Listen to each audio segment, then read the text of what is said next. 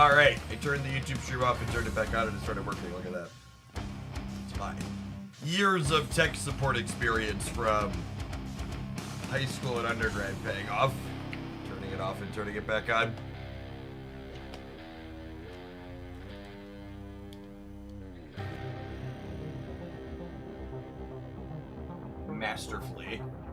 Masterfully executed.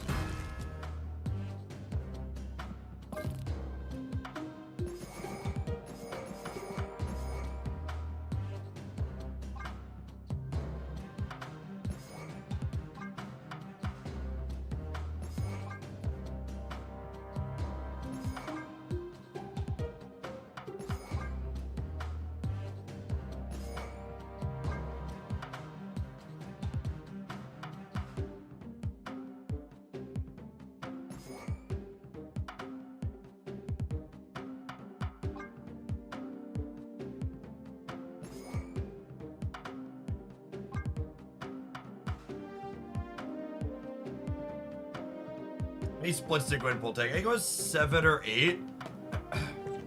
Not many. 1, 2, 3, 4, 5, 6, 7, 8. Yep.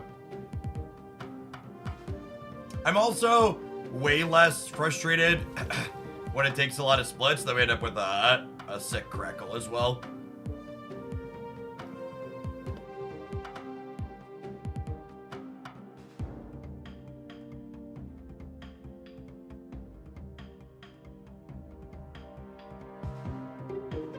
Our first viewer request is for a hand pump Black Panther deck. So I think these are the easy, obvious. These are the easy, obvious ones, yeah? And like, what do I want to do from there? Killmonger deck in Nova is an interesting one. Wong. I think Wong's too slow.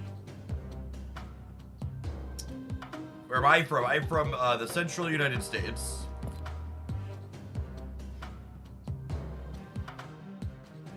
Hope Summer's working with Gwen. I don't know that I track why that would be useful. Grandmaster's a good thought. I like Grandmaster. I feel like some kind of... Like, one of the things you want to do when building a deck is, like, thinking about your curve. And, like, Zola could be okay, but that's going to really expose us to... Zola really exposes us to, and Taskmaster too, they expose us to, just like, I want to build a deck that's not just going to eat shit to a tech card, is, sorry, what I'm trying to articulate. So I feel like... Nico is an interesting thought. If I want like Wasp and Okoye and Mysterio, I have appropriate Nico food.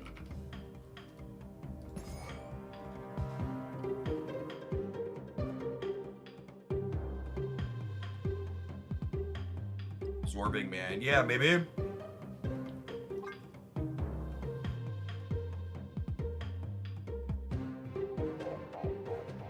Absorbing Man can technically follow up Black Panther too.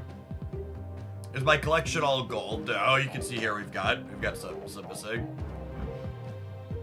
We have 226 gold cards. There's 180 gold cards in Marvel Step. 180 cards in Marvel Step currently.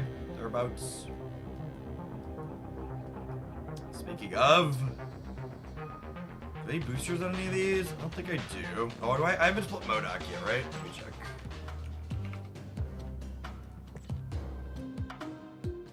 Doc refuses to go. Thanks for the Gwen full video. I've gone from 70 to 96 with this card. It's really surprising how traditional how well she fits the traditional card. I agree on Supo. She felt really core in there. I should put the Gwen verdict video in the title.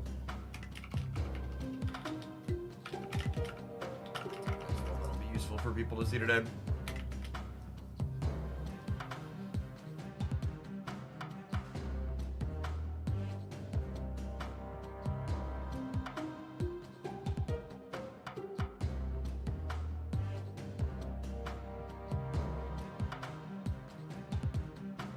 Someone mentioned armor in here, and I don't hate that.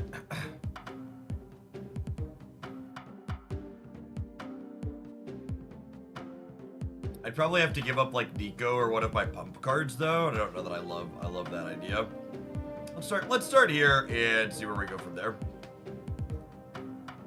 I'm trying not to just eat shit to Shang-Chi, because Shang-Chi's eclipsed a 50% play rate again. I think Taskmaster and Zola stuff is just like asking to eat shit to Shang-Chi.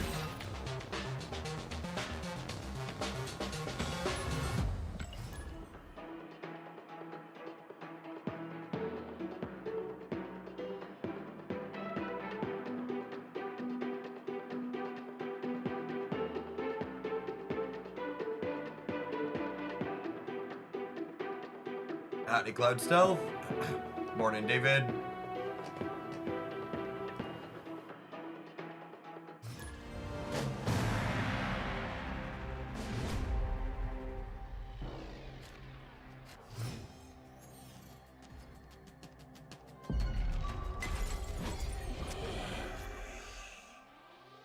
It's always really interesting to me how frequently the people who feel entitled to demand how or what I play are people who are literally have never supported the channel.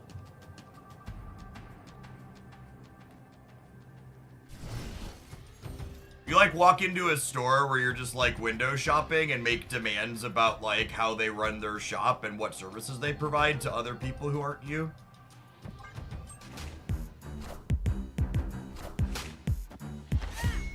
Such a strange dynamic. First time chatter, more like last time chatter, am I right? Forever. Yes, I do, and this is why I'm not allowed in stores anymore.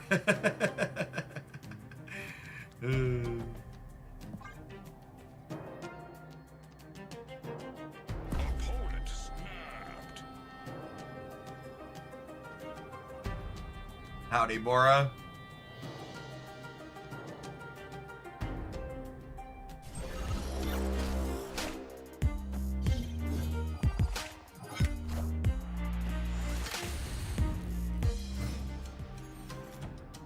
Thank you for all the Gwenpool deck. She really is better than expected. Agree. I was very happy with her.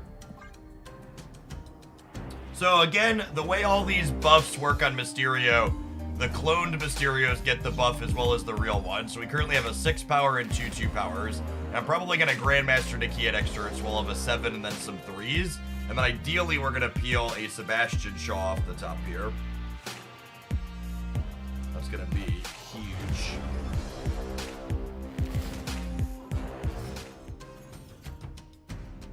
Perfect. Actually, just how we drew it up.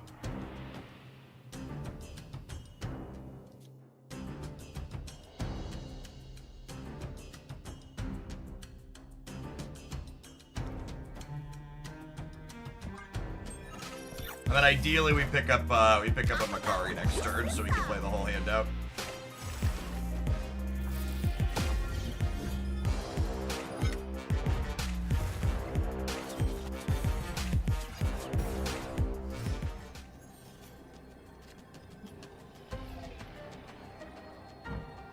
What an incredibly lucky opponent. They not only hit Makari with a 9 power Krakoa, but they also drew her on the turn they were moon girling.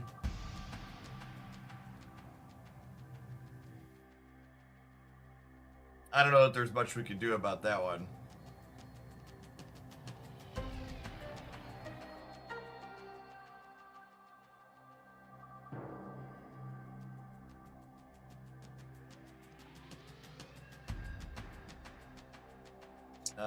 This is 21 in the middle up to 30.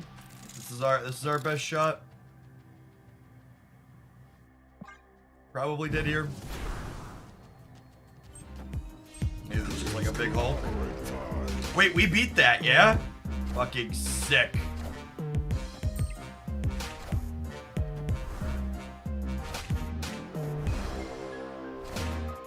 Freaking got him. Nice. Well, that was like kind of exactly how we drew our deck up, right? Like we didn't draw Gwenpool. Gwenpool didn't show up to be useful, but honestly, and this is something I really wasn't expecting, Nakia has felt really reasonable in a lot of the Gwenpool decks I've been shoving her in. But just like, I mean, we put a lot of points out this last turn, yeah? This was, what, 18? And then Mysterio was... Oh, the real Mysterio gets a bonus here, too. That's interesting. But the Mysterio was 7, 3, and 3. So this was 18 and 13, and then 5 is 18. You have 36 points in the last turn? Yeah, good count, ZX. Sweet. All right, we need to roll some adverts. We're going to play a bunch more of this. I'm excited. Thanks for hanging out. Don't go anywhere.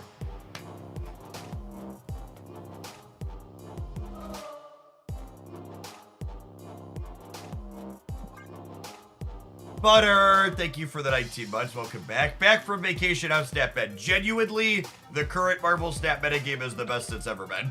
It's really, really good. We've been in a kind of state of eternal bliss since they finally reworked Professor X. Getting that toxic card out of the game was so good.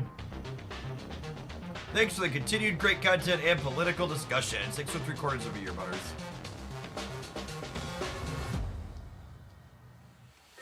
Playing a super buff Mysterio Socha. Completely agree, Claudio. Mysterio is one of my absolute favorite cards in the game. And it's awesome to have new ways to play it. I think real Mysterio getting buffed on Panharmonicon's a bug. But it also didn't win us the game, so I don't feel too bad about it. But yeah, I think that must be bugged.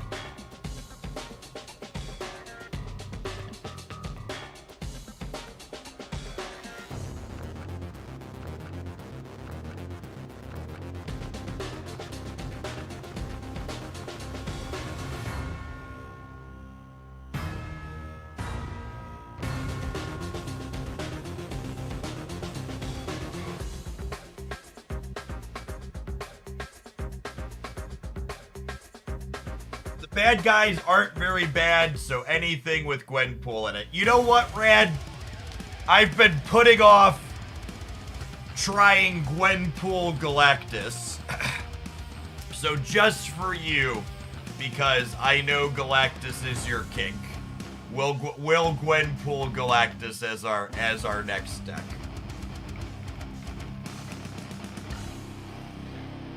I hope against hope that it's terrible. But we'll Gwenpool Galactus for our next pile. Right, we're gonna play this one for a little bit. That first match was awesome, but we'll try the old World Eater with our new card here in a minute. Hot second. Deck submissions are open to any subscribers or non-subscribers that want to submit. Stream Elements link above the chat there for deck submissions. We got this one and then one other queued up as is.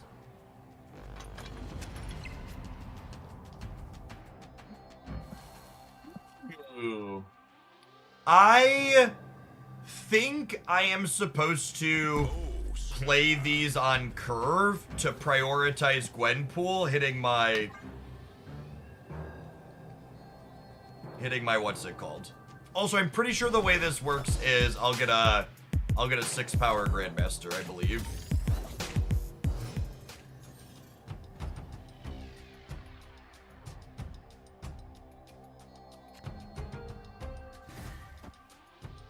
Yeah, I want to, and this is one of the things about playing Gwenpool, is she gets better, the fewer cards are in your hands.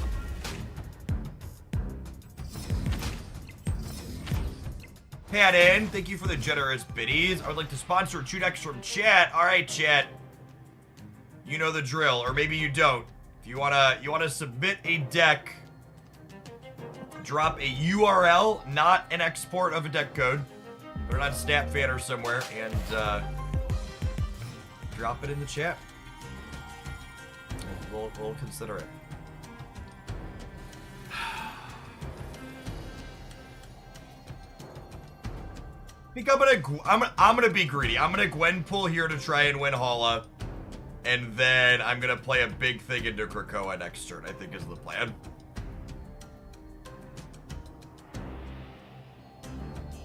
We're gonna tag Black Panther at least once, and then what's the hyper greedy wish? We're gonna Krakoa onto a Wasp.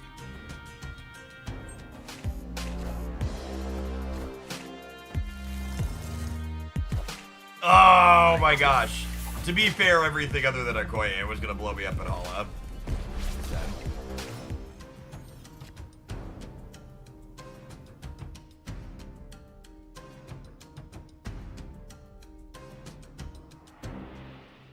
Oh, the way this works, if I wanted to do this, I only get +4, right? I think I'm doing this just to confirm this works how I want, and then we're probably retreating this game.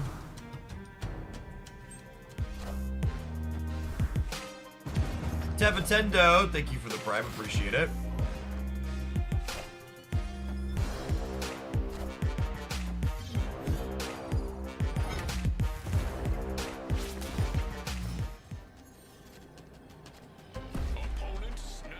Yeah, bud. Always mute the boomer snapper. They're more likely to emote you.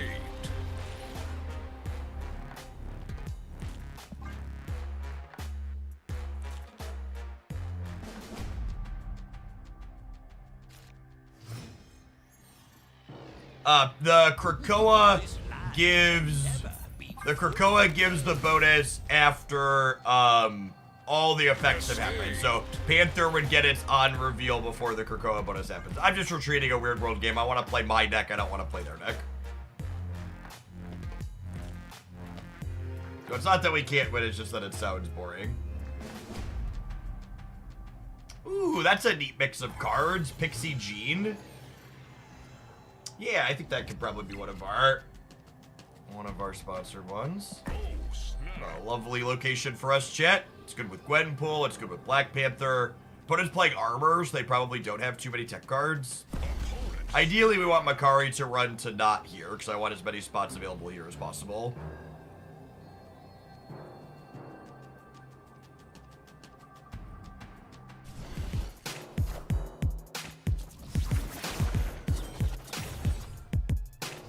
Oh, that's sad. Ooh, that's nice. You'd like a pixel-only deck? Yeah, we could probably make that happen. Gives us a good range.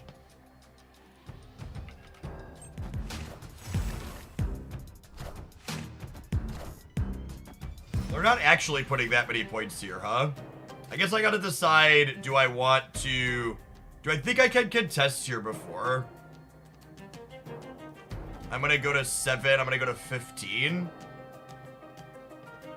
Or I'm gonna go to 16 here, actually. I think I'm gonna make them contest here, because I think I'm gonna have enough points in the other places that...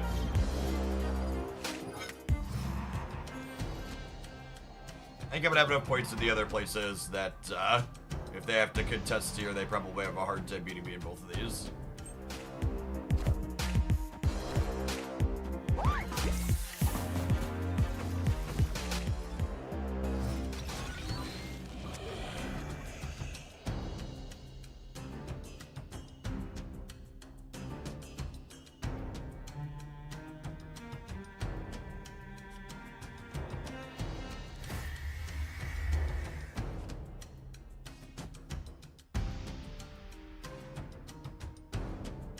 This one will turn into a demon.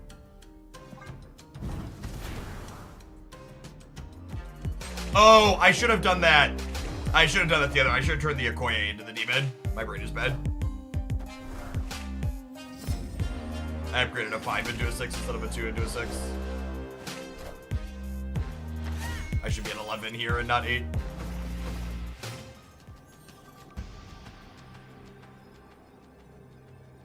I'm just gonna play for all of it. I don't really want to play a full set against someone playing Leech. Let's see if the 4 points would have mattered.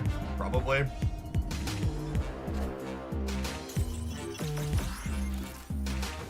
Yep, but if I flip these, we're gonna beat them. I've been at 19 here. That's fine. We're waking up. I also, thinking on it, I think once I played the Nakia here, that meant they were going to commit here. I probably should have put Gwenpool here or here and just banked on them committing there. I think I made one sequencing error and then one bad read that game.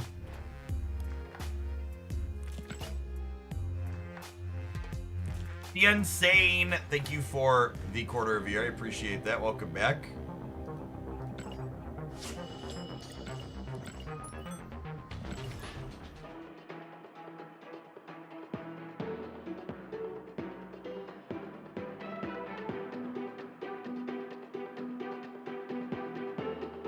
I saw you link this one yesterday, 2099. It really just looks like a pile of poop. I have no desire to play Guardians of the Galaxy. They're just not good.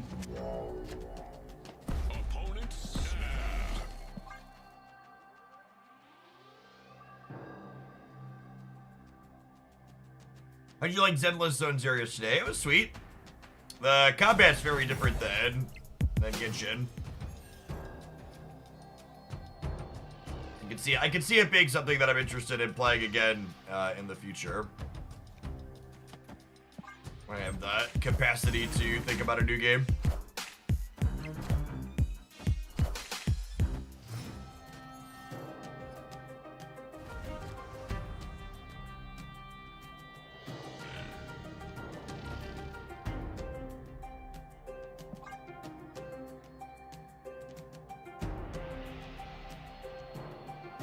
Loved the Gwenpool highlights vid. Thanks, Cinearch. Appreciate the 17 buds. Yeah, I think the editor we've nailed / perfected the format on that video.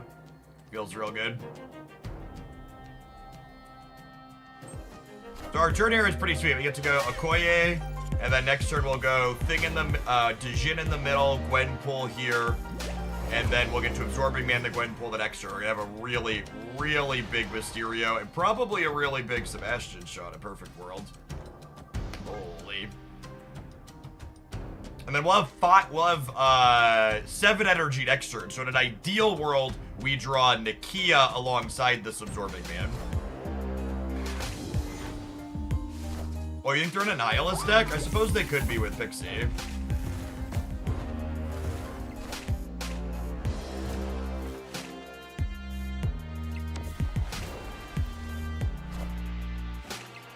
Oh, damn.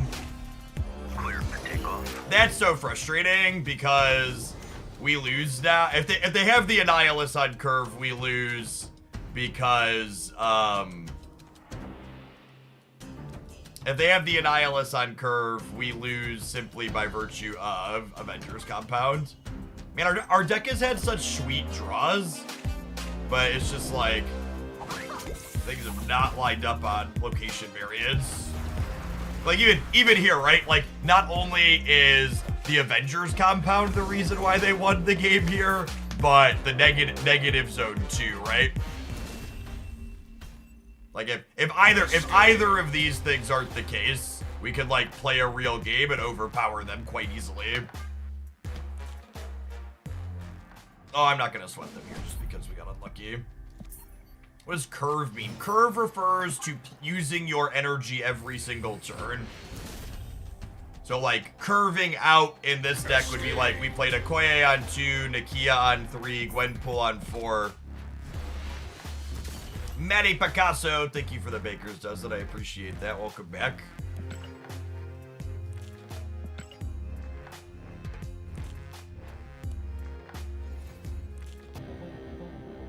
All right, 1 win, 1 loss that I threw, 1 loss that we had incredibly bad variance. Let's rally it back, huh?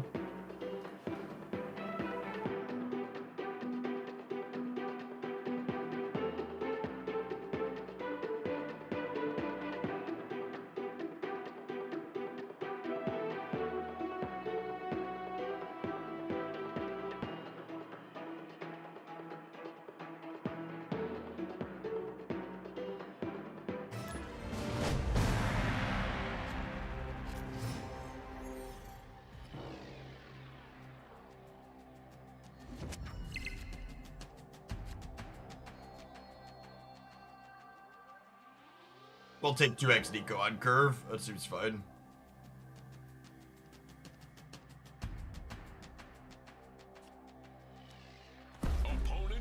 Oh yeah, congrats.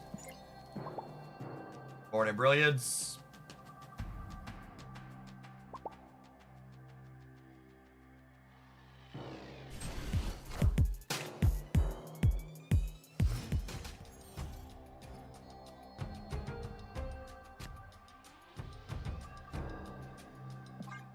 Tan's looking solid. We would love a Vastos, Nakia, or Okoye for next turn, or even Grandmaster. Hub's actually quite bad for us because it gives us another card in our hand now that gives us another card in our hand that Gwenpool can come on to. I haven't played enough games yet, Niv.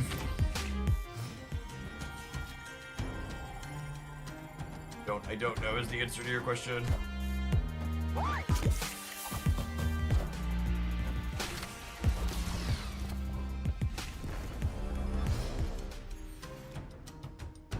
So here, for example, as an interesting one, is I think the way the Gwenpool lined up here, I Panther this turn, and then next turn I'm going Absorbing Man the Panther Mysterio, I think is the line. And this looks a little weird, but I think I actually want to play, I think I want to play Wasp out, so that way I have a better chance to grab priority going into next turn, so I can duck a Shang-Chi.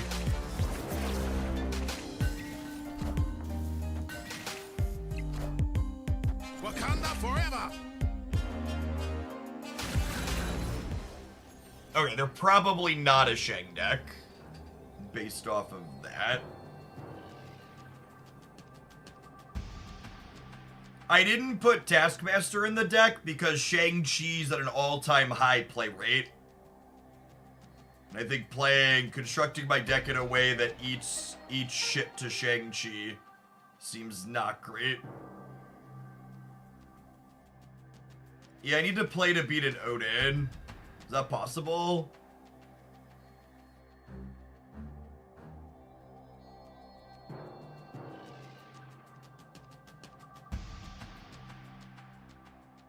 This beats Odin most of the time, yeah?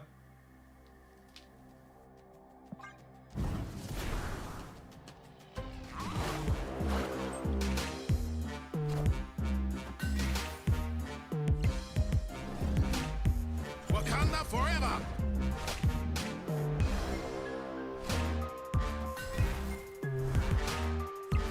We should be good here if this is an Odin. Yeah. Are ye worthy? Yeah, most airship decks are playing Shang. And then there's obviously non-airship decks that are also playing Shang. I think Absorbing Man, if we squint, does like a good enough job of being like a Black Panther copier, while also being a card that can like copy Gwenpool or copy Nakia on curve. So it's not as direct, but it does it in a roundabout way, right?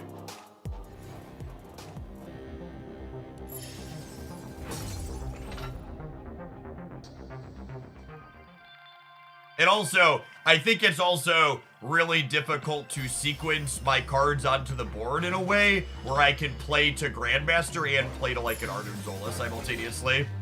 Yeah, it's also worth noting that Taskmaster's super awkward with all of my buff cards.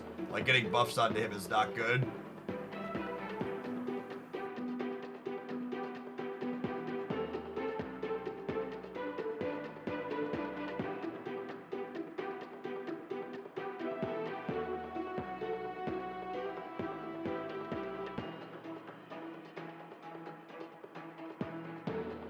Hey, good game, Brilliance. Good luck with the rest of your conquesting. Why does Mystique copy the power of Blob? Because that's how Marvel Snap works. Mystique copies all facets of the ongoing card. She actually she technically doesn't copy the power. She copies the on-reveal ability. just for technically actually sake. Oh, snap. She's not copying the power, she's copying the on reveal.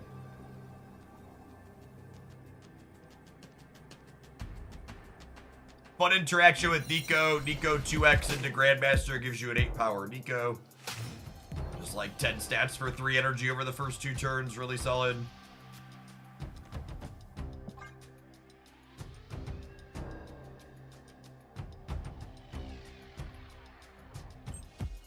If you're missing Makari in this deck, you should just play a different 1 or 2 energy card. Makari's purpose in most decks is to give you a card that plays out for free. Gives you lots of stats. This land is always changing. And I don't plan to play this game out. We'll take a mulligan on these locations. Man, Ben Brode has been out to get us with locations this morning.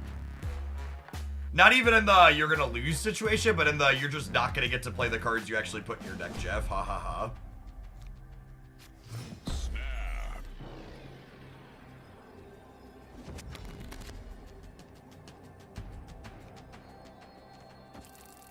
This is actually incredible because next turn I could Grandmaster the Nico too and draw 2 more cards.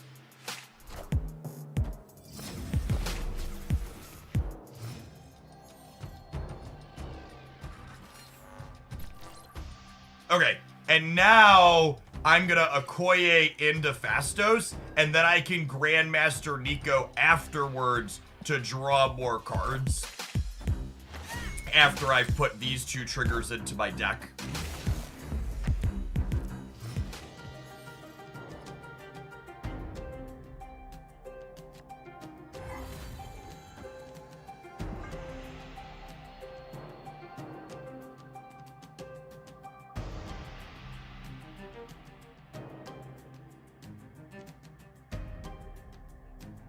Thanks for the submission, Div, by the way. I had low expectations for this, but I'm glad I said yes. It's been really sweet.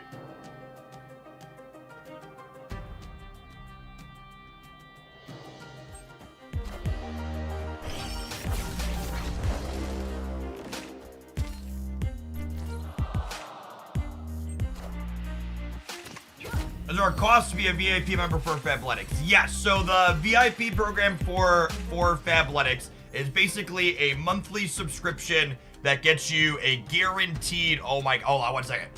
I get to draw 2 cards and then Nakia all the cards in my hand. Holy forking shirt balls. Speaking of shirts, chat, Fabletics, as part of their VIP membership, you can get shirts and shorts and pants and all sorts of other stuff. So it's a monthly subscription where you get essentially a up to $100 credit on their shop for $60 a month, and they release new clothing and apparel at the start of each month. All right, my deck is empty, but let's be honest. Do I need more from it?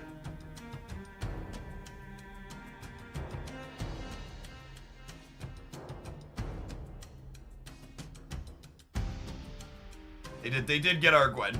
What am I doing here?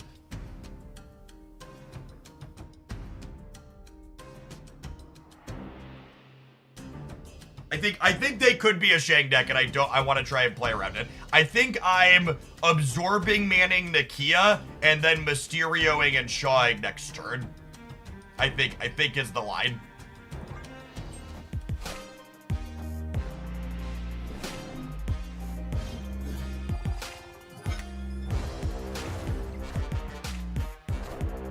Because this gives me the flexibility now to be able to put Shaw into here, because this fills these locations up. So I'll go to 15 here, I'll go to 17 here, and then we'll be huge over here.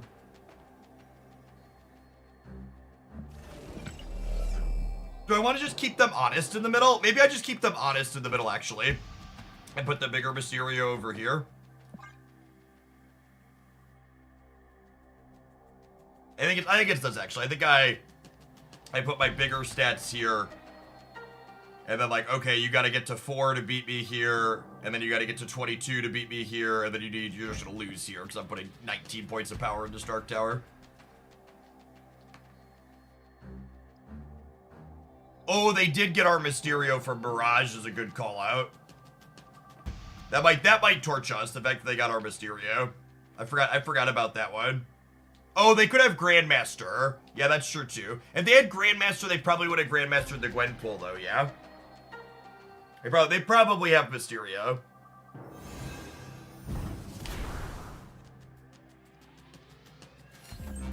Yeah, dead. Shoot.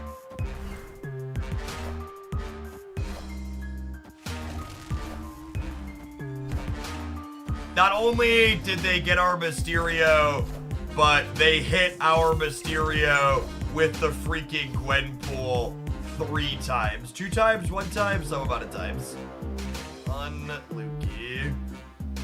Oh my god, they put the real one middle and got torched. Get wrecked, bud. Victory.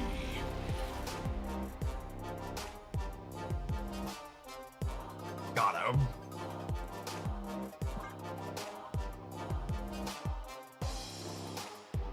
The jaws of victory. Yeah, I feel like we stole that one. Yeah, the Mysterio switch ended up winning us the game for sure. Snap. Any info on how to join Hoaglandia alliances when the feature launches? When we get closer to alliances launching, we will have a channel in the Discord server dedicated to helping people find Hoaglandia alliances. Is the plan.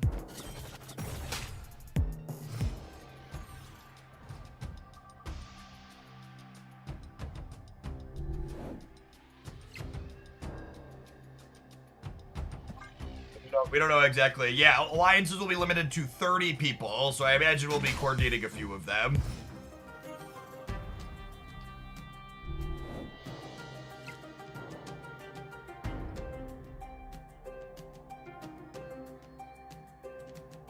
Nikia's better than Fastos here, yeah? I think she is, given the texture of my hand.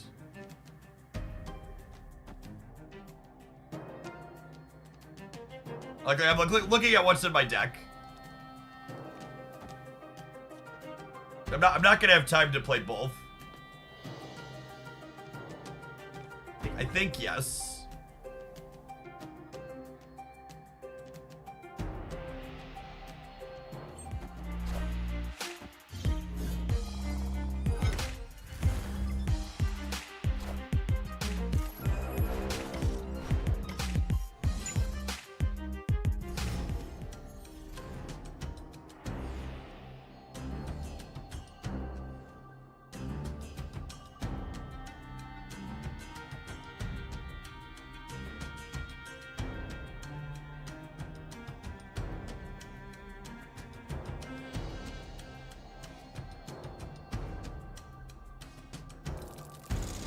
This is one of the reasons why Wasp is in this deck, to help us get our hand size smaller for Gwenpool. Also picks up buffs from Nikia and Okoye nicely. Oh, Fastos getting double buff there is not what we are looking for. Oh, fuck me. Want to talk about deck-based matchmaking for a minute. Freaking queue up with our deck full of things looking to buff itself. And we queue into the Mirage cable deck. Never lucky, rubber ducky.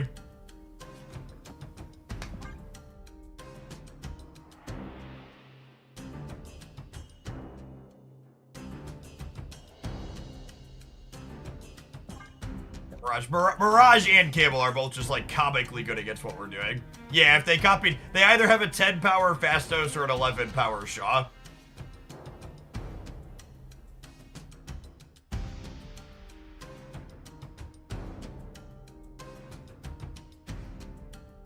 It's okay, they're just gonna Loki it away. That genuinely might be why they're in the tank. Our deck is awful to Loki into, because we need a lot of setup. Lokiing us would be a truly terrible decision.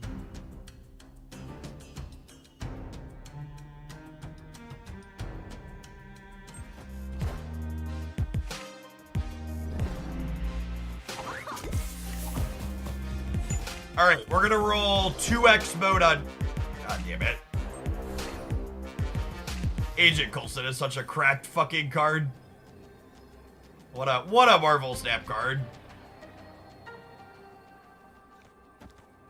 What a freaking Marvel Snap card.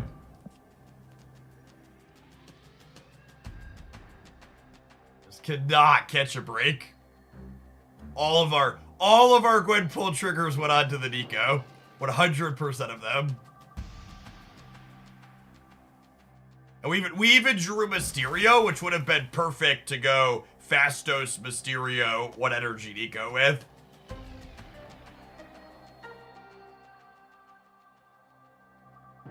Don't we want Shaw into Ant Maze? I put Absorbing Man into Ant Maze last turn. I think we're dead because they just didn't play for the left, so I assume they're beating us here and here. They're definitely beating 18 here if they play a card out. Yep, that sounds good. Cool. Okay, it's fine. We're gonna have closer to average variance. That was their other Coulson card too, yeah?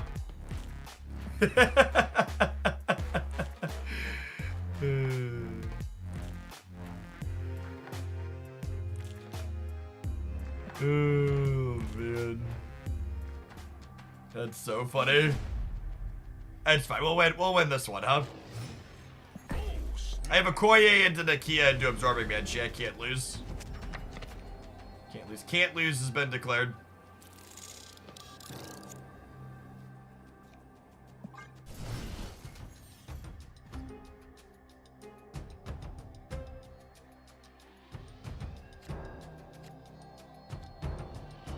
Do I want to wasp the Castle Blackstone? Yeah, maybe. Means I tie a 3-power thing like this.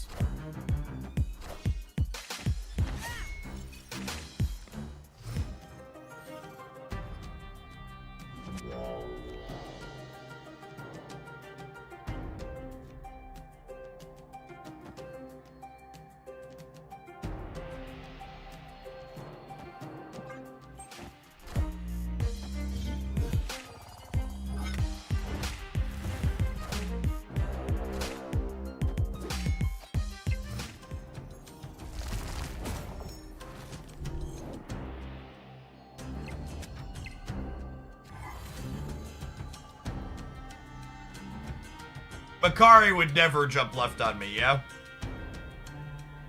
Assuredly she goes center or right.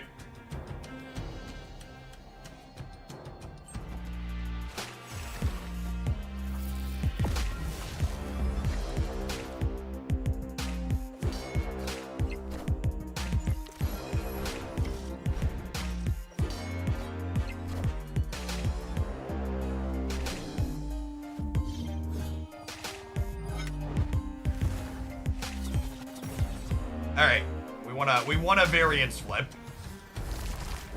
Very nice, very nice.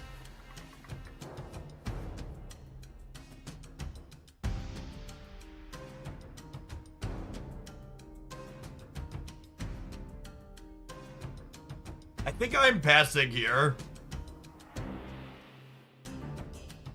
I don't think I want to play for here.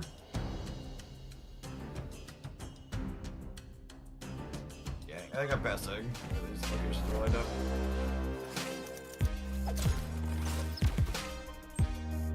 Alright, well we were just never ever destined to win. So listen, chat, sometimes you're the pigeon, other times you're the statue. Speaking of getting shit on, all you non-subs, enjoy these adverts. I'm gonna play this deck for another session, because it's felt really good and the variance has just been actually unreal. We'll see you in 2 minutes. Thanks for hanging out. Don't go anywhere. Yeah, that was Agent Coulson again. Actually the best card in step. And I've pushed back and forth on that one a lot. The number of people who acted like Erishim or Loki are like these cards that are random and they're new. It's like Agent Coulson has been in the game basically since it released. And he just like continues to be one of the most powerful, highest variance cards in the game. The difference between good Coulsons and bad Coulsons. Night and day game winning. Death Squad Gaming, thank you for the 11 months. I appreciate that. Welcome back.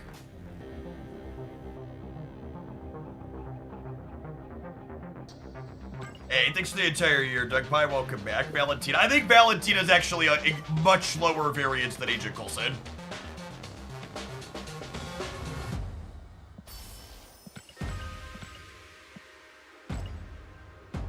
That's subjective. I don't have an objective way to measure that, but anecdotally, Coulson's swings are much bigger than the other two, in my opinion.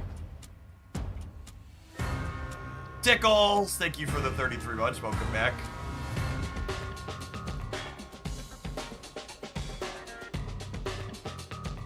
I think Mockingbird is worth 6,000 tokens. Yep, she's great. She's not data mined to be coming back to Spotlight caches till the beginning of September. So if you're not getting her via tokens, it's gonna be a while. I'm gonna play some Mockingbird deck. She's worth the pickup. She's pretty unique and not replaceable.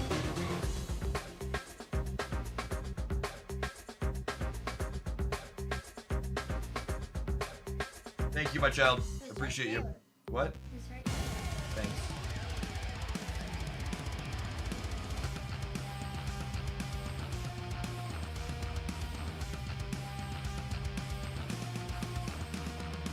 Those like hidden information, unpredictability are good. Yeah, funny how that works. I didn't know she wasn't coming to a Spotlight until December. That means you're missing those notifications on one of the most important Marvel Snap YouTube channels in existence. Check out that Oglandia Snap channel for regular updates on all important things game news, including my Spotlight cache review for July, August, and September. That went up Tuesday? Monday? Tuesday? I think it was Tuesday. One of the two.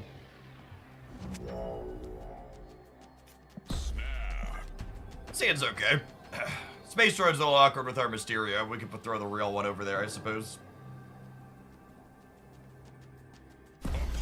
Wilder, thank you for the half a year. Welcome back. Bourchelot, thank you for the 3/4 of a year.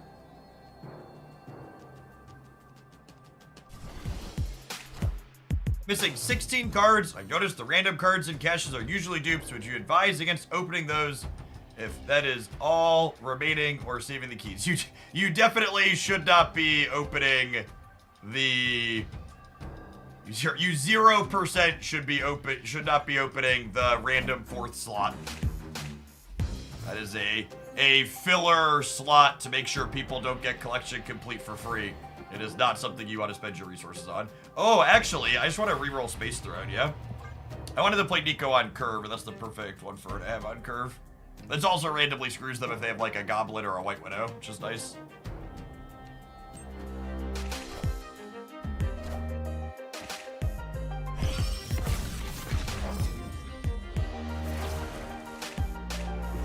Wow, look at this teamwork making the dream work here.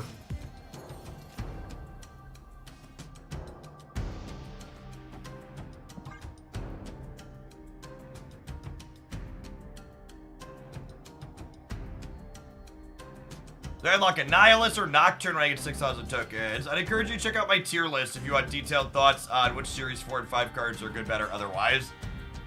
The spoiler answer is that a lot of them come down to it depends on what you want for your collection.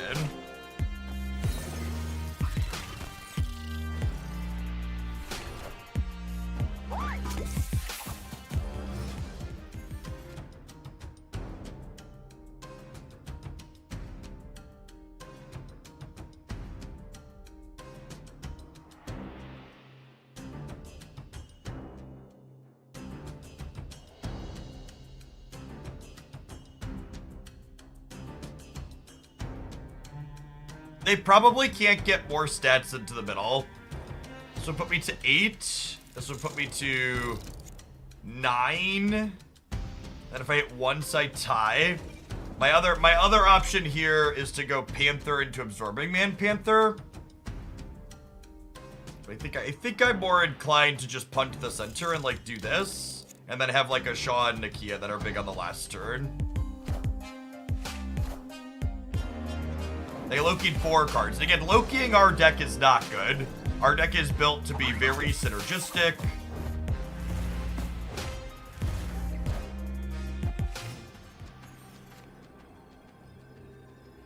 Very, very low probability that they got something super useful out of our deck. Those were ideal Gwenpool hits here. Wasp showing some of her flexibility. Oh, and actually, does this just let us play for all of it? They have to put 2 on the left while also beating 9 on the right? That seems unlikely, yeah.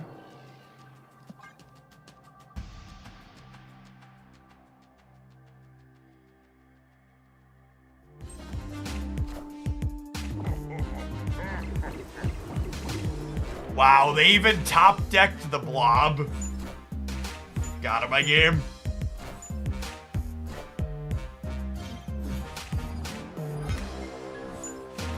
And as is always the case with Loki, the game is only close because they top-decked the best freaking card left in their deck. Not because Loki was at all useful or relevant.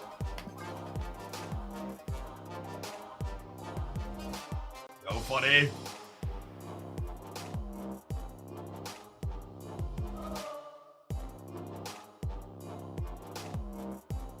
Like, it was funny. I was watching Dexter stream last night, and his opponent Loki'd him for like 3 cards in an Airship deck, and he like went deep into the tank trying to figure out what was gonna happen. And then his opponent just retreated later because they Loki'd for 3 cards, and Loki for 3 cards is just like abysmally atrocious. If it wasn't so time consuming, I feel like I would like to go back and cut through all of the times that... I would like to go back and cut through all of the times that, Loki has been played against me in these Airship decks, and they promptly got completely trashed afterwards. So such a high number.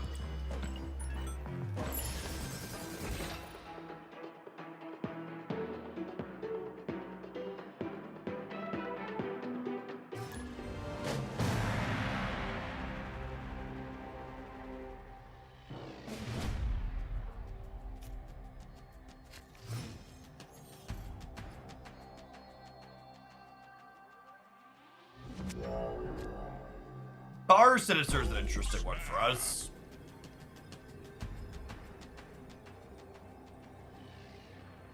Forge into Black Panther gets you a 12 power Panther.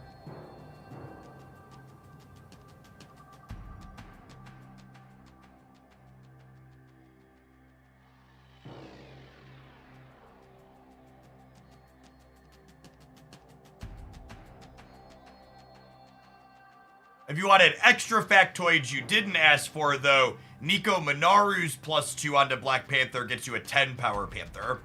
And the difference is the templating/timing window there. Forge powers up a card while it's face down before its effects happen. Nico powers up a card after it's fully revealed.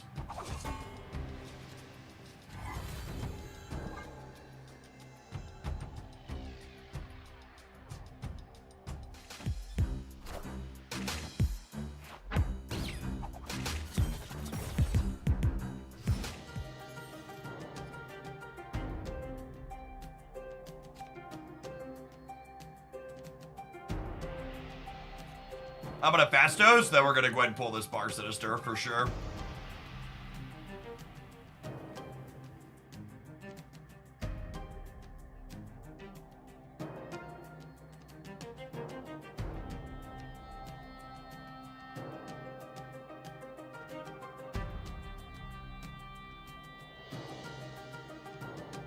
If you're missing Makari in this deck, she's very replaceable here.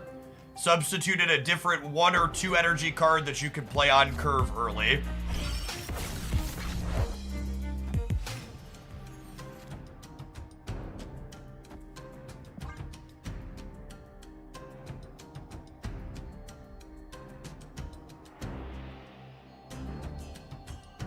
There is a good chance Black Panther is not good in this deck. Yes. The viewer build-around submission was to play Black Panther with Gwenpool, but he's been really clunky, yeah. Honestly, I kind of think Black Panther, especially with Zabu finally getting nerfed, Black Panther should probably be a 4-drop.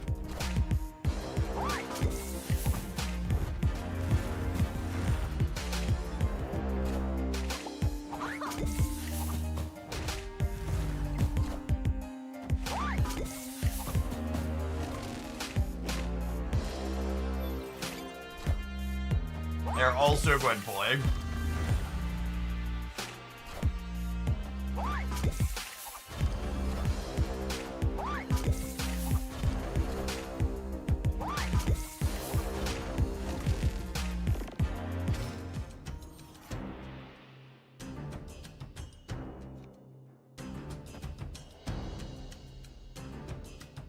So the way this works is we'll end up with 2 Gwenpools in the middle, and we'll have an open slot here with 2 10-power Grandmasters.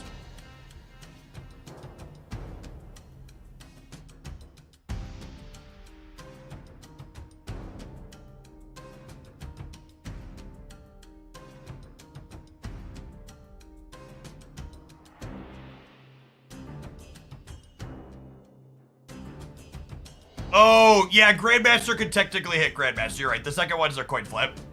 That's a good shout. He's technically an odd reveal. He won't do anything when he hits the center, but it's a good call.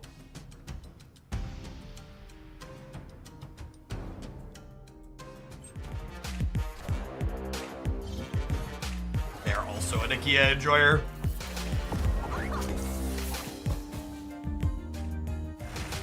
Oh, we lost that one. Can we win this one, please, so I can get another Gwenpool? Come on, come on. Sean Mysterio. God, Black Panther is so bad.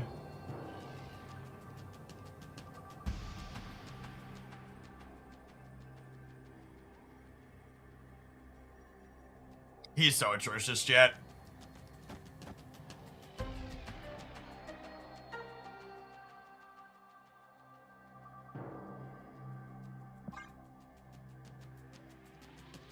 And Shaw dodged most things. Yeah, Shaw only got tagged by Gwenpool twice there. Dr. Doom instead of Black Panther. I don't know what you think Dr. Doom does, but no.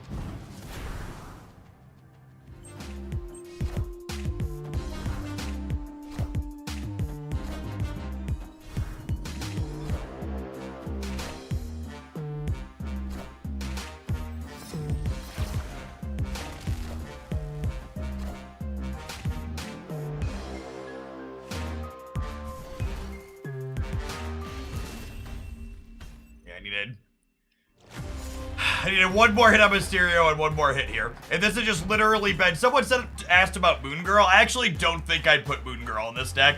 I think I'm going to sub Black Panther so they're cheap, like 1 or 2 energy on reveal that I can play on curve. I want to be able to get my hand empty so I can... Chavez ain't a bad idea. Spider-Ham could be okay too. Chavez hitting Mysterio or Shaw is interesting. Snap.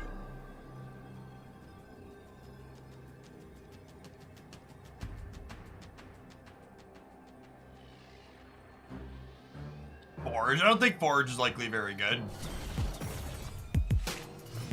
I'd play a second copy of Nico Minaro. Would 10 out of 10 play another copy of Nico if allowed?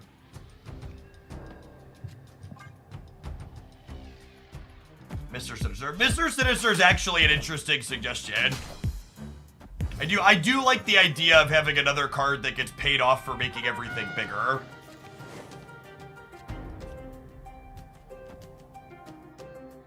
It's something to think about. And Mr. Sinister also plays out on curve. Yeah, I think I'm gonna try that actually. It's a good Twitch chat shout.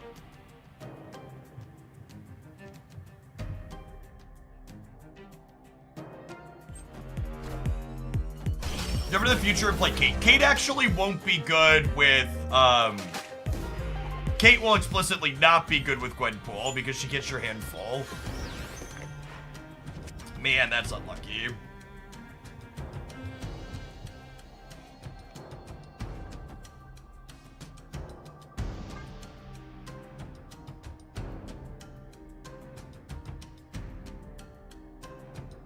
No, Brood is not a good replacement for Makari. If you're gonna replace Makari, again, when you're replacing a card that you are missing, you need to ask yourself the question, what role does that card serve in the deck that I'm trying to replace it in?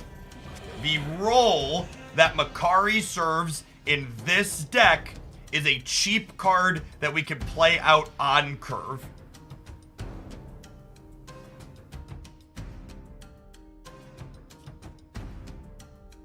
So if you're going to replace her, you want to replace her with something else that also accomplishes that.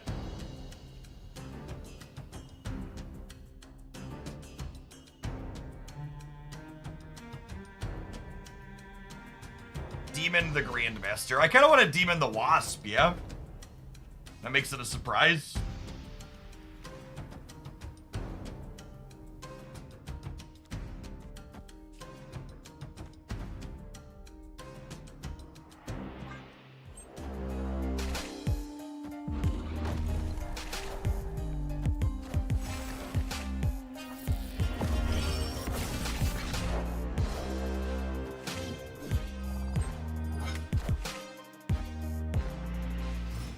And honestly, might have been right to try and copy the Nakia.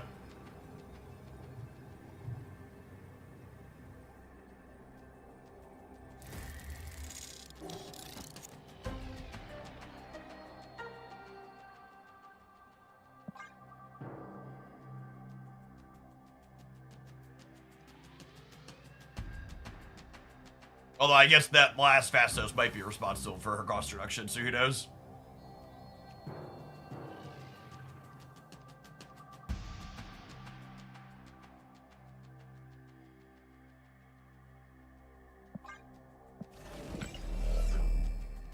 Where do they play for? Do I need more than +10 over here? I think it's this. Yeah, maybe I hedge this and put the 10 over here and the 9 over here. It's close.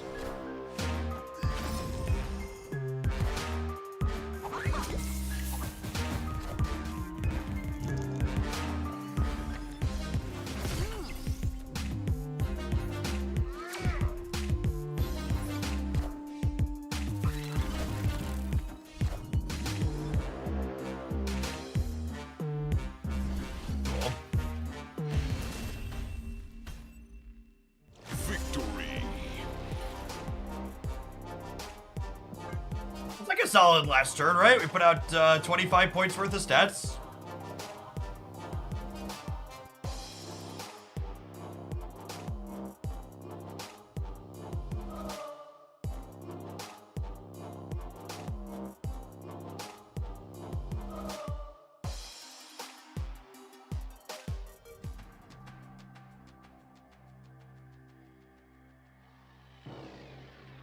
Oh, chat! Second dinner just gave me things to give away. That's lovely. I've got 2 season passes and some mystery variants to give out. Oh, snap. 3 things.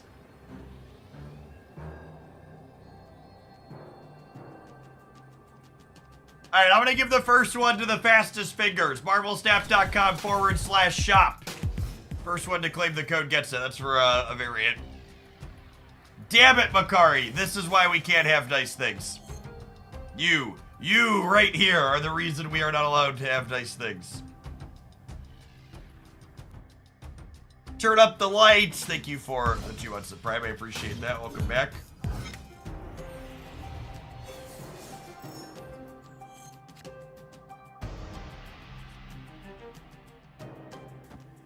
And actually, I want to just play my stuff into the center now, because this is going to move here.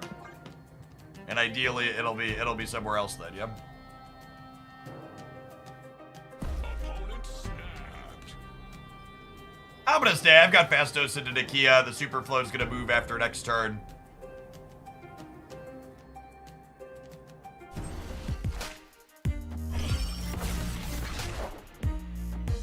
Maverin, thank you for the 5 months. I appreciate that.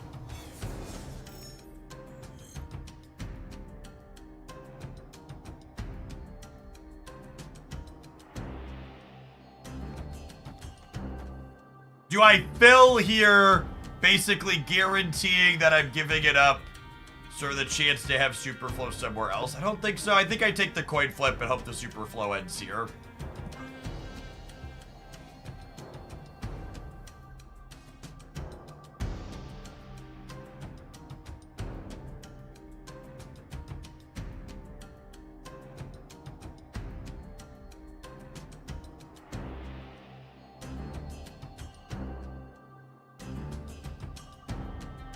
I think Crimson Cosmos is underrated in the list of annoying locations. No, I regularly talk about how it's my least favorite location.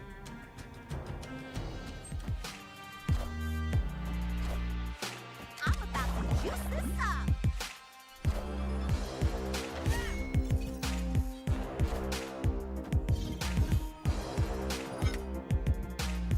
Unlucky.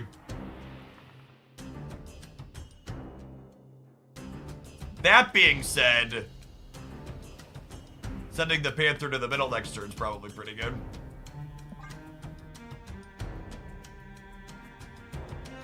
Shadowjacker, thank you for the brand new Prime. New York would like a word. I actually dislike Crimson Cosmos more than I dislike New York, because New York is at least a symmetrical coin flip. Crimson Cosmos disproportionately impacts me personally compared to the average Marvel Snap player, because I really enjoy playing decks with low curves that explicitly can't play here. This location is Sanctum Sanctorum for all of my favorite decks. Whereas other people that like playing big dumb 1 card per turn decks, like, they just get to play into it like it's a regular old location.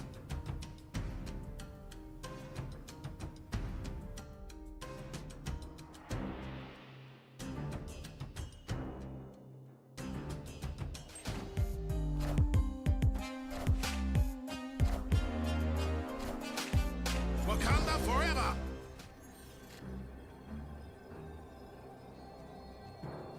B Gwenpool is nice.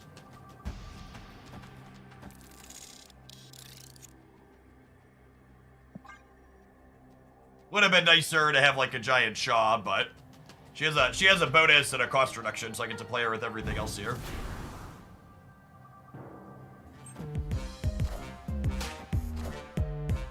Oh, they have two big what's it called? Wakanda forever! I believe I'm too small on the right. Yeah. Our Gwenpool was really nice about being drawn on turn 6. I think we drew Gwenpool on turn 6 2 or 3 times this set, yeah? Which is not where we want to be here when our opponent has their Gwenpool. Our opponent had turn 3 Gwenpool, turn 4 Moon Girl. Alright, I'm gonna sub out the Black Panther, who continues to be mediocre, for Mr. Sinister. I'll play a few more with this. For the 2 months, Capos, appreciate that.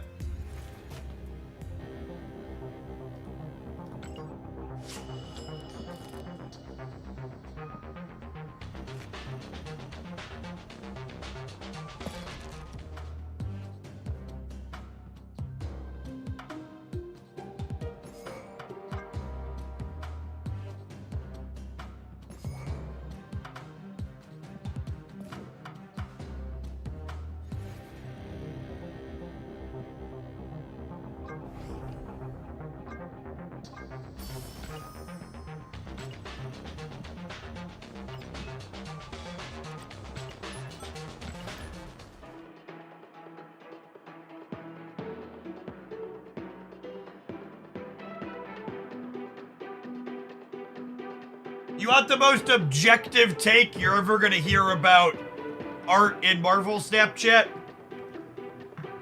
I think artists like Dan Hipp have too many pieces of art for them to consistently be someone's I love everything they have in the client artist. I think the more shots you take, the more likely there's gonna be 1, 2, or a handful of pieces where like you look at it and you're like, yeah, those ones just don't jive for me. There's a number of Dan Hipps that are really good, but there's also a number of Dan Hipps where I'm like, I just don't care for it. And it's definitely very consistent that my favorite artists where I'm like, yeah, I like all their pieces in the client, they don't have a ton of stuff in there as of yet.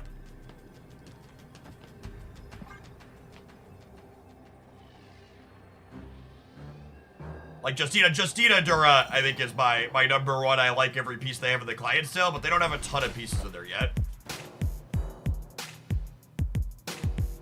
Yeah, Peach has a lot of good stuff, but like there's also a couple of Peaches where I'm like, yeah, I just don't like it.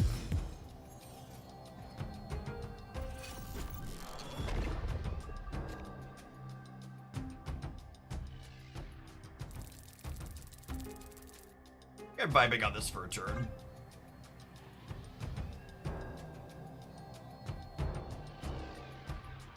Turn 1 Fastos is nice. Turn 1 Fastos made Wasp cost 1 less, which is clutch. Oh, for fuck's sake, game.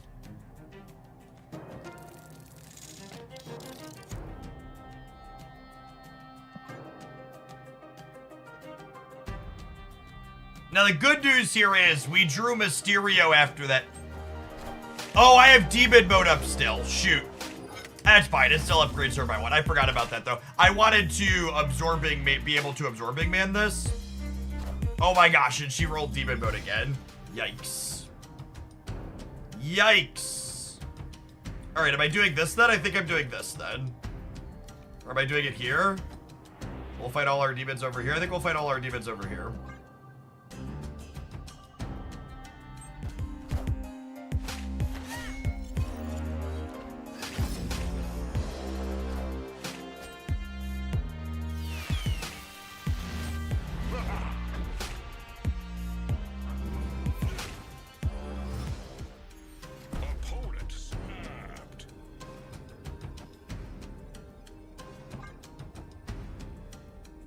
It's a little sad he doesn't have a cost reduction. Me forgetting about Nico's demon mode is awkward because I couldn't Grandmaster here. Also kind of punished for not Gwen pulling last turn with the Grandmaster. Although I guess she would have turned into a demon, huh?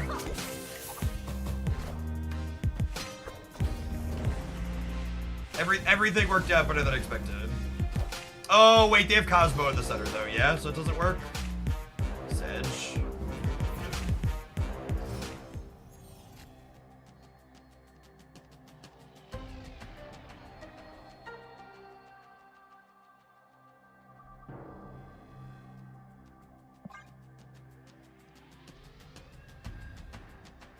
Yeah, basically every single Gwen I've played today has been like the absolute lowest roll possible.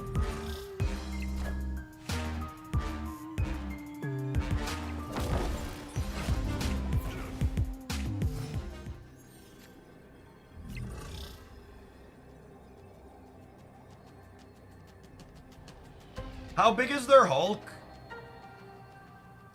16. Their Hulk is bigger than I can beat, yeah?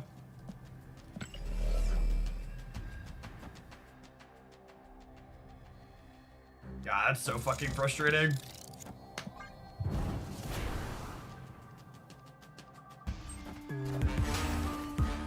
Oh, this moves the Gwen pull too. I forgot about that. And then to top all of it off, we only lost this game because we queued into the fucking Raw Dog Darkhawk and they got Subterranea to give it +8. We queued just like, good God, man.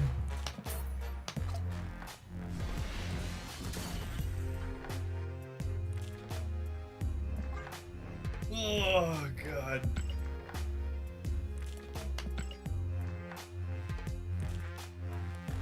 Alright, have some ads. I want to give this one more try, chat. I think there's, like, assuredly we can't just get crapped on by Variance all day, right? Assuredly, there must be a limit.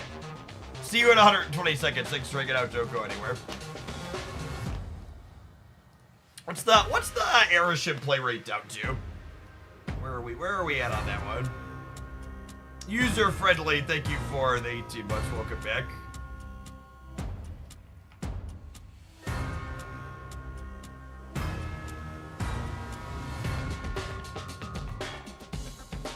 Wow, it's so low.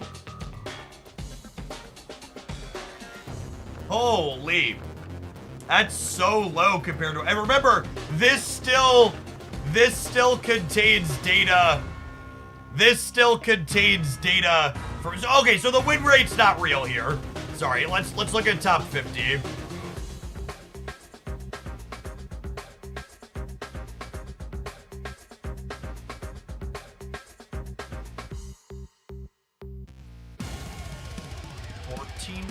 Games. That number can't be right? When did they reset the latest patch? Oh, they reset. I didn't realize that. They reset. I didn't realize they reset the data for July 9th. That's interesting.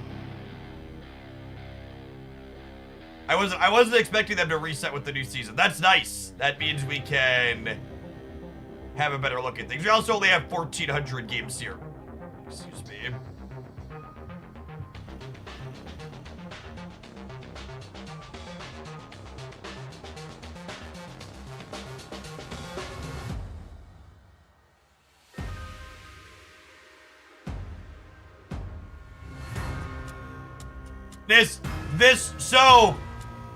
This number, part of the problem is you have to look at all ranks at Infinite this early. Let me articulate.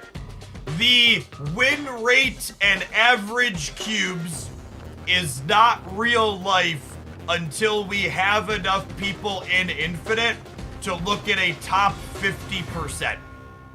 Because this is why, Jen.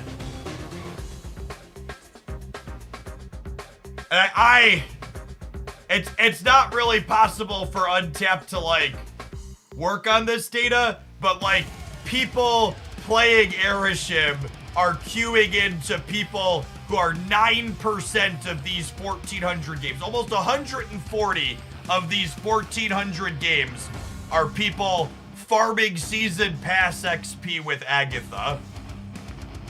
And they are boosting the average cubes and win rate of everybody else in Infinite because they're just farming season pass experience.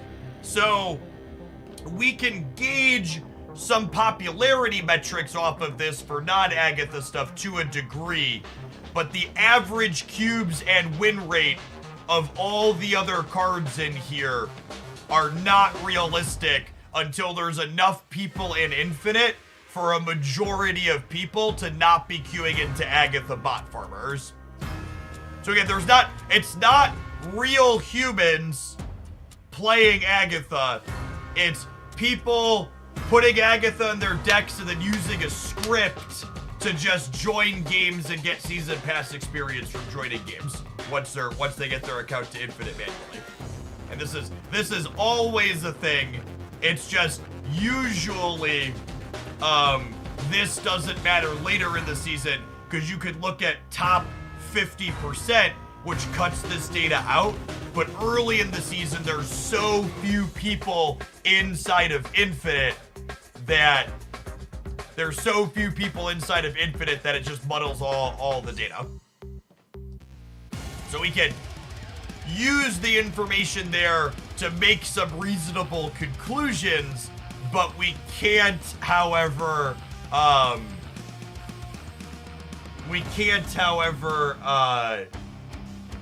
like use the exact numbers because they're not useful.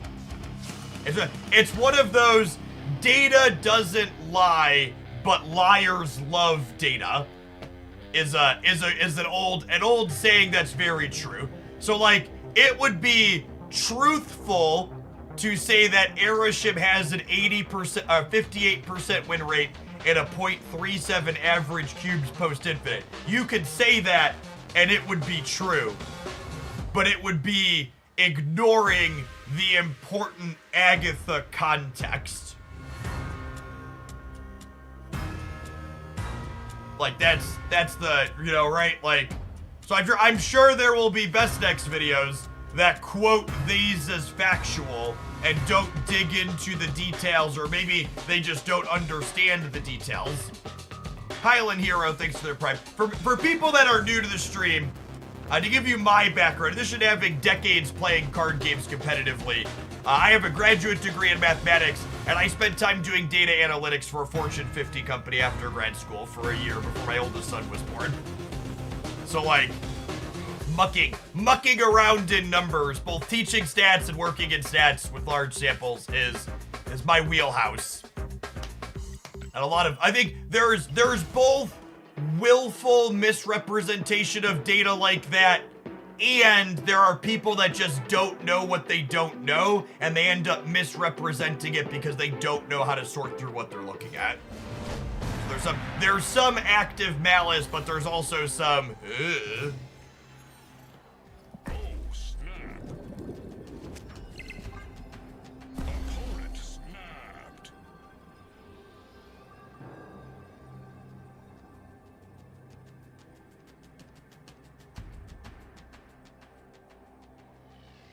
In top 500, Erishim is almost every other match that I play, so I take that he's working there. Counterpoint, I think it's actually really difficult to know if Erishim's actually working when people are playing 50% mirror matches.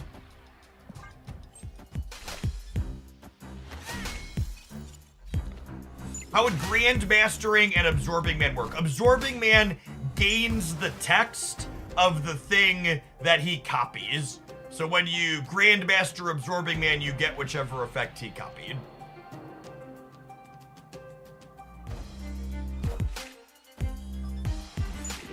Wow, what did fun ever do to you, opponent? Did it like come into your house and kick your puppy?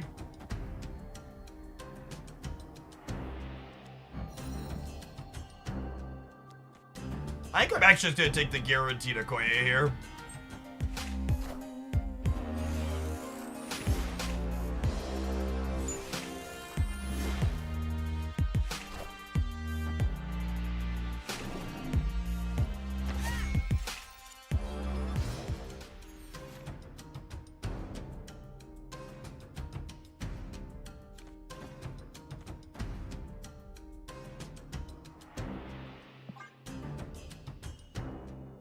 What are the expected nerfs to the next OTA? I don't think there's any nerfs that are expected. I think there's a bunch of cards I can tell you that I expect to see buffed. But the current Marvel stat metagame's in a very good spot.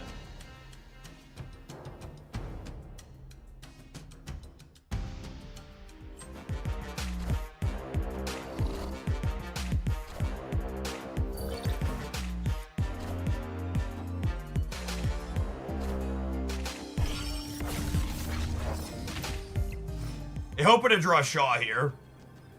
Just a 2/6 Nakia, said.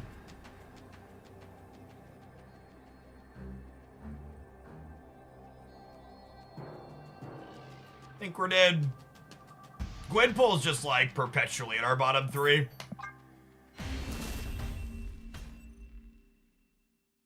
Escaped. Maybe we could finally get a Colossus buff. That would be nice.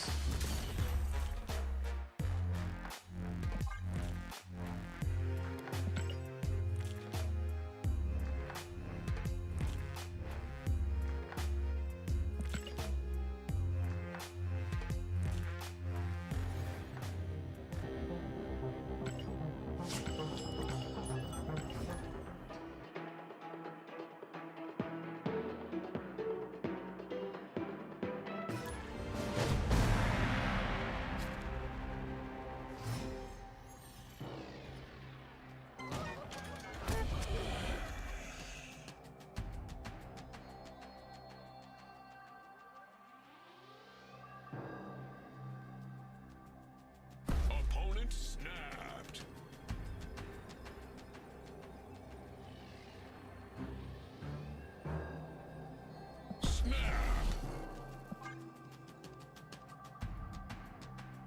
Subscribers! I've got 2 more season passes to give away.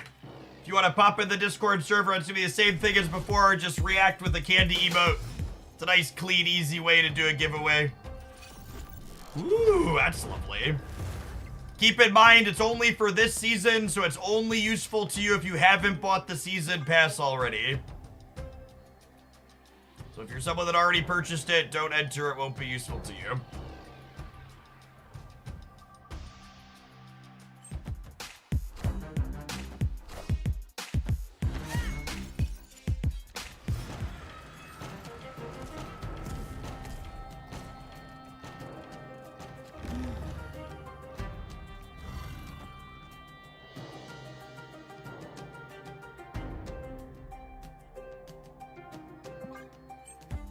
Some pretty solid hands.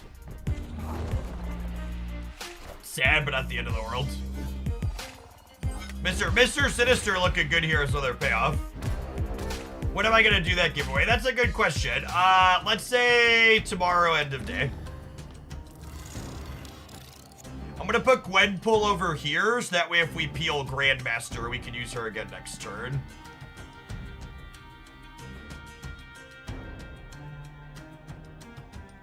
Why destroy the Nakia? They juggernauted me, gamers.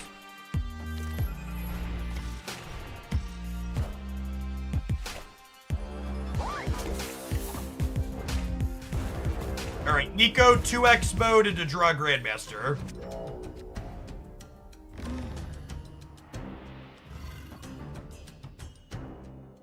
Do I keep Nico in my hand here? Or do I play her out?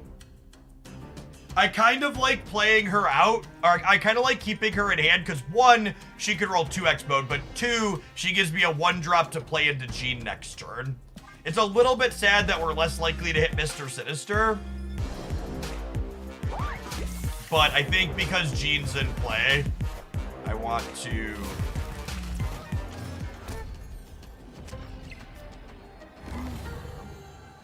Oh my god, Makari is such a good draw, holy.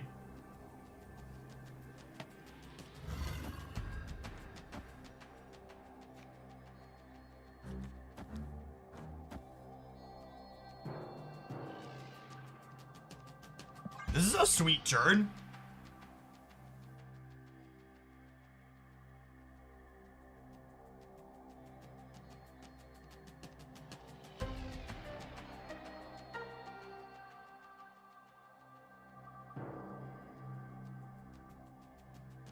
Mr. Sinister, so much better than Black Panther here, huh?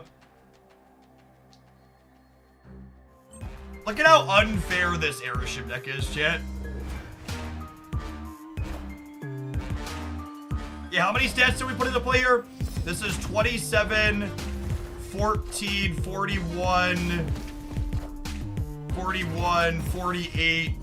This is a 53-point turn. What a crazy turn. Victory.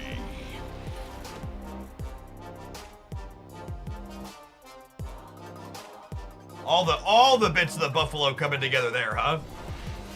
Lost the coin flip to miss the casserole. Yep.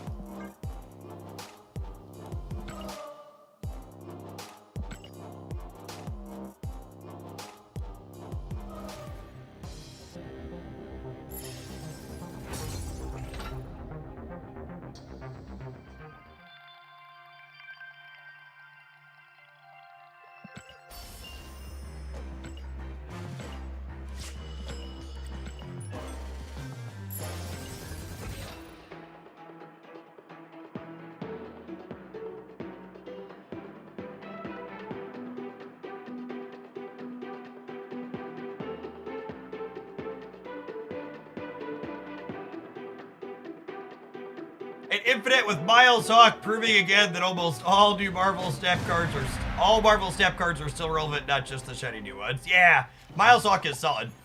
I think that's gonna be my highlight tonight on the YouTube channel. I've liked it a lot though.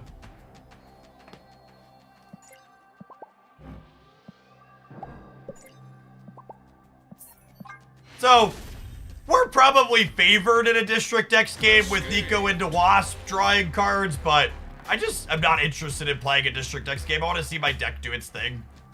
I'm gonna take a mulligan.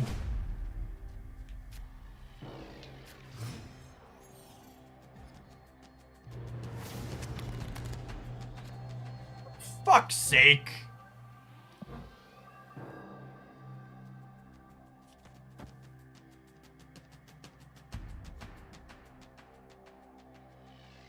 Well, maybe we'll draw a Fastos or a Okoye and it'll be okay.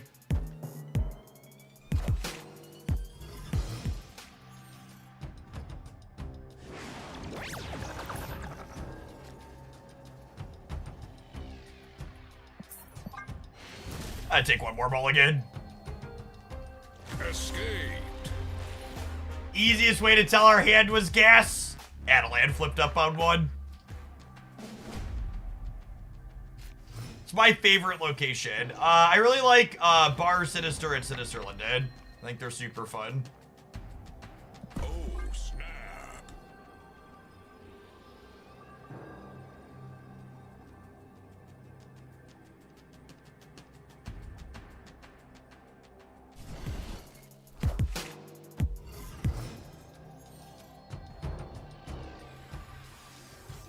Ooh, that's a candy. Fastos. Fastos.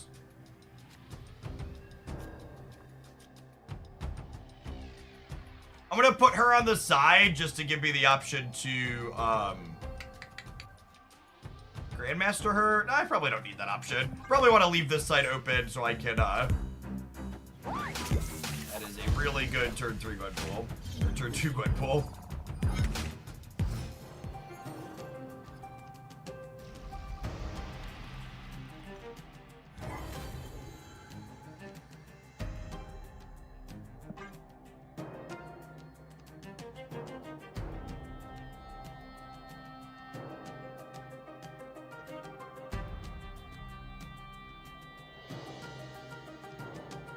I've been keeping a lose count on my phone, and in 38 instances, I have retreated to peak 30 times. LOL. I mean, I'm sorry for your loss.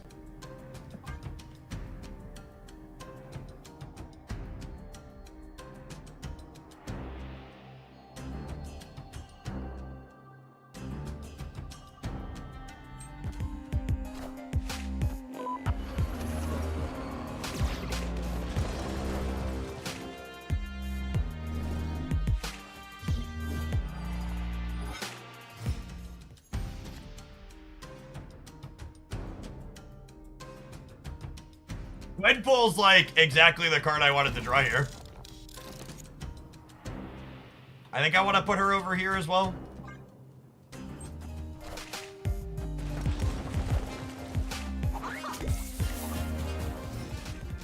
Come on, Gwenpool. Seriously? It's completely freaking missed, Mr. Sinister.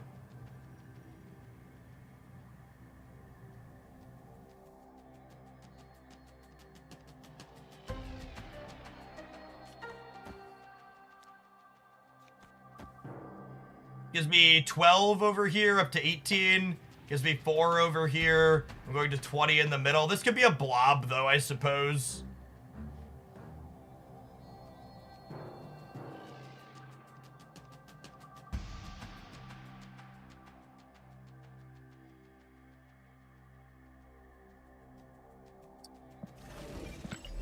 I could put this here, and I could put this here. And just, like, keep them honest on the right. While putting decent stats here and here.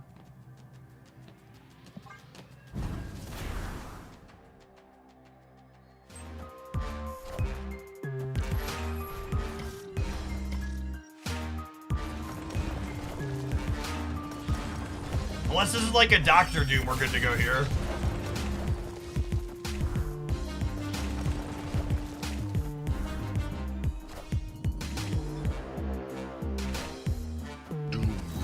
I had to open my fucking mouth. Wait, it's a full tie, yeah? That's funny.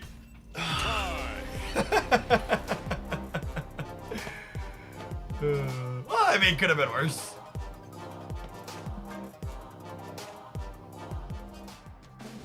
Is this whole deck gold? No, I'm missing gold on Makari and Sebastian Shaw.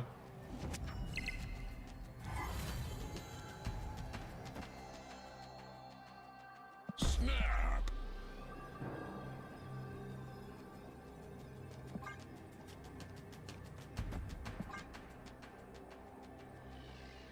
It was a 16 power Mysterio versus 15 power Dude. That is true.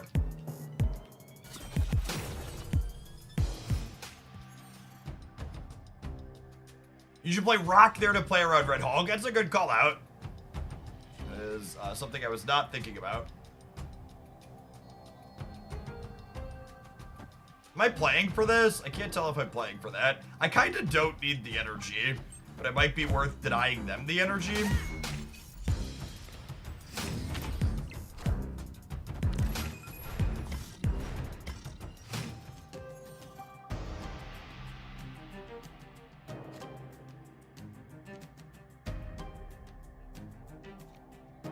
I'm vibing on this for now, because I just don't have anything super meaningful to hit with it. It's a shame we don't have a Fastos or an Ikea here.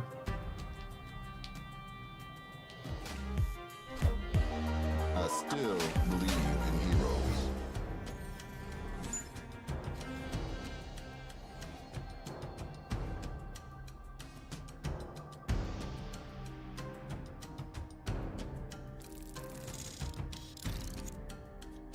What do we think of this? And then next turn well, I guess I'm coin flipping the Gwenpool no matter where I am, yeah? Because this is Nico, this is Okoye, awkward spread. If I wasn't gonna Grandmaster the Okoye on 3, I should have played her middle. I think this is the line, and then I Grandmaster here to get the White Hot Room energy.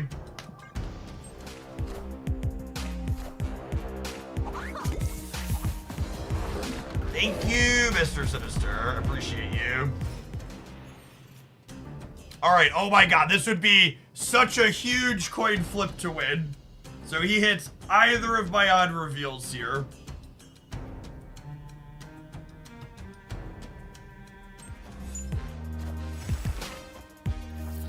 Oh!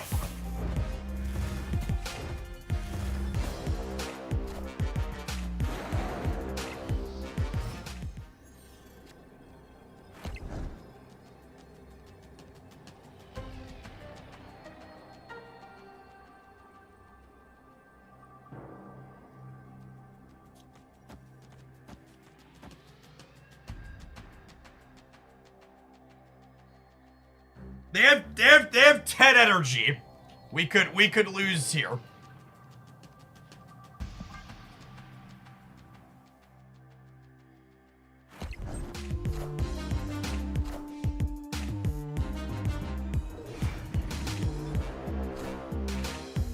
Get shanked and die. The might of Asgard, Mjolnir!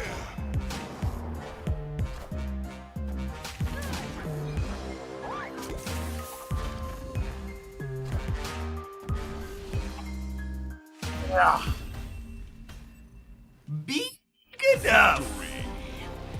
Big enough.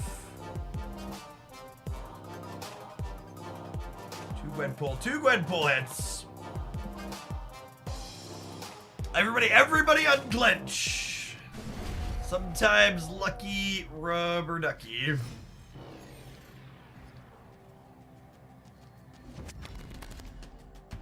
Snap. Opponent snapped. Our hand's not stellar. I just snap in because I snap in silver and proving grounds. If we're drawing a Kia or a Gwenpool, hand gets real good real fast.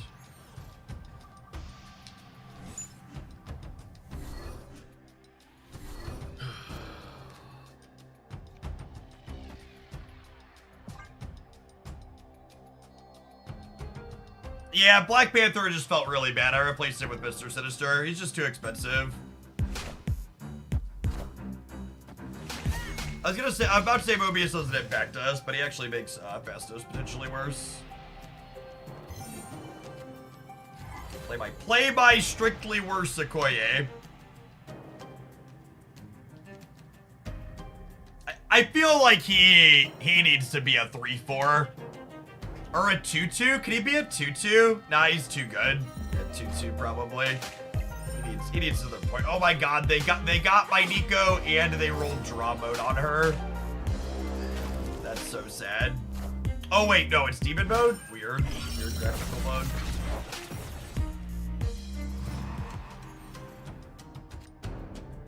Fastos to 2, Okoye to 1. These are changes all reasonable people can get behind. I think we're torched. No Kia, no Gwenpool here is tough sledding.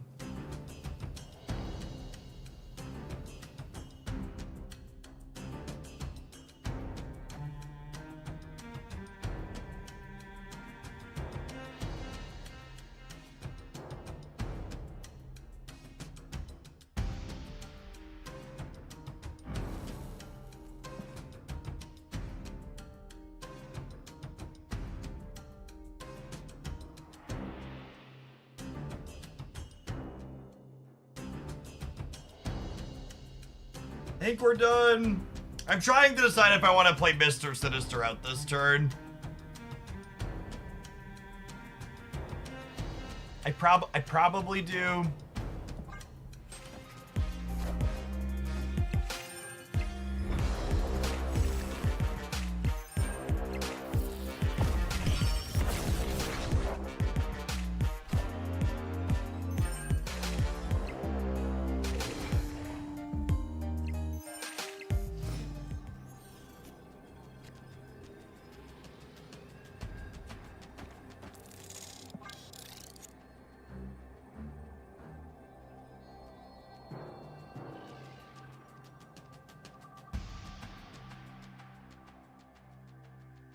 Yeah, if Kiln hadn't been a location, we might have actually had a shot here. Yeah. It's just the fact that they only have to play to one location. We'd have had to force them to respect all three. We might have had a shot despite our mediocre draw.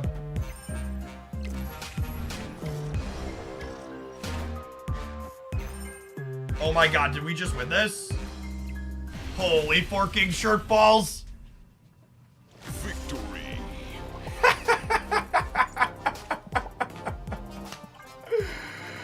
Well then.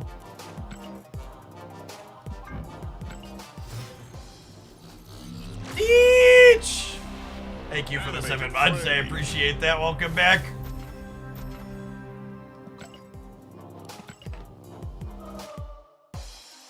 This is the good place.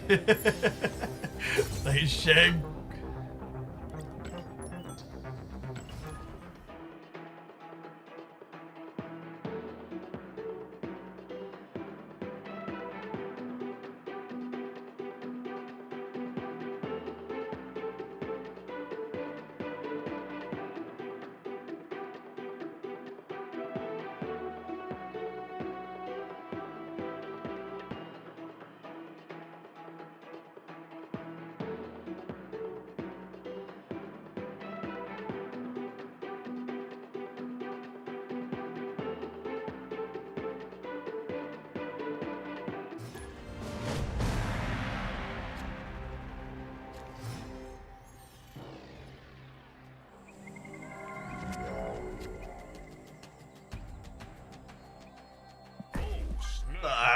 Solid hand. Opponent snapped. Looking for Okoye, Nakia, Fastos, Nico. Things we can play out cheap here ahead of this Gwen pool.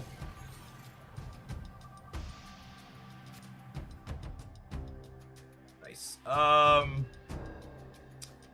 So actually, with the cloning vats here, I think I actually play Mr. Sinister this turn.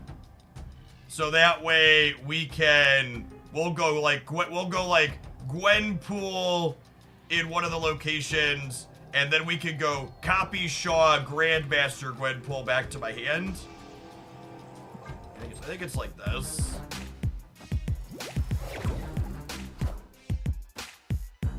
Might just get my hand small to make Gwenpool more likely to land on Shaw.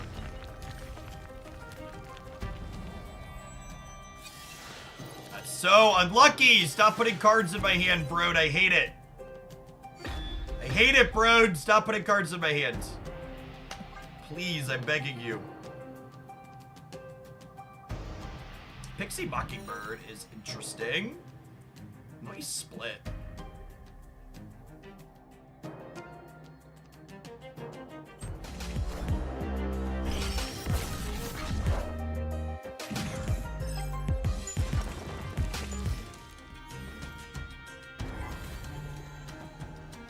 Alright, Makari, please don't go right.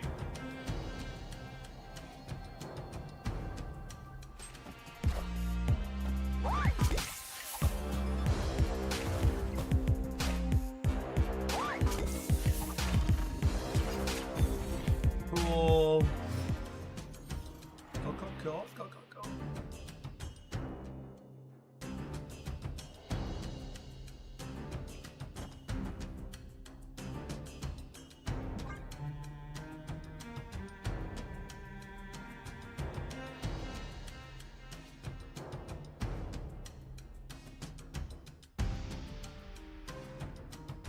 Fire Mockingbird currently costs them 4, because this is my Gwen pool from White Palace.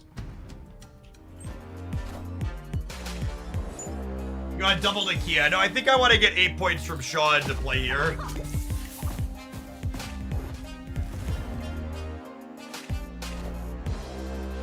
I need those stats to be competitive.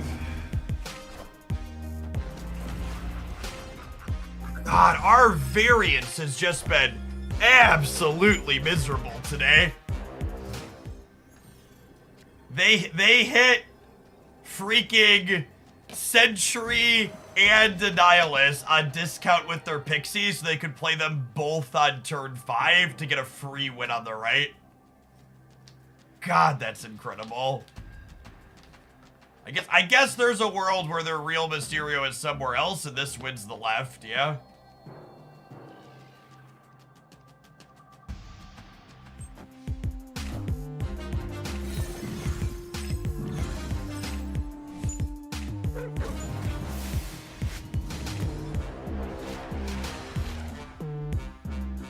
Nah, if they were planning to seriously the mid. I assume their real Mysterio is left and we're dead.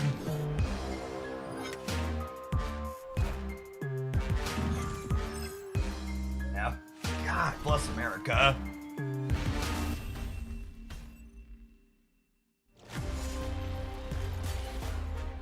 And one more Gwenpool trigger on this. Or for them to not just get a free win on the right side here.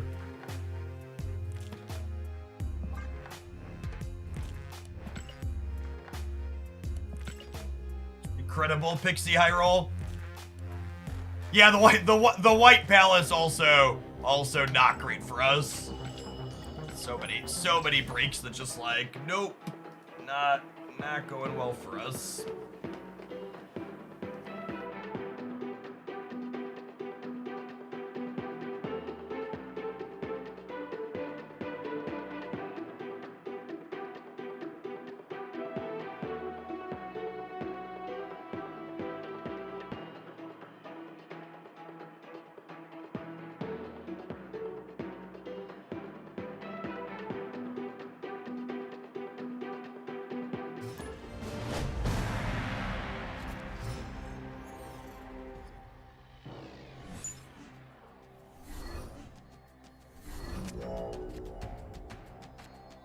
Wasp on my side and a random Nick Fury on the other. Oh, snap. Opponent snapped. Ironically, Makari would have been good. Yeah, if we won that last game if we drew Makari too, didn't we? That's so funny, Hex. God, so many things had to not go our way to lose that game. That's so wild.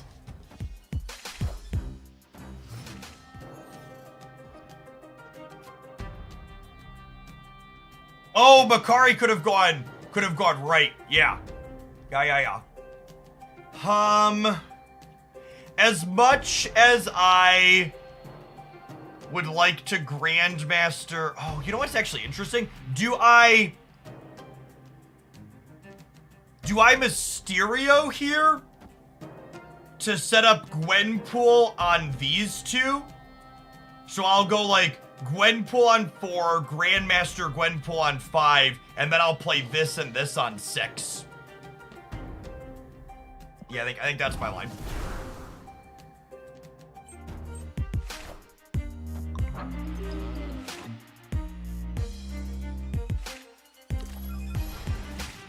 Ideally, we hit like Nakia out of here would be sick.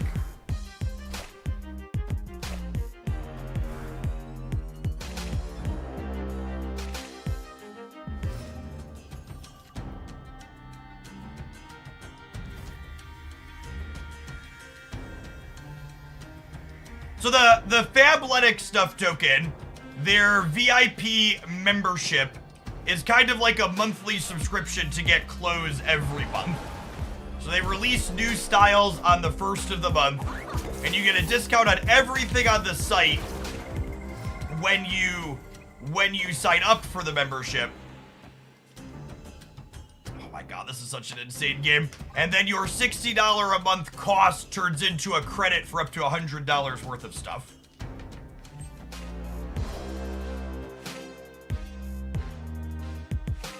All right. I guess Makari could be bad for us because I'm going to have 2 things in each of these spots. So it makes it, well, that's interesting. Okay, now we're only going to have 1 thing here. Wait, no, and this is going to, Valley's going to bring it back, actually? Oh my god, the Valley's going to clutter me. So, my draw's really good, but we actually just got screwed by Variance again? Is that what happened here? I think that's what happened here.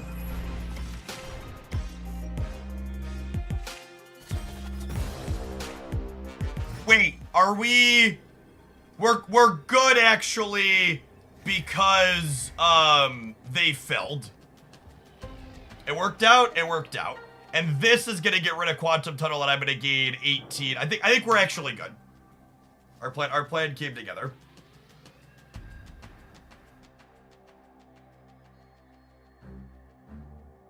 It didn't bring back both Mysterios. There weren't 2 Mysterios killed, right? This Mysterio turned into something else. I guess Nico could choose violence here.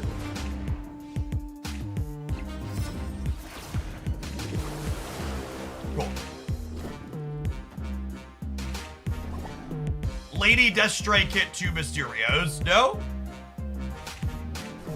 She hit Nico on the right and Mysterio in the middle.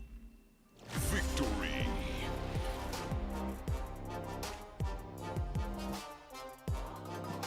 Oh, there's more than one person saying she killed 2 Mysterios. That's not the case.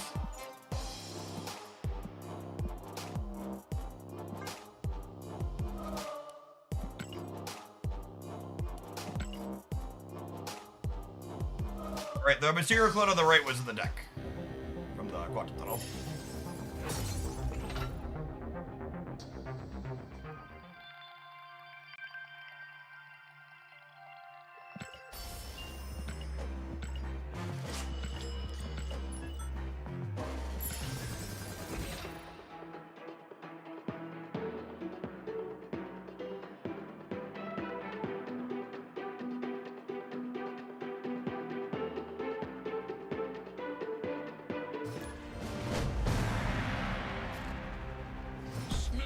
Mysterio really is the master of illusions. He really is. Opponent snapped.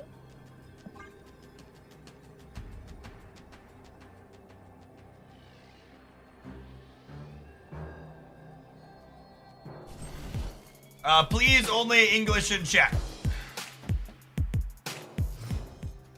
Yeah, this is technically still the first viewer deck we sent in. I've been having a good time, Stubby.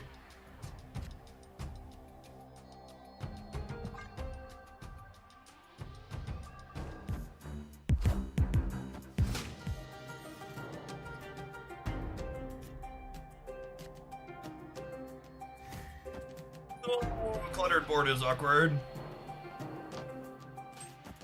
We do not have moderators for non-English languages. This is the last warning. I'm gonna ban the next person that type in non-English. It's important to me that chat be moderated. Panther 0-2. And unironically, I think Panther could probably stand to be a 4 energy card. Makari's actually really bad here because we're tight on board space.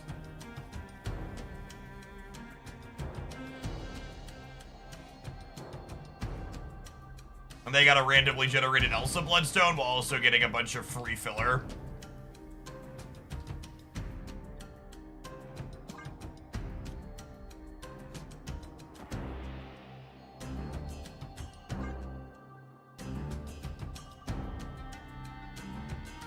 Well, I'm gonna be Grandmastering this next turn.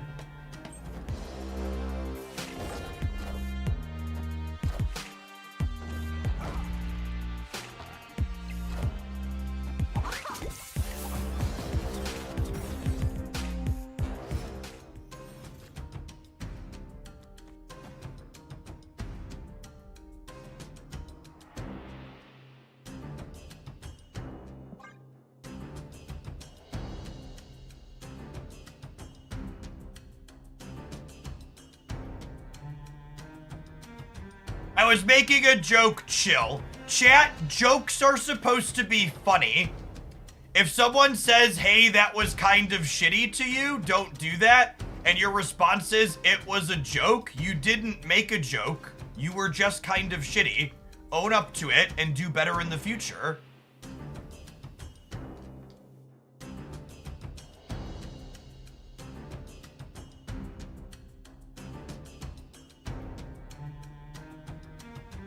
It's such a lazy cop-out. No, it's just a joke.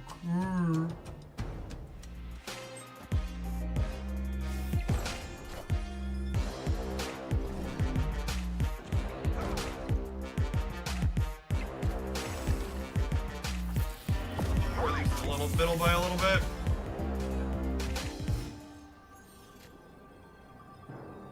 God, these freaking squirrels, chat.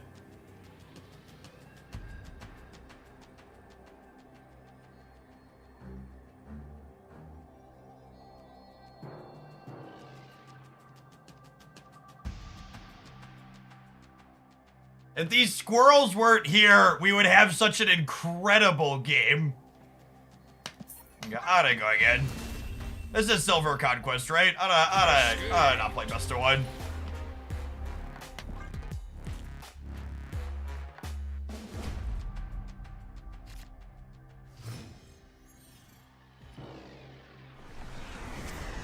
Opponent snapped.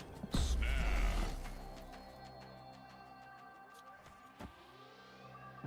Let's say you're in charge. What significant change would you make? I'd delete Crimson Cosmos. I think most of the rest of secondary choices are pretty good. I let them keep on keeping on.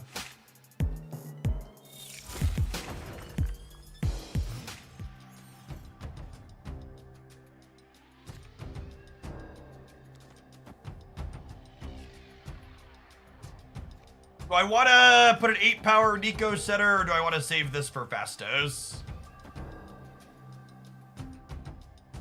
I want to spend my energy.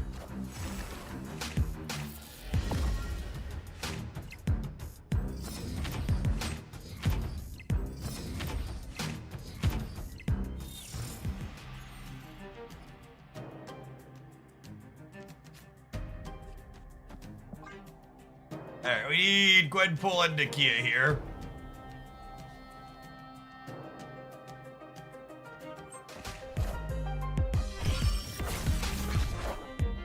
Who they dig up this time?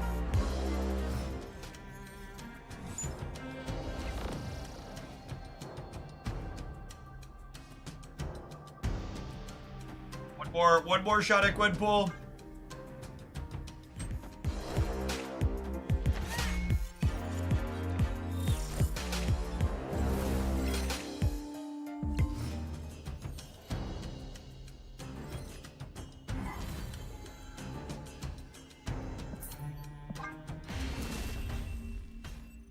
Location variance in the last game, a little bit of draw variance here. There's definitely a little bit of tension in the order you need to draw your things in this deck, right? When we're hitting Okoye's and Fastioses, we need Mysterio and Shaw to still be in our deck. When we're hitting Gwenpools, we need them in their hand.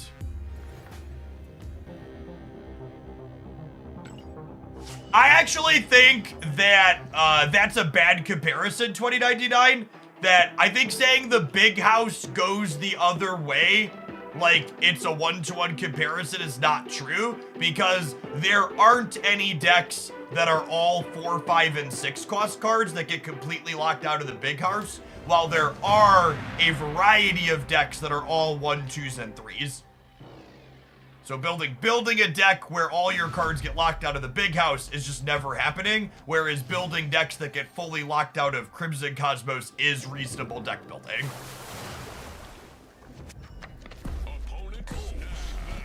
I don't think they are a one-to-one, these are similar comparison.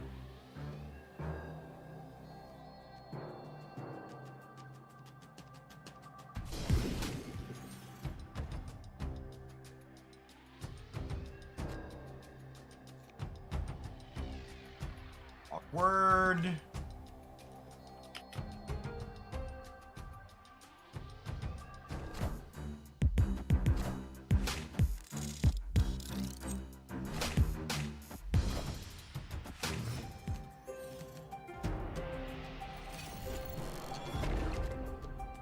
Okay, yeah, we'll take that.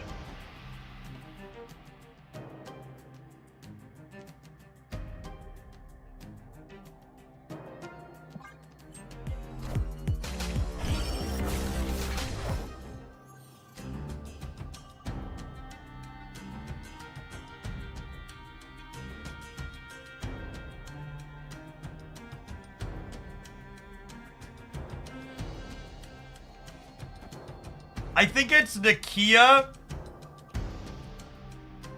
into like Grandmaster Nakia plus one of these twos into the other two plus Absorbing Man next turn.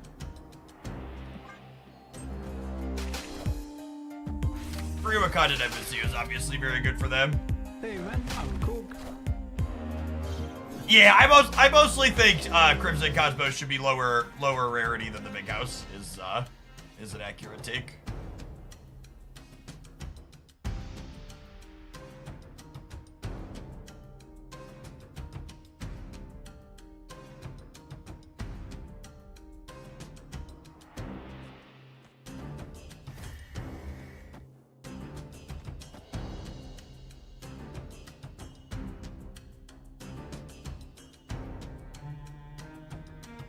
Is this good? Not sure that it is.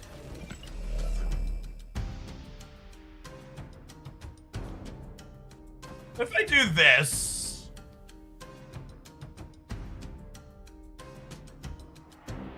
and then I could throw like this over here. This ends me with a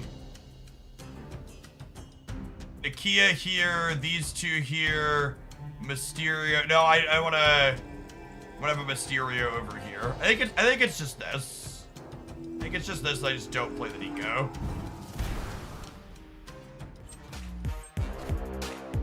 I am Iron Man.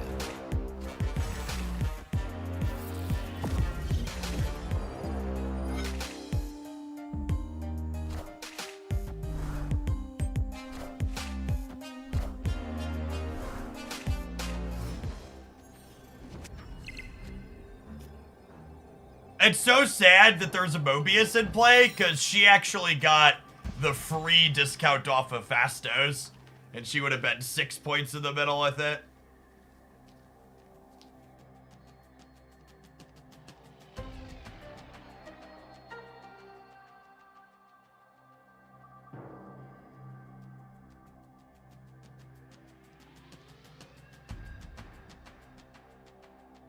Is it crazy to contest the Lamaria?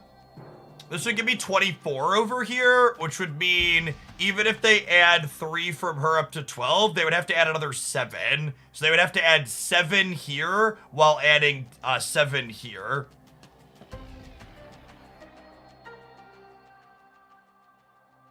I think expecting them to add 7 in both of these places is unrealistic.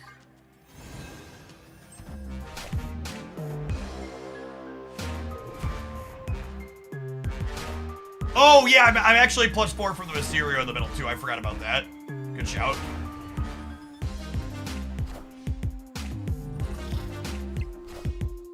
I found a rock. I found the rock. I think playing all through all 3 years, right? Mr. Sinister really feels good in this deck. Three payoffs for all of our cards that are buffing stats everywhere is solid.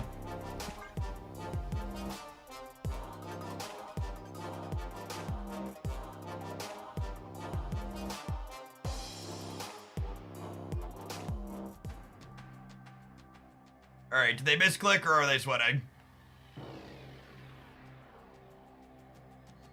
Yeah, we had Black Panther in an earlier build, but he's just too much energy. Iron Lad. Iron Lad's interesting. It would have bad hits on Mysterio and Shaw. Yeah, just a misclick. Cool. Alright.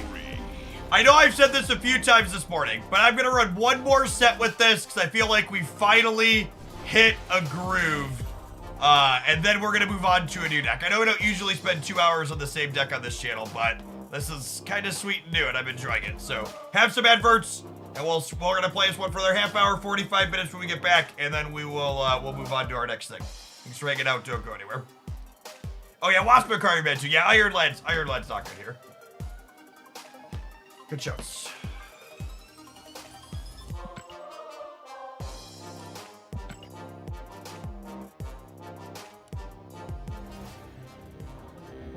I had not considered all the decks that have 1 to 3 drops, so cards are locked out of early play. Things get a little skewed because of Era Ships. It's a card that allows for disproportionate high-end cards like old Thanos. See, I actually don't think that's really true about Era Ship either. In fact, after building a lot of Era Ship decks, I think one of the things a lot of people are doing wrong in their Era Ship decks is not having enough 3s.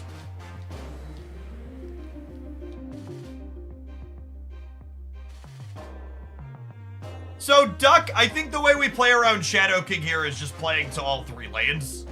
I think it's not an unreasonable consideration. I don't think I'm interested in playing Luke Cage. I also, I don't know, let's go look at Gwenpool's stats and popularity, but I'd be surprised if Gwenpool is really, I mean, she's playable, but like, based on, proportionally, like, and again, these stats are super skewed because of early season Agatha stuff, but proportionally, she's not performing insane to the point where people are gonna, like, hard metagame for her, yeah? Will Lockjaw pull a card from your static deck or from the added cards Era Ship gave you as well? Lockjaw pulls from all the cards currently in your deck.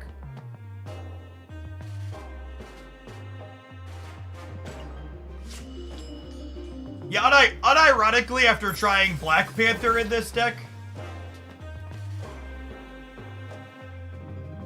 unironically, after trying Black Panther in this deck, I think it's moved towards the top of my please buff this in the OTA.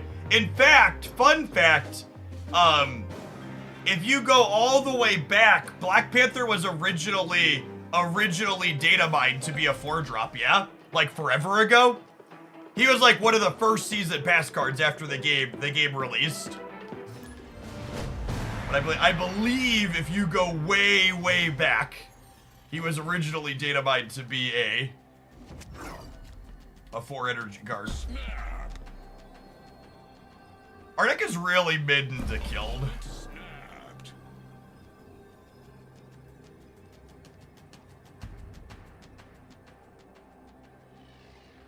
Why does he play Nakari in the deck? I'm not sure if you typoed Nakia or Makari. 12-ounce skill, thank you for the 17 months. I need clarity, bud. Let me know which of those 2 you were intending and I can answer. Sweet. Clear that killed out. He was the first season pass to release fully post-beta. Yeah, okay. My memory's good.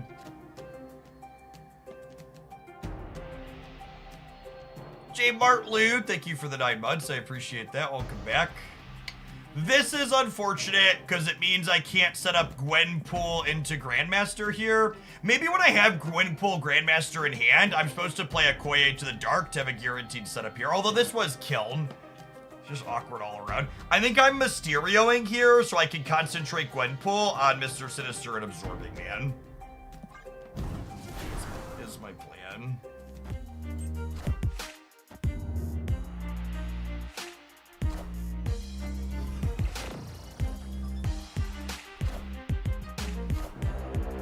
He was data mined to be a 4-2. Yeah, I think that'd definitely be better than what he released as.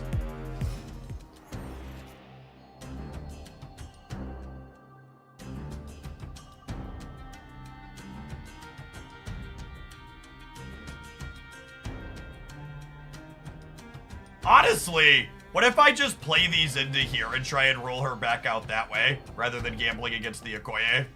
I think that's my play.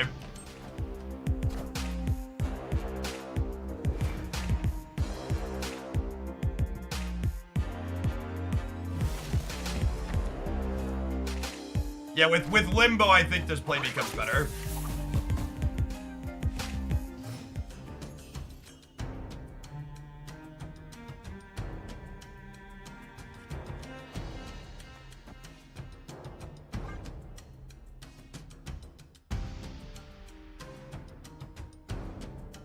I cabled one of the cards out of my deck, so we're hoping this hits an odd reveal so we can Grandmaster it.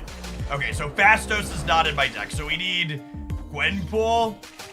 So pretty unlikely. Only 1 in 4 here. Oh my god, the absolute Nutter Butters, chat! Absolute Nutter Butters.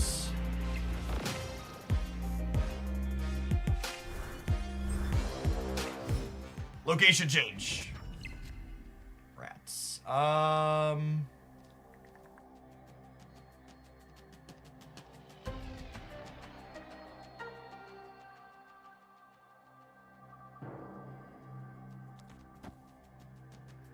think I play her here to try and get Nakia back out, yeah?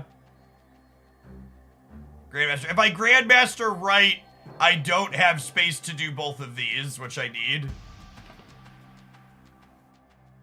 Is there a pass? This is a coin flip to hit Nakia to make these bigger, and getting +2 off of her is good. Squad's still a little light.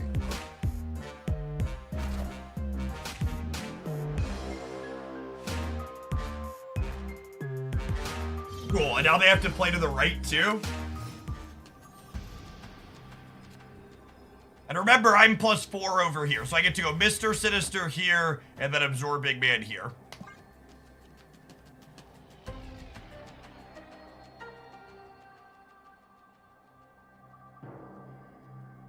Whose deck is this? This was a build-around request. It was originally a request to play with Black Panther, but after playing with him for a bit, he was just too clunky. This one's been fun. So this is, we're adding 18 over here, plus another 4. So we're at plus 22 over here. We're at 24, and then we're adding 34 in the center, and likely taking the throne room bonus. And they need to gamble into at least a 5-power thing here to win here out of their Quantum Tunnel Aeroship deck. 20 on the left. No, the Nico bonus doesn't get applied to... The Nico bonus doesn't get applied to the clone, unfortunately. Nico applies after the reveals. Okay, cool. We win left and center. So Nico is different than Forge. So Nico happens here. The animation happens while she's in my hand. That's so funny.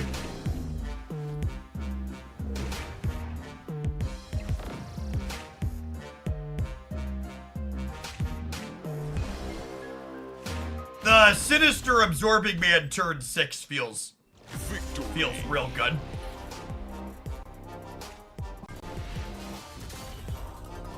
That feels super clean.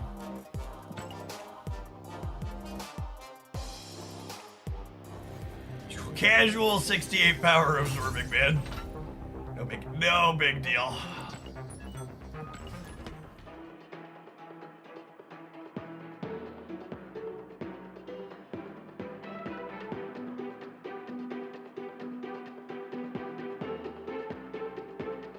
Chris X, thanks for the 10 months. Welcome back.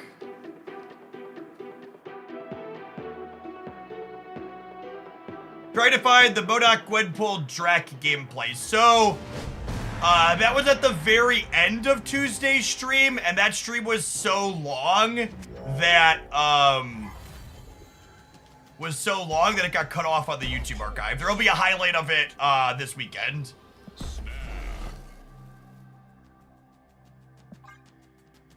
Favorite cookie, whichever one is not blocking the Twitch stream I'm watching on turn 6.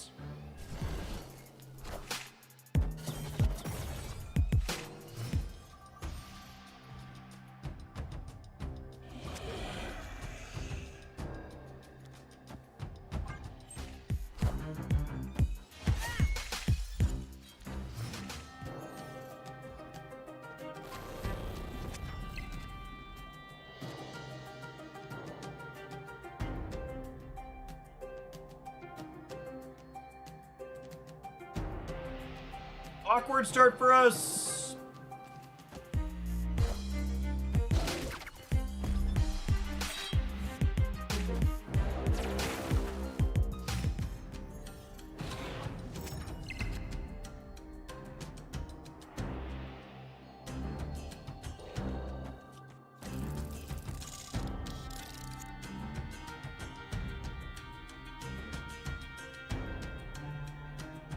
I guess.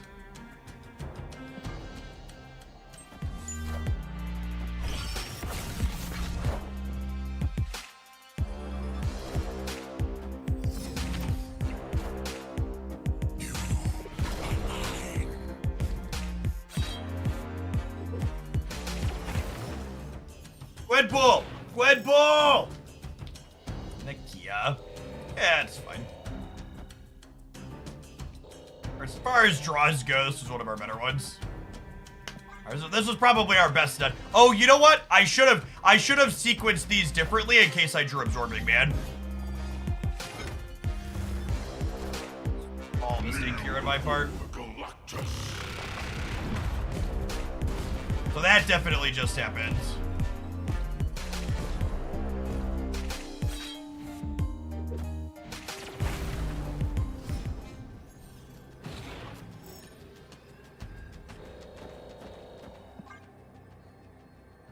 All right, Ben, as you will.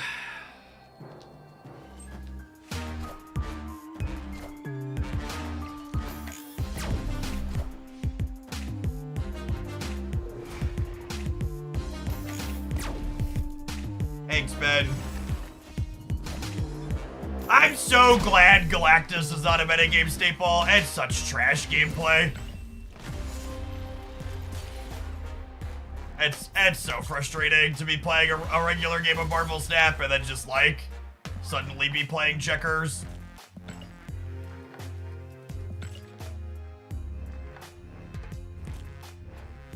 Yeah, I mean, we're super unlikely to win there, right? Like, once that happened, we needed their null to die and then all three of our cards to live.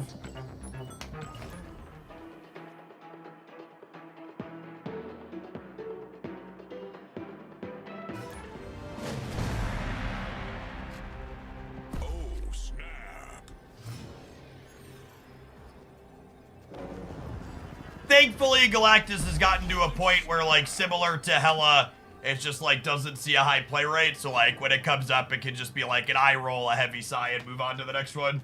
It's not every third game.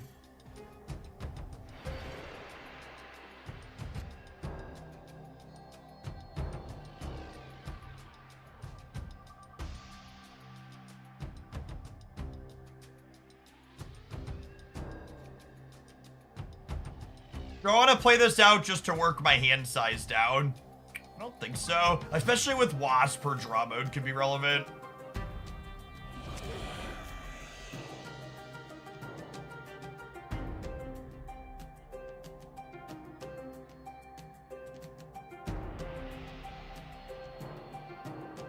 Damn it!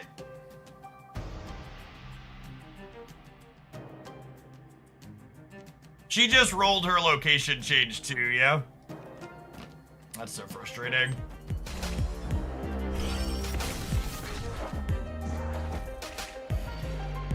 Ooh, piece of candy from the opponent, thank you.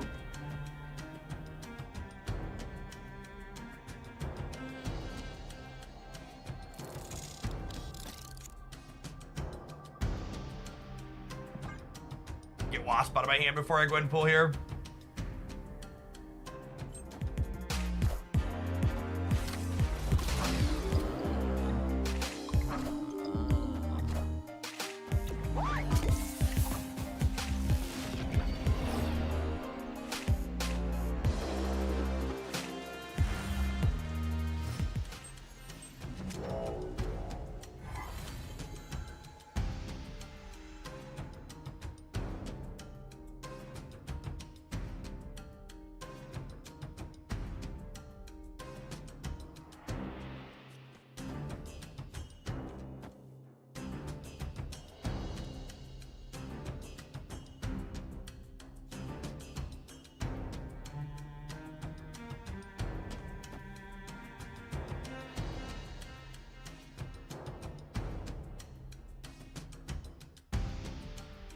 Do this. Oh my god! I've never been so rewarded for teeing up a location change in my life. Is this it, chat? Is our Variance finally turning around?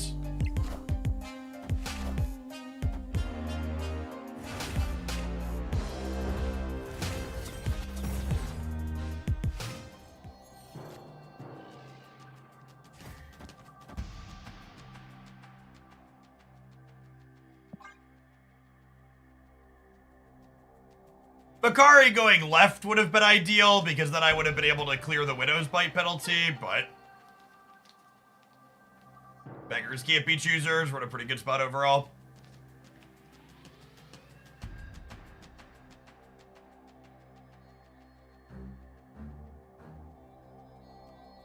Mr. Sinister Absorbing Man turn 6 continues to feel real good. Yes, Nico is location changed, so she's gonna rip Limbo away here. What was her lad? Their lad was Howard the Duck.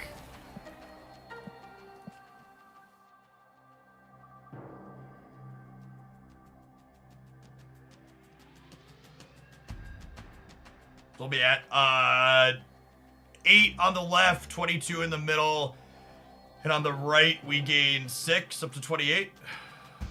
Is a quality line split.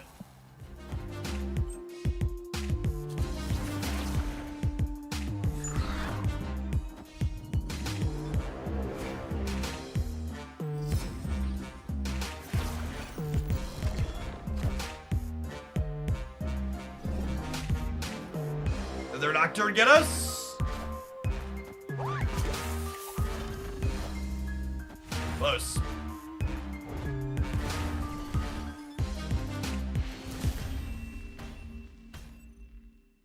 Victory. I think, unfortunately, Grandmaster's kind of important for this list that we're currently playing. The Series 4-5 cards that I think you could substitute / try other things with are probably Fastos and Makari. You could try something out for other various cheaper things. Mockingbird. No, I think no, you don't want expensive cards. It's crazy to me how often people, I'm like, you can sub out this 1, 2, or 3 energy card, or in Makari's case, a 0 energy card, and people are like, what about this 4 or 5 drop? Especially in these Gwenpool decks, chat. You need cheap cards that you can play early to make your Gwenpools better. Yeah, America Chavez sounds like a great swap for Fastos. 10 out of 10, that's gonna be my recommendation. When we do the wrap up at the end of this second segment, I'm gonna recommend America Chavez. We started with Black Panther in this deck, and he was unfortunately too clunky. If you're an OTA today, you can always come into my chat and type !OTA to get the upcoming patch and OTA dates. TLDR, there is not an OTA today, next week. Grandmaster has always been a card, waiting for something busted to come out with him. Blink was close, but Gwenpool might be the sauce. Yeah, I think that's a good take, Duck. That was my review of Grandmaster, right? Like, he's one good odd reveal away from being a format staple. And I think we've solidly hit Grandmaster as a format staple.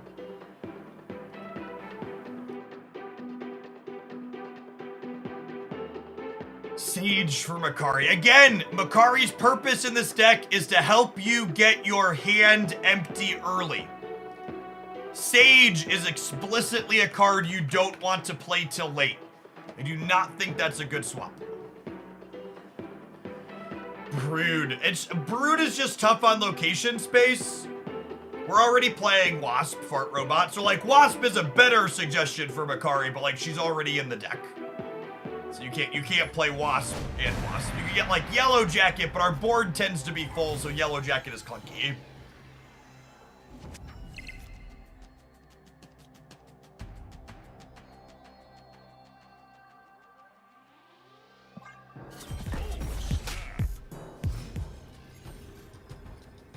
We substitute Erishim for Makari. Yes, that is the answer. I will not be taking other questions at this time.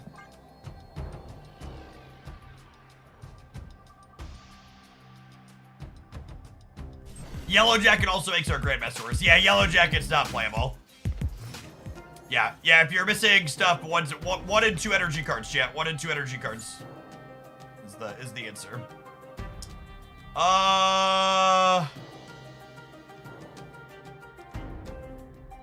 I think it's actually this.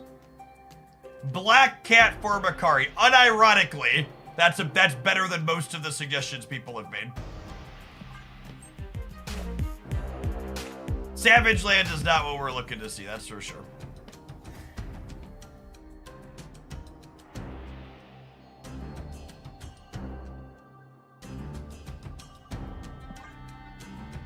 And if we hadn't gotten time theatered this game, we would have been in such a good spot.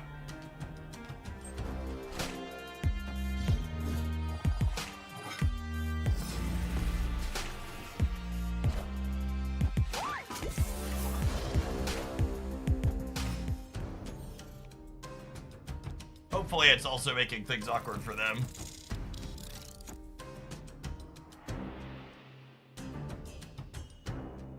A very high variance Gwenpool roll here.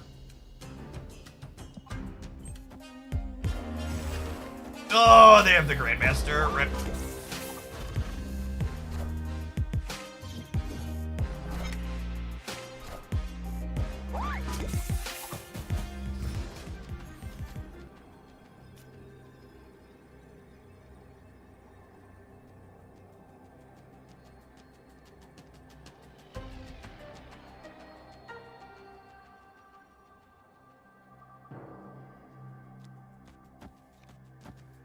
Probably lose this.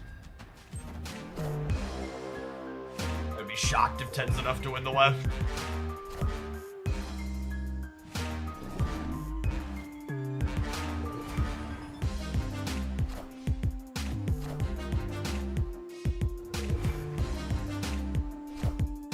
Oh, man.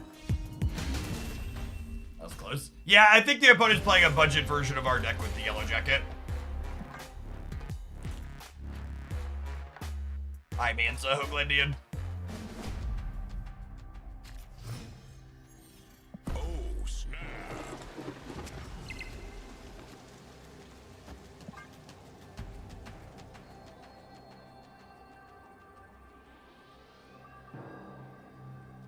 If M'Baku could jump from hand. Yeah, I was really sad that they didn't give Baku the jump from hand text like they gave Angel.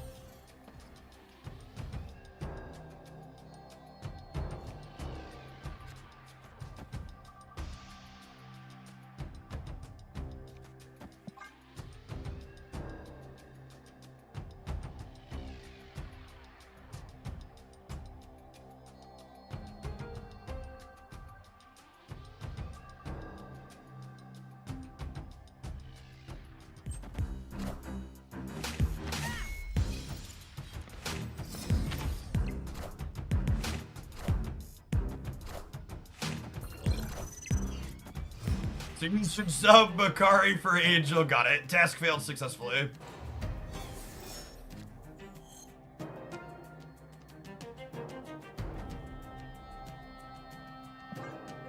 They're probably filling the left.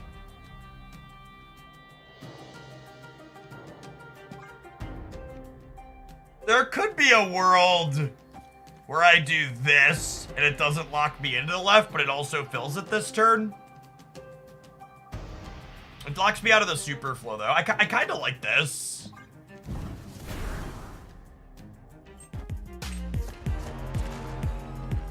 Punished. Hopefully we hit Nico here for a big thing middle.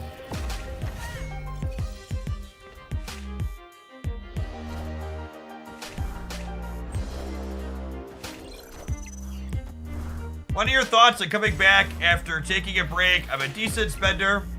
Buy some bundles and stuff. It's been tough keeping up, especially with 6 months worth of cards. I missed on my break. My brick wall seems to be tokens. The number one thing I always point out to people, because people always phrase it the same way you phrased it there, which is, I'm having a hard time keeping up.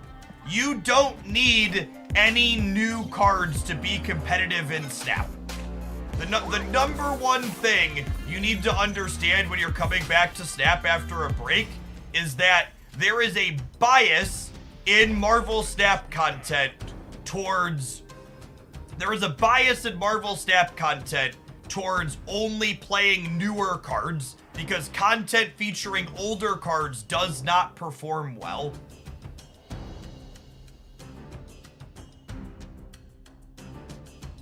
All of the old decks from 6+ months ago, Destroy, Discard Collector, Hela, Shuri, These are all good, reasonable, powerful decks that you can win lots of games of Marvel Snap with.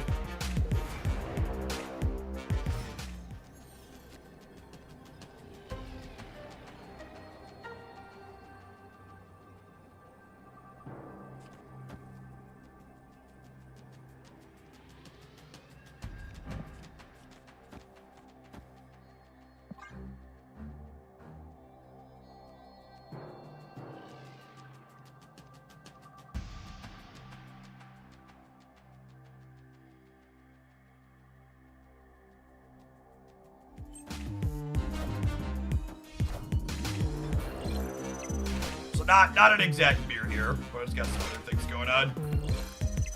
We're short on the right, regardless of where Mysterio is, yeah.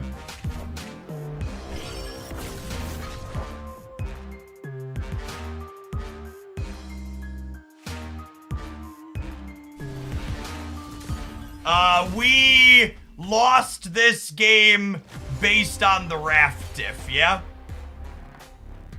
They won the breaker by 5 points, and their raft card was 5 points bigger than ours, exactly. They got an 11 power raft, and we got a 6 power raft.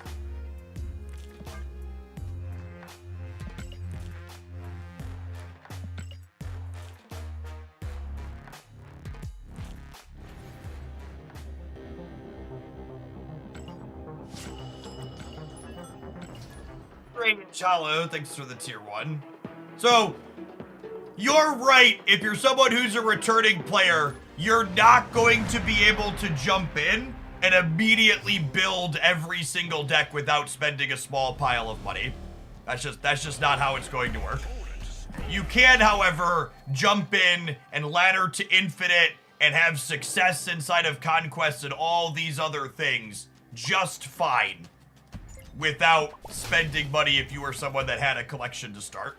And if you're a new player, you could also still be fine because the new player experience is still as good as it's always been.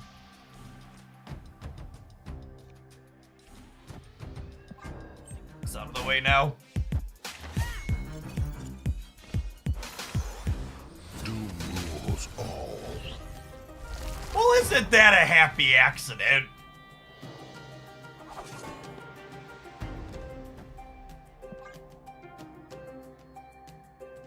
Long-time YouTube sub, first-time Twitcher. Well, thanks for subscribing monetarily here on the Twitch side.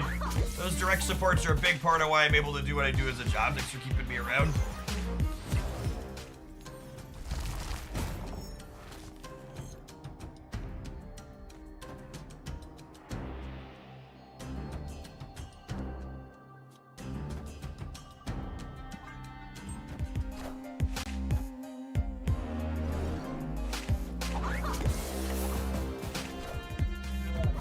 Fucking Mysterio is just like Neo in the Matrix, chat. He's like, you know what? I am gonna dodge every single thing you can do.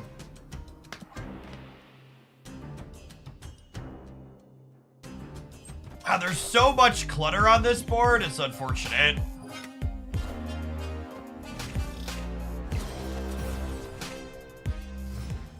The Doctor Doom was nice to start, but ultimately it's costed us here.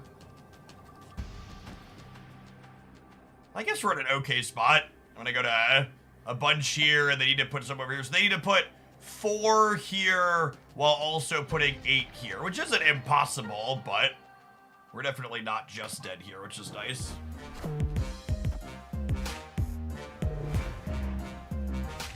Or sorry, more than that. I miscounted.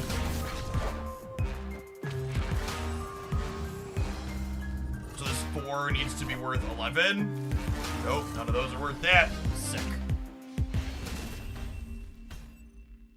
Victory.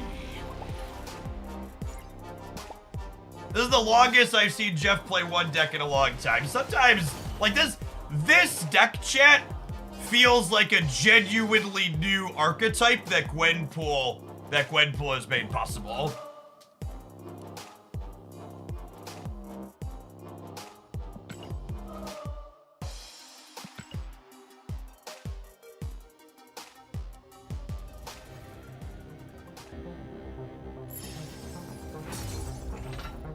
All right, let's, so for people asking for replacements in this deck, I think Fastos and Makari are the cards you can substitute out in this deck.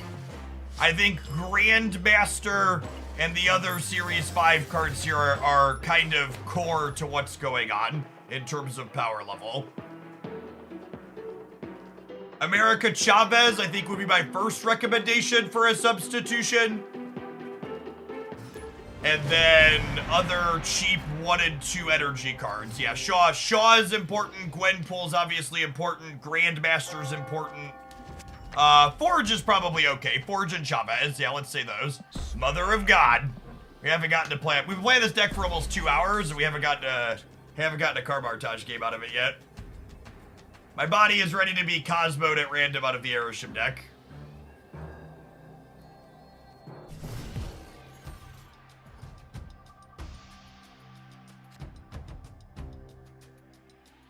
All of the Darkhawk stuff that's going around and all of the talk about Aeroshim, it genuinely makes me feel like I'm playing a different Marvel Snap game than most people. Like, I've been playing so many different 12-card decks, and none of them feel disadvantaged into these Aeroshim decks. Which, it's honestly super pleasant as far as best decks in the format go, that the best deck in the format doesn't feel remotely overbearing, yeah? It's kind of incredible to me how often I've had Nakia and Fastos on 3, and I look at my hand and I'm like, Nakia's the better play than Fastos here.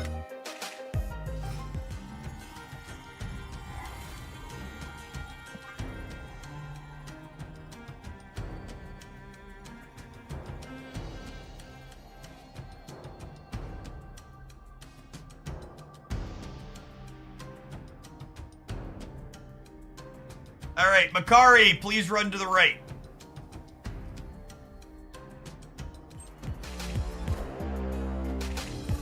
Come on, Makari, running to the left's actually kind of awkward for us too, and then obviously she dies. Honestly, I think I'd rather have her die in the middle than end up on the Carmartage.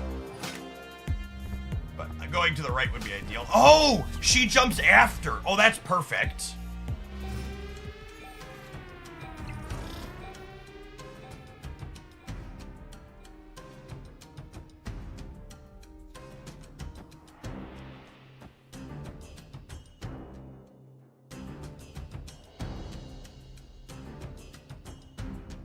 I'm gonna make them have to respect us here on the right.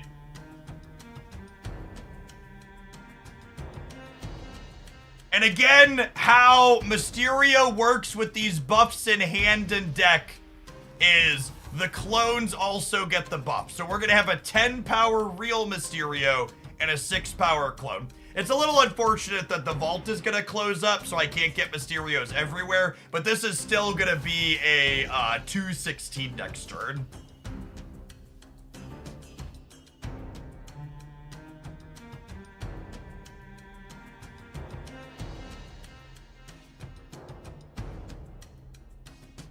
Another naked Darkhawk deck. It is yet another deck that is trying to play Darkhawk like this, yes.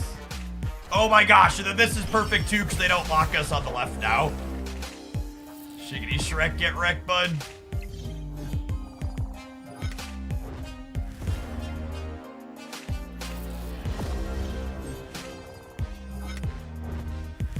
And then the way this works out, I conveniently don't have priorities, so their tech cards don't kill me.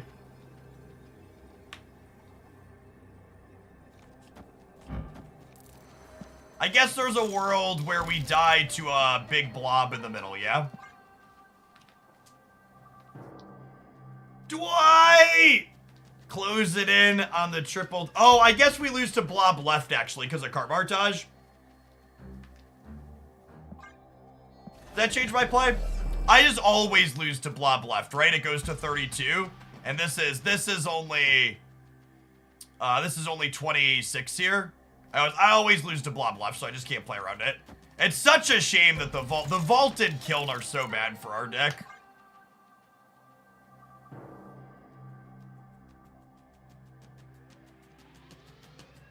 If the vault was a location we could play to, we would have crunched them. Honestly, it was probably greedy. I probably should have played Wasp on the right on turn 5. If I lose this, it's because I messed up. I should have put Wasp on the right turn 5. Makari is only good in this specific... No, Makari is a generically good card that's good with Gwenpool.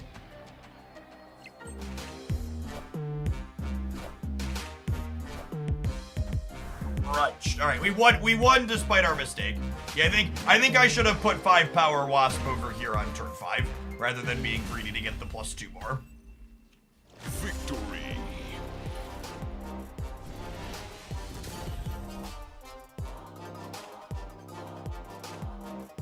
For the person that just says no brood feels weird, do you see my board here on the last turn? Do you see how restricted my game space is? Mr. Sinister over Brood not only requires less game space, but Mr. Sinister plus Absorbing Man are 2 cards you can play on turn 6 together. So I definitely don't think there's space for Brood in this deck. All right, let's talk about things I like, things I don't like, and what's important here and not. This is one of the sweetest cooks we've played in a while. Just like a truly, genuinely brand new archetype. This feels like something that struggled for a long time. I'm gonna call it pre-pump, because it's not just hand pump, it's also deck pumping. The pre-pumper. So, I think the two cards that are most replaceable in here from higher series is Fastos and Makari. I think you can substitute for a combination of Chavez and Forge. I think Gwenpool, Shaw, and Grandmaster are really important for pumping out high stats consistently. Oh, I guess Nico's a higher series card. Chad, if you're missing Nico, you should just buy Nico. She's freaking great. But I guess you could add Nico to the list with Makari and Fastos of things you can sub Forge or America Chavez for. And if you're missing all 3, just pick another cheap card that you can play on curve. Because again, this is really key in the good Gwenpool decks. Gwenpool is a better Marvel Snap card when your hand is small when you play her. So having cards to play out on turns 1, 2, and 3 makes Gwenpool better because then she is more likely to hit the cards that you care about to make her bonus be worth more than it is at face value. So like when you're missing something like Makari, don't go and replace her with like a 3 or 4 or 5 energy card. She is a 0 energy card that makes our hand small. That's her function in this deck. When you're looking for replacements for cards that are replaceable in decks, you want to ask yourself, what function does the card serve? And is there another card in Marvel Snap that can serve a similar function? So in a non-surfer deck, this is easily replaceable by other cheap things. Yeah, but Black Cat is unironically an okay suggestion too. She doesn't give you points on the board, but she keeps your hand clear. I think I would favor cheap 1s and 2s before I played Black Cat in here, but that's neat from a theory craft perspective that it does do what we're talking about, fill a similar role. All right, it's time to roll ads. We're gonna finally move on to our next deck. We are going to try some Gwenpool Galactus up next. I do have time to take another viewer submission if you wanna send one over. Thanks for hanging out. Don't go anywhere. We're gonna build some Gwenpool Galactus when we return.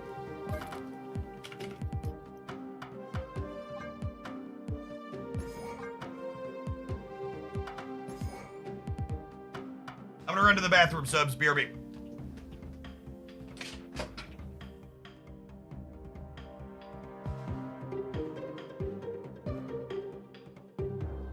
If I can get out of my office, that's a disaster.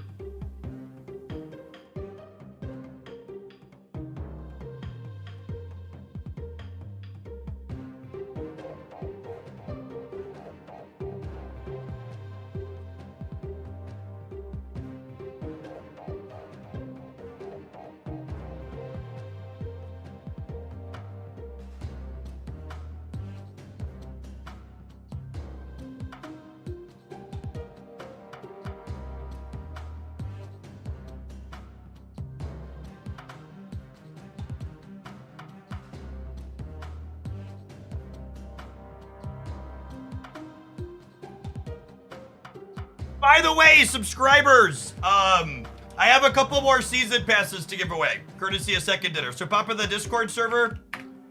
We got another giveaway in the announcements channel. You just gotta react to the thing in there.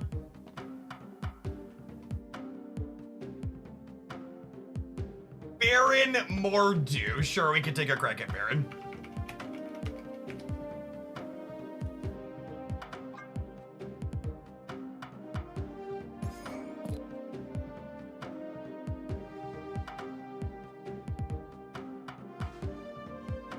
All right. Do we just build, like, destroy Galactus from here? I think so.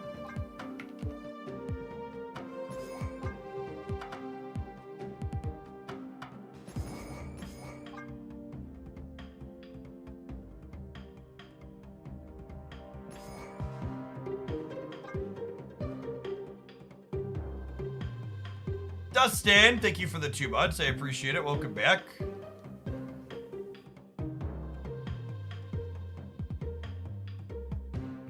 How did you get so many Gwenpool splits already?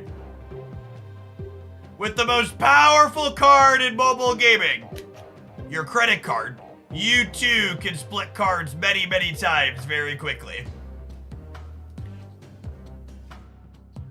And obviously, like most of my Marvel Snap collection, my wallet's gold-plated. You know, gotta keep up appearances.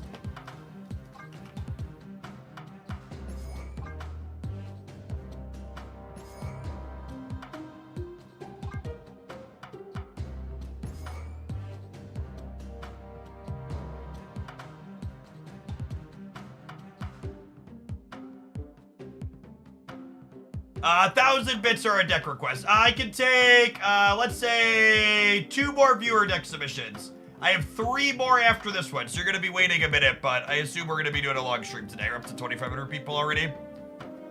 Oh yeah, Gwenpool Goblin's a little scuffed. Gwenpool Goblin's a little scuffed, chat. Doc! Thank you for the biddies. Appreciate that. Doc-ock.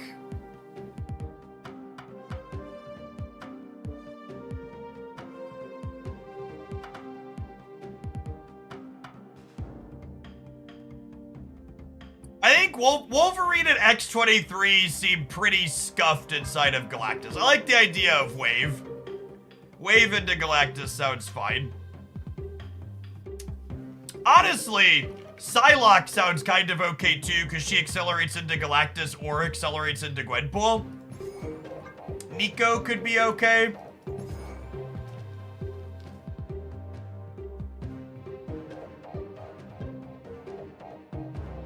If I start a Twitch channel right now and have 0 subscribers and 0 viewers, I can write off the cost on my taxes. Nope.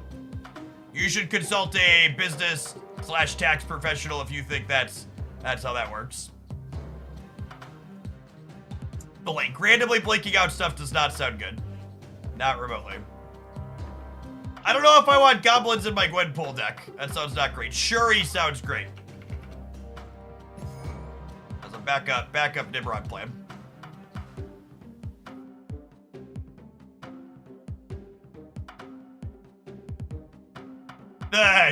TLDR, this is not tax advice. Please consult a professional is yes. You can only write off costs against the income that you made.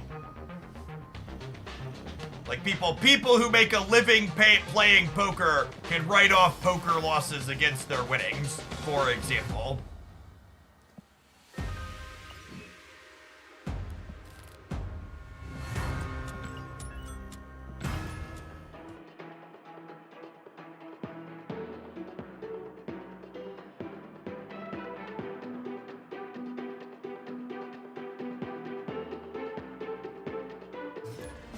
Can you give your opinion as to why several top ladder streamers are whining about Erishim? I think top ladder streamers are whining about Erishim for the same reason they spent so long whining about Loki.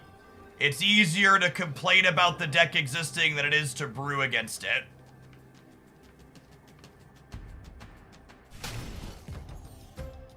It is really hard to innovate in a game like Marvel Snap if you are not willing to lose games of Marvel Snap. So when you are really focused on making your ladder rank go up as the most important thing to you, it becomes really hard to brew new decks, because in order to brew a deck, you have to be willing to not care about the results of your games. Agent Coulson without Loki. I would love to play some classic Dino. Do that for sure.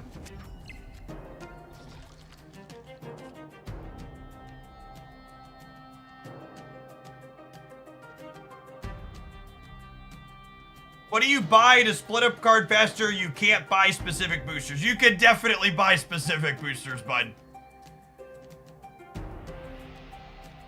You can definitely buy specific boosters. Up to 1,000 of them per day, in fact. You can buy specific boosters.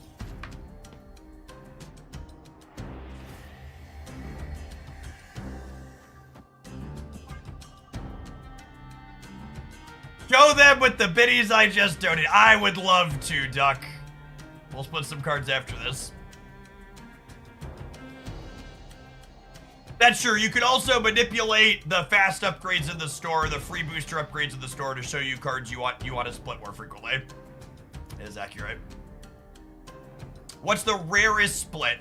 Gold with black Crackle is the rarest split in the game, because Crackle is the rarest border effect. Crackle is the rarest border effect, and black is the rarest color. Yes, black is more rare than rainbow.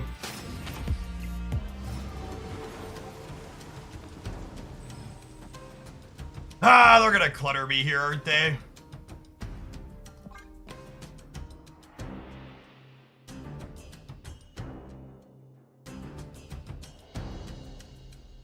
Yes, it's more rare than gold. I believe it's... I know black is the most rare. I think it's black and then white and gold and then rainbow and then the rest, but that's off the cuff. It's written down somewhere. Go find where it's written down.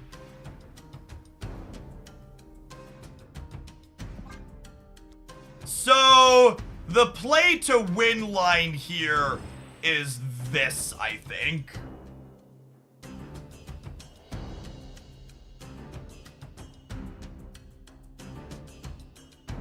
The problem with saying Destroyer chat is I think they're gonna clog me here.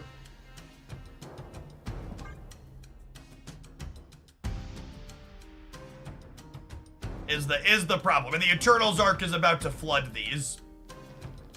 Hopefully they just annihilate this turn.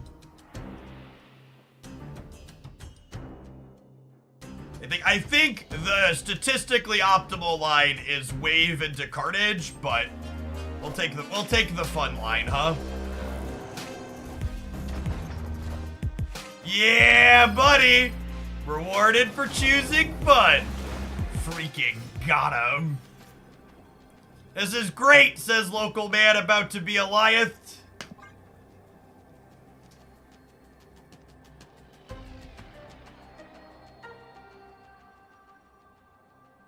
Cosmic, thank you for the 5 months. What does the new player experience look like? Are there a lot of players who are at the same level if I start the game now? I know if I don't have all the cards, but can I be competitive with just 1, 2, and Series 3? So, the thing to understand about Marvel Snap's new player experience is that it pairs you into similarly matched people. Were we beating Eliath? Did we have enough points middle to beat Eliath? I actually didn't count it. We might have with the +4. Generically, this is probably a bad matchup for the opponent. Queuing your clutter deck into the deck playing Destroyer is a bad beat. Galactus is not going to be at all useful here, but the rest of our Destroy stuff is good. If I retreat later and they retreat now, do I win? No. You both retreated at a time.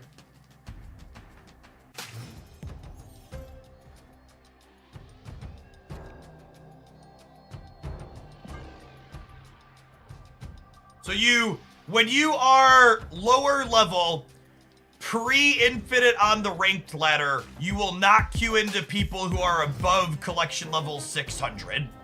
And then once you get past 600, you'll have a selection of... Once you get past 600, you'll have a selection of, what's it called stuff?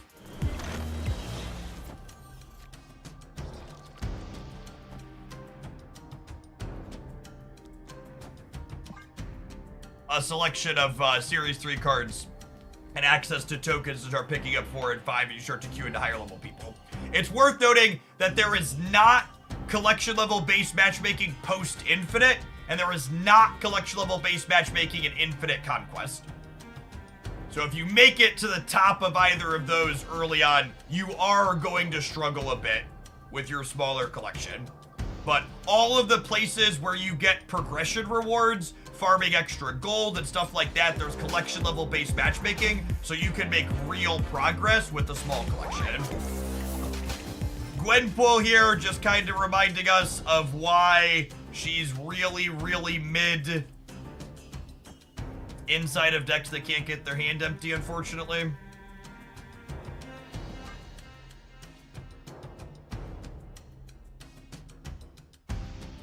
I'm gonna be kind of surprised if she's good in this deck. I wanted to try it just to say that we tried it, but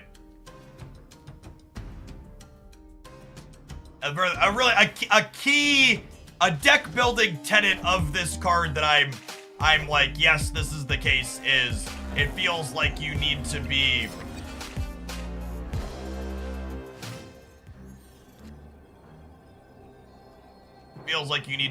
keeping your hand small.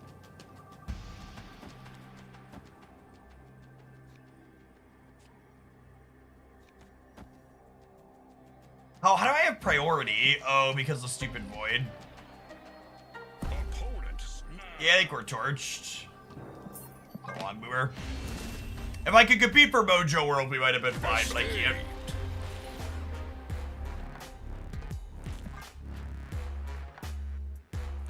There might be a good Gwen Galactus list, but this is not it. Get out of here. Take 10.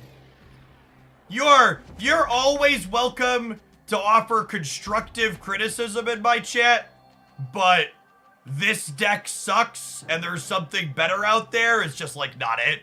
You wanna be specific about what you think could be improved, that's great and welcome. Otherwise, pound sand, bud.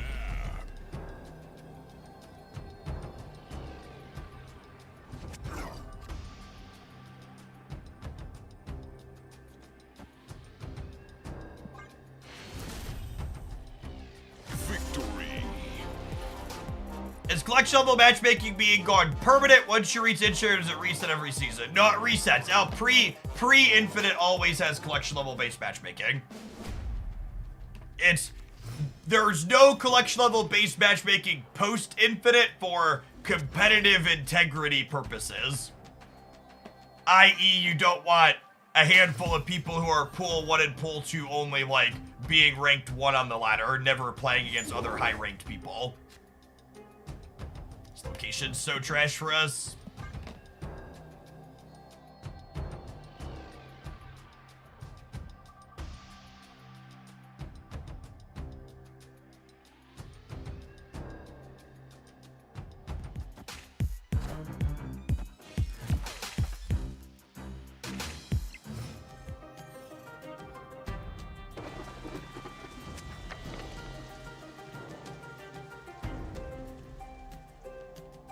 What is SnapCon and who is putting it on? SnapCon is a community-run thing that also happened last year.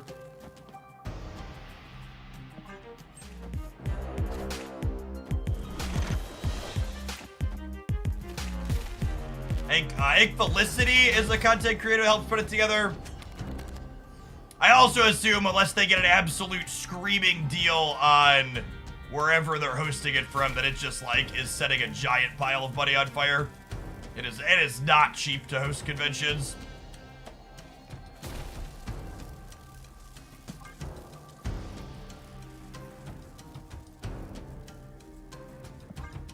Galactus Right. Yeah, I should play Galactus Right with my 5 energy. Good call. Thanks for chat. Appreciate you.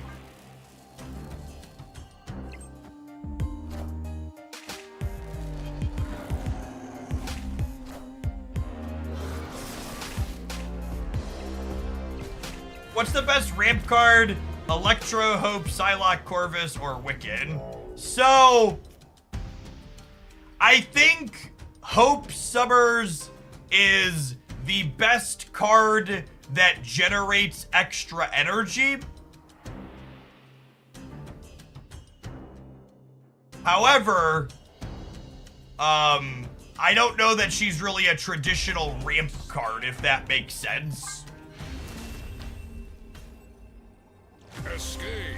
How's this deck coming for you? But I would expect this deck is fucking atrocious that we are currently playing.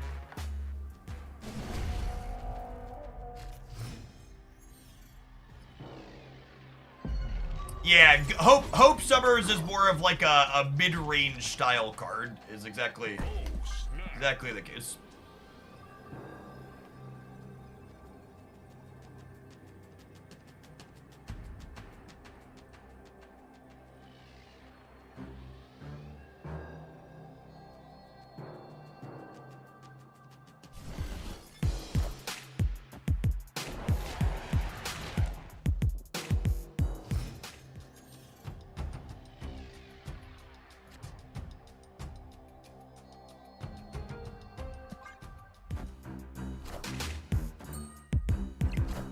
Twitch chat continuing to bat 100 on making demanding requests on what I should be playing on stream while also not being subbed.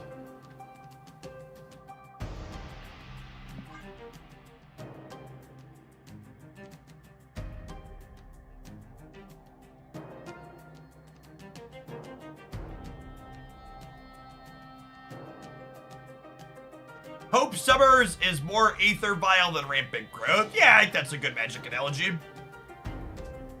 I'd buy that for $1.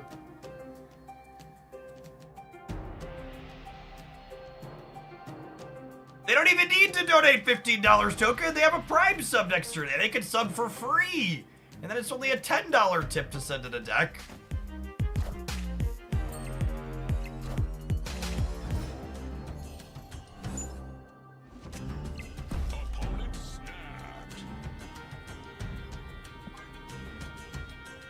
We can demand things if you're subbed. I'm just saying I'll be less eye-rolled if you're subbed and make a demand.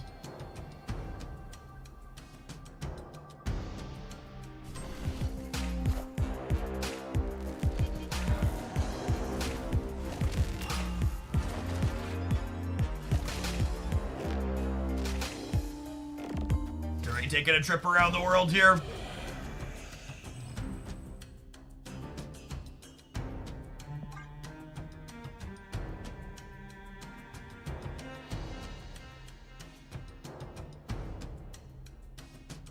I don't my pre-theory craft on Wiccan is that I expect Wiccan to be a card that doesn't make I don't expect Wiccan to make I don't expect Wiccan to make Quicksilver playable. I think Wiccan could make Domino playable. Oh, I don't have Destroyer in my hand. Why did I think I had Destroyer in my hand? And the other 6 drops? Thank you for the 75 months. Because something interesting about Domino is that Domino actually makes you more likely to have a 1-drop on 1. So if you're looking to maximize... If you're looking to maximize for Wiccan,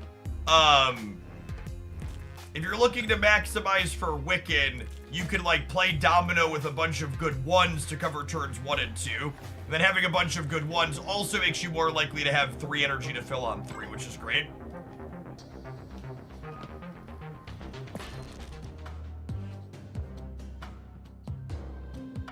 Alright, I think Rad said I could play anything with Gwenpool, and I wanted to try this for them. This is bad. We're gonna play something else with Gwenpool.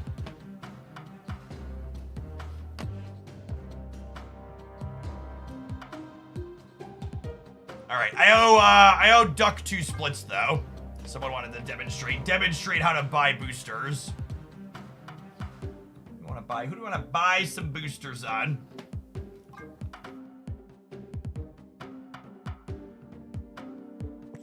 I think we'll play Cable in the Dino deck later. We got the whale variant for this month, so let's fire a couple of splits off on him. See, we can buy 155 boosters and 900 credits with this. Delicate Beast, thank you for the entire year. Let's get you a sword to go with that shield. Welcome back. Yeah, I think I can take one more viewer deck. I've got 4 more after this one. She'll be waiting a minute, but we're gonna be streaming a long time today.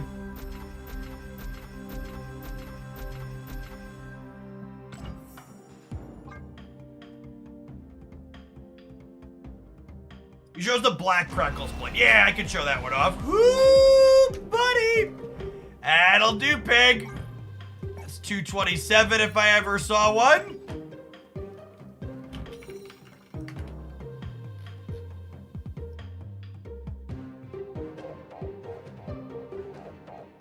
It is unfortunately green.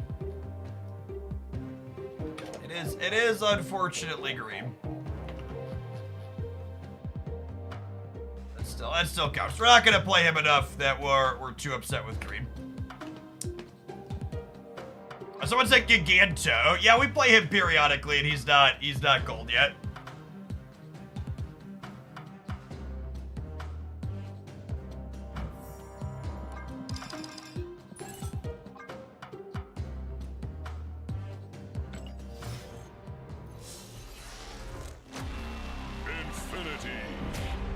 Can you keep splitting golds for more effects? Yeah, but you're not guaranteed to get another gold. So if you split a card that's already gold, it's random what finish you're gonna get on it.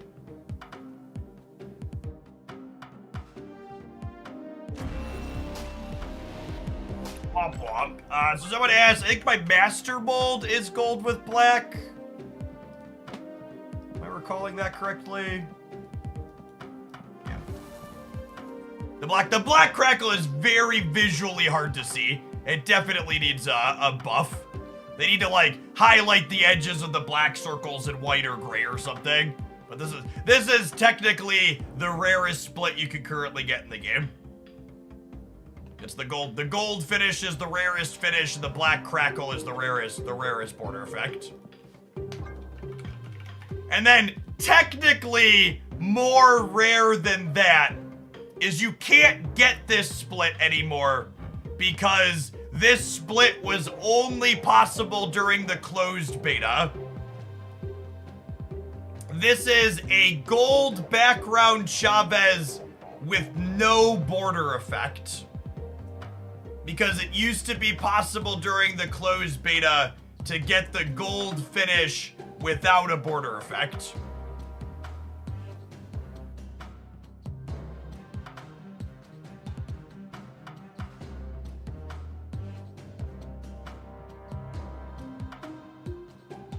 That's a reserve list card. Someone said those boosters. I think Hood is my card with the most boosters. We play a lot of Hood on this channel. So I have 4,200 Hood boosters. And I think it's like 12 or 13 Hood splits. 1, 2, 3, 4, 5, 6, 7, 8, 9, 10. I have 11. So 11 times 155. Plus 4,200. I have like 6,000 Hood boosters lifetime.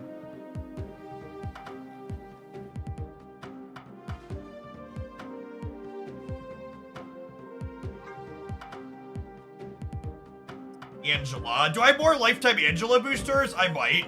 So I only have 2,500 Angela boosters, but I have more splits on her. 1, 2, 3, 4, 5, 6, 7, 8. 9, 10, 11, 12, 13, 14, 15, 16. I have 17 Angela splits. Combined, I only have about 5,100 Angela splits lifetime. So that's, or 5,100 not splits boosters, so about 800 less than Hood. We have a few goals in here. Yeah, I resplit for gold on different variants on her before we could move them around. Also, this one was a shit border effect. There's no way I was gonna leave freaking green tone flare on a card I play as much as Angela. Did they change Shuri recently? Nope. They changed Shuri a really long time ago, but not recently.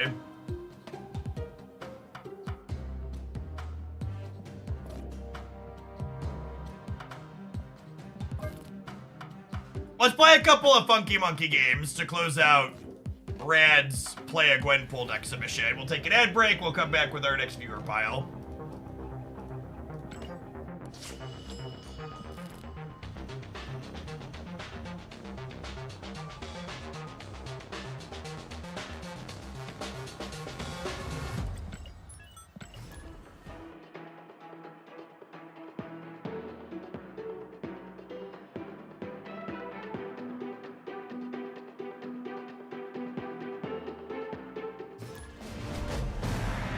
Hey, DNL, thanks for the primer, appreciate it. Snap. Nexus. Is Nexus good for me or bad for me? I basically have to decide, do I want to get rid of it? What do you keep the gold tickets for? This early in the season, the gold conquest queue times tend to be really long because there's still a lot of people climbing back to infinite. So usually I'll start spending my gold conquest tickets like the second week because the queue times will be faster.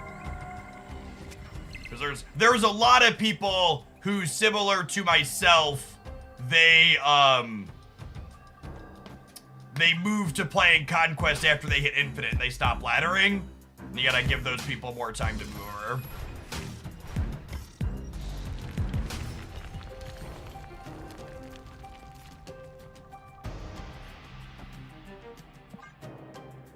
How much of the Wolverine album have you complete? I think I'm 6 out of 9.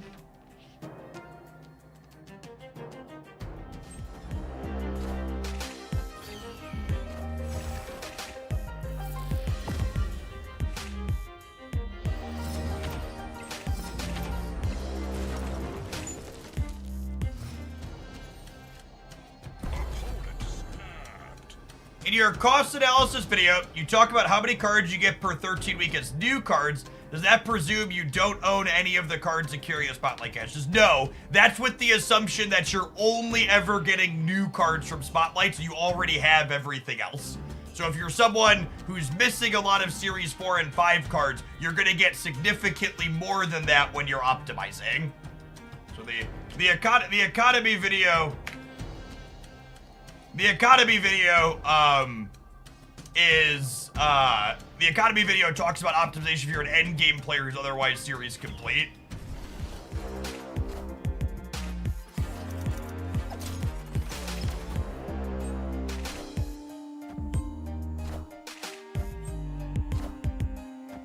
And we're torched on that one.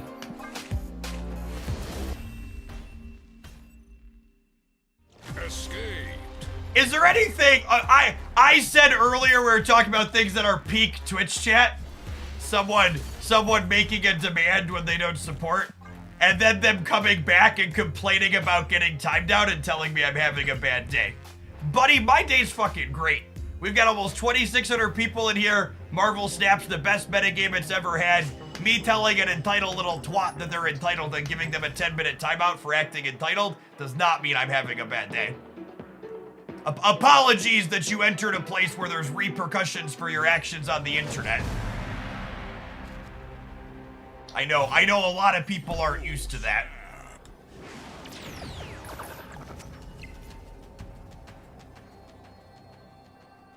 Opponent snapped.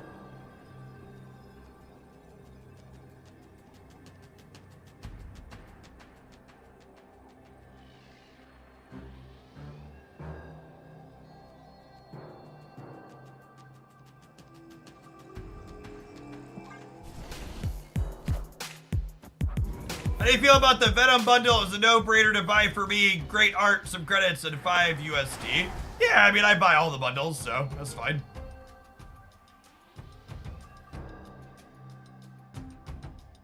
Punished for not,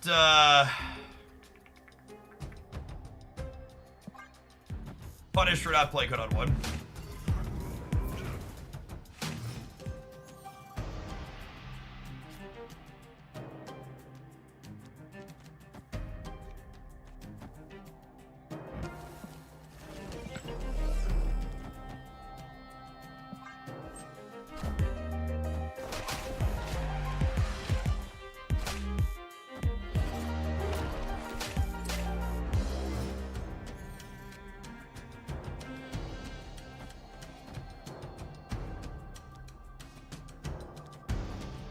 I think we do this so I can Absorbing Man the Gwenpool next turn.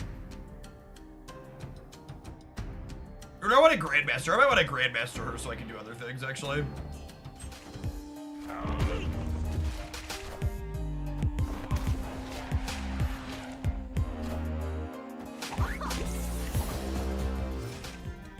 Although, now that we landed on here, that changes my thought process a little.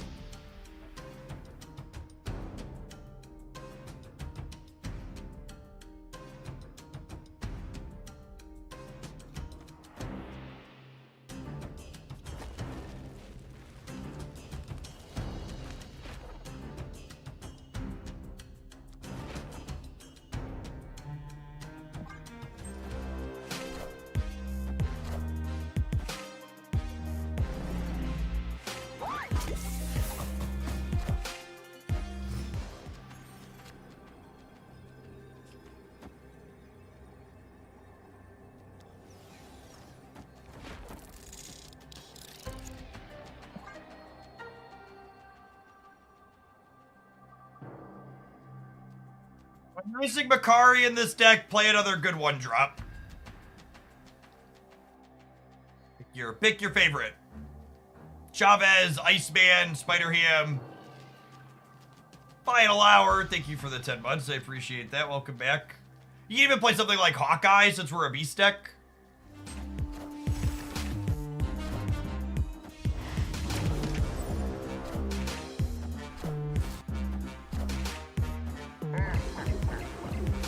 Yeah, silly opponent. There's no ongoing for Blob here. Victory. It's the old beats. Thank you for the quarter of a year. Welcome back.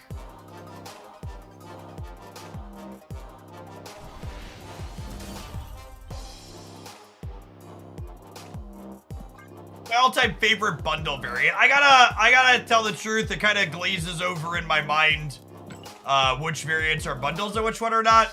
Generically, my favorite variant is that beast, though. 1602 Beast. He's a quality piece of art. Speaking of things that are quality, chat, these adverts. We'll see you in 120 seconds. When we get back, we're going to play some Pixie Jean Grey shenanigans as our next viewer submitted deck today. Thanks for hanging out. Don't go anywhere.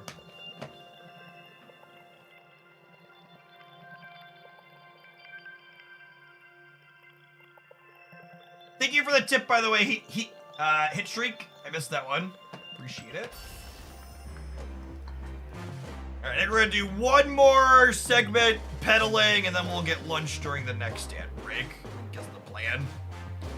11:45.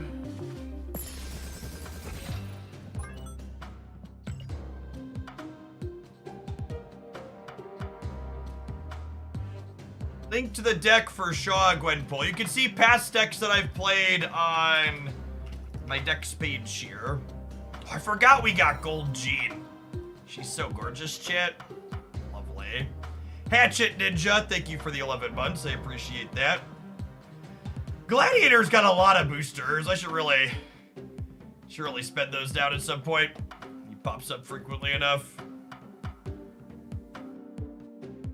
I really like Gwenpool. If you want a detailed verdict video on Gwenpool on where she's good, bad, or otherwise, check out this one if you want to be informed before you make a decision.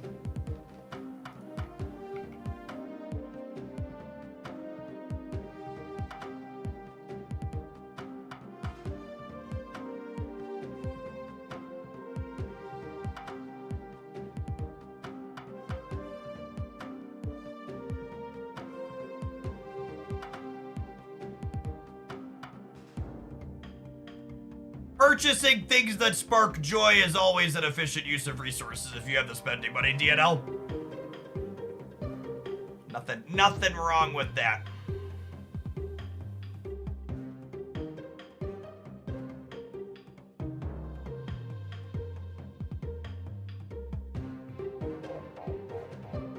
Oh yeah, speaking of the bundle, the season pass. If you haven't picked up the season pass yet, I've got 2 season passes to give away in the subs Discord again.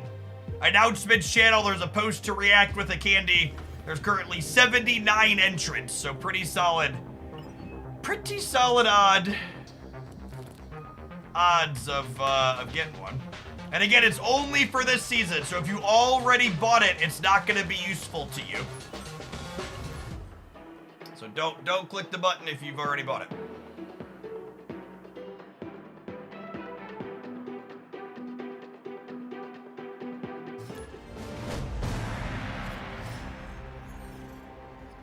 Oh, snap.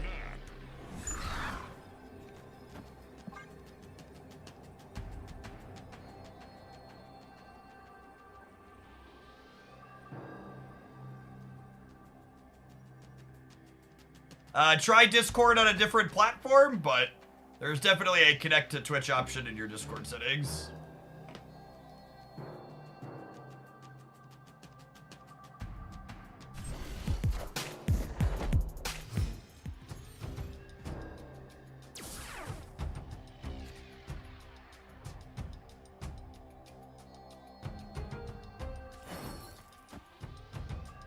Do I do a giveaway every season? This is the first season I've done them. And I'm mostly curious to see if I'm gonna look at the Discord gives me metrics on like how many new people joined the server. So if the season pass giveaways this season cause a meaningfully additional amount of people to join my Discord server, we'll probably continue doing them in the future. It's gonna be my bar. Tend to be very data-driven in my decision-making. This is a pretty mediocre Pixie, all things considered. Having both our 6s in our hand is not ideal.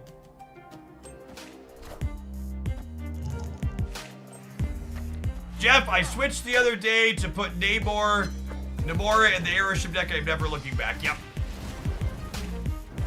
And unironically, one of the #1 things that has me convinced people haven't really worked to optimize airship much is that more people aren't playing Namora. She's so good.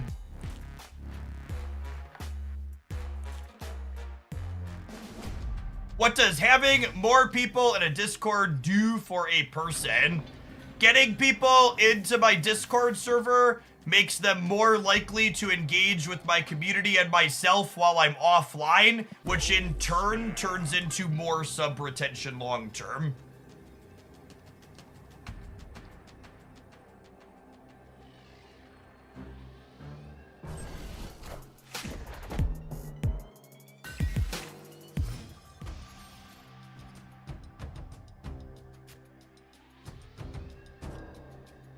Like for reference, I talk about, you know, how I streamed games like Magic before Snap, because I've been streaming for over a decade now. And there are a number of people in that Discord server that still subscribe every month, but they don't even play Marvel Snap, but they continue to subscribe because the Discord server community is a place that they want to be and engage in.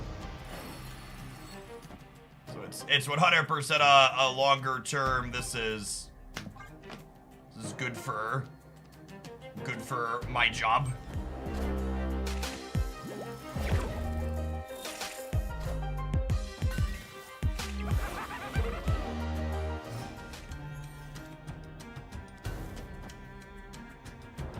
Ah, Pixie made Gladiator cost 3. Got him.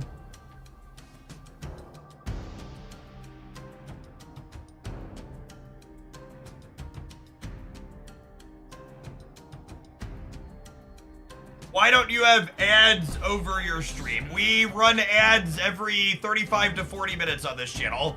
I just control the timing of those ads so I don't have them run in the middle of a game that you're watching.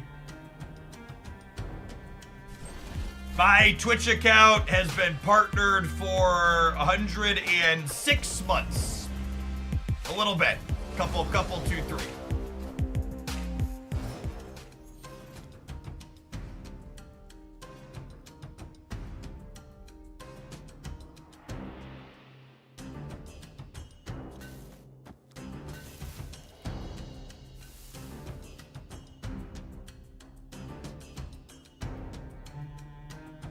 You're the first streamer I ever subscribed to, and I keep subscribed, so I love the content, and the Discord server is great. It's the first Discord I've ever truly engaged with. Yep. Fun fact, chat. My Discord server has existed for almost 8 years. And in that time, actually it's over 8 years, we're past the July date. And in over 8 years, with thousands of people in there and hundreds in and out every week as my subscriber base changes, lifetime I've only ever had to ban 50 people.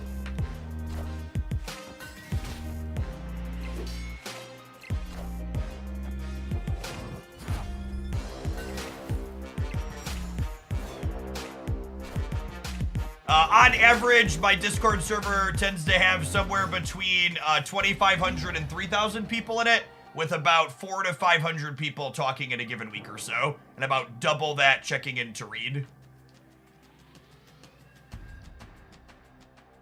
Discord gives you lots of fun metrics for things. I think I'm losing here, so I'm gonna do... Actually, if I think I'm losing here, do I just, like, move this over? And, like, put these middle? That might be the play.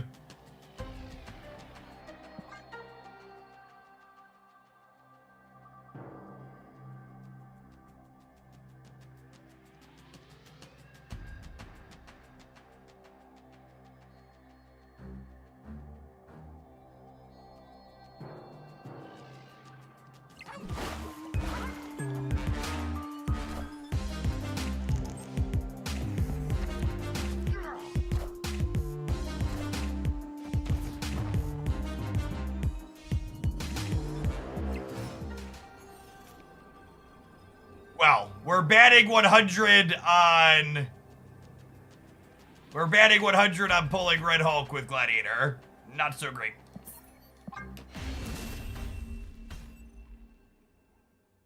Escaped.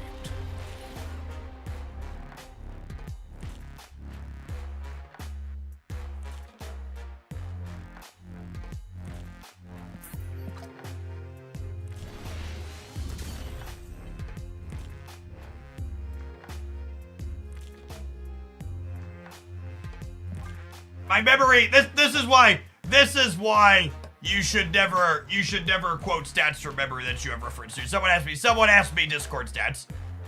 So for the last week, there were 502 unique visitors and 130 unique people who sent messages inside my Discord server.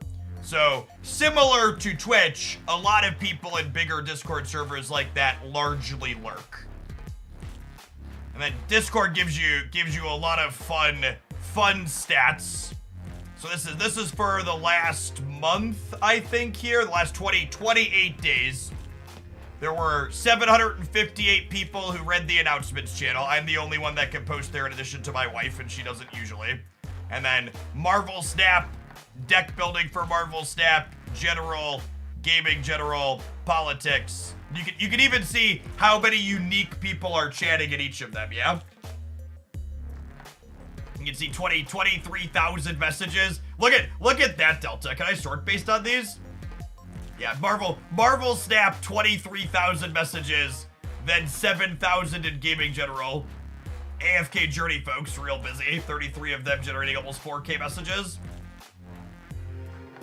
Star Rail, I haven't been in the Star Rail channel because I bounced out of that one. That one's very active too. And then politics up there as well. So kind of neat. Discord, I'm a data geek, so being able to dig into all sorts of stuff like that always makes me smirk. Rufio, thank you for the 17 months. Welcome back. I'm approximately 22,000 of those messages. That's accurate, chat. I communicated there quite frequently. And Han is definitely a lot of it. Can I see, actually, do my server insights show me individual people? Audience, engagement. I don't know if it shows me based on per people. It doesn't look like it. I'll have to poke around in there and see if that's a metric. I don't know that it shows me that stuff. No, I bounced off of AFK Journey. They started releasing too many Kraken characters, and I wasn't willing to spend the amount of money you needed to spend to continue to be competitive, so. They released too many too quickly, and I was like, nope, I see where this is going, we're done.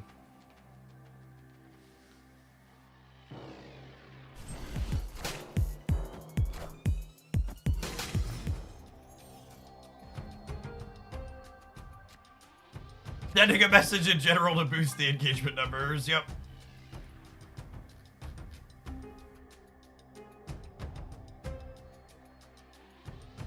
What does a Kraken character mean?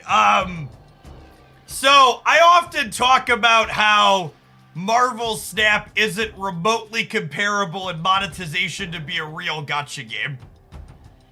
To max what I would refer to as a Kraken character in AFK Journey, it costs approximately 3,000 USD. Just to give context when I say Kraken character.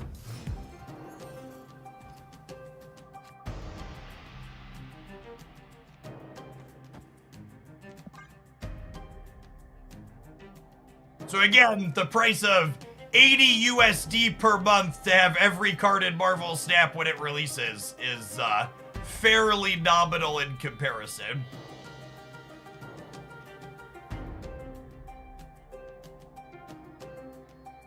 That's cheaper than maxing a character in AFK Journey. Yeah, that tracks.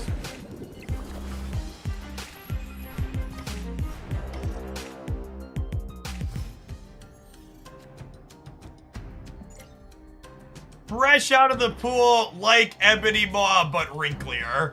What an A+ combination.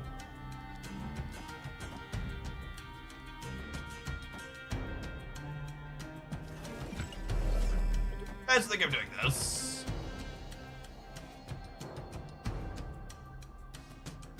Hearthstone is also a money-heavy game. Marvel Snap is cheaper to continue getting every card on release than basically every other major card game that's successful and still existing today. The only card games that were cheaper than Marvel Snap to get every card in were things like Runeterra and Gwent that no longer exist, in part because they were too generous.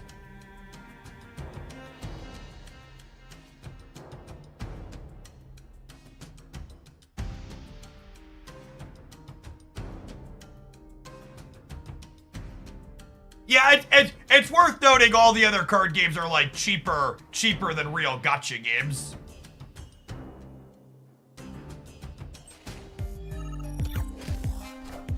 Yeah, it really made me appreciate the Genshin Impact / Hoyoverse's tendency to not have PvP in their games.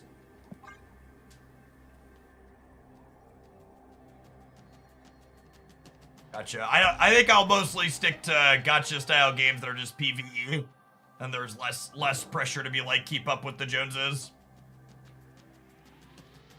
I should play Doctor Doom left. Should I, Twitch chat? Should I play Doctor Doom left for Angela?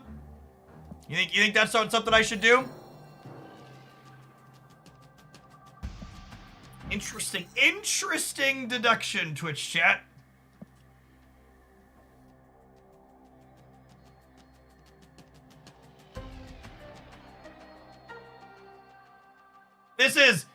This is a drum I have beat many times in the Marvel Snap community.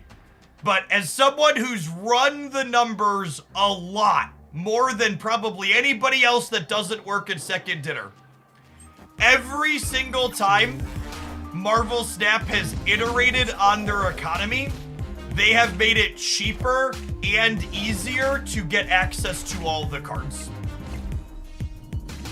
Just objectively, every single time there has been a major iteration on the Marvel Snap economy, it has made new cards cheaper and more accessible.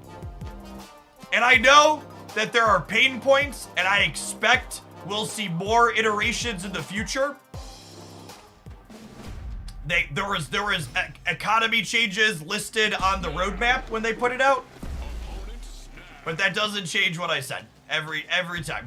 For reference, when Marvel Snap first started releasing new cards, their first economy iteration of Nexus events was going to cost over 1,000 USD per month to get everything on release. They scrapped that very quickly because we all fucking rioted.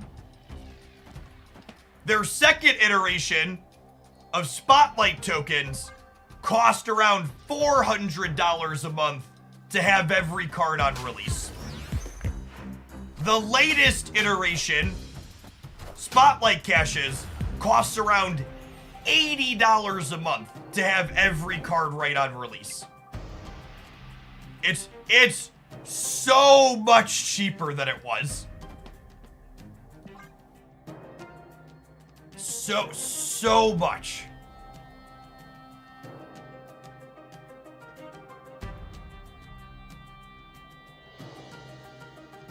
I think there's always a lot of talk about the Marvel Snap economy, but I think a lot of the problems with the Marvel Snap economy are related to perception and understanding how it functions more so than it actually not being generous enough. If you're interested in how that $80 number works, I have an economy breakdown here for this year talking about it.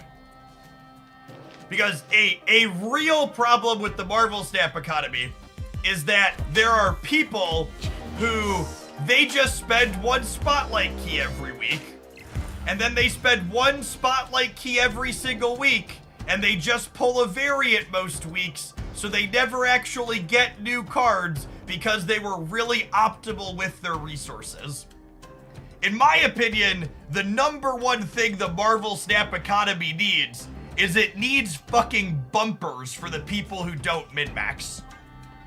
For people who min-max and understand how the economy actually works, the economy is very cheap and accessible.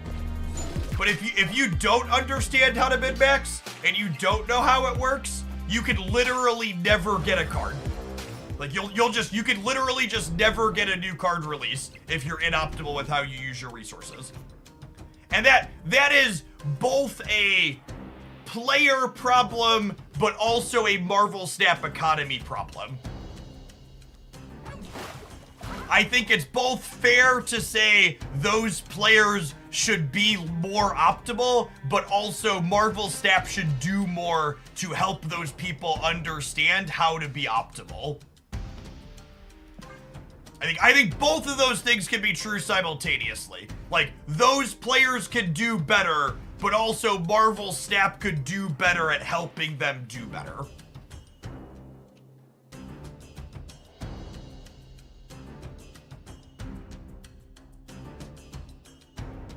And again, if you're someone who's new here and you haven't watched my economy breakdowns, this is my latest one for this year. I talk about how many cards you get that are new as a free player, as a season pass buyer, and how you need to spend and what you need to buy to be an optimal spender to get every card. Squad still a little light.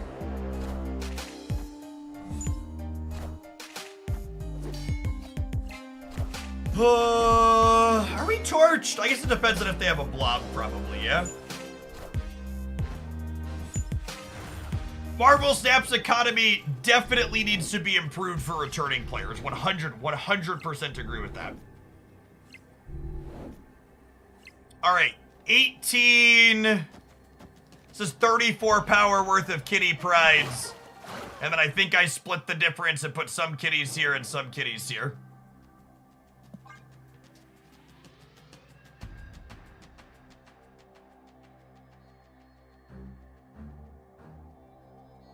Yes, I agree with that, Delinear. There are a lot of people who like to make people angry because making people angry makes them more money. So there are a number of content creators who, whenever the Marvel Snap economy comes up, instead of being informed and helping people understand, they just say, economy's bad, and then everybody cheers. And they get upvotes and retweets and likes because saying the economy bad is easy, low-hanging fruit to get engagement. Because you gotta remember, Reddit, Twitter, YouTube, all of these sites thrive on engagement.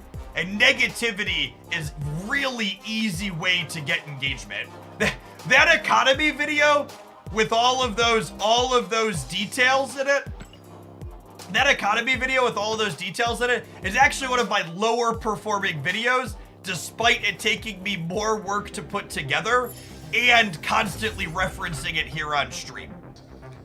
Because educational, informative stuff like that just doesn't thrive on YouTube.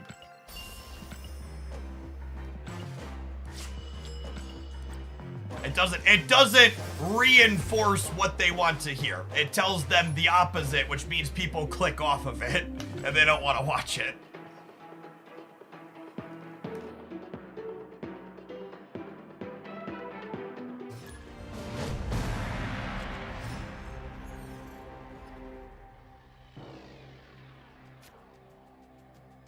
Snap.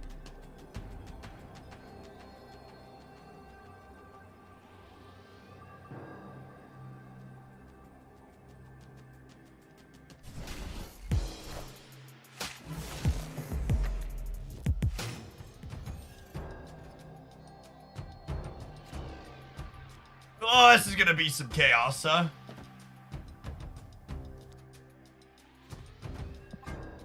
Jeff, if you wouldn't mind, I'd actually prefer if you just confirm my biases. Thanks. Yep, sorry, I'll do work better in the future. Is there any of you reacting to upcoming cards? Yeah, I do roundups on those. It's my latest leaked cards reviewing September stuff.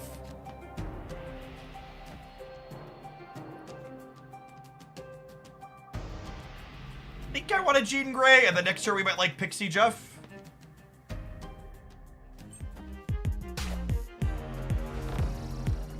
Answering your question from yesterday, I enjoyed that you put the decks that you did not like when pulling just as much as the decks that you did. Thank you, I appreciate that feedback. They took my Gladiator, and then my Gladiator gave me my Doctor Doom. Thanks, bud, appreciate you. All right, our game board has a bunch of runes on it. Pixie has really been bad in this deck. As sad as it makes me to say, she's been kind of atrocious. There's no reason to Pixie, right? My deck is Nightcrawler, Kitty Pryde, Mobius. Have you dabbled with Erishim since the new season started? I haven't really played any Erishim because most of the sweaty players are still hard stuck on it, and I try to make a point to focus on things that are off meta. Yeah, a lot of 3s and 4s. We've had a little bit of variance that we keep drawing our 6s early, but I definitely think that it's true that Pixie's awkward with too many 3 and 4 cost cards, which kind of fits what's going on in this deck to a degree.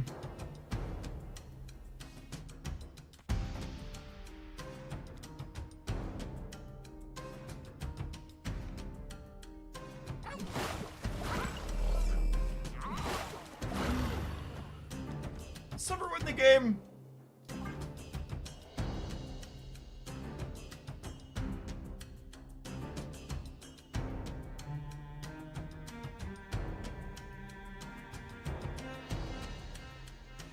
Reminds me of an unironic post from Facebook. I'd rather receive false information and keep my conservative views than receive true information and follow the socialist agenda. Those fucking socialists. They're the worst.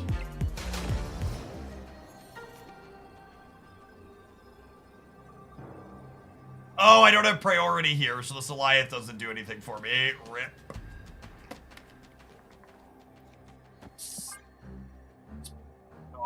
I lose the, what's it called? 17 might win here. I don't know, it's probably a flip.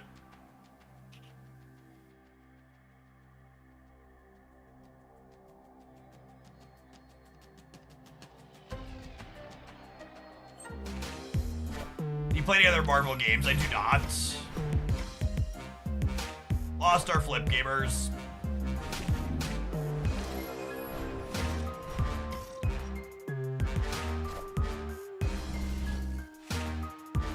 I guess we win against these on the right every time.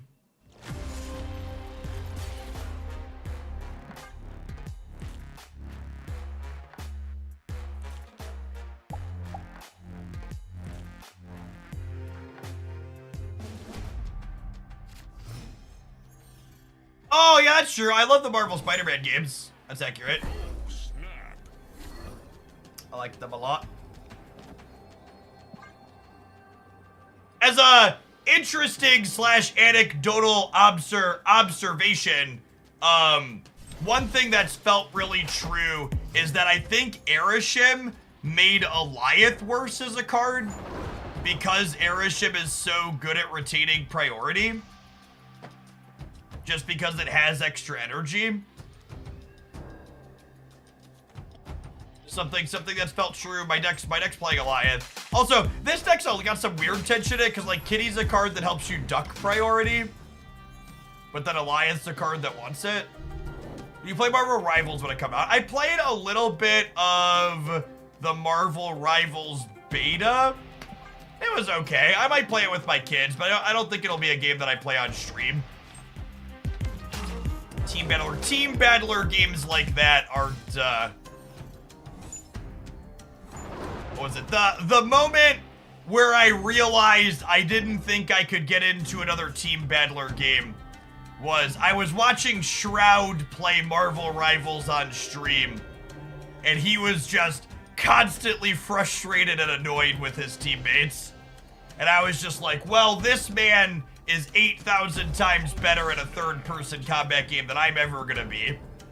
And if his teammates are annoying him, I have no shot of ever not being annoyed.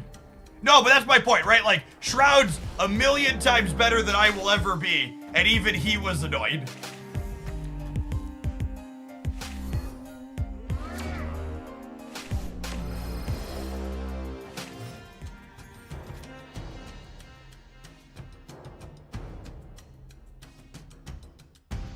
All right, I'm gonna go Jean Pixie, and we're gonna draw freaking 2 energy Dr. Doom, and it's gonna be awesome.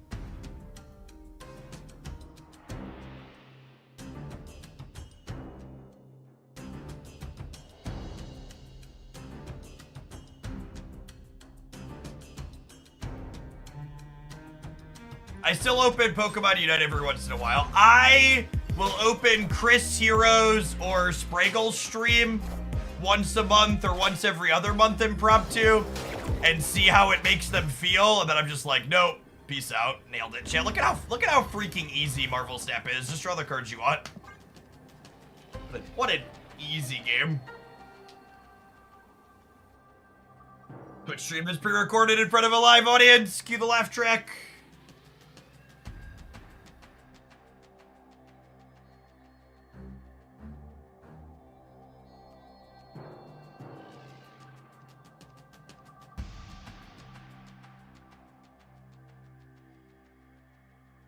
This was 25% to happen, right? My deck was Angela and Dr. Doom only. So Pixie shuffling their costs is 50%, and then drawing Dr. Doom is 50%. So 50-50, 25% chance. One in 4 games, that happens when I call it out.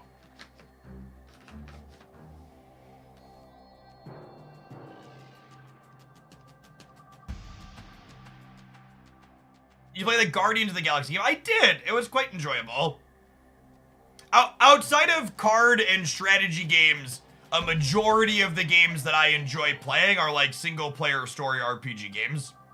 Guardians of the Galaxy, Marvel Spider-Man, God of War, Tomb Raider, Forbidden Horizon Zero Dawn, Witcher 3, Genshin Impact. Those are most of what I play. Mass Effect, yeah.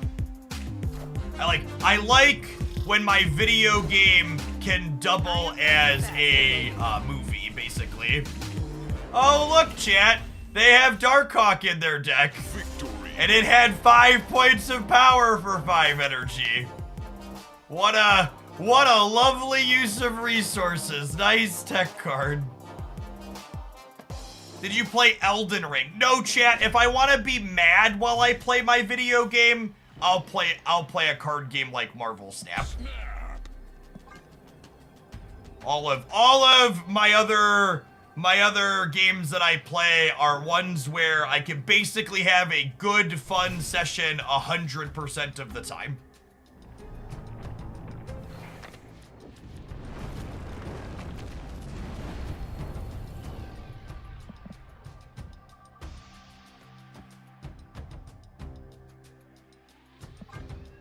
Our hand's actually absurd. We get to go Nebula into Jean, into Marvel, into Jeff over here, plus a Gladiator, into Doctor Doom. Pixie's worthless, but I actually get to play out all of these cards.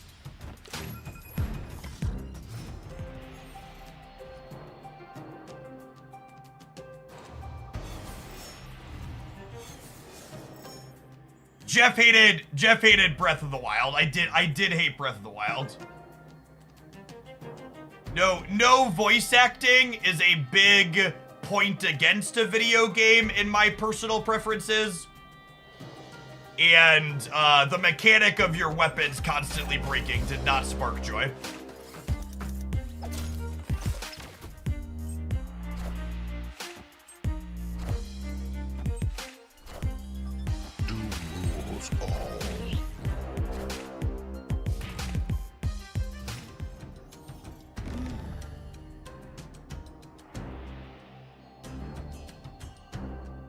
You play Final Fantasy VII Rebirth at some point. I played the first part of it. I'll probably do Rebirth at some point, yeah.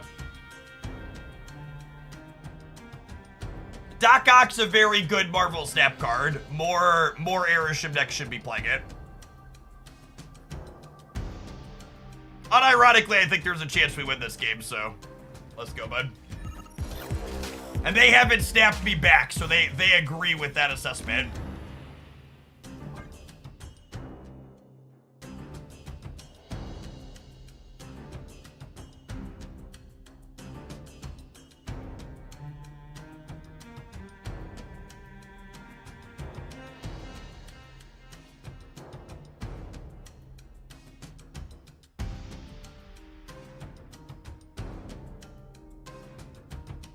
Why don't you play out the Gladiator? Because it's literally the only play I have for the rest of the game, and there's no reason for me to put it into play before turn 6.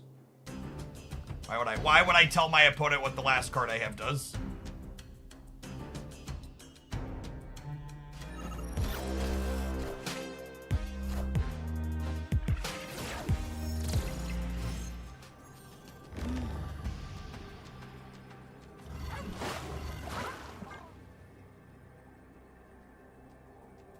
Fuck, what if they have their copy of Darkhawk?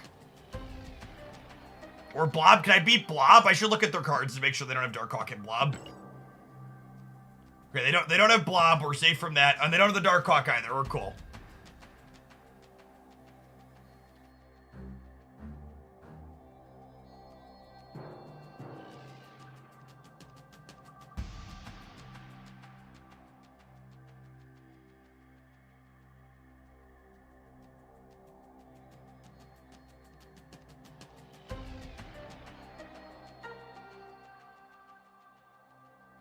We could actually lose this, though, because the Gladiator's only +3 here because I lose the Marvel bonus with Jean.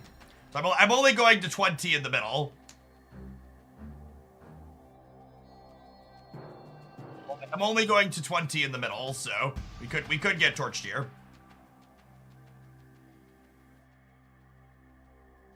I'm gonna mute them because they're full roping me here, which means they're more likely to emote me if they win.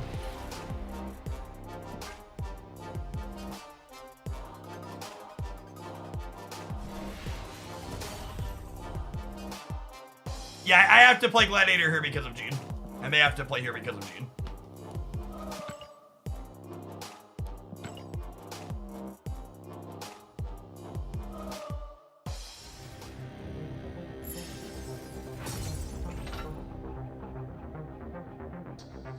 So, we talk a lot about how I think there's a lot of playable cards that don't see a ton of play in Marvel Snap right now. And one of the things that I think really fits that description at the moment is Miss Marvel stuff. She's just like a really good card that just doesn't see a ton of play, and she pairs well with Doctor Doom. The Pixie part of this deck felt really awful. Just a lot of 3s and 4s. I don't think we really want to play less 3s and 4s. And the Kitty part of the deck felt clunky with the top end.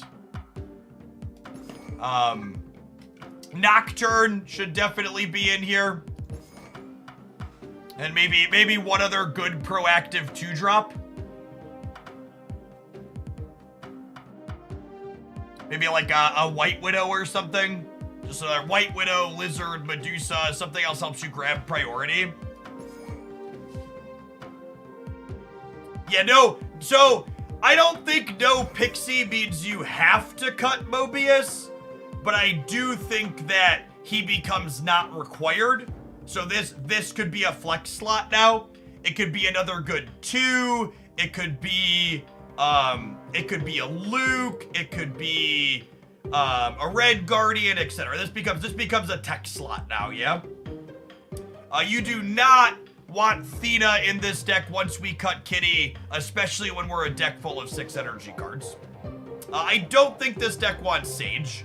Sage is a card that wants to be played on the last turn of the game, and this deck already has 2 cards that want to be played on the last turn of the game. Unironically, as a tech card / card we have lots of good things with, I could see Storm and just be like the kind of classic, like, Lockout style Alioth, Doctor Doom, Miss Marvel stuff. That's probably the answer, is do something like this. I like the look of this. And so, similarly, I think Gladiator is a flex slot. Like, if I were to look at this deck, I think I like most of these cards, with Storm and Gladiator being things I would try as different 3s. Luke, Mobius, Red Guardian, Storm, even Polaris could probably be fine. Spider-Man, potentially. A couple people talked about Silk. I don't like Silk inside of a deck with Miss Marvel. She becomes challenging to not have your Miss Marvel be off somewhere. Is like the TLDR. So I would not explicitly not put Silk in this deck. All right, time to roll some ads. I'm gonna run upstairs and grab some lunch. While that happens, when we get back, we're gonna be playing another viewer pile of cards. Oh God. We have 3 build-arounds. The next build-around is something else. And maybe chat can do some noodling on me. The request is to build an all-pixel deck. So once I have every pixel in the game, because I'm 700 gold variant complete, I would love ideas on what's the best all-pixel deck we can build. Maybe this is a bad one to play while I eat lunch, because it's gonna make me throw up. Ugh, all right, have some adverts and noodle on that one. BRB.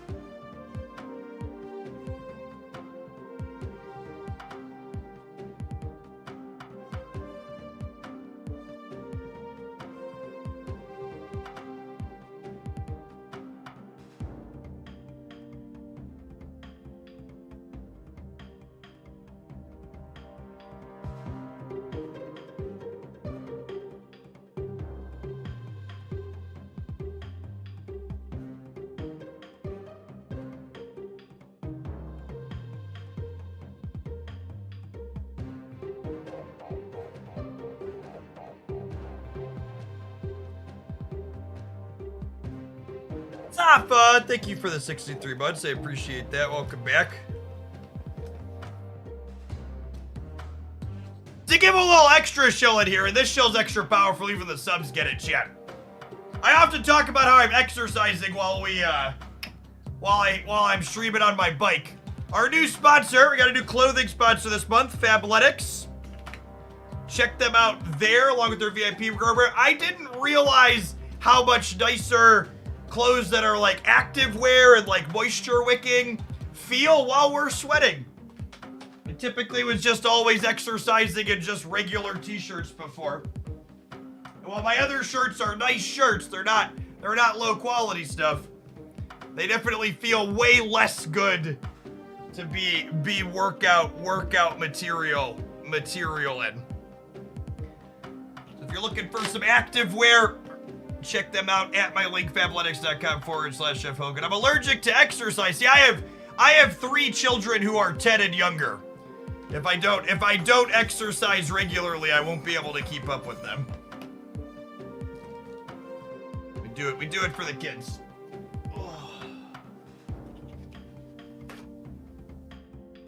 Gilberto, thank you for the quarter of a year. I appreciate that. And Pseudo Panda, thank you for the 56 months. Safa coming in hot for the 63 months. All right, what are we doing with this?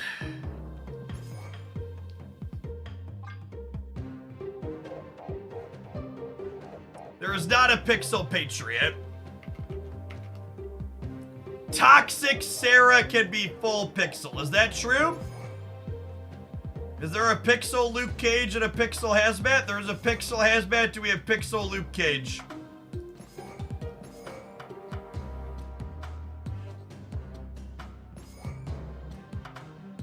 I know there's a Pixel Typhoid Berry. I've had it played against me before. Yeah, I think that's the one. That sounds lovely. Somewhat cohesive. It's a mostly off-meta deck.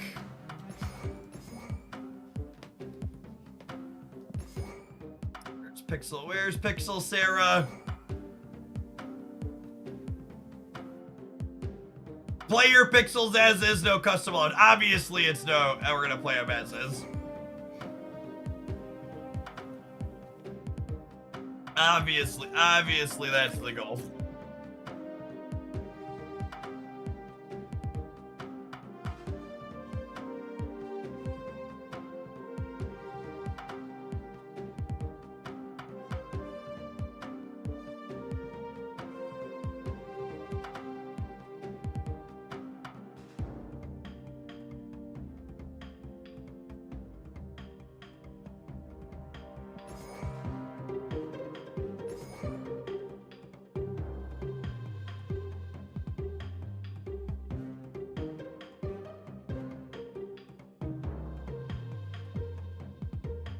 I think I need some other cheaper cards.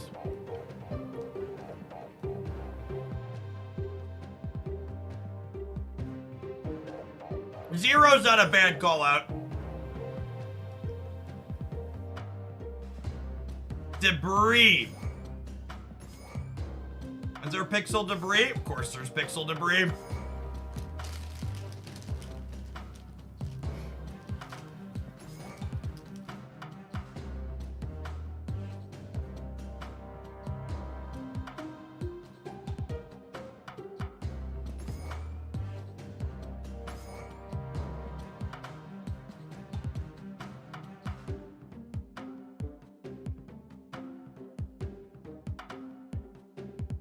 There is a Pixel Shadow King. I don't know that I want him, though. What about, like, Pixel Armor to stop people from blowing stuff up? Seems good. Rob, thank you for the 7 months. I appreciate that. Welcome back.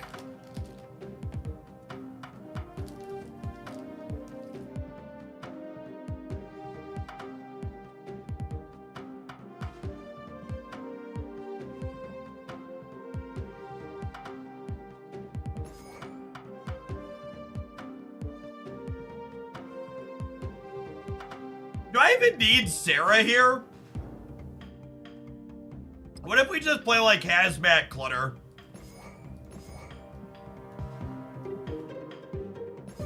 We put like Green Goblin Titania in our deck.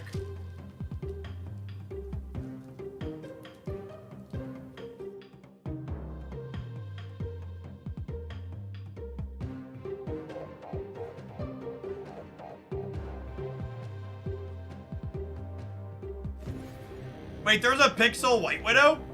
Is there?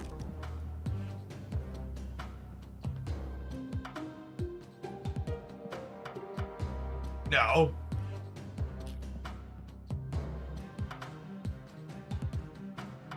Oh, does it look like it?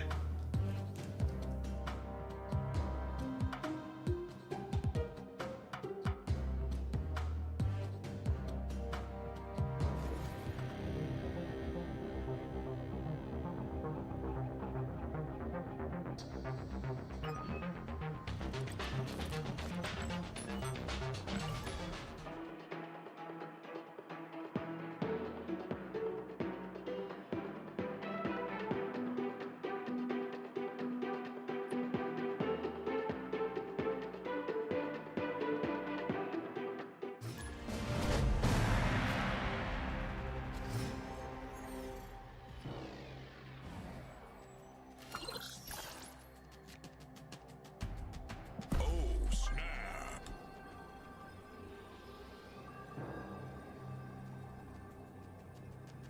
Opponent snapped.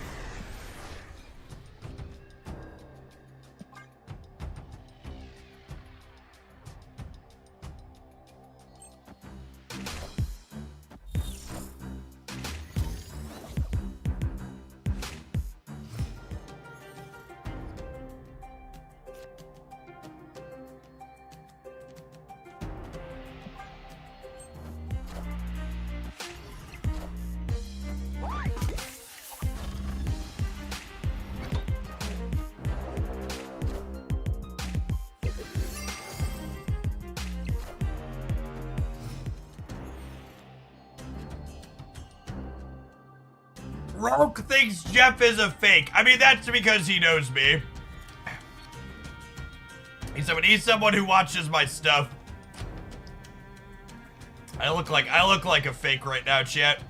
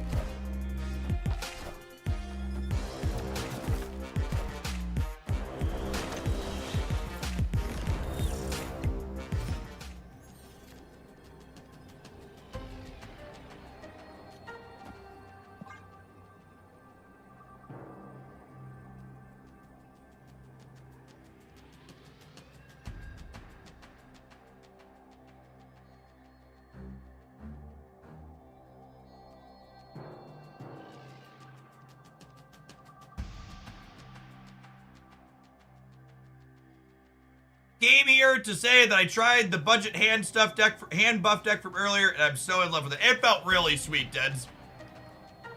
Just like a genuinely new deck to play with. Benny, thank you for the prime, appreciate it.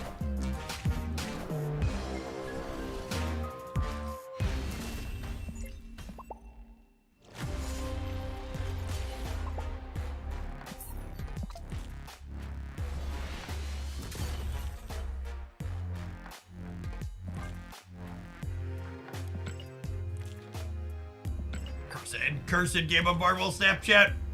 Every game this deck's gonna play is cursed.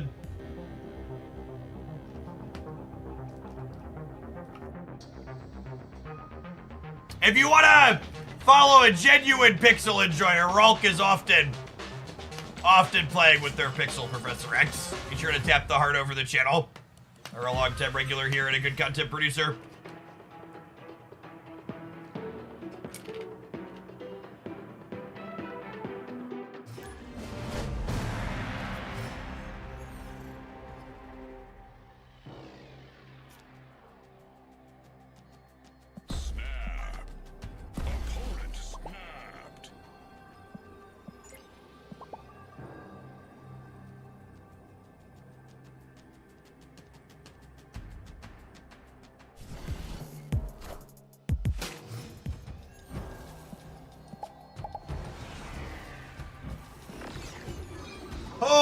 Lee.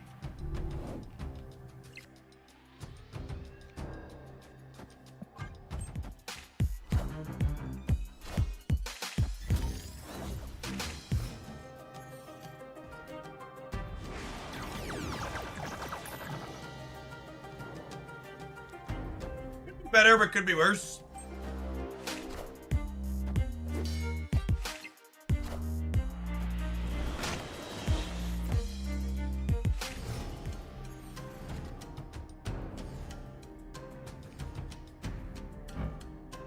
That was a very good job.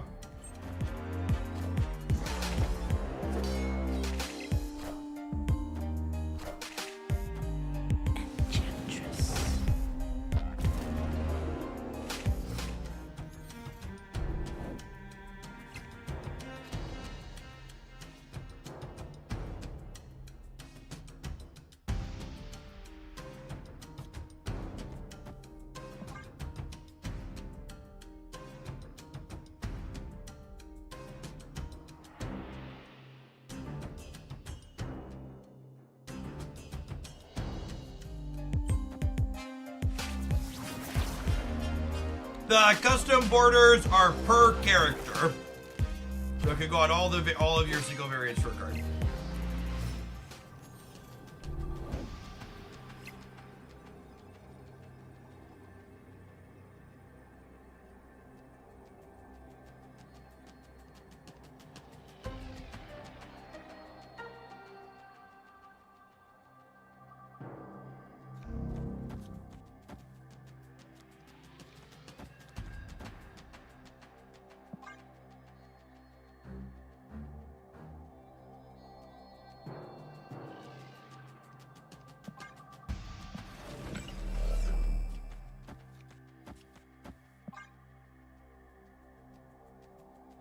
Almost messed that up in case I don't play left.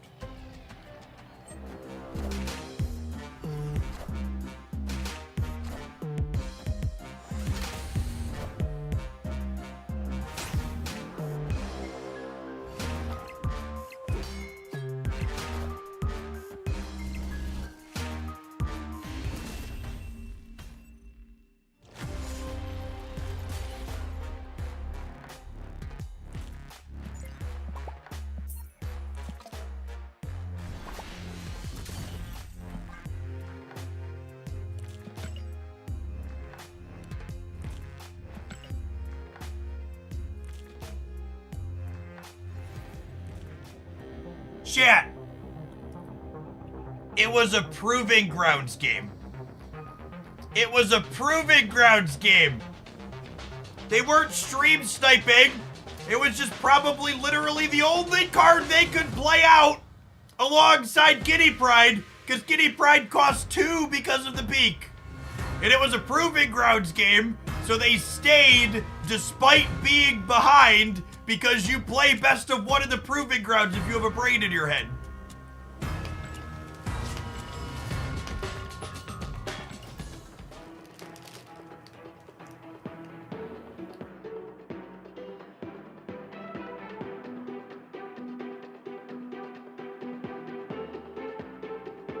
Darth Wicked, thanks for the prime.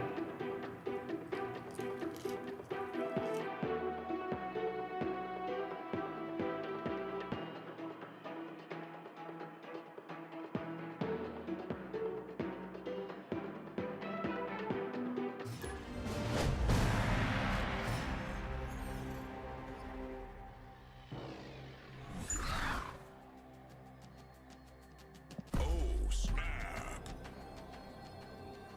Opponent snapped.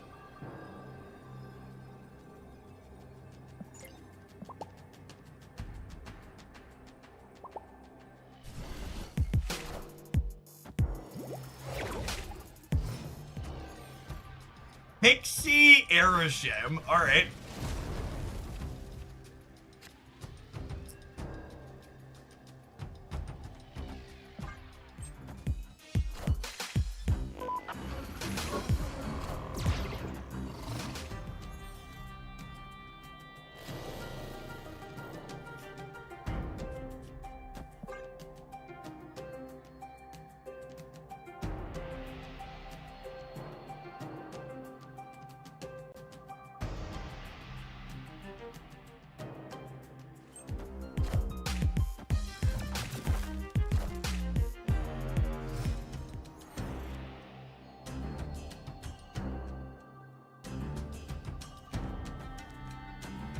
This is one of my favorites, chap. So the way this works is, if they play nothing, both of these jump across. And if they play only one, Goblin goes and fills and Titania stays. Perfect.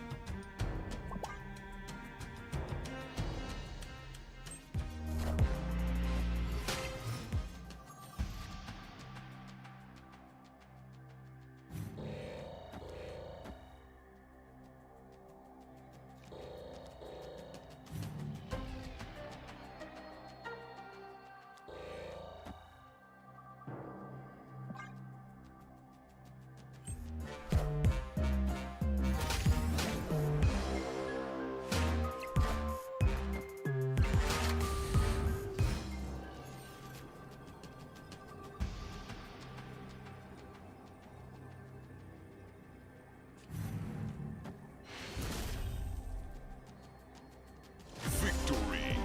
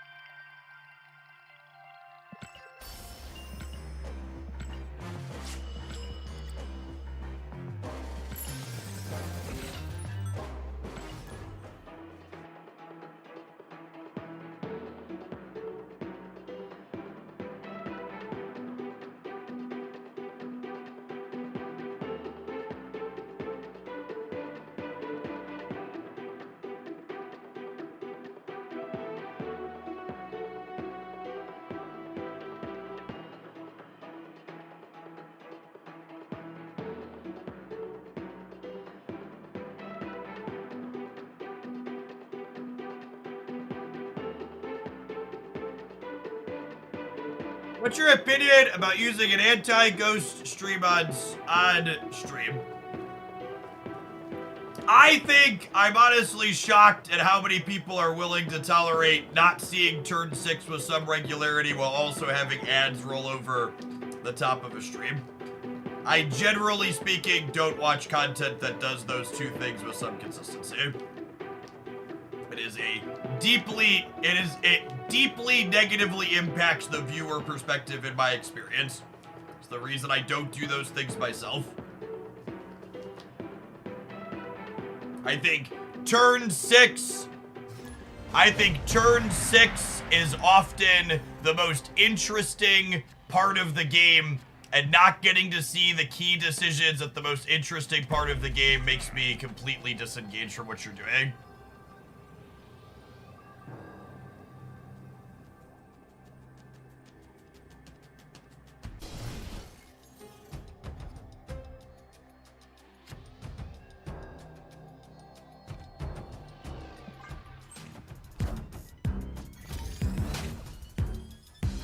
I think the thing that made me laugh the most related to turn 6 blockers was I was served a YouTube video from someone who put a game where they blocked their turn 6 out in their YouTube highlight.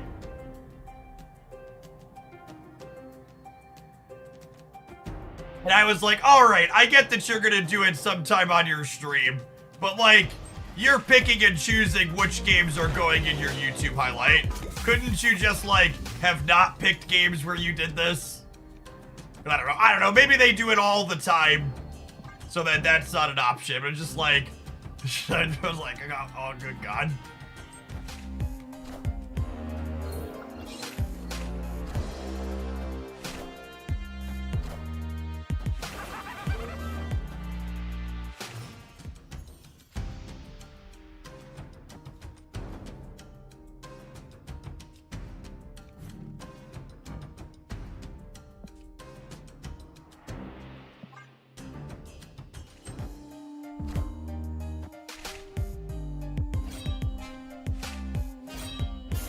might of Asgard, Mjolnir! Why would they block out the final play of the match? So, for people who don't watch a lot of other Marvel Snap content, it is a very common paranoia among people that really care about winning games that they're losing coin flips on the last turn because their opponent is tuning into their stream to find out where they're playing their 50-50 to.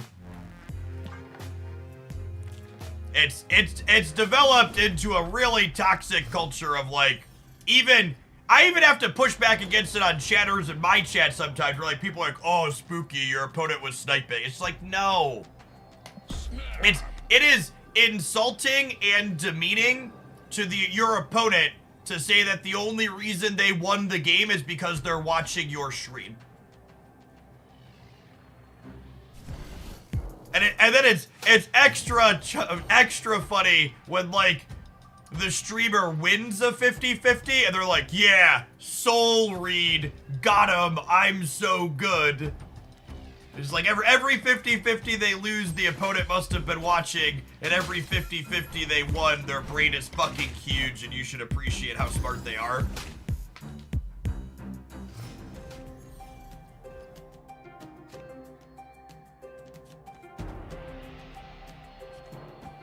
Without Titania, we'll Green Goblin here, and then we can debris next turn to hopefully lock the center.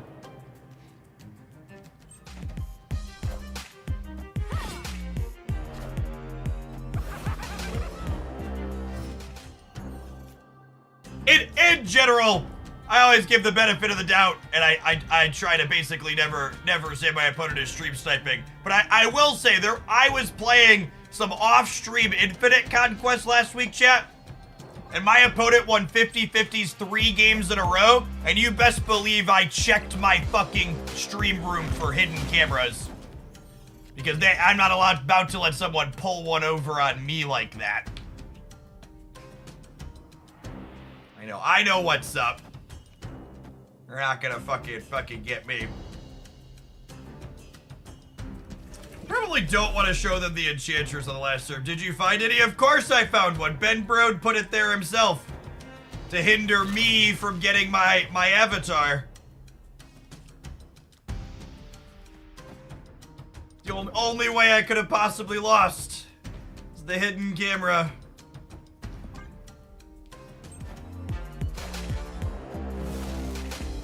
Is it just me or does it feel like Shang is ever in? It's actually not just you.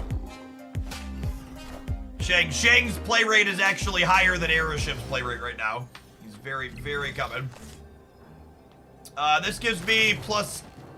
Oh, not that one. This gives me plus 10 here, and it gives them minus 4, so I win.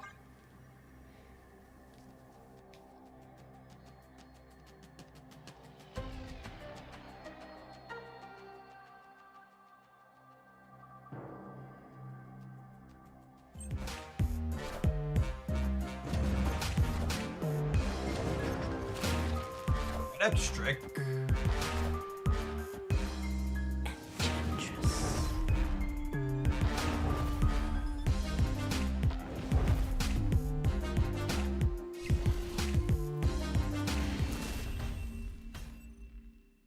Victory!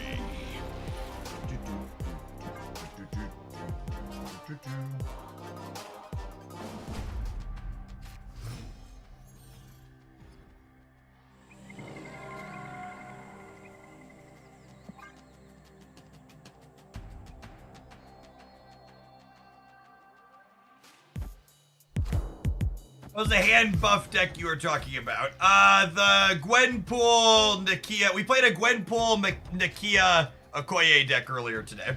This is the one people are referring to, I believe. Opponent snapped. Let's freaking go, gamer.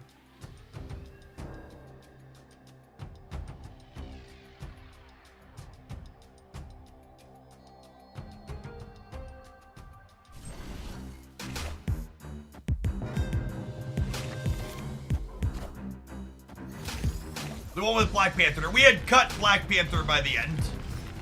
But yes, it had Black Panther in it at one point.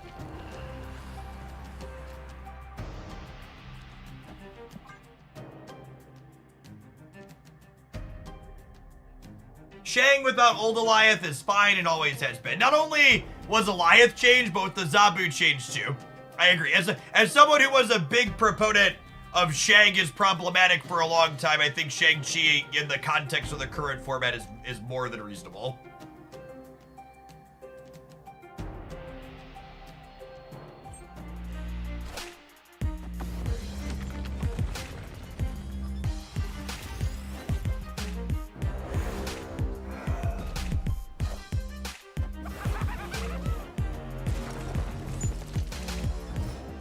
Good random quick.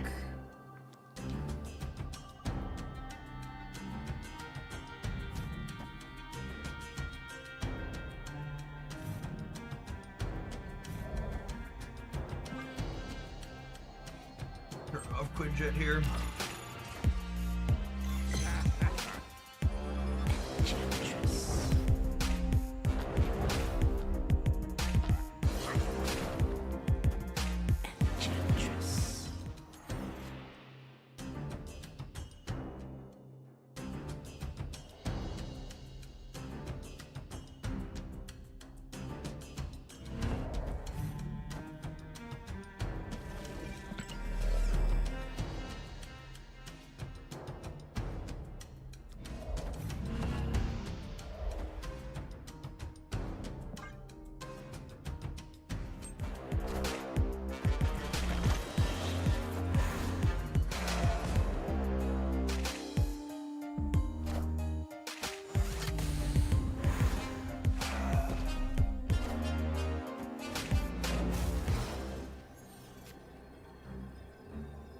Alright, they located for 4 cards. They are 33% to have by Luke Cage. Otherwise, I think we got him. Oh. Even if they have by Luke Cage, it might be okay. I haven't counted. Oh, they only did 3 cards. Yeah, 25%. Good show.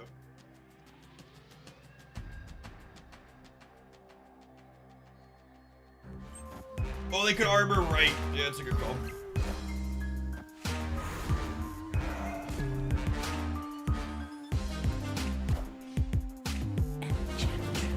Unlucky. Wait, we tie, yeah? Full tie? Nice, get fucked, Buttercup.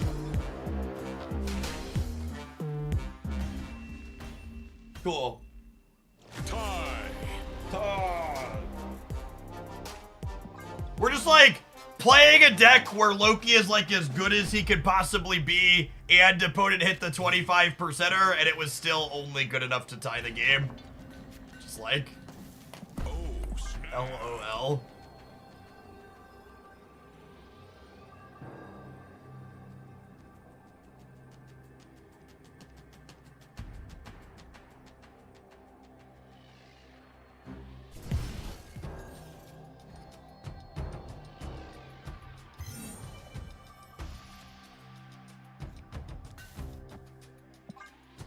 Not gonna armor than in a Valir, because Shang is most useful there.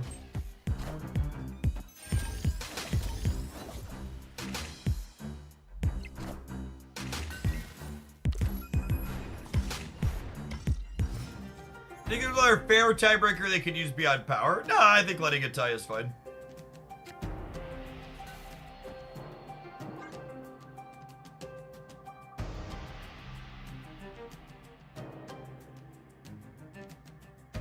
The opponent's deck tends to be kind of board space hungry, so cluttering it up sounds lovely here.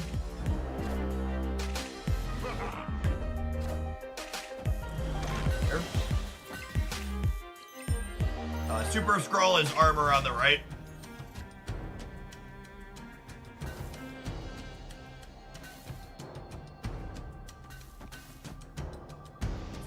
That's gonna be real fucking delicious later.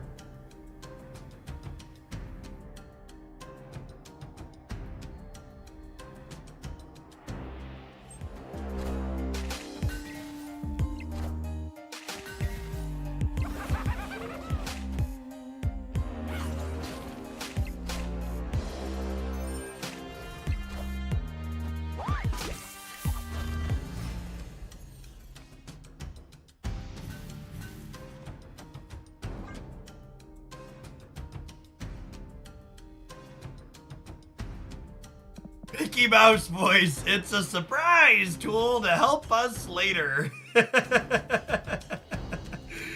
Oh, man.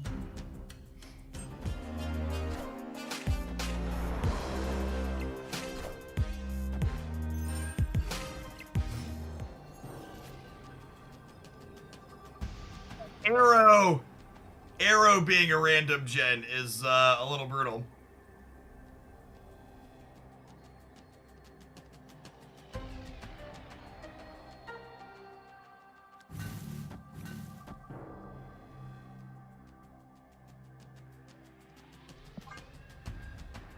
I think there's a shot we die here because of the arrow.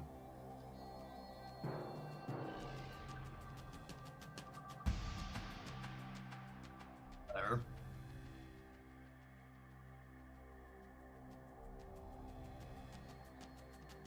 Turn off scroll to nuke the bridge. If I turn off the armor, the scroll will no longer be armor and then the bridge dies.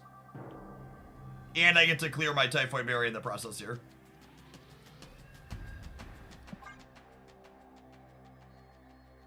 Is it hazmat right? Is that better?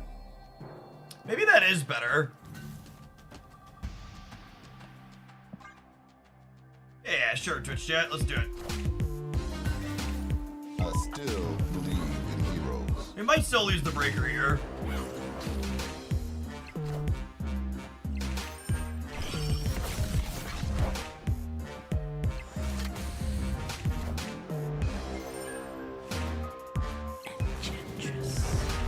No, I'm up by enough in the middle, yeah?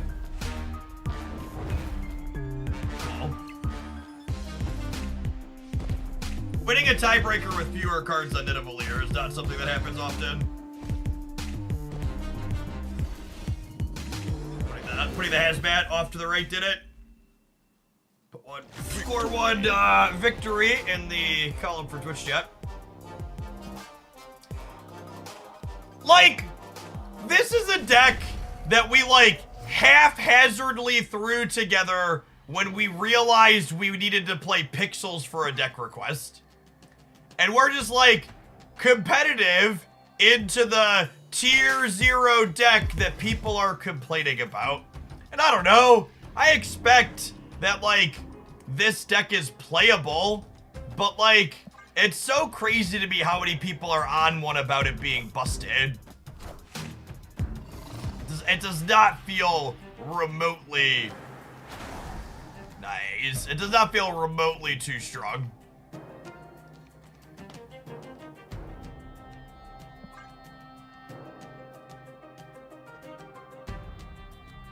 All I hear is you saying Twitch chat is OP. That's accurate. Squad still a little light. How bad was the Galactus deck? Real bad.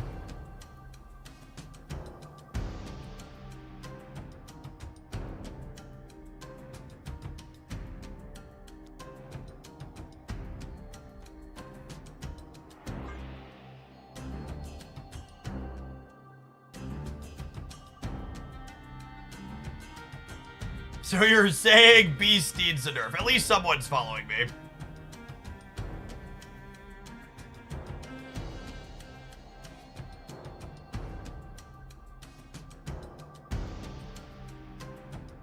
It's definitely a cut above Mill. That's a pretty low bar though. Are ye worthy? Will they dig up this time?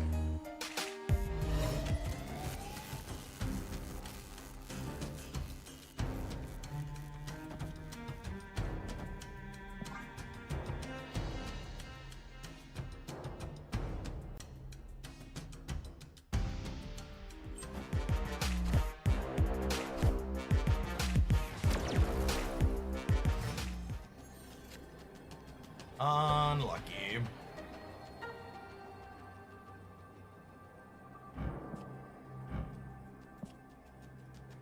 So I'm at 0 here. I'm kind of just coin flipping against where I think they're going to play their other big thing out this turn. Do they play for middle or do they play for left? They probably play for left because I have fewer spaces available there, yeah?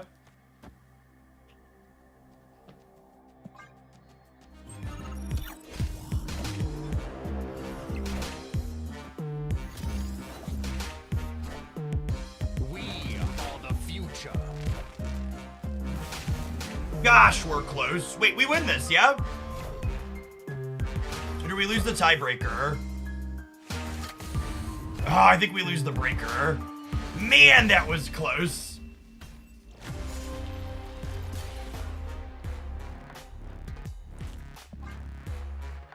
We're plus 15, we're plus 10. Just barely lost a breaker in a game where they got a good read on our green goblin.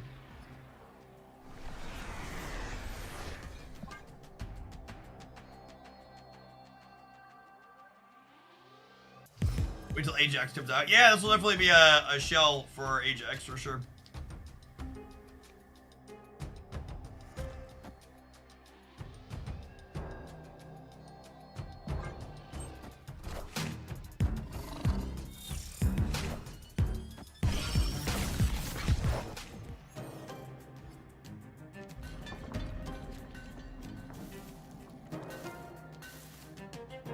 I'm gonna put Luke over here, so that way if they want to take his ongoing, they have to get rid of Wizard's ongoing too.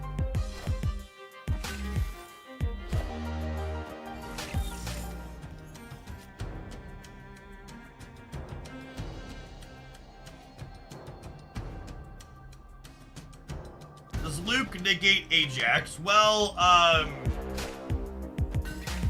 what's it called?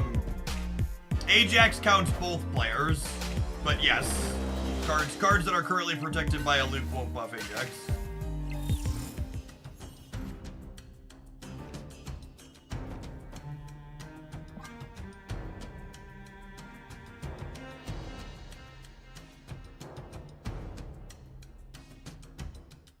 Slime, thank you for the brand new tier 1 sub. There's a lot of great people who can support on Twitch. Thanks for supporting my content. That direct support is a big part of what keeps me around.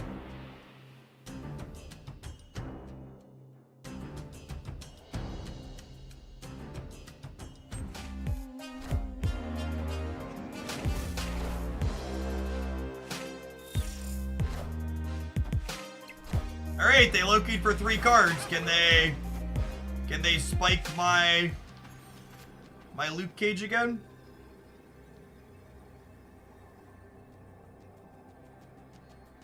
Oh, I guess they could spike my Enchantress, yeah?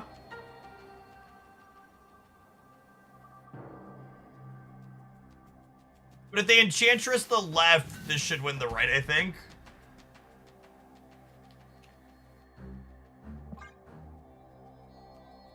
And again, they only Loki'd 3 cards because these Airship Loki decks almost never have extra cards in their hand.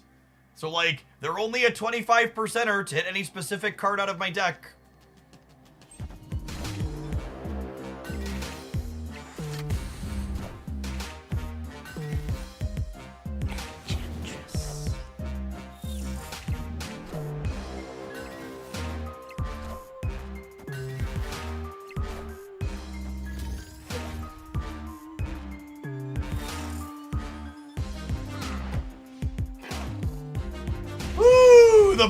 The Baku jump scare there for a moment. I clutched up involuntarily as he filled the path.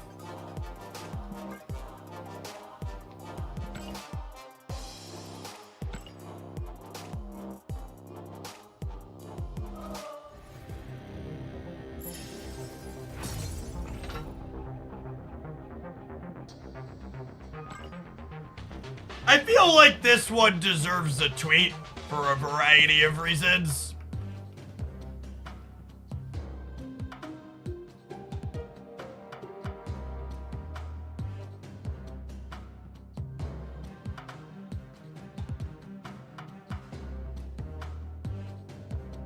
A viewer made a donation for us to play an all-pixel deck. So we whipped up this toxic brew for the request. Felt oddly competitive, even beating things like Loki Erishim. Truly, I don't understand why people think that deck is oppressive. Freed, a viewer made a donation for us to play all Pixel decks, whipped up this toxic brew for the request. Felt oddly competitive, even beating things like Loki and Airship. I truly don't understand why people think that deck is impressive. Can you look at that player's rank? No, I'm not going to open up my last opponent's rank through a menu that was accidentally added to the game, so random dickheads like you in my Twitch chat can potentially make fun or bag on them because you think their rank is relevant to their ability to play Marvel Snap well. There has been talking about toxic things in the Marvel Snap community past this deck. There has been a lot of toxicity around trying to shame people for having specific ranks in fucking Marvel Snap since they added that click on a person's name after you beat them in Conquest. It was super toxic in Last Infinite Conquest especially. Yeah, not to mention like ladder ranks reset 2 days ago. Have some toxic adverts chat. We're gonna have another viewer deck when we get back. We have a build around request to play Baron Mordor when we return. Thanks for hanging out. Don't go anywhere. You saw content creators running polls to guess the opponent's rank or collection level. Holy shit. It's so depressing about society in which we live that like me calling out people doing stuff like that gets lauded as toxic, and people doing stuff like that just like, yeah, it's a joke, we'll laugh about it. Just like actual bullying. Thanks for the 20 months, jerk man. Welcome back.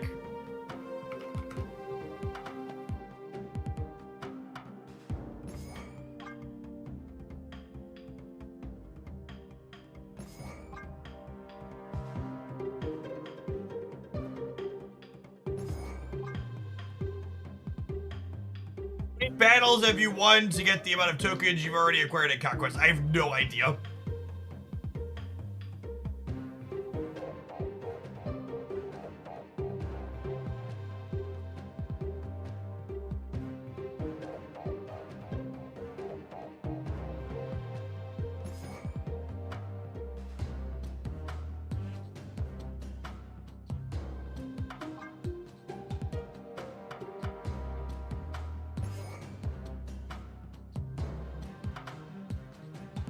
But we played nothing but Conquest since I hit Infinite. I hit Infinite on day 1. So we've been playing a lot of Conquest. Alright, what else do I want to do here? Oni Chris, thank you for the 11 months. Welcome back. Grandmaster. Maybe? Grandmaster Master Mold's kind of funny. Baron is looking very splittable. I actually don't have Baron boosters.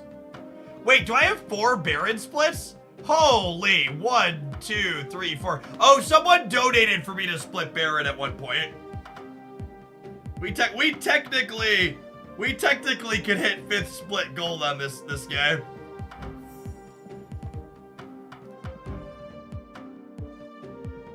That was me. There was a viewer. We're one off.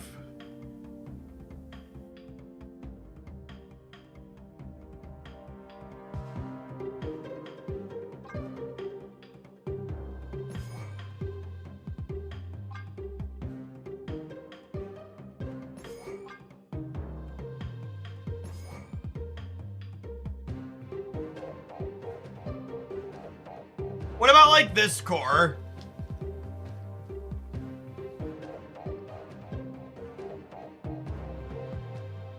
Just like fill in the other spots with some more numbers, like a sage maybe. Think on some other cheap things. Do it! Alright, Baron. Alright, Baron.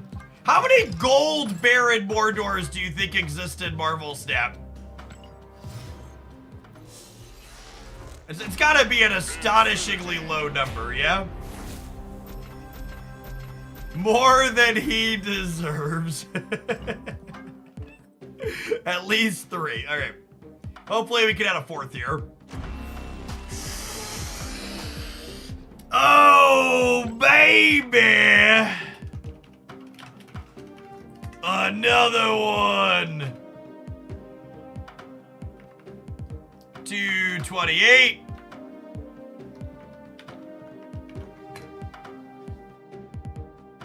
And then there were 4. All right, I owe Luatech another split. They cheered for 2. Let's finish building this, and then we'll see if there's another card in here I want that we don't have gold on. We'll split that. Do I want armor? Yeah, I do probably want armor because there's a lot of Shangs right now, and I need to play Ronin on 5 a lot. I like that. It's a good take.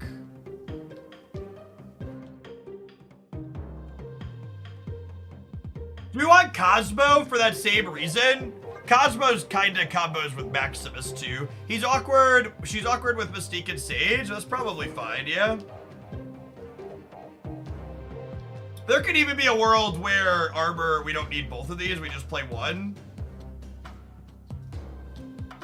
I don't think I can Grandmaster in Cosmo. I don't think I want more odd reveals. Cosmo helps them ditch Sentinels. Yeah, that's true. That's close.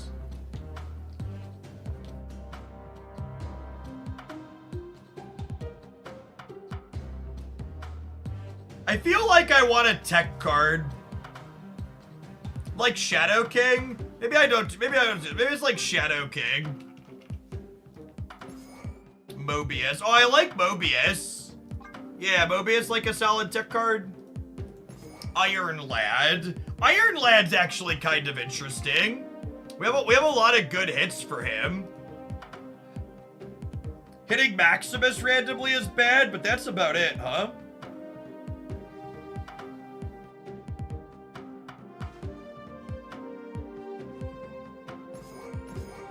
Let's not play Shadow King. Let's do this.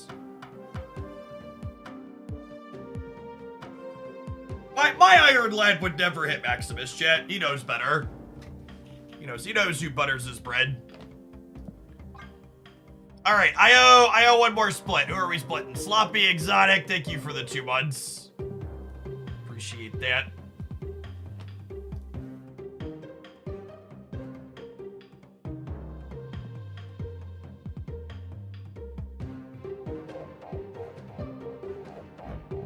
What about Scott? Can we split Scott? I think I want to split Scott.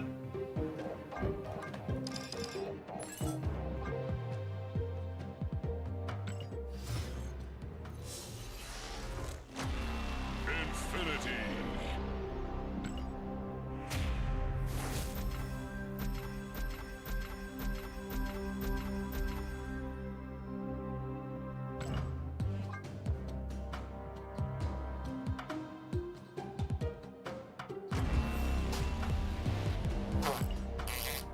Womp womp. We had 2 new ones today, though. Yeah, I can tweet those. What do we hit today? We hit Baron and who else? It's a scroll.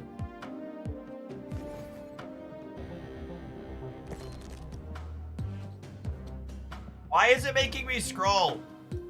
Is there any way to jump to the top? Anybody know? Or do I have to actually keep scrolling here? Oh, it's Cable. Cable was the other one. Yeah, good call.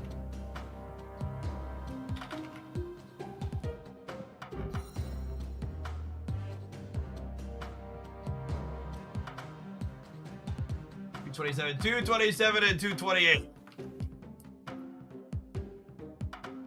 I did click into another window and click back to the collection. It did not work.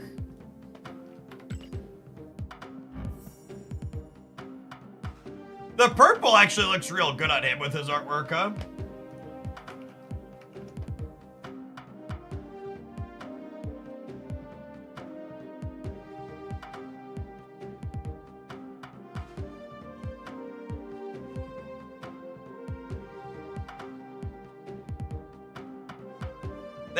That is the new whale, Cable.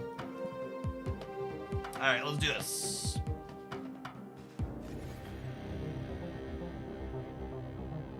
Cyclops failed because today is 2-3 day. Baron Mordor and Cable both hit. That's fair, honestly. You gotta try another 2-3, maybe.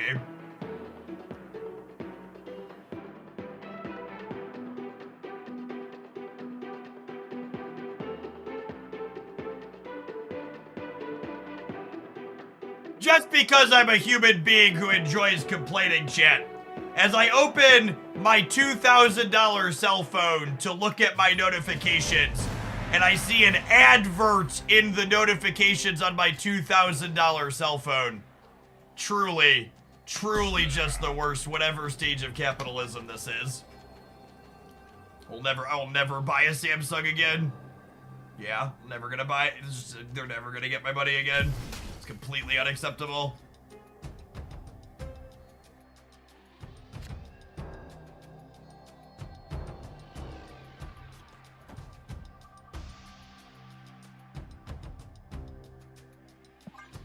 Apple is worse. I would never give Apple my money either, to be fair, so you're good. You're good there.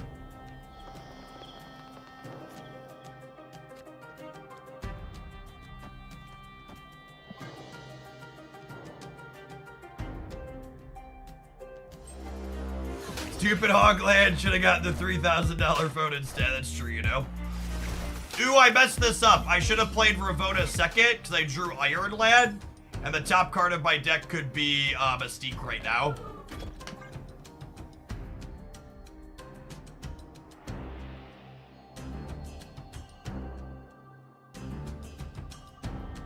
Which is it's actually a big sequencing mistake if we hit the Mystique.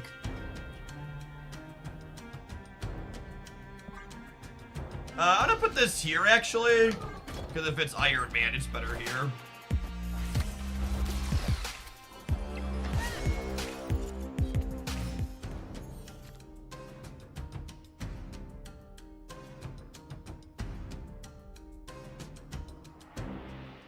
My last 4 cell phones for almost a decade before I bought this Samsung were OnePlus. I will definitely go back to OnePlus when I'm done, I think. OnePlus didn't have a foldable phone offering when I bought the Z Fold 4. And I really, really love the foldable. It's so good. How big is this here? This is 2, 4, 6, 8 over here. I think I want to just keep them honest over here in case they beat us here.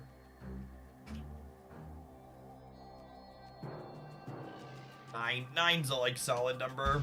If they have a big Mysterio, we're probably torched.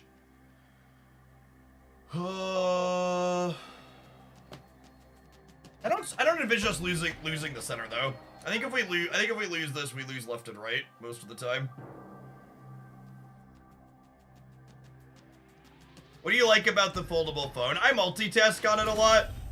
I'll have like Twitter on one half of the screen and Discord on the other, or like Twitch on the top half of the screen and Marvel Snap on the bottom. Or at the peak of my mobile gaming degeneracy, I'd like walk around the neighborhood playing Pokemon Go on one half and like Marvel Snap on the other half. Sentinel, thank you for the 2 months. Welcome back.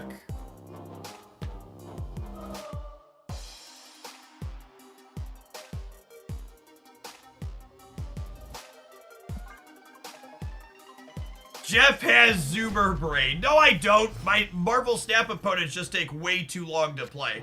Chat, I play faster than 99% of the people I play against in this game, and that's while I'm talking to the stream. When I'm sitting there playing on my own off stream, and I just have to think about my play and not articulate it or read chat, I am so much faster. My whole family had Samsung foldables, and within a year, all the screens developed faults. I had to replace the screen protector on my foldable after a year. But other than that, I haven't had any hardware issues. It's purely, I just hate the Samsung software stack.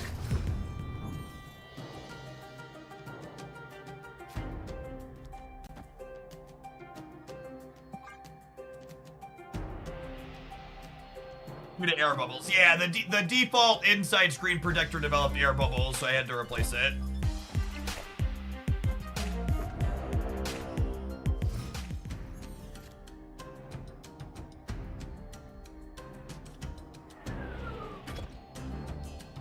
Wait, I should put him here, because if he hits a rock, he'll be +3.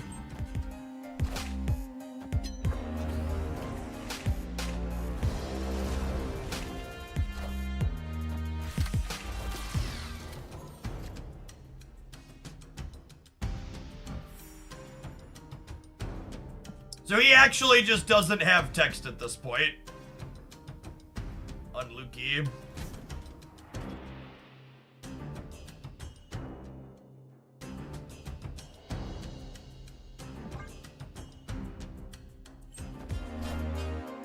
I am Iron Man.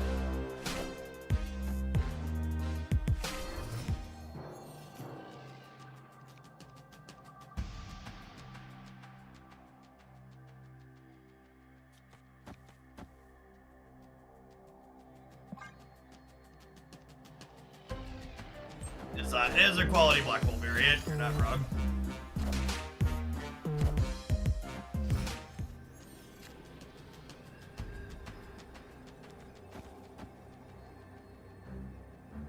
Has only 6. Definitely not staying for the boomer stat.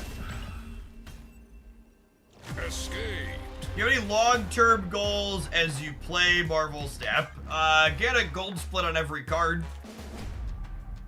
Other than that, no, not really. Just continue to have fun and build interesting decks.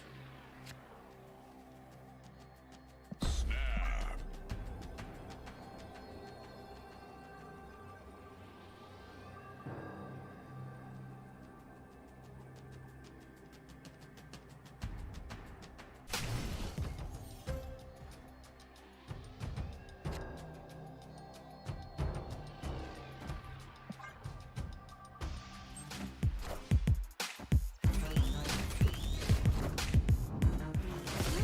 A gold split at every card is short term at this point. I don't think that's true. We've basically exhausted all of the cards that I have. We've exhausted all of the cards that I have like 4+ splits on at this point almost. And like getting splits on the other one is tough. It's like $100 just to like get to a point where you have a chance at gold. Hey, Loopy, what's going on, bud? I'd like to shout out other excellent Marvel Snap content creators when they pop by the chat. If you're looking for someone to watch, be sure to check out Loopy Fist, tapping the heart above the stream.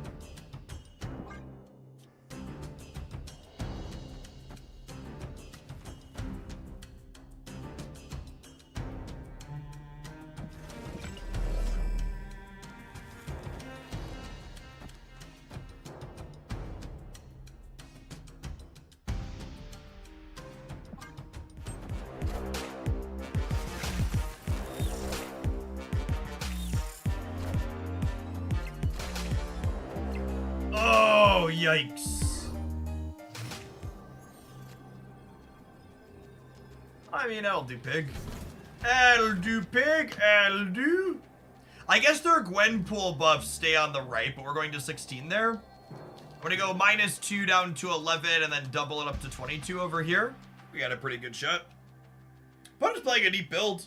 The Black Bolt package is interesting in their deck.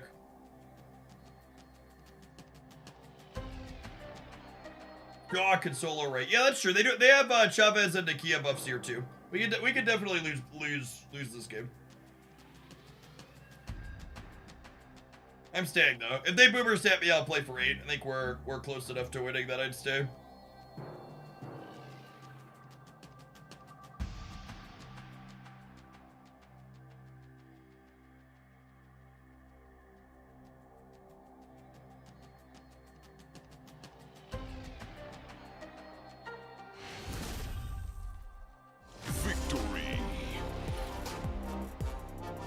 Miles stature Gwenpool has been good to me so far. Nice. You just playing like a bunch of other low curve stuff with it to get your hand empty. Can see that being reasonable.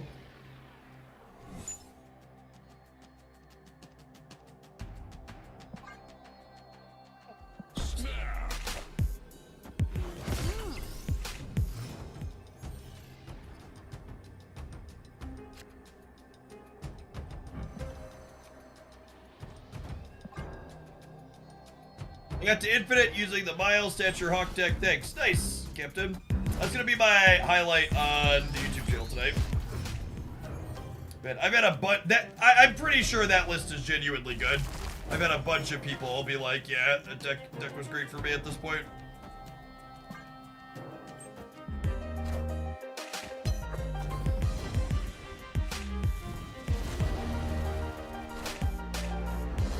If you haven't seen the Miles Stature Darkhawk deck that someone in chat just mentioned, that means you're not checking out one of the most important pieces of Marvel Snap content that releases every week. My Best Decks Roundup. My Best Decks Roundup isn't simply just taking a look at all of the decks that have the top performing stats on Untapped. I also dig a little bit deeper and combine my own expertise when it comes to evaluating decks by trying to take a look at other stuff that's performing well and estimating what could be the next big thing. You're looking to stay one step ahead of the metagame in addition to what's on top of it. You want to make sure you catch that video every Friday or Saturday when it comes out.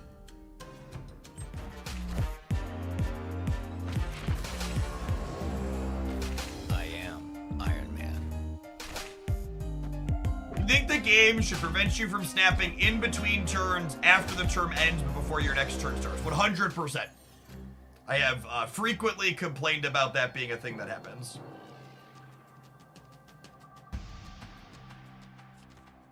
I want to keep the rock in my hand because they're a Black Bolt deck. Also a Silver Samurai deck, I'd wager. Why am I not competing in tournaments anymore? There's tournaments?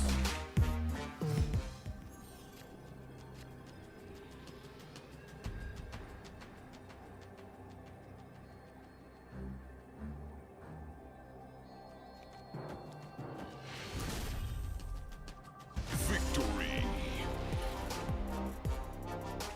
I mean, also, I was literally a competitor in the most recent Marvel Snap Conquerors event. That was the official tournament run by Second Dinner.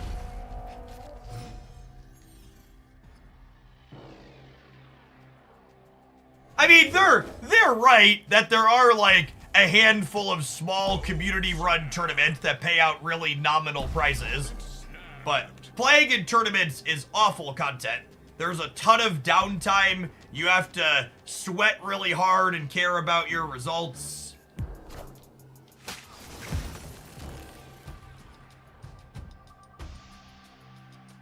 I don't know. I'm someone who consumes a lot of Marvel Snap content, and very consistently, the people who look the most unhappy while playing Marvel Snap are the people who are trying their hardest to win as much as possible. It seems like a easiest way to hate a card game is to care about winning or losing.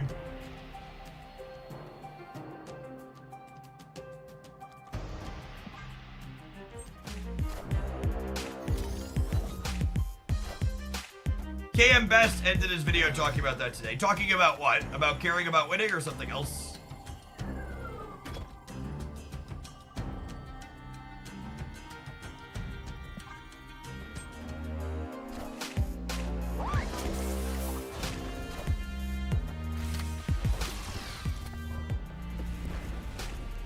Carrying out ranking winning. Yeah, I feel him. That's definitely not something that's exclusive to Marvel Snap. Like, it happens in a lot of games. Good way to suck the joy out of your hobby.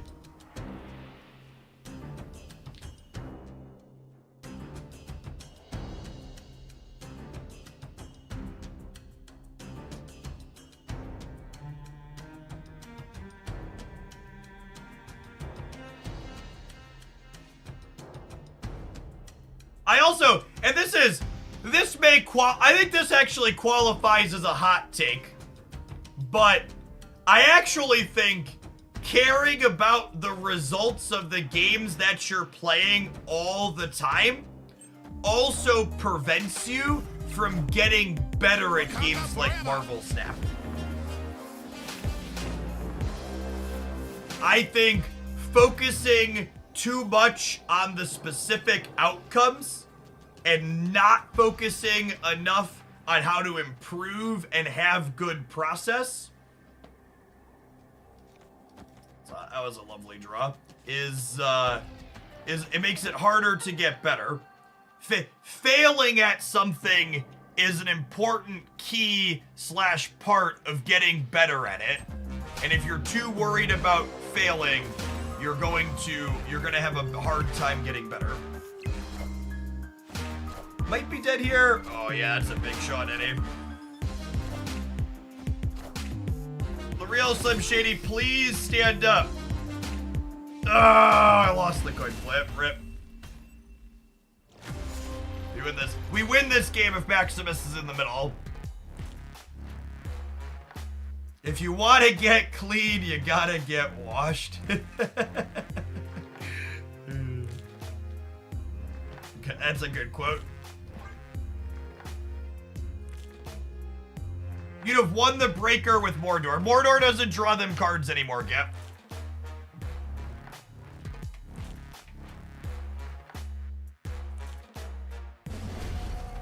He's still a Rodent support card because he helps keep cards in their hand.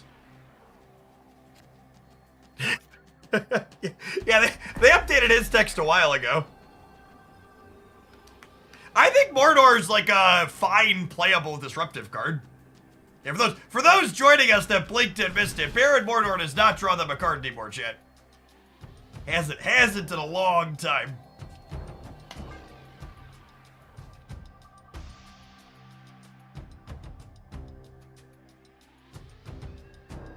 He's like a super Iceman in a way.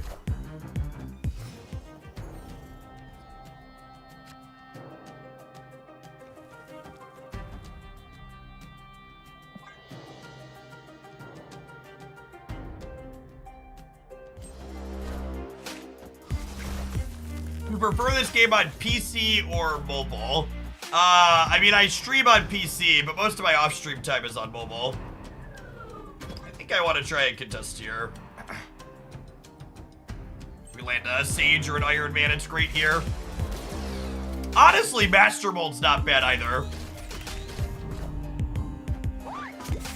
We need to dodge. Oh, Master Mold makes their Gwenpool worse. Is this unironically a metagame deck, chat? Because Master Mold makes their Gwenpool worse? That's kind of hilarious. I didn't think about that. The more cards you have in your hand, the worse your Gwenpool is.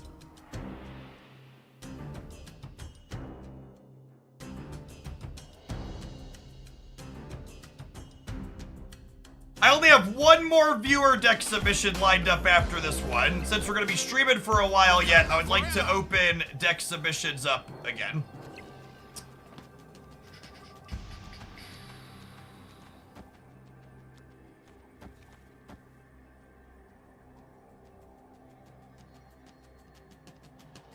I assume their hand is going to have... Oh, you think I need to play around Arnim, Zola? That's a really interesting thought, actually. Shoot.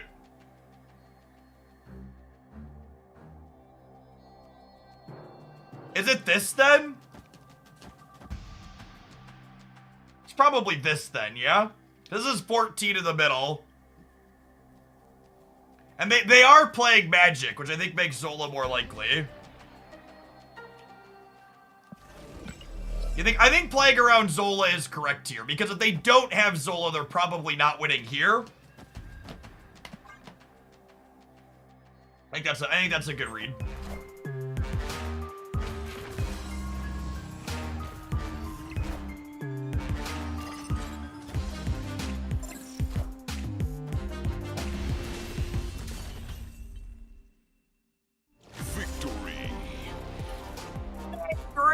Thank you for the 16 buds. Welcome back.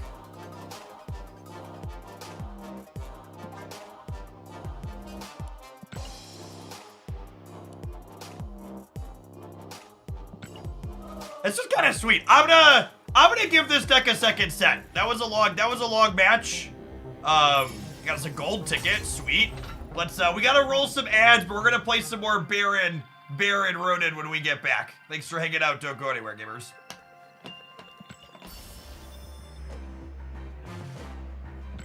Viewer deck submissions have been popping today, chat.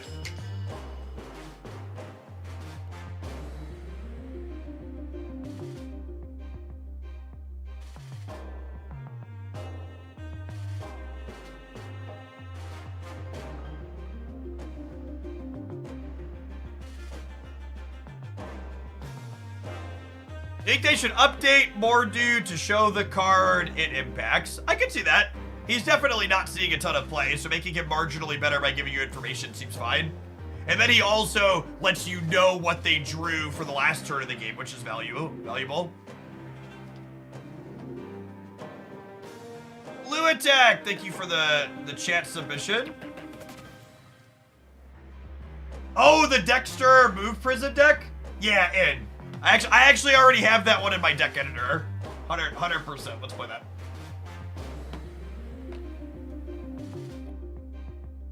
What's your thought process behind spending tokens? I have 6,000 tokens, but I'm afraid to buy anything for fear of it immediately falling out of relevance. Well, you should rest easy knowing that Second Dinner's goal is to try and make every card in Marvel Snap relevant. And while they haven't achieved that goal just yet, they're working towards it with every balance patch. Sometimes they take a swing and change a card too much and it falls out a little bit, but that's definitely the exception, not the rule. My personal perspective on spending tokens really isn't applicable to most people at home because I have 90,000 tokens and 150 keys and resources basically don't matter. Just kind of close my eyes and pick what I want to spend at random. I think we'll see a Hydra Bob buff. I wouldn't be surprised to see Bob get a 5th point of power. I don't know that necessarily moves the needle on him at all, but I think his play rate is low enough that that's a thing that could reasonably happen. Would you grab Mobius or Hitmonkey? I mean, do you want to play Hitmonkey decks?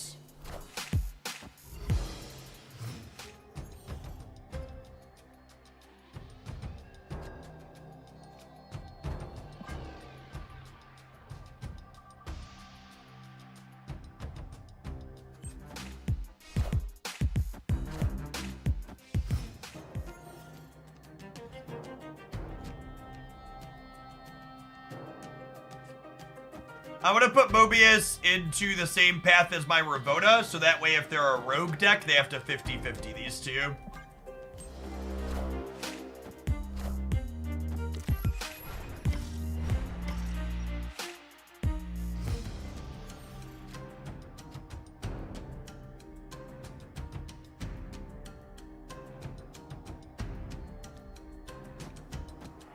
Hopefully they play out 2 cards to trigger Athena, and then Master Mold fills their hand here.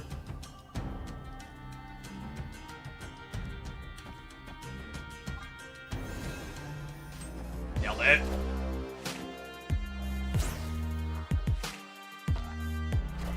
I lose my cost reduction, but they don't get anything. Oh, rip.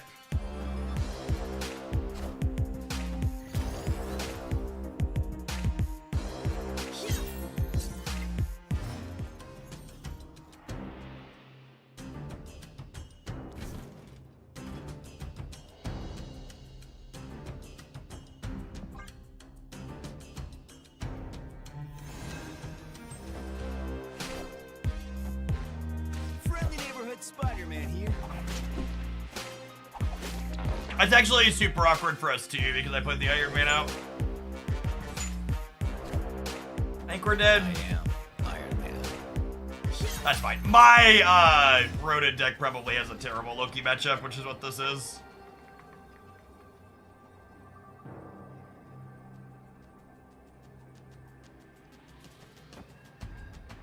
This is like the best we can do.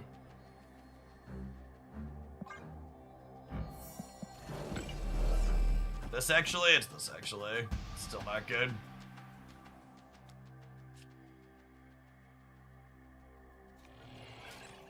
I guess this is potentially more than max here, and this is the same here.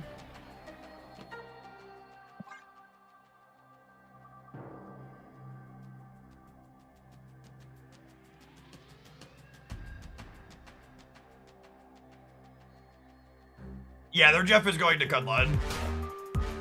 I am. Oh, wow.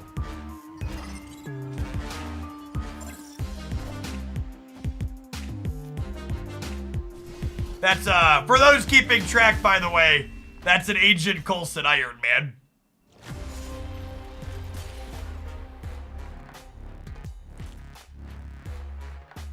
Oh, shoot. Sage Middle would have been 8. Yeah, we would have won with this flipped. We would have won with these flipped. Yeah, because there's 4 here. I talked myself into it being the same, but you're right, I miscounted. And she would have been 10 because this flipped up too. That was a can't play high Spider-Man as well. It was a can't play high Spider-Man.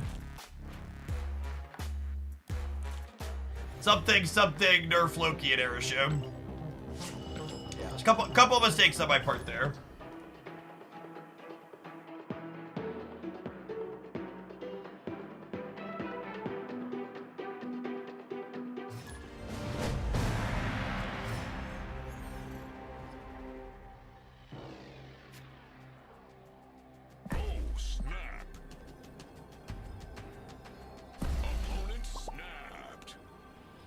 How could they nerf Loki here? Sorry, I forget that like there's people that genuinely think Loki needs to be nerfed. If you're new to this channel, I think the people who are constantly complaining about Loki being nerfed are some of the silliest people in the Marvel staff community. The card is 100% fine. Leave it alone.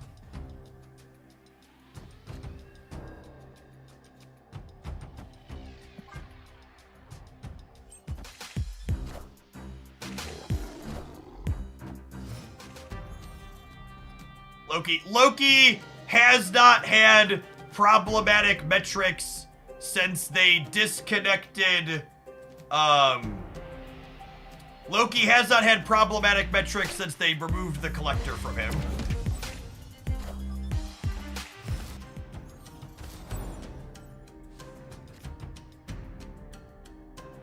Yeah, probably some kind of Zola deck, which I think means I want to, armor the left tier.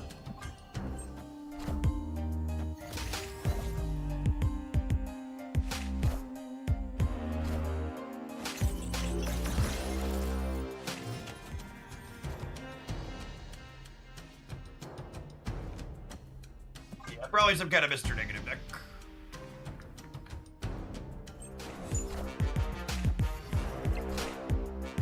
All systems go.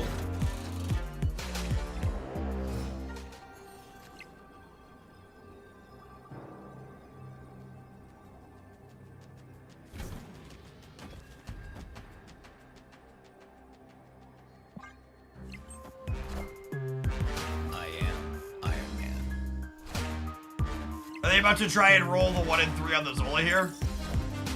All hail Hydra! Oh, they're all gold too. I just noticed that.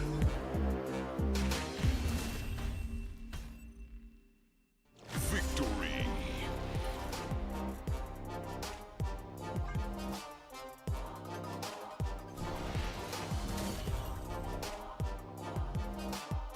This might be a dumb question, but I saw a variant listed as Spotlight. Are those variants only available when they show up in Spotlight caches? So yes, but also kind of no. So later this month, or soon actually, it'll be 1 year since Spotlight caches / variants started. And they said moving forward that Spotlight variants will be added to a shop 1 year after they were released as a Spotlight variant. They said they'll cost gold in the shop, but they haven't said how much. But they are a timed exclusive. The first Spotlight cache variants might even appear in the shop today. Yes. Yeah, they'll appear in the variant shop we already have.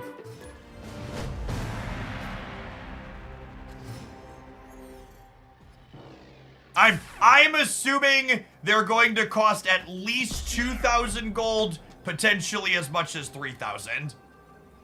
They're gonna make them be expensive enough that it's still compelling to use spotlight keys for them. My money's on 2,000 being the floor. There's no way they're the same as 1,200 variants. I would be shocked. 2,400 could be real because that's 2x 1,200 gold. And at a minimum, I expect more than. At a minimum, I expect more than 1,200.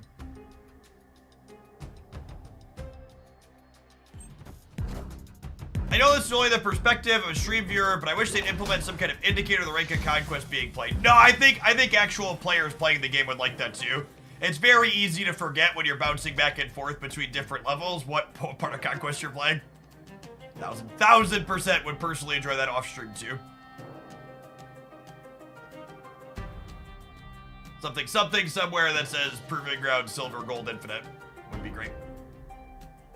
There's plenty of space in the UI. They can like put something like right up over here, like where my logo is.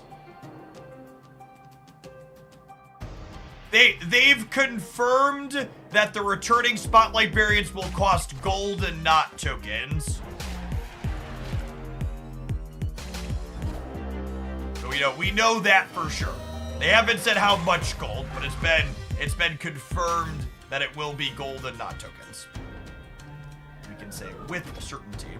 All right, Iron Lad, I would like 1 Iron Man, but at a minimum, not Maximus. Please and thank you.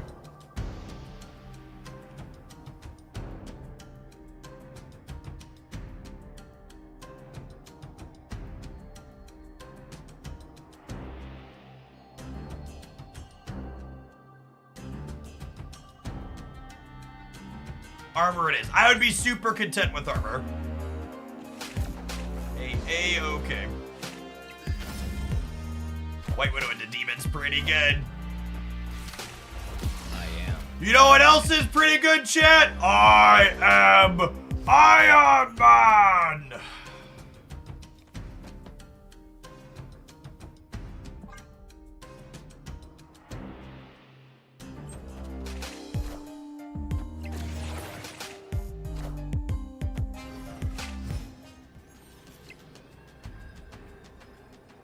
Chat, I think there's a very real chance my Ronin deck is bad against their Black Swan deck. Maybe I shouldn't have Ronin, and maybe I should have Saged. That's close. We'll have 2 Iron Man in the middle, though, and even if they completely empty their hand, we have 11 times 4, so that'll be 44 middle. We're probably okay. It's a shame that Maximus and Master Mold are in our bottom 3. Sage was 4. I could have played Sage on the last turn. Oh, I guess she would have only been 4. You're right.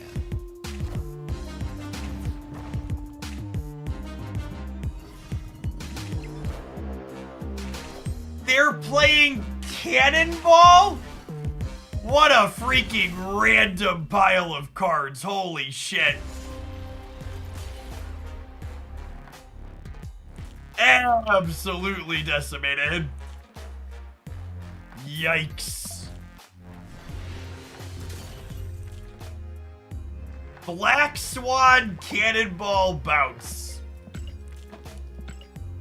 Got me. And that... I've heard a lot of people talk about how Arishem isn't okay because it adds too much variance to the game.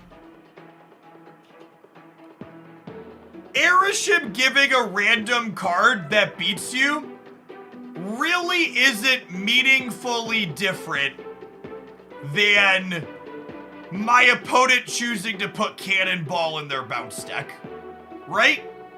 Like, it's just you're getting got by something you weren't expecting.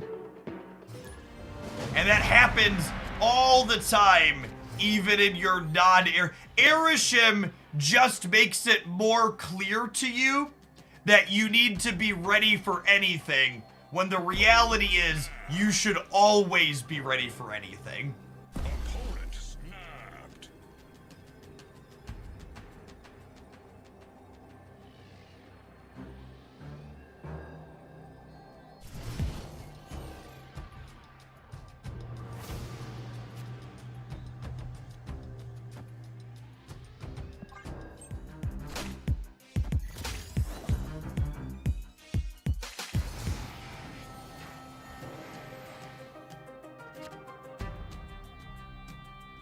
Obvious into play.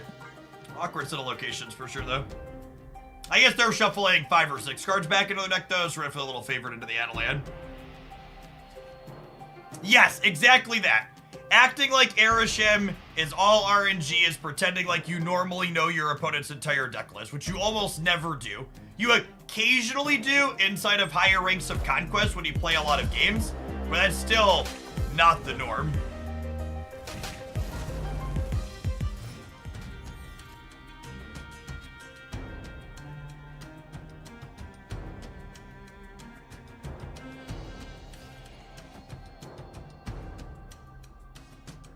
Hey, Niblik, thanks for the 22 bots. I'll take a random 3 here.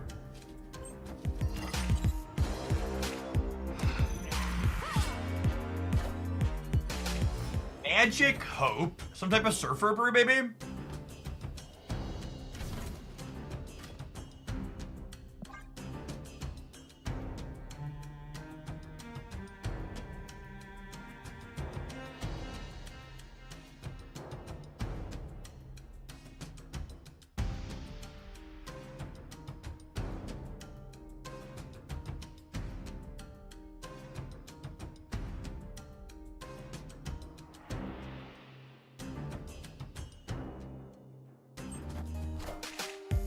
I am Iron Man.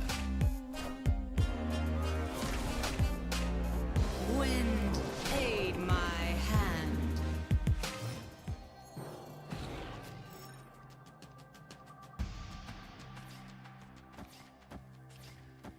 Opponent's got an interesting brew. I think it's this. I think it's this. It's gonna give me, what, 8, 12, 24 on the left? Yeah, Toxic Surfer. Hazmat's a concern with my double Iron Man lane for sure.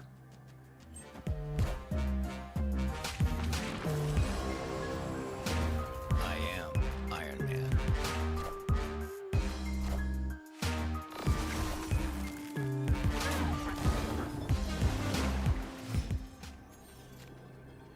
Do you think they were trying to get Legion and Maximus just stopped them?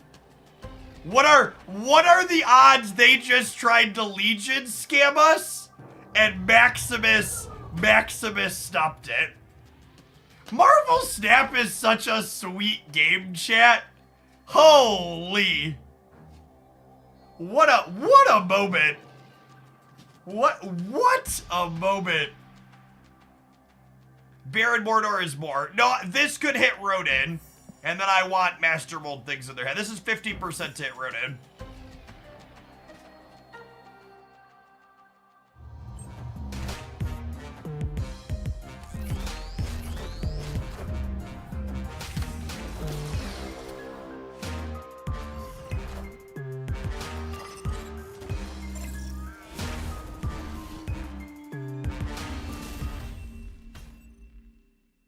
Victory.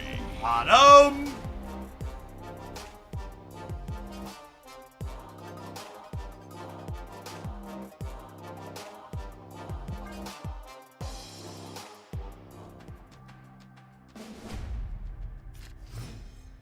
This was a viewer build-around submission for Baron Mordew. Victory. There's no way Rodin's a real Marvel Snap card, right?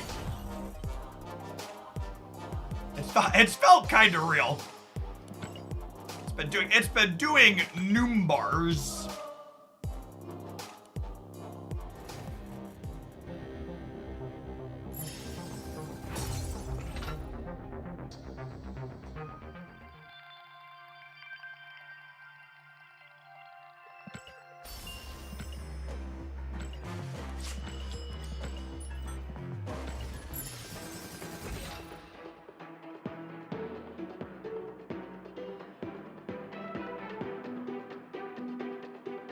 One thing I like about card acquisition at Snap, at least in the early polls, there's no guarantee which cards you get in which order, meaning there's more chance for experimentation. Yeah, you'll often hear people talk about how they wish they could net deck easier in Snap.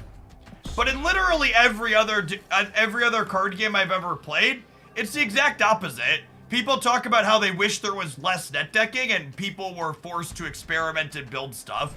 And Marvel Snap's collection system forces that to happen. So, truly a case of you'll never make everybody happy.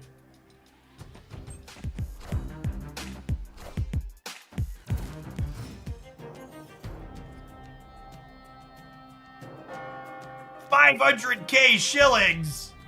You know what they say, the first shillion is always the hardest, gamers.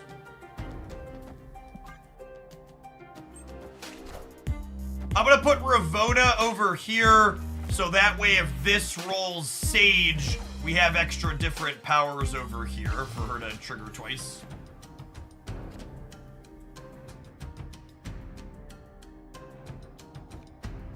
Well, we have a Sage for later.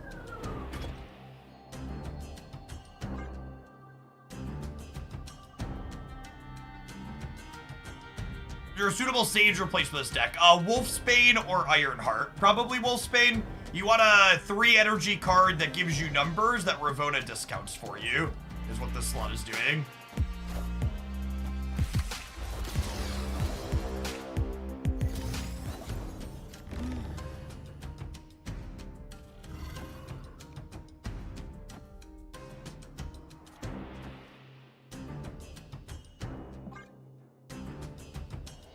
Sage on the right, so that way they can't just win it for free.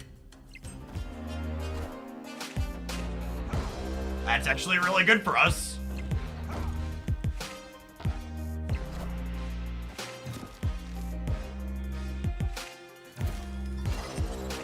Oh, losing the 3 didn't matter. Cool. Cool. Cool. Cool. Cool. Cool. Cool. Cool. Cool.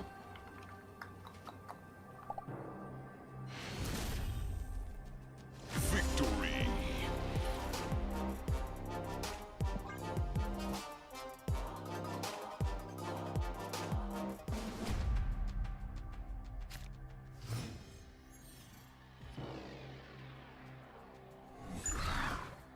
Oh, snap. There's a new Pixel Loki you'll need to acquire to maintain pixel completion. Yeah, I see people talking about that.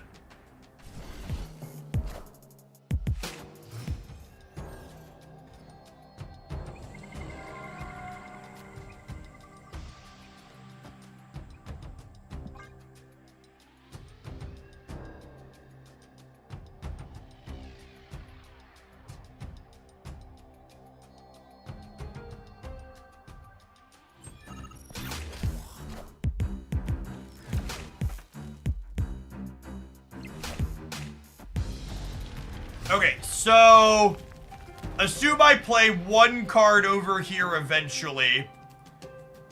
There's 3 turns left in the game. Sorry, 4 turns counting this turn. So they're gonna gain 6 more up to 13. So I'm gonna need 12 over here in order to win this path potentially.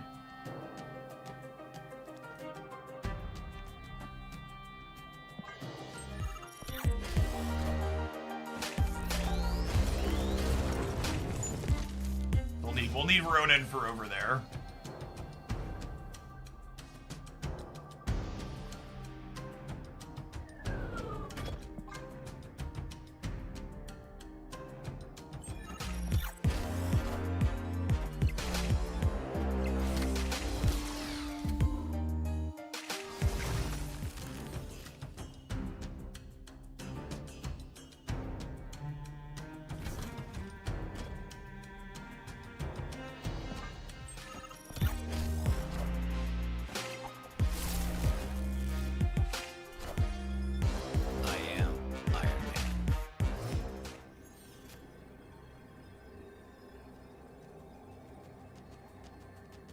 Damn.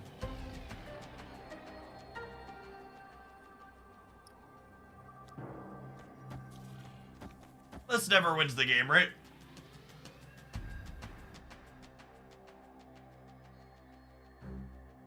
Two, 4, 6. Yeah, I don't think so. Oh yeah, Red Guardian hoses are Iron Man too. Good shout. Escaped.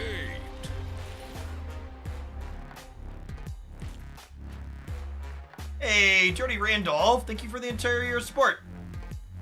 Get you a sword to go with that shield. Welcome back. Appreciate it.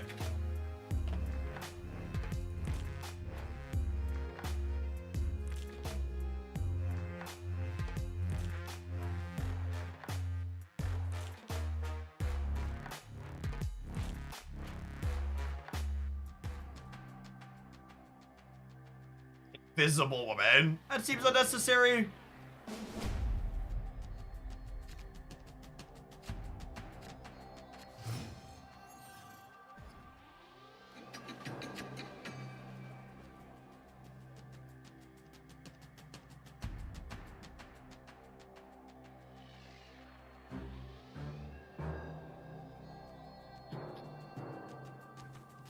Snap.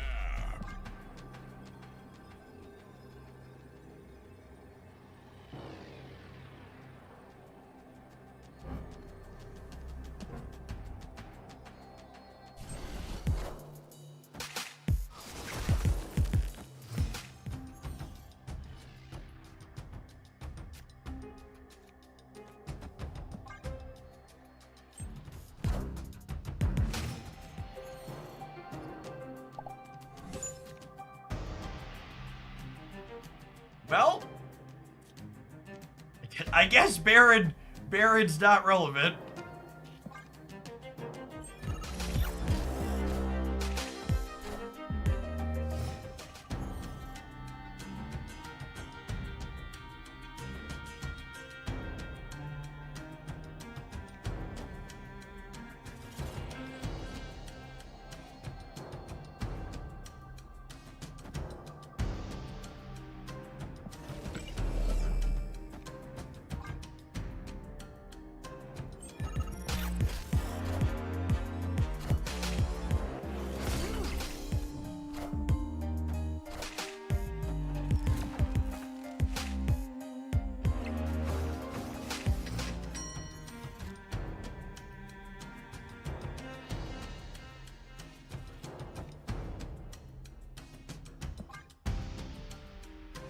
Probably torched here.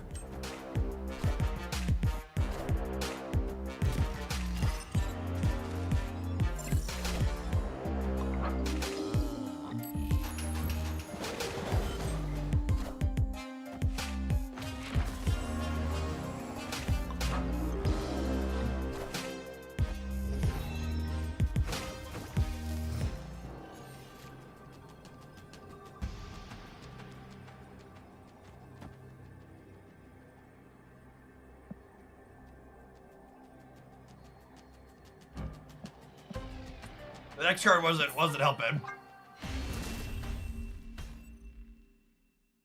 Escaped.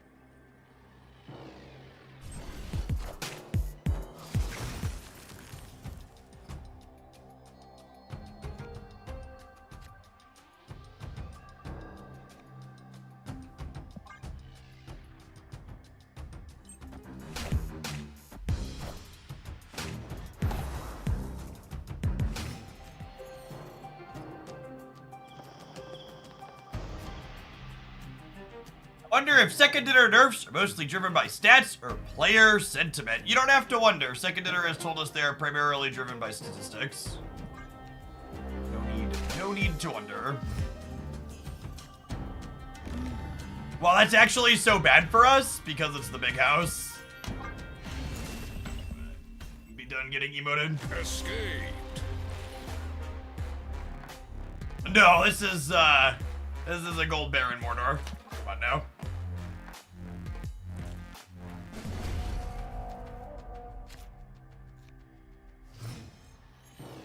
Snap. This won the game.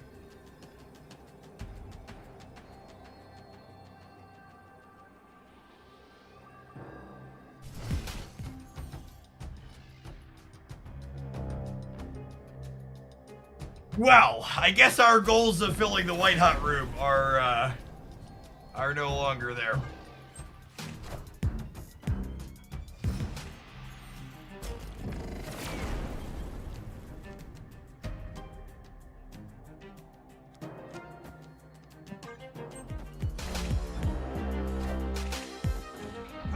And, you know, I was thinking about putting Master Mold at the center, too, to cover Red Guardian. I should have. I just would have wanted to play on curve. Oh, come on. Yes! Victory! Thank you, Broad! Broad! God, my brain is huge.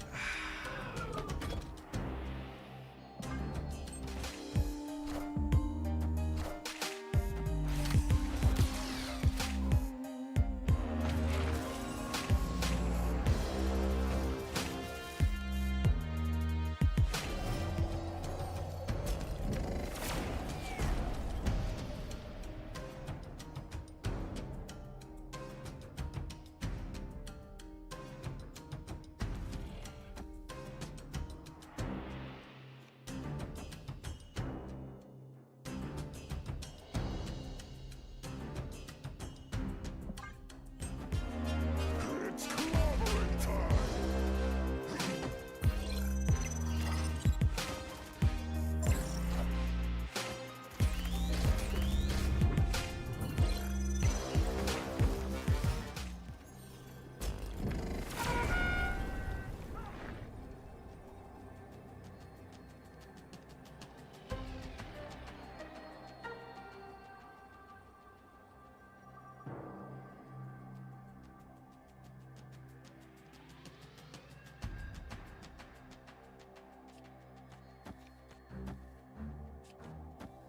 I think I want to play for all three, but this loses pretty hard to them playing for two.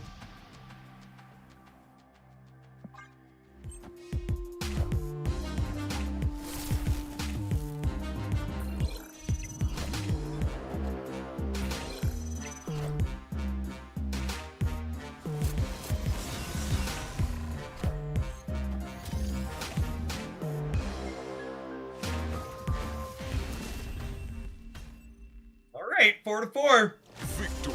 Yeah, the games where Rodin and Iron Man are in our bottom three, we have a little bit of a hard time getting numbers into play.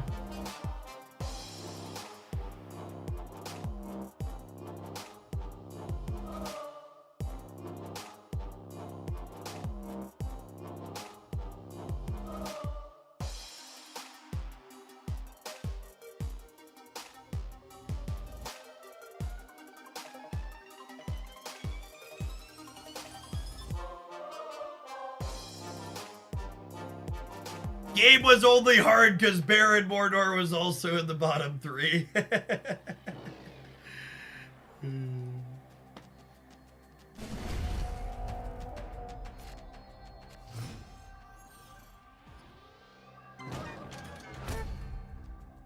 Snap.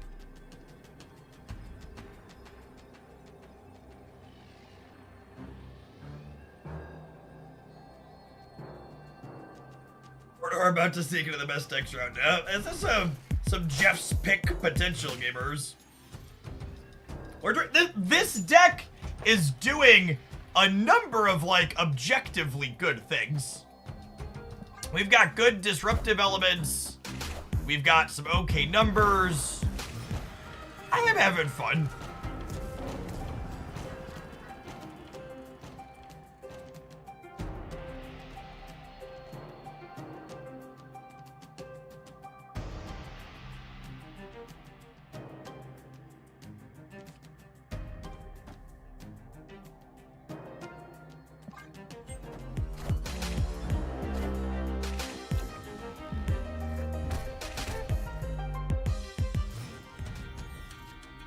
Variance is a hard card to gauge the effectiveness of. Completely agree.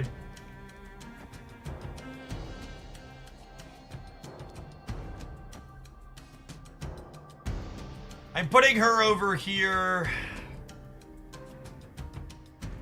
I want her to be able to dodge Red Guardian.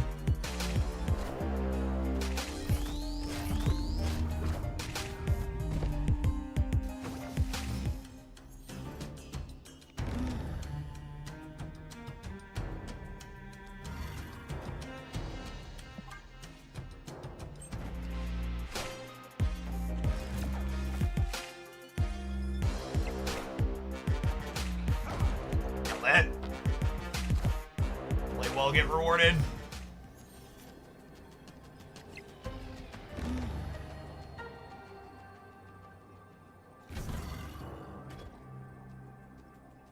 If they full pass, they go to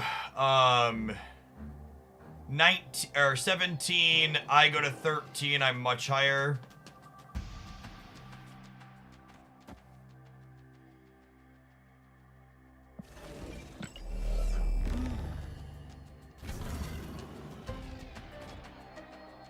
Actually, do I copy the Rodin?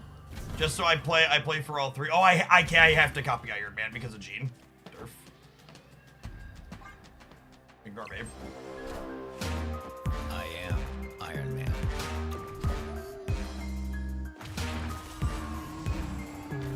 I am Iron Man.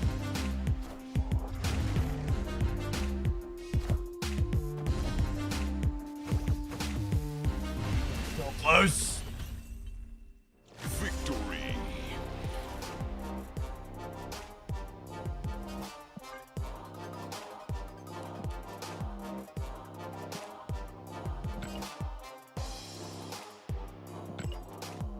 Would Shadow King ever be a contender with this show? I had Shadow King for a minute, but I don't know that.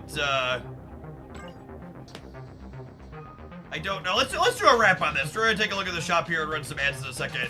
I really like. In fact, you can tell the viewer deck was good because we're gonna name it and make a new deck slot so it can save in my decks. I think if you were gonna play Shadow King, you'd probably have to give up like Iceman, and Iceman is another card that like subtly helps Rodin.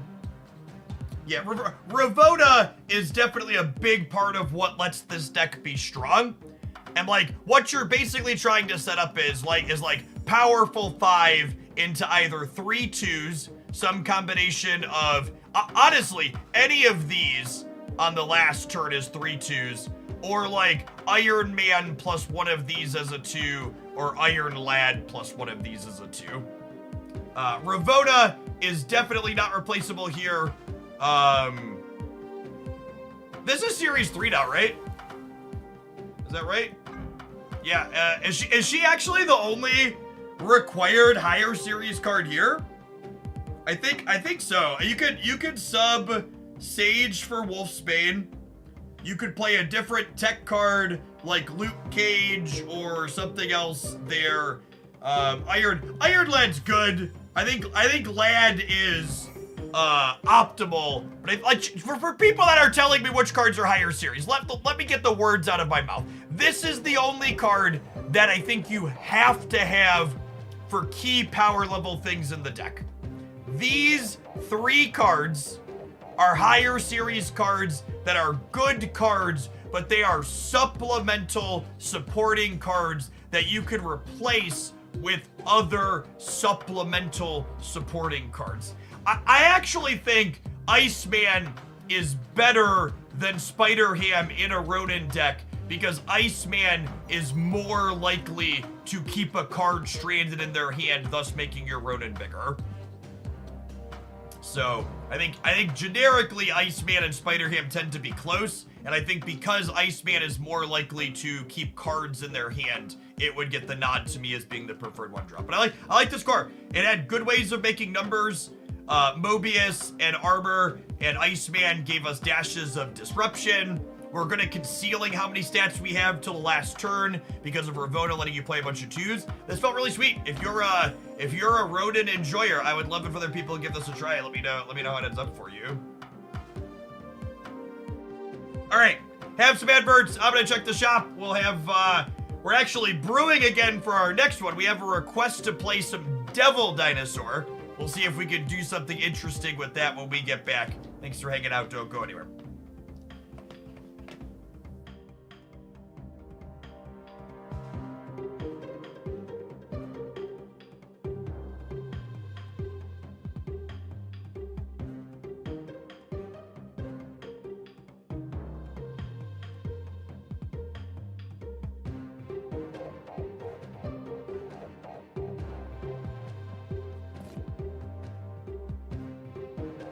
Uh-oh. I'm out of deck slots. I don't think I'm gonna revisit this one. Get rid of that one.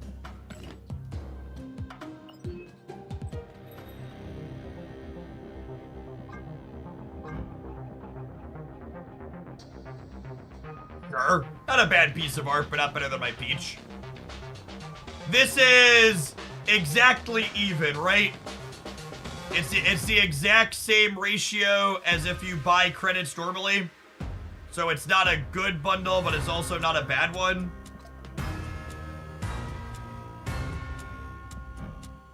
Another hideous pixel for the pile.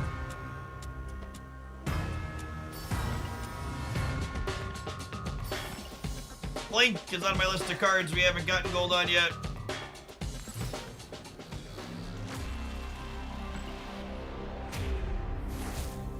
I needed She-Hulk boosters. Yeah, there's equity in that if you're someone chasing the split. That's true. Let's crack a couple of reserves and get my Loki variant.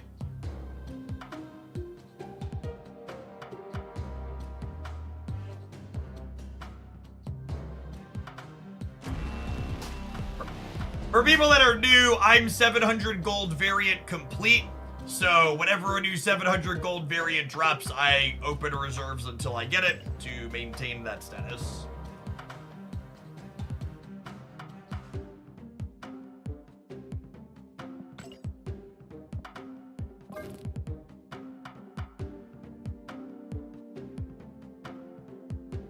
Technically a viewer build around. Okay.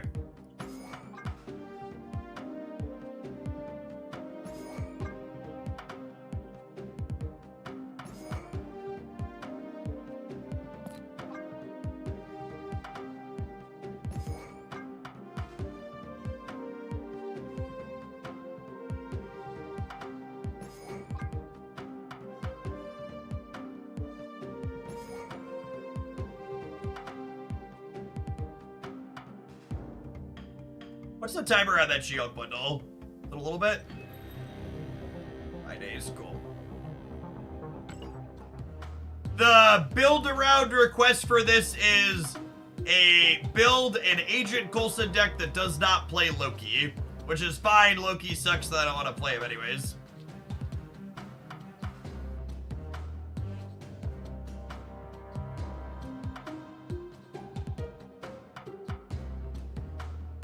Miss Marvel's an interesting call out. I like that as another way to put numbers into play. Do some collector stuff, you can call.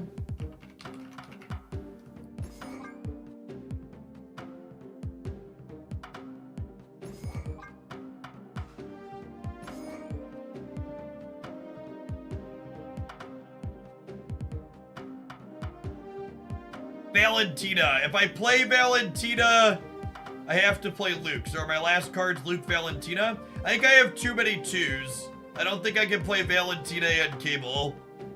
But I kind of want to play my Cable variant. Although Valentina's probably the better card here, huh? That's sad. Cable variant. Okay, live to see another day, I suppose.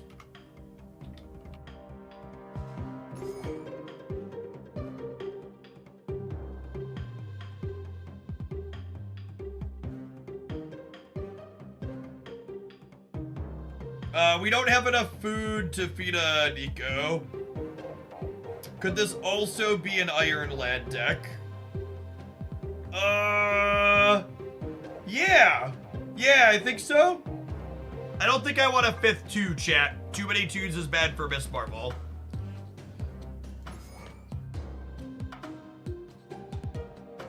Oh, God, White Queen. Can we make her playable, please, Glenn? Can we, like, have her give the card she copies -1 cost or something? I just want to worship my queen, shit. Look at her. She deserves to be worshipped. She's gorgeous. Got 2 of the best splits in the game on her. The white on ink to the gold on rainbow crackle. If she was playable, we'd be playing her. I dig it. I like what we have going on here. Let's do it. Let's fire it off.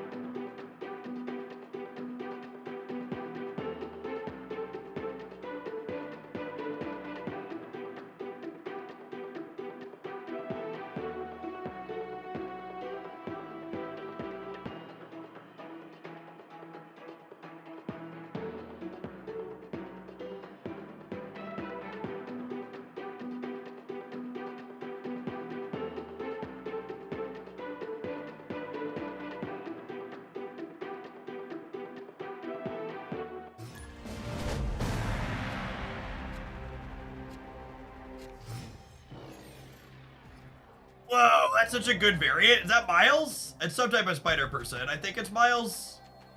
Oh, snap.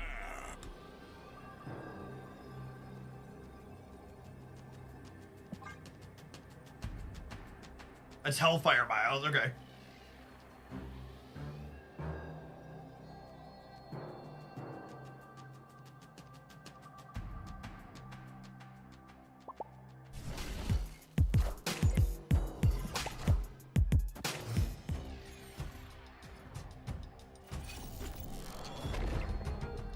For keeping Snow Guard in my hand.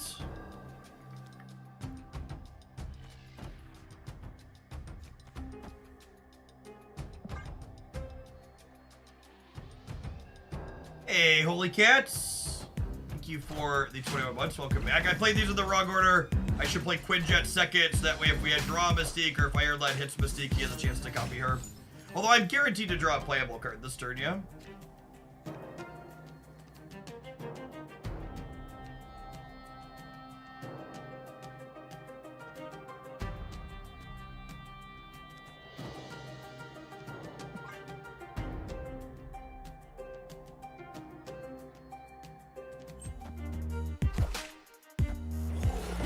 So they get +4, and if I can play everything here, I get more than that. The question is, am I going to be able to play everything?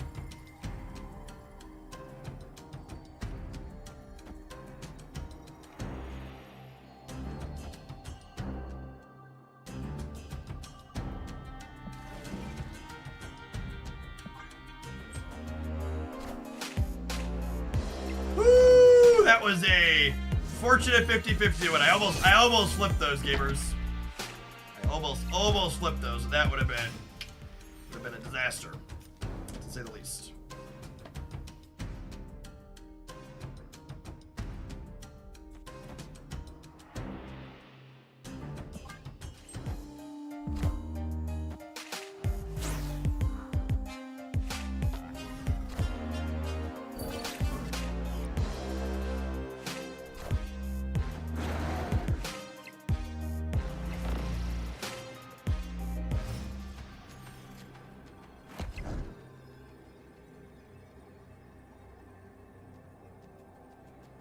So if I play this here and this here, the martyr jumps and we beat them playing one big thing. This is better against them playing multiple small things. My dino ends up with 4 cards in my hand, and it's got 2 Wakandan embassies, so it'll be 15 stats over here. And they can't blob me on the left because of their Cosmo. I think this is the line. They can't blob me left because of Cosmo. Okay.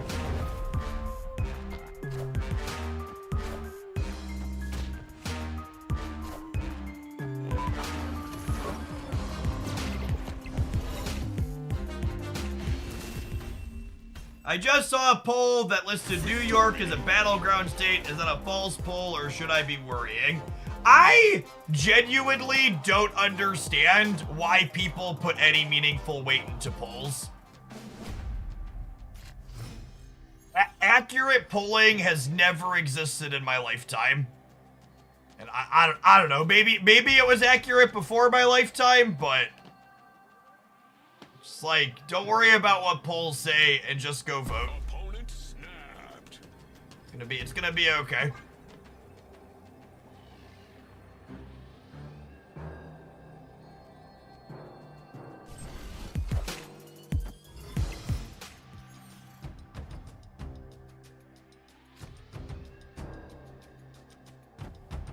Oh, snap. Oh, they snapped. Sorry, I was reading chat and I forgot to snap on one.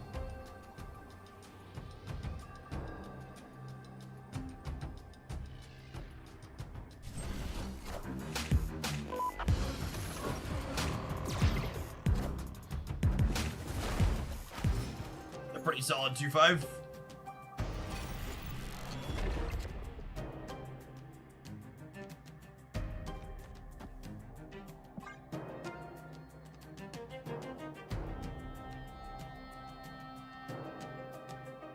Lion, thank you for the 7 months. Welcome back. It's a fairly cheap Ultron, all things considered.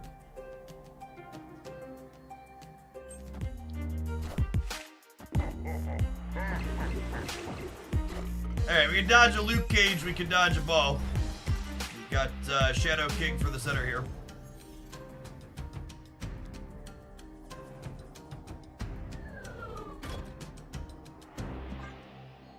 Non-critical, thank you for the prime, appreciate it. Mystique and Collector are mediocre hits here. Dino, Luke, and Miss Marvel are all pretty good. I'm playing him center because I want to be able to hit Miss Marvel there.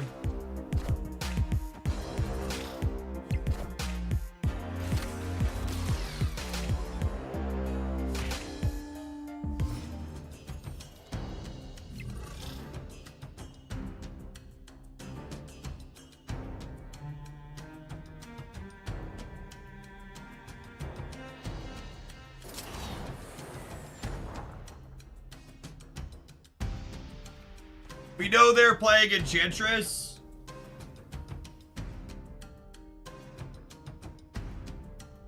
So I don't want to put a second Miss Marvel in the center, I don't think. Spread out like this.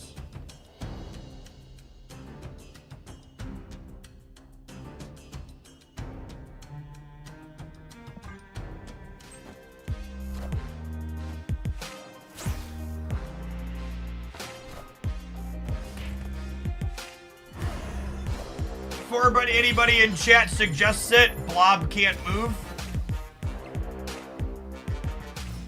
Thank you for coming to my TED Talk.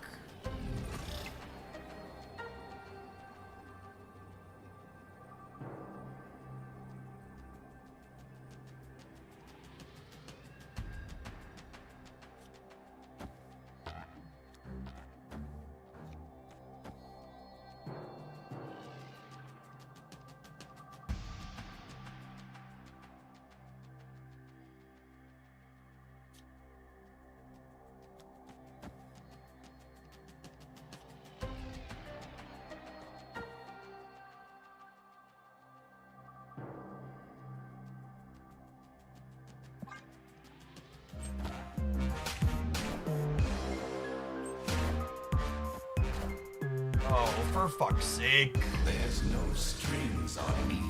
Oh, that's so disappointing.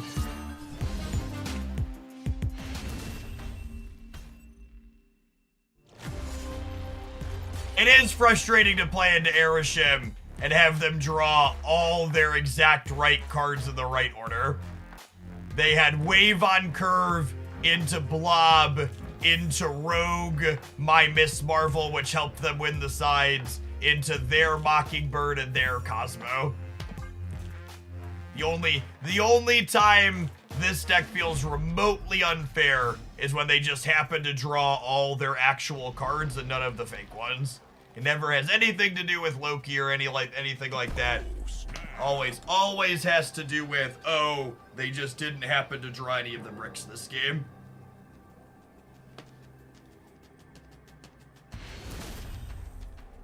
Victory.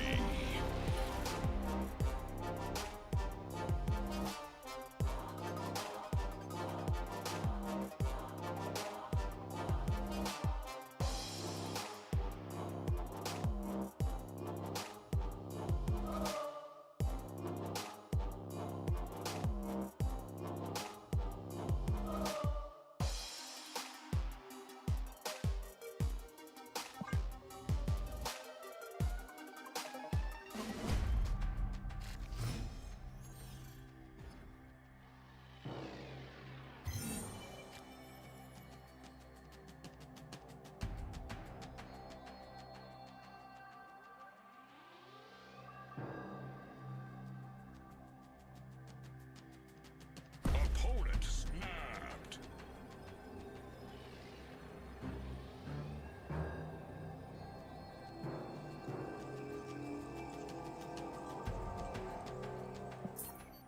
Probably I don't sweat too hard, but this is a relatively free retreat on round 4, and my hand's only okay. And if they think their hand's good enough to snap, we'll take a do-over.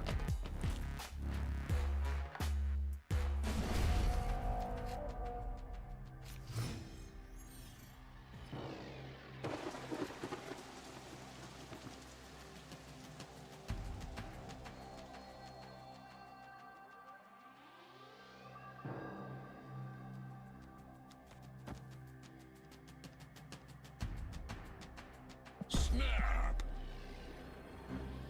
Opponent snapped.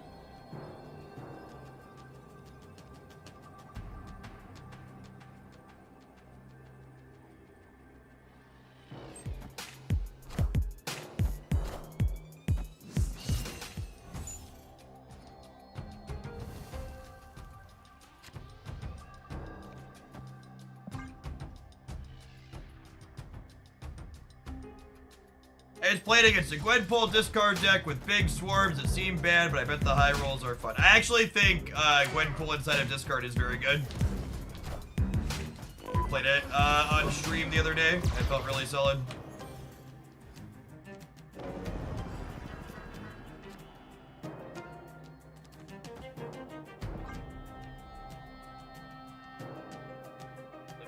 One of the decks in my my verdict video. You're not just explicitly trying to high roll swarms. In fact, that doesn't come up super often. Gwenpool's just a pretty generically good card that's good in a lot of spots.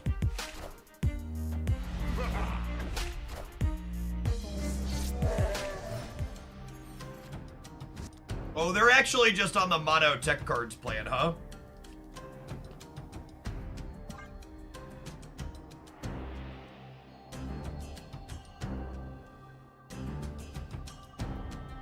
Rogue, Enchantress.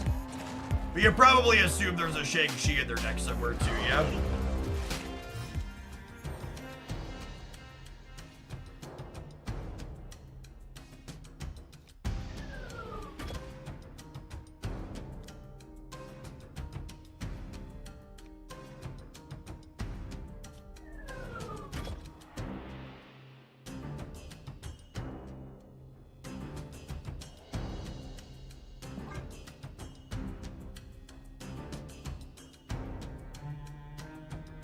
I don't think I could just Dino here. I think I'm gonna Iron Land.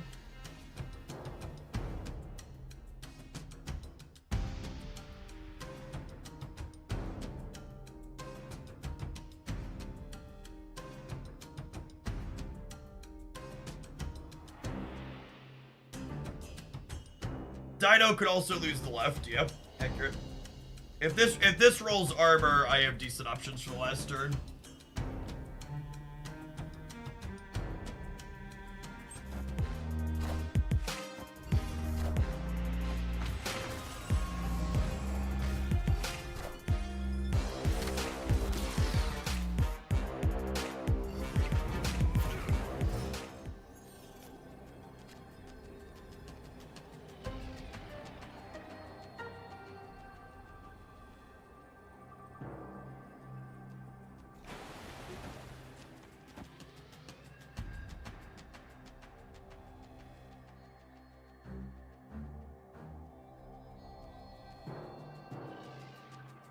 We should be good here, yeah? So if they shang the left, I have to imagine we're winning the right, yeah?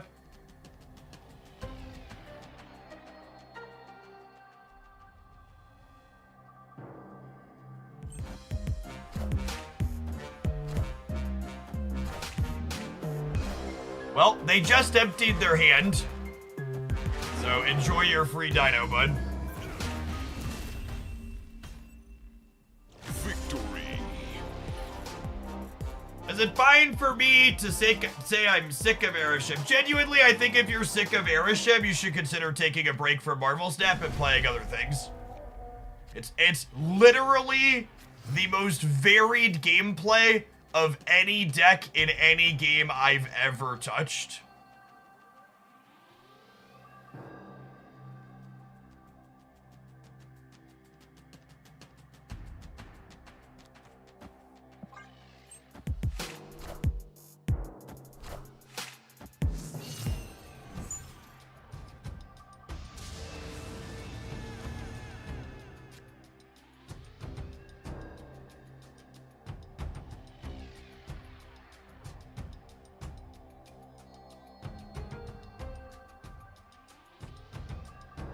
Nowhere's actually really good for us.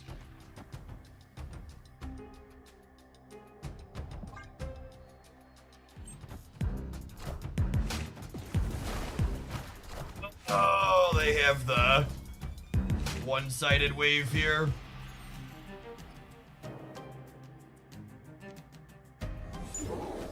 Sucks.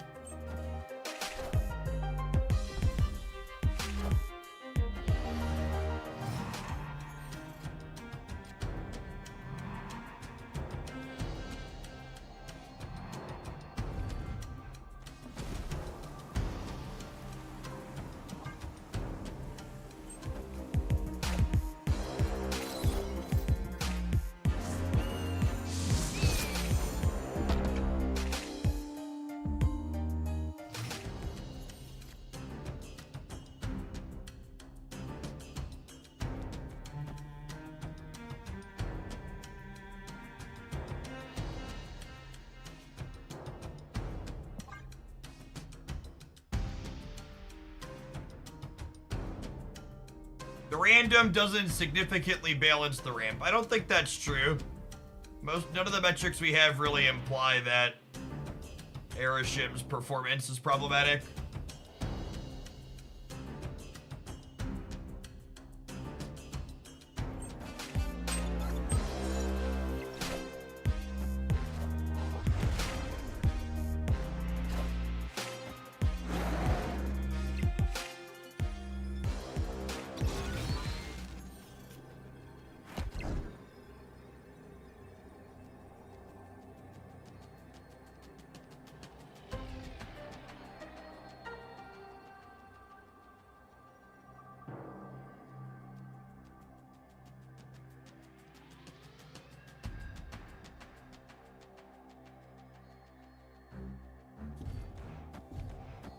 This only ties the right or the left. Gives me 12, 16 on the right, so we lose the breaker probably.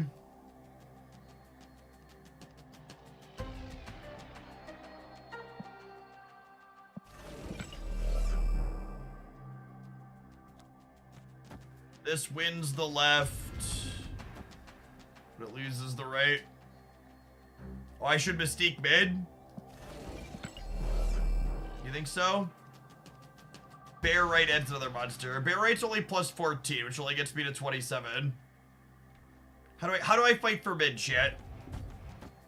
They're all in, so we'll stay, but we're very dead here.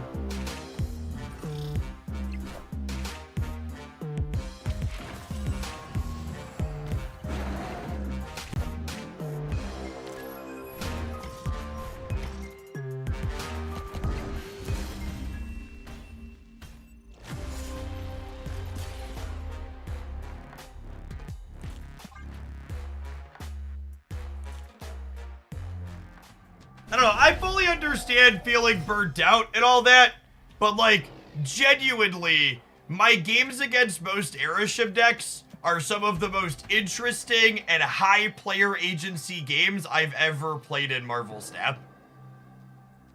Like...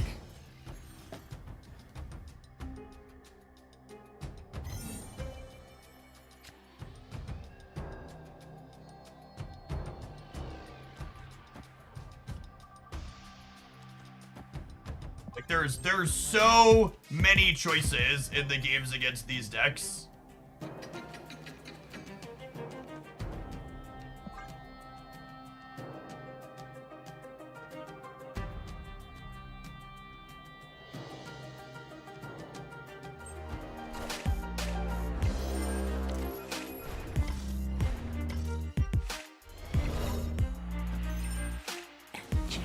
Do they just play Tempo Enchantress because their deck has nothing else to do? Oh, baby. Oh, baby.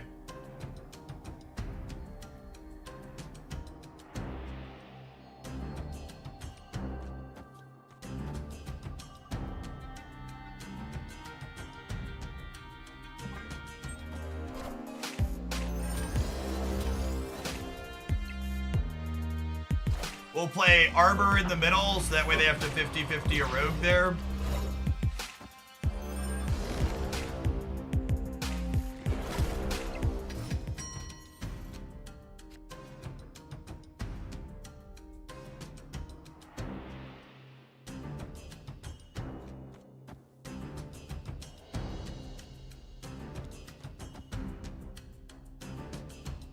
Chance we get another ongoing over here on the right.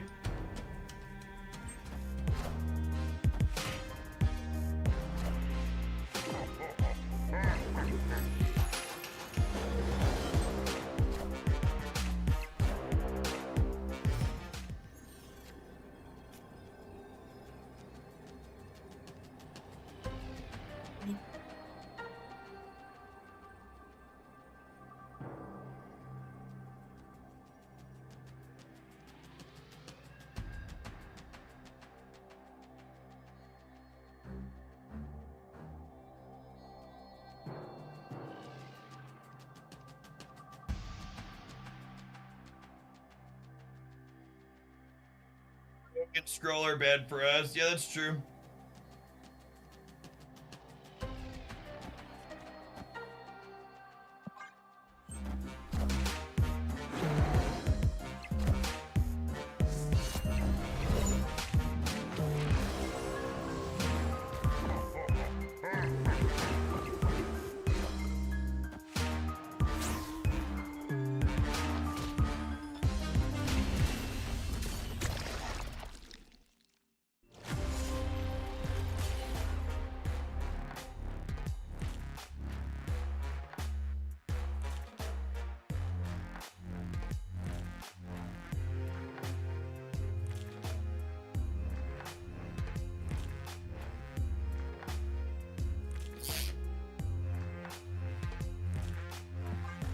It's like, you know, games like even this match. Like, I think these are the types of matches where, like, it's very easy to be a pillar of salt about the deck, right? But, like, are you genuinely going to tell me that what happened here is an average case scenario? Right? Like, I know it sucks to get high rolled, but like, it sucks getting high rolled no matter what you're playing against, right? Like the odds of them having Blob and Mystique and a Professor X and a tech card and my tech card gets pulled by Grand Central. Like, just take a second and be an ounce objective about how many things had to go right in this game, and this game came down to the last 2 cubes. And it's also, it's not like we're playing a top meta deck, right? We're playing a viewer submitted deck idea that's just like an okay collection of reasonable cards. And this is why it's hard for me to be upset at Airship as a deck, because I can put together so many combinations of random 12 cards and play a real game of Marvel Snap against them. My Devil Dinosaur Miss Marvel deck came down to the last 2 cubes against a deck playing Rogue, Shang-Chi, and Enchantress. Rogue, Shang-Chi, and Enchantress. And Skrull! They had Skrull too! My deck trying to play 2 ongoing threats got to the last 2 cubes against a deck playing every anti-ongoing card in Marvel Snap.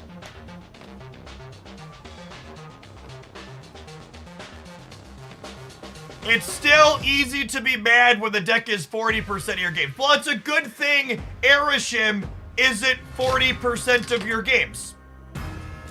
It's a good thing that the untap tracker shows Airship is down to a sub 30% play rate, and the untap tracker is biased in favor of more competitive players who have more cards. Which means if the untap tracker says it's sub 30%, it's only sub 30% against the most engaged players in the game. Which means when you look at the player base as a whole, it's even lower than this, almost assuredly. When I take off all ranks, the popularity fucking goes up. When I put it down to 70, the popularity goes up a little. Still not even 40%. But again, like, you really can. Is it, if I do 70 tonight, do we break 40? Nope. Nope. Nope, not. Is it more popular in the pits? Oh my god, it's more popular as I go lower. That's funny. It's the most popular slice I can get is 60 to 79. What about 60 to 69? Giggity. 60 to 69. Still under 40%. No matter how I slice it, I don't get 40. And it's, again, assuredly lower than this. The people using Untapped are biased towards being more invested players that are more likely to be doing top popular things. No, this data is only people choosing to run Untapped. Only people choosing to run Untapped. This win rate is not normal because watch what happens as I go up. Every time we get to a higher rank, the win rate goes down because there's less bots the higher ranks you get to. There's less bots. So the win rate and average cubes here aren't real life because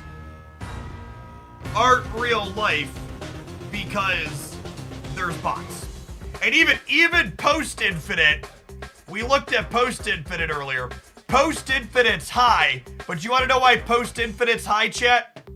Because 9% of the games in Infinite are people playing fucking Agatha and throwing their games farming season pass XP. 9%. So this data is also a mess until we have more than 1,400 games to look at. I don't give a shit about the last 7 days. The last 7 days includes the week where Airship released. and saying the most hype card of all time was popular the week it released is like a no shit, idiot. The most hype card to ever release in Marvel Snap was really freaking popular the week it came out. Really interesting. Anything else you should tell me about? Is there something else you think I don't know that you're gonna enlighten me to? Yeah, it also includes the weekend missions for that card too. Oh man. This Dino deck seems fun though. Oh, it's a good set of games. It's a really, really good set of games.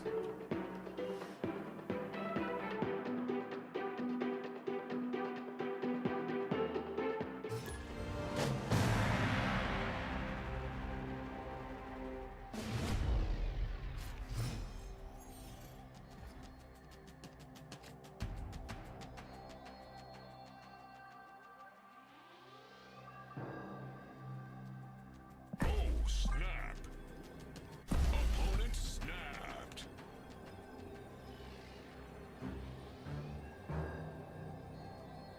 If you didn't have Valentina, you'd swap Cable back in, and then when you change Luke, yeah, Luke is no longer a must-have card if you don't have Valentina. You play a different tech card in there, maybe Mobius or Red Guardian or something. Luke is still fine. Face the might of Asgard. Mjolnir.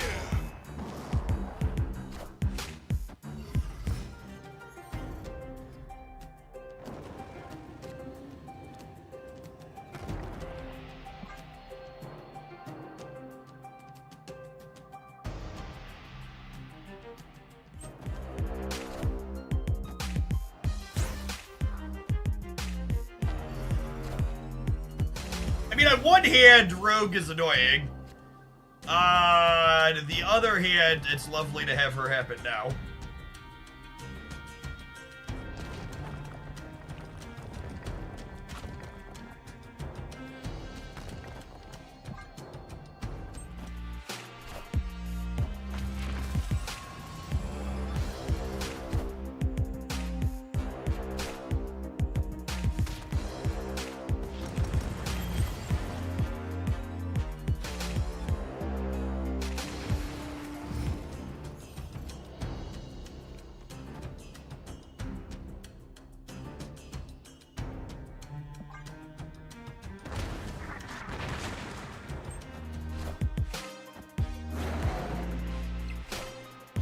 We are the future.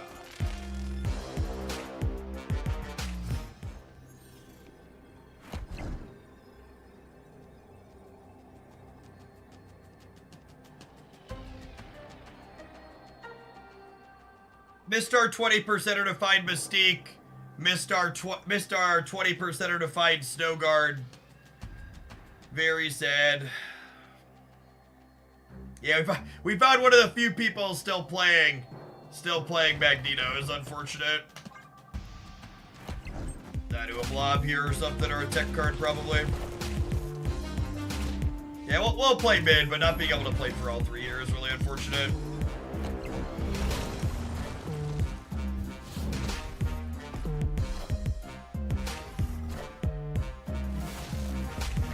%, game-winning Magneto.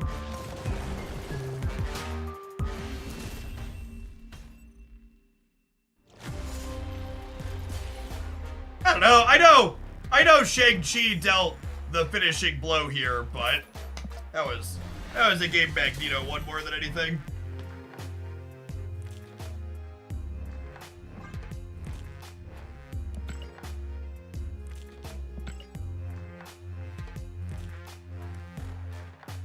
If my Miss Marvel stays in the center, I can compete on all 3 lanes there fairly easily.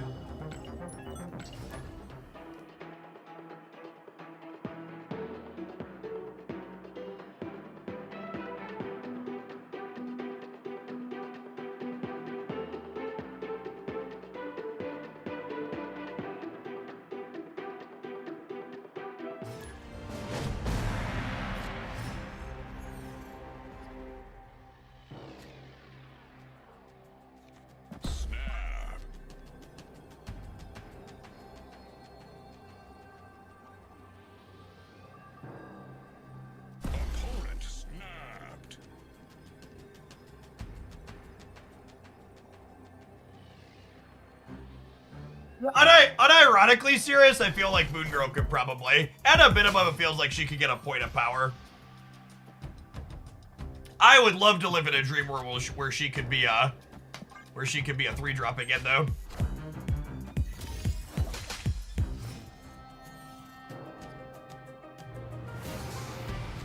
That's so sad.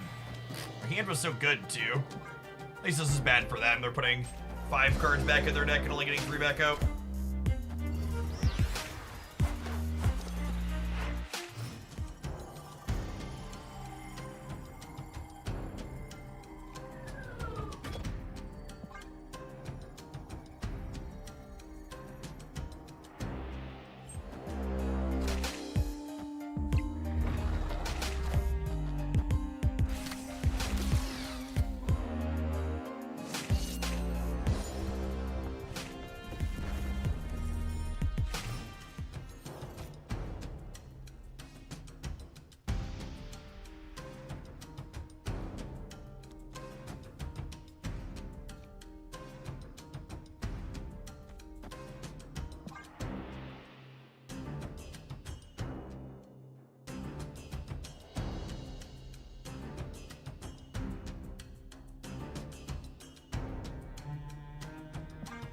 Ooh, that's a good call. We should so guard first in case we top deck a Mystique.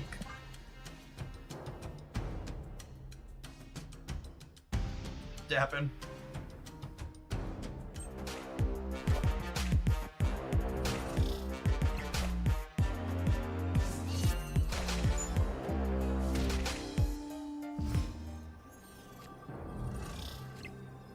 Gets it. I will say, playing against this deck would be a lot harder if people would, like, put cards in their deck that, like, turned into a real curve.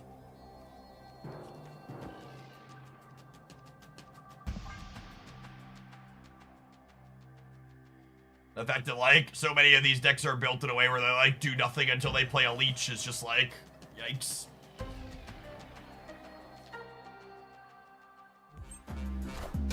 This isn't a Darkhawk actually in their deck is noteworthy here.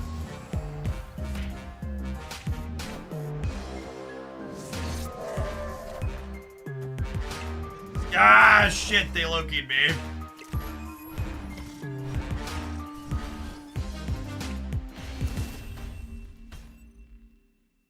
Victory.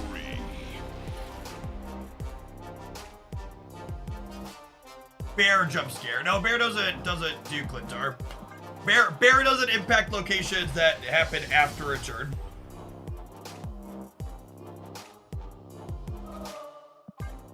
Yeah, some content creator popularized putting Leech in Aeroship. It's real strange.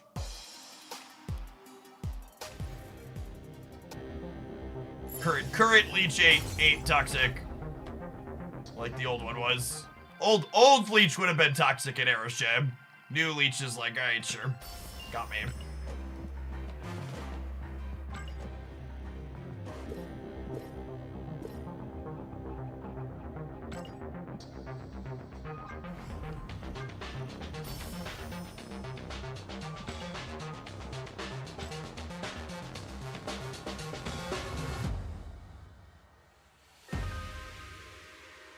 Alright, adverts, next deck.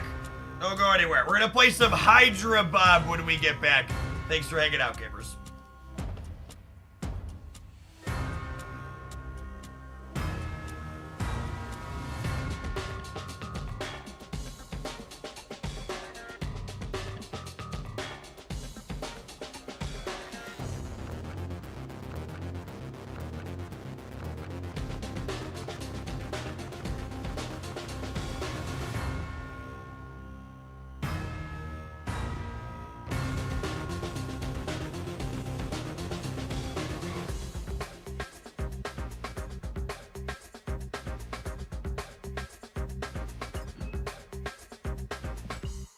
We are not playing Cerebro.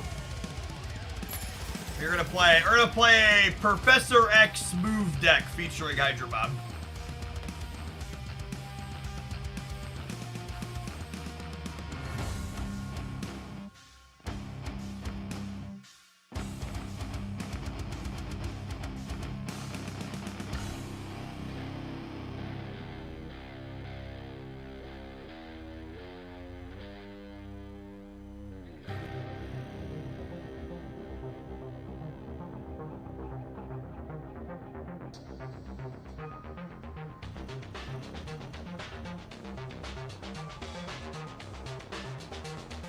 Thanks so far, Gwenpool. I like Gwenpool a lot.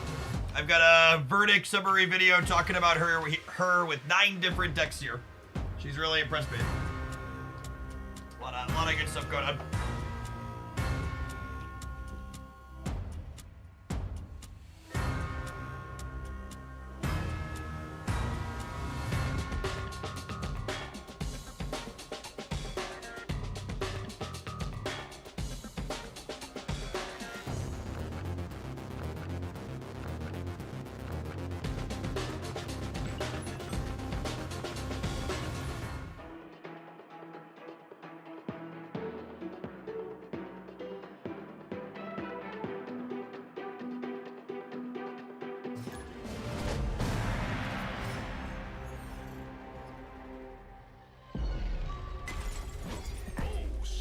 Although I suppose Hydra Bob is a good bit less interesting if we're just snapping on one most of the time.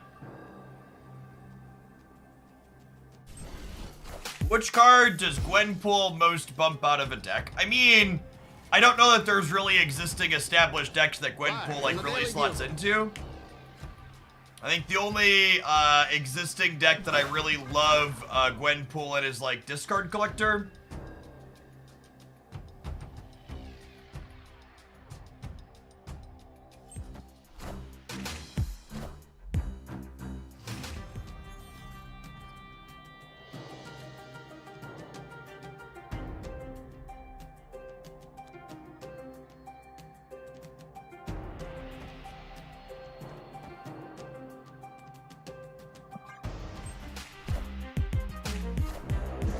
Well, it could be Cerebro too. Wind, Looks like Cerebro too.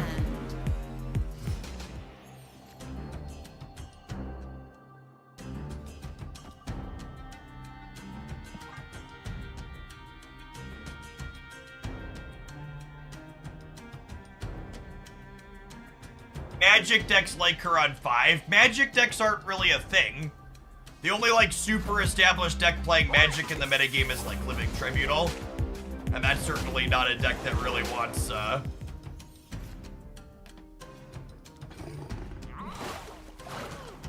certainly not a deck that really wants or needs... What's it called?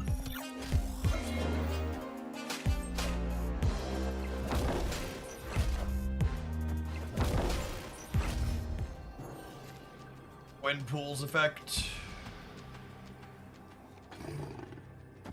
Yeah, seriously, Clutter is the other one I played a bit of it, and it also does not need that effect.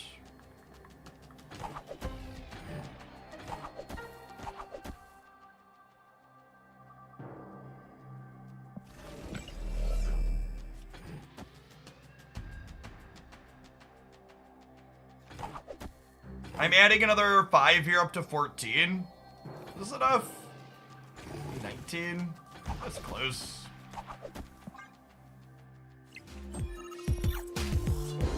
Only gonna be at 16 in the middle. Storm the Panicron because of Brute. I mean, there are Cerebro decks, so.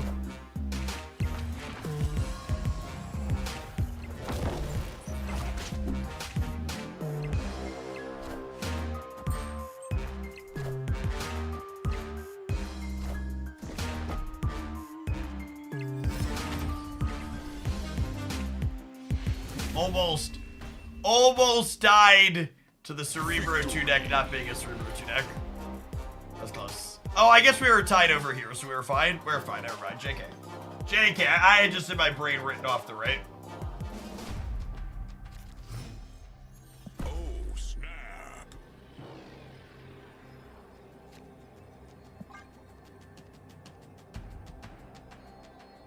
You know, I haven't played a lot of Cerebro 2 lately, but in a way, Nocturne is kind of an anti-Cerebro 2 card, yeah?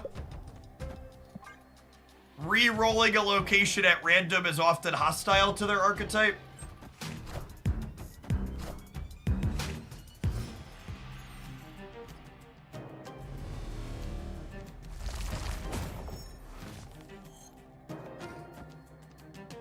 Opponent snapped.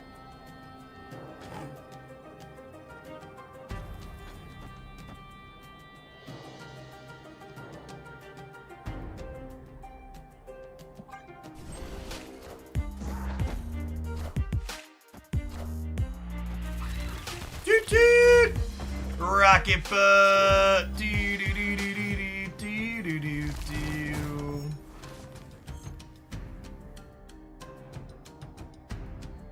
Said we have liftoff. I repeat, we have liftoff.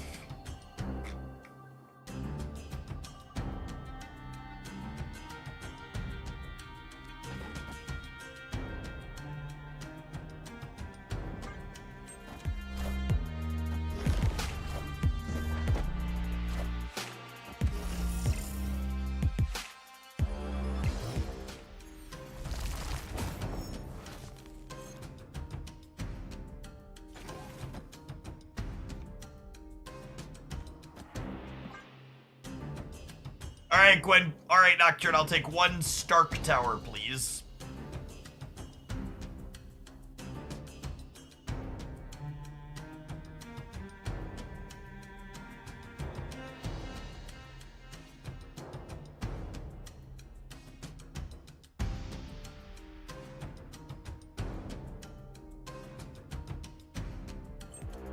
Monster Island, also acceptable. On Lukey.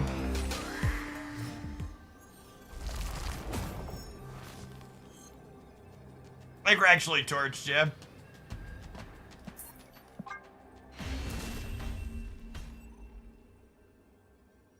Escaped.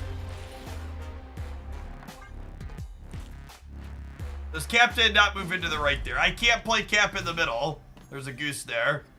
And there's a location that changes her on the left.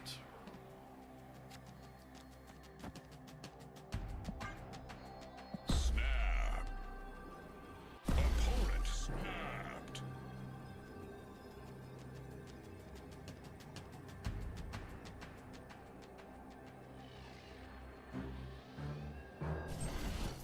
All things that move can move into Professor X's path down, gamers.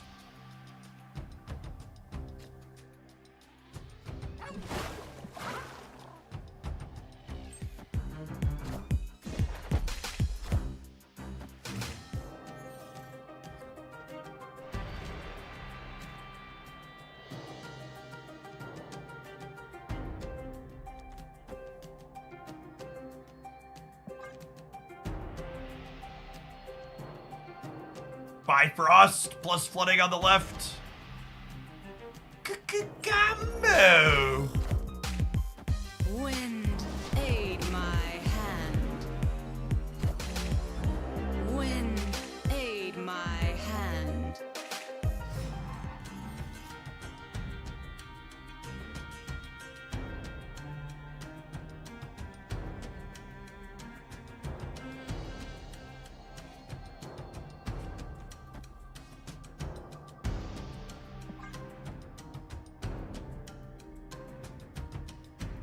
I'm gonna Gwen pool, because there's a chance I want to just Professor X the middle next turn.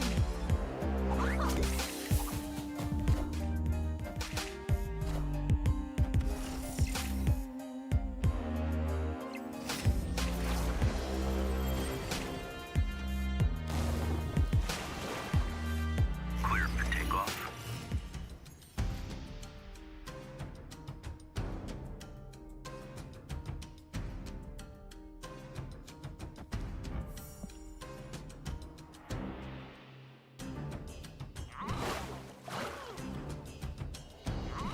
Oh, and then there's the move nerf now. Or the Craven nerf.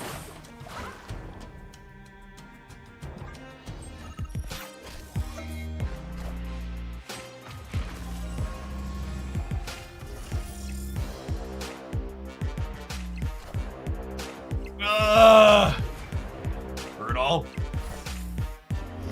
Fabletics.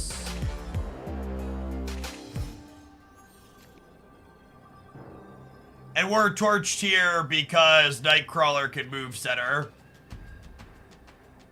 We were beating 12. We are not beating that.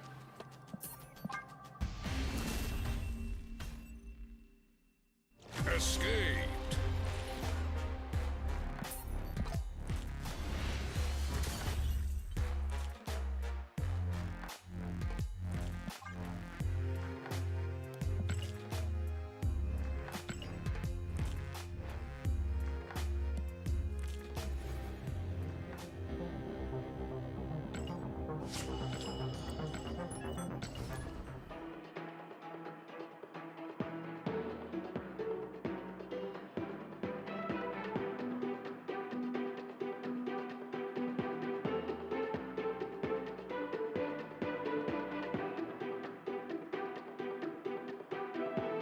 Yeah, I think there's a chance that I should. One, I would be surprised if Bob is optimal in this deck in general.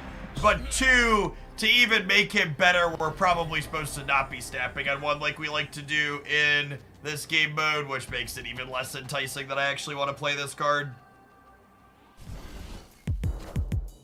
Hey, you found a rook. Hey, you found the rock.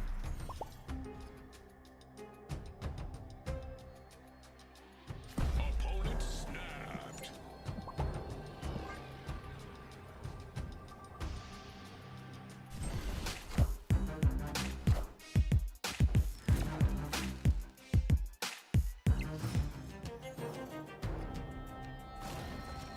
I was really excited when Bob was data mined to be a 2/5, because that Cerebro 5 is one of those decks that's just like, it's this close to being a competitive deck.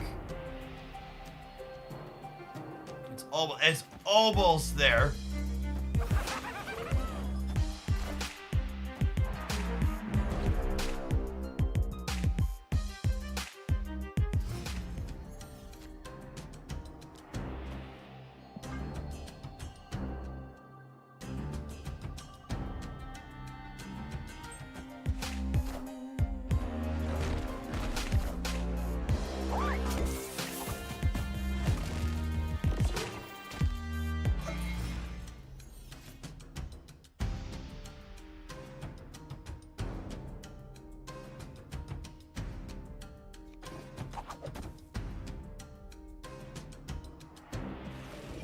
I just, like, don't have any stats here is the problem. I can, like, play Professor X on the right and hope to cheese that, but then how on earth do I ever win a second lane after? Like, I think this is the line, but it's not exciting. Thanks, I think?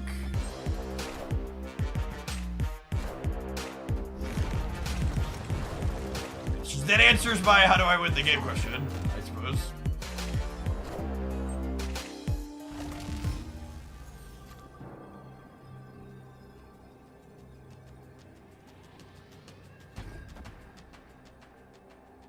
Do Marvel Sap seasons ever hint at character we'll see in an upcoming movie like this increase the chance of seeing Bob? No, not at all. Sometimes they align with movies that we're aware of, but anything they're working with is generally public facing so far. Nothing we've seen gives an implication that they have advanced knowledge.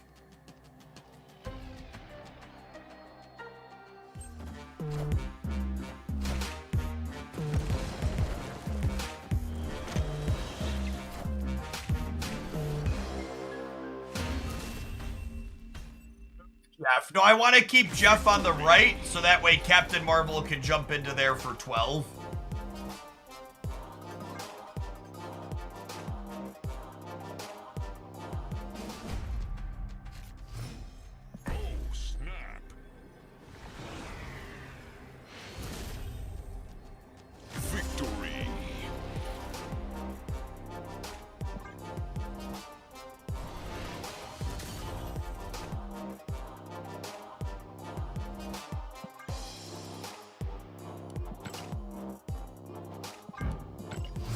I guess we'll work our way up towards a gold border on him.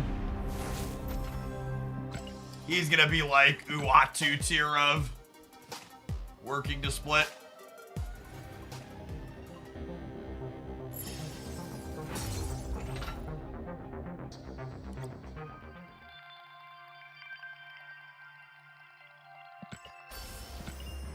Alright, 3 o'clock, we're gonna be streaming for a bit yet, so I think it's time for some mid-stream bike action, gamers. Keep the blood pumping. Did they say why they changed Bob text? In general, they don't acknowledge data mined information that exists. So they don't comment on, oh, we changed a card or didn't, because it technically didn't exist yet.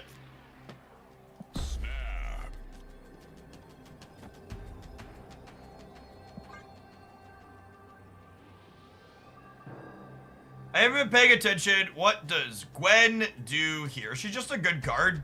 This is a deck that has a low curve, so it can consistently get its hand empty.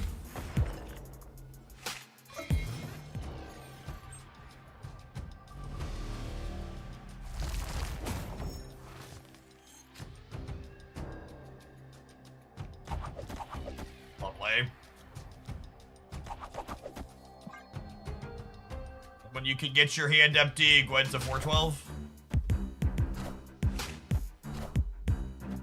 They should have snapped me to kick Bob out, Chip.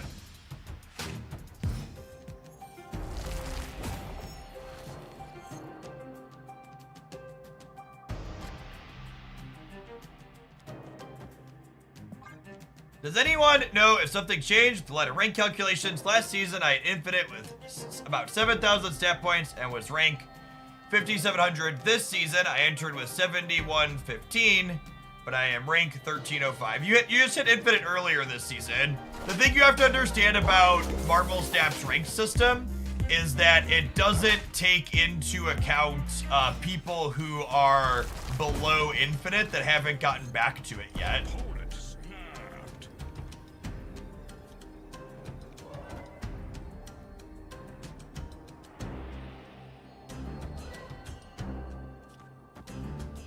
Can I win?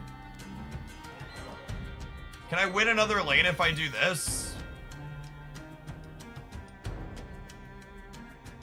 Does this win this lane? It might not win that lane, actually.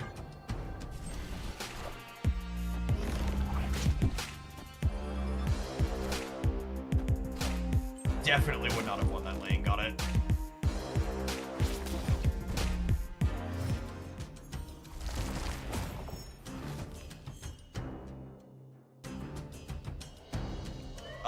Unironically, this seems good.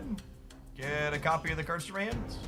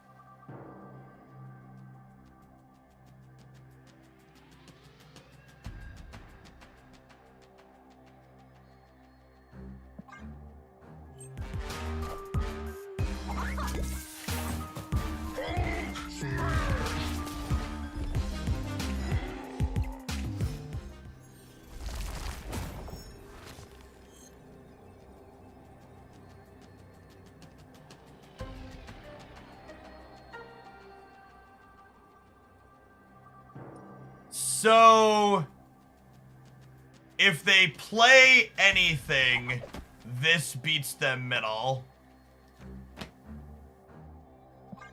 I assume they play something to stop Nebula.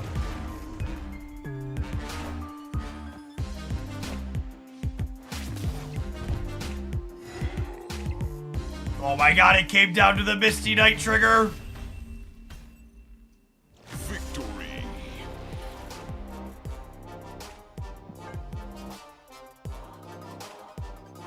Yikes. Yikes. It'd be too far-fetched to include M'Baku in this deck. M'Baku is not a good or playable Marvel Snap card.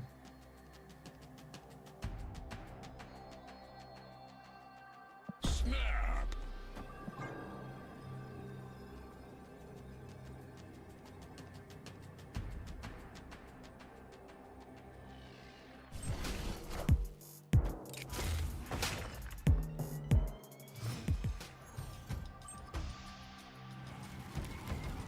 Parker! Bob isn't good or playable. I'm gonna take the controversial stance of Hydra Bob is significantly better than M'Baku. You're welcome to disagree with this, but you'd also be wrong.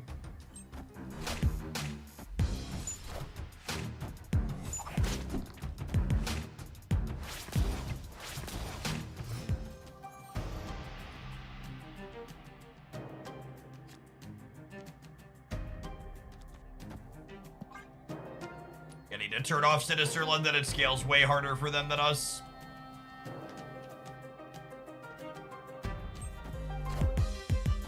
Wind, aid my hand.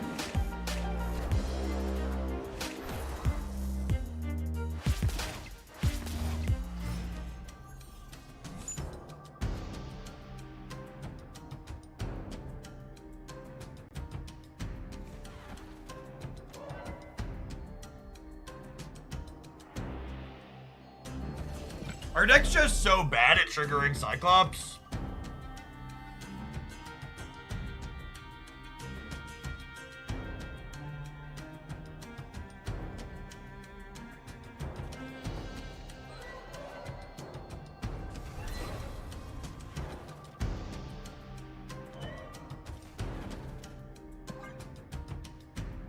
I guess I do this, and then next turn we just Captain Marvel.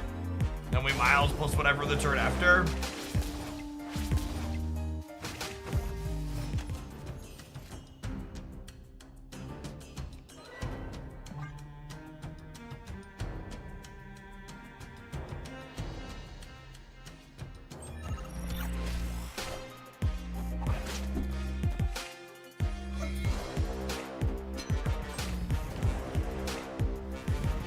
Well, that helps us catch up on the left.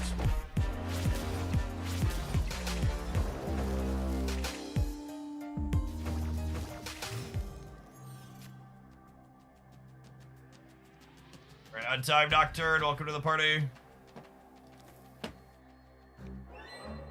Last turn Gwenpool is such a sad panda draw.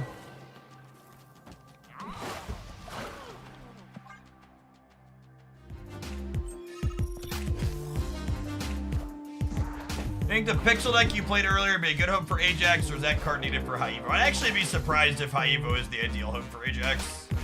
I don't think that's my expectation for him.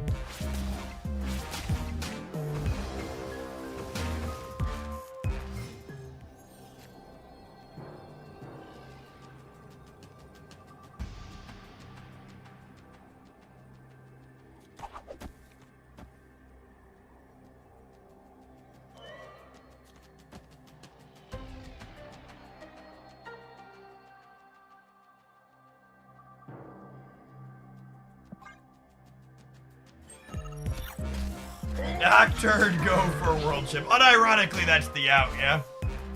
I should have, if I thought I was guaranteed that I should move the Nocturne for the sake of, some kind of incredibly silly high roll. Higher, further, faster, baby.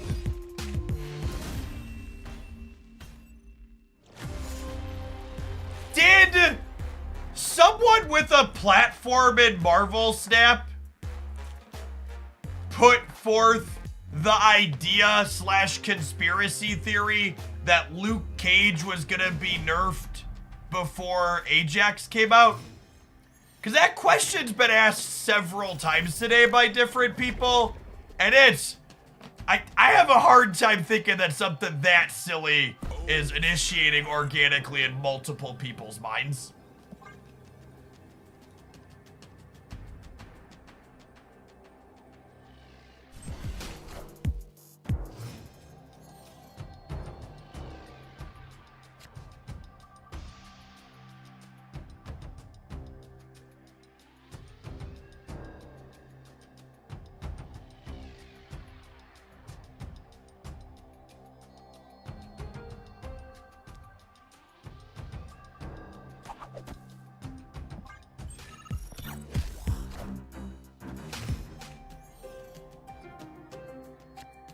Deep state snap. It feels like a deep state snap kind of comment, which is why I'm asking.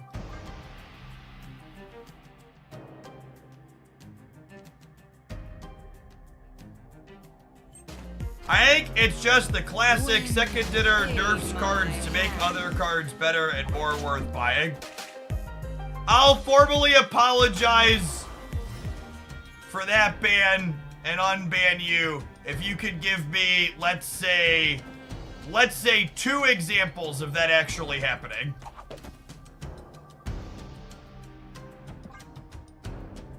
Is there even one? Is there one example of second dinner nerfing a card? They've done the opposite. They've actually, on more than one occasion, nerfed a card that was gonna be too good with something that was coming out. Right? Like, I think I actually have a couple examples of they nerfed cards preemptively because they thought they were going to be too good.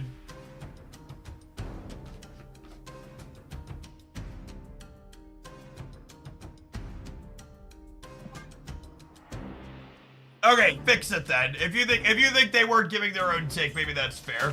That's so strange though.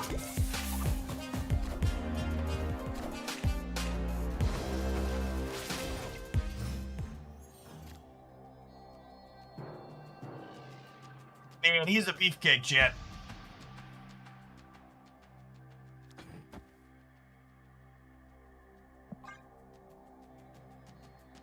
I'm not even talking about like cards getting nerfed in their data mines. I'm talking about like what are some examples? Viper got changed with Celine. That wasn't even there was something around Kitty where it was like fully preemptive, right? Yeah, they kicked Stature ahead of another one too. Yeah.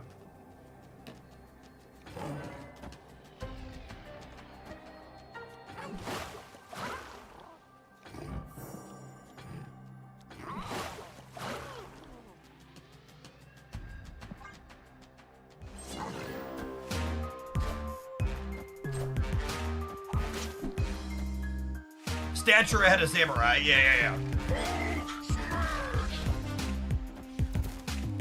Higher, further, faster, baby.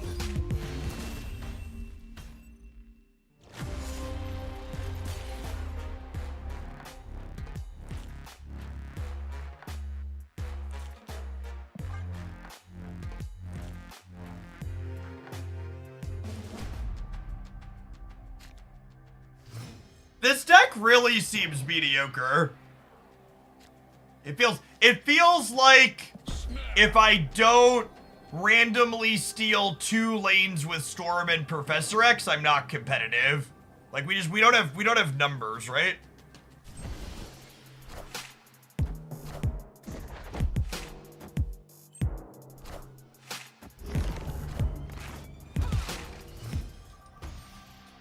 I feel like I'm on the cheese them out or get torch plan, basically.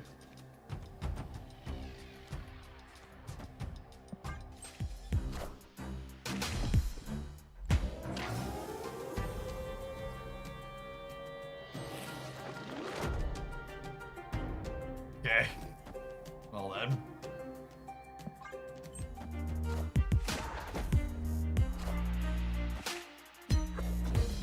Oh, come on.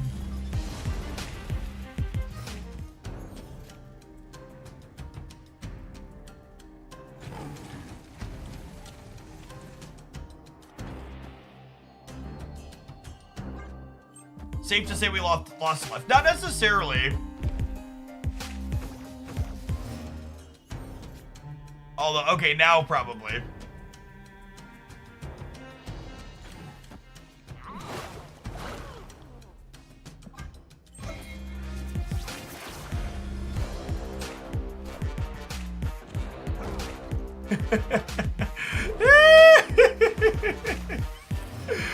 Oh, man. What a freaking pile of cards this is.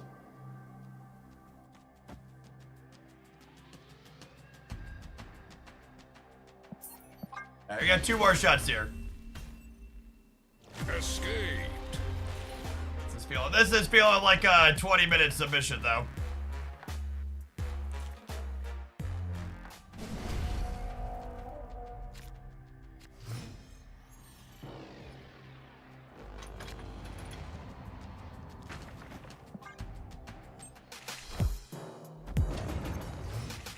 Nocturne, is everything okay at home? You seem so angry, hun. There's no need to be so mad all the time. No, Nocturne, seriously, calm down.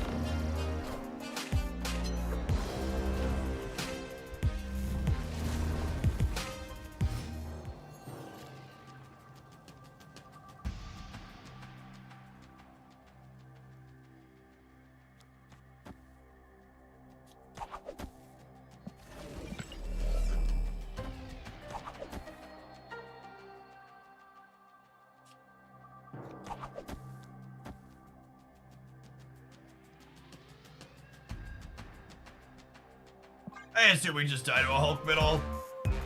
Wind aid my Well, they played left. That's good for me.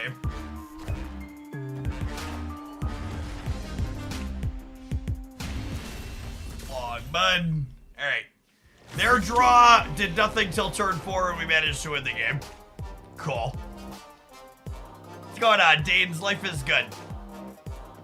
Yeah, sweet Marvel stat meta game. Had a new season pass card release.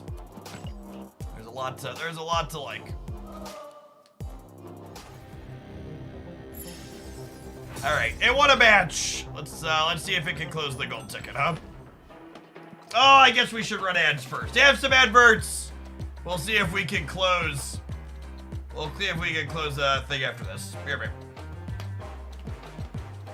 No, they saw Storm. They just didn't play around her.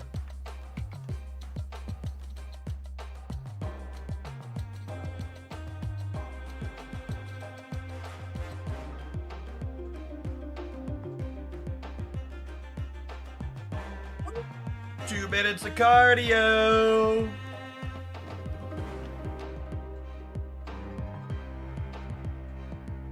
Cardio.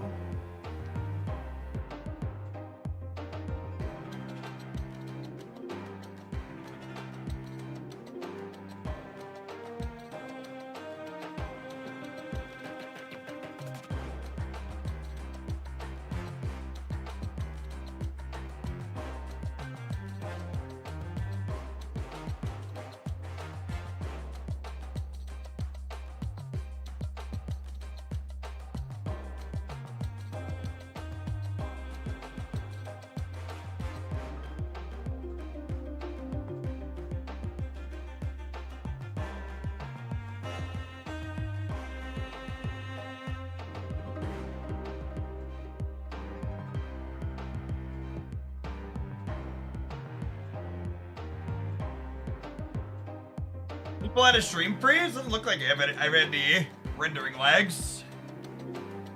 My connection looks fine. Weird. It's on the Twitch side. Anybody watching on YouTube have a stream jump? Or is it just on Twitch? And to reload the stream, uh-oh, is our viewer count about to fall off a cliff?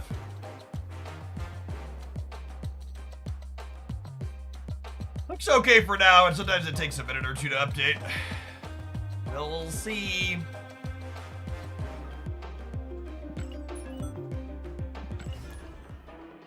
Classic Twitch. Reloading removes a view. If there was a freeze that requires a reload, it means a bunch of people aren't going to reload right away and then they stop being a viewer.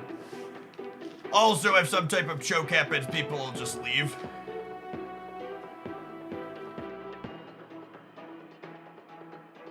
Well, the small drop is due to a Twitch bug that temporarily increases the viewer count when you run ads.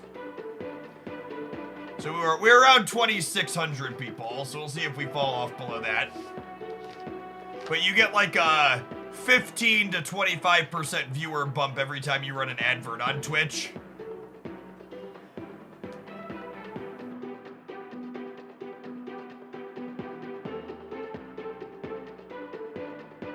I assume it's just a display bug where it counts the people who are currently watching an ad picture-in-picture twice. I would assume it's related to that.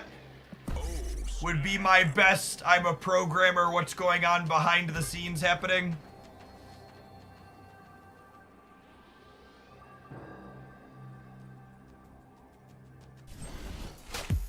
I don't suspect it's actually showing more adverts to extra people or showing adverts to people that don't exist. Would be shocked if that was the case.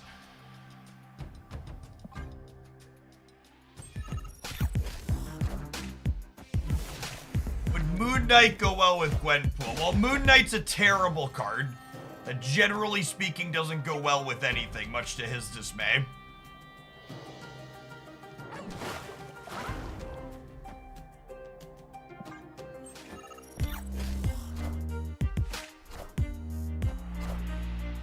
They got my Craven? That's so brutal.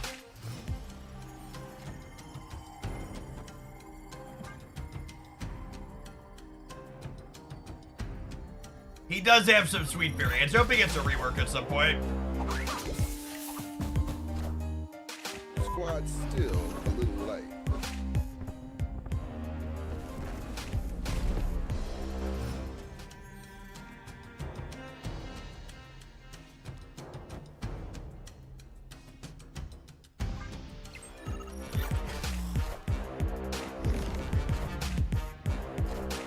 Oh my god, we got outplayed by fucking Agatha.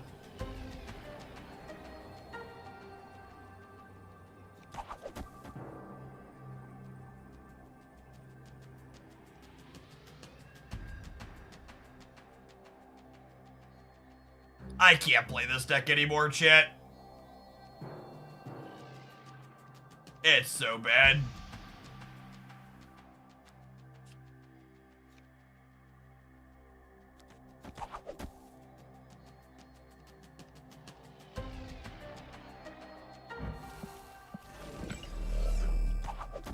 What if I do this? This still only ties here, yeah? And that they soak anything?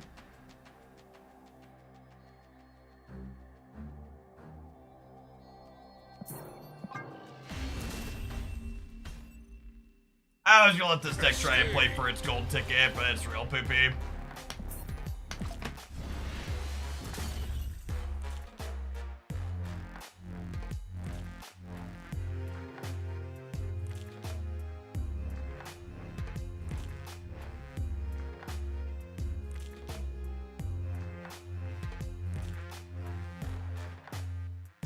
Whoa!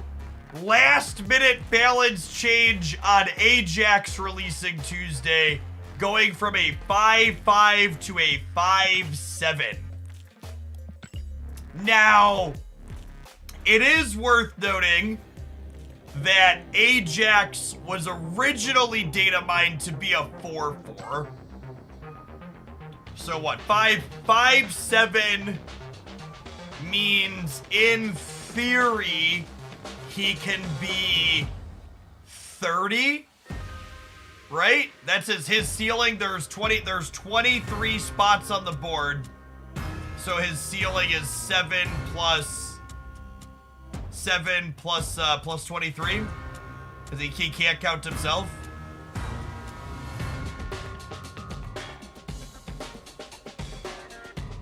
That sounds kind of OP. It's definitely a pie in the sky stat line though, right? So like the way you need to think about a card like Ajax, can he not cut himself? I don't think so. It's his text. +1 power for each card in play afflicted with negative power. Yeah, but if he counts himself, he's a penalty, right? So it's neutral. Sure, he can if he counts himself, he's still only 30.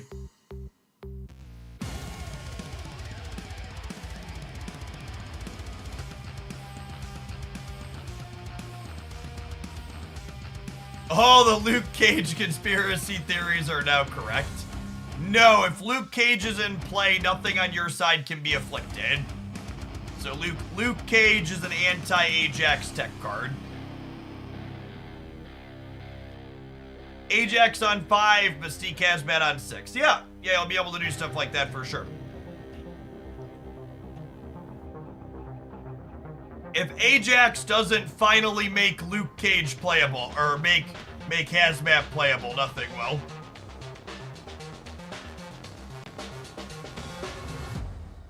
Great for Annie. Why would it be good for Annihilus? Annihilus doesn't afflict things. Does Luke remove Abomination's discount? Yes. When Luke is in play, high evolutionary Abomination costs 5. So it should function exactly the same way. Would be my expectation.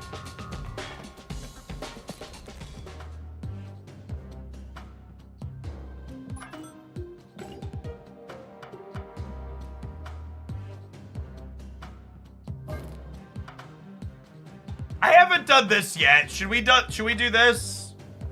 I'm expecting Gwenpool is good in here.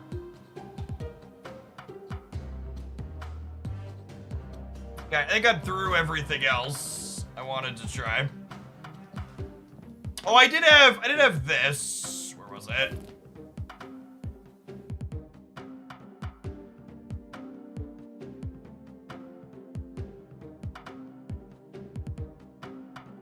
Happy Scroll Week for those who celebrate. We are playing a mild stature Darkhawk deck to some success. I was thinking the Darkhawk part felt kind of clunky. I wanted to try it with a different package. So Valentina Luke instead of the Darkhawk package was an idea. You find it harder to evaluate cards like Ajax, where a tech card hoses them, so week 1 everyone plays the hoser. No, I don't think so. I'm pretty good at being able to take a step back and look at why a game happened the way it did. If I was someone who, like, the only way I evaluated a card was thinking about how much I won or lost with it, there's the viewer count dip off from the stream hiccup. Thanks, Twitch. Appreciate your wonderful technology costing us a quarter of our viewers. Nice platform.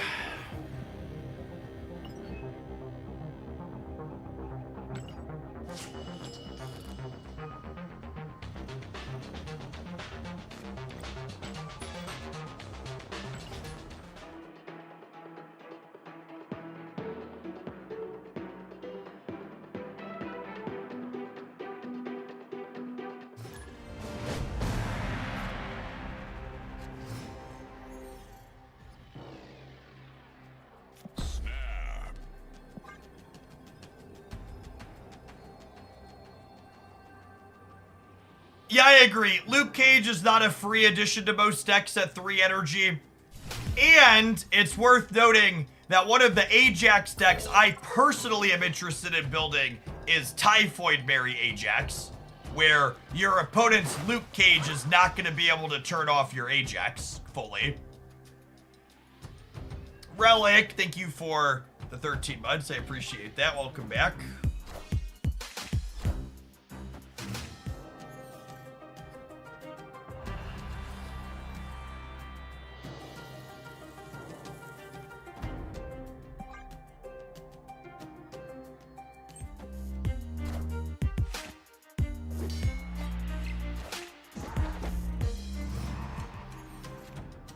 Mary Ajax Scar. That sounds like a sweet curve.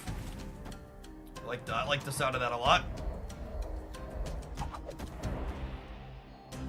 I see we could choose Violence here on their Angela path. Ooh, okay. It might be some roundabout Violence here.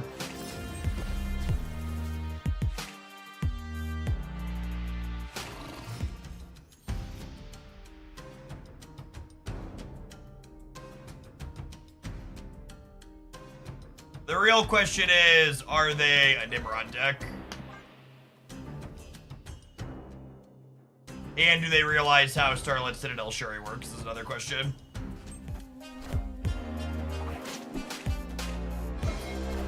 They do not. So Shuri's effect is explicitly tied to the location she's played at, not the spot on the board. So they needed to play to here to get Shuri's double.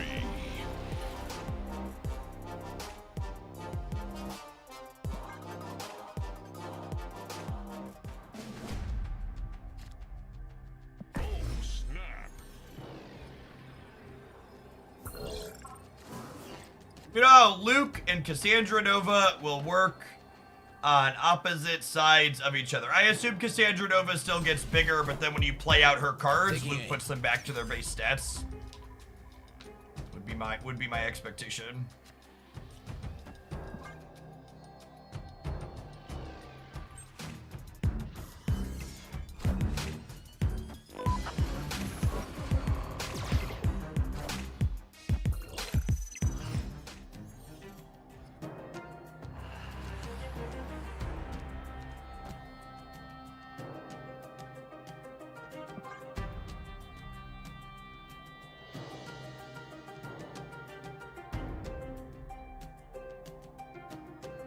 Hoping to draw some combination of Nocturne, Silk, or Jeff next turn to be able to move into Death's Domain.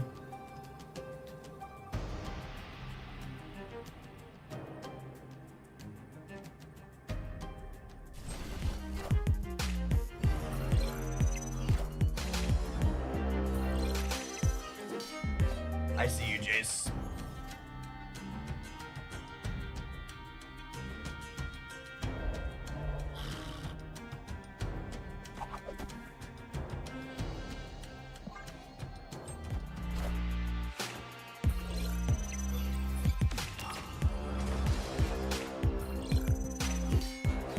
Die to a copy of Vision.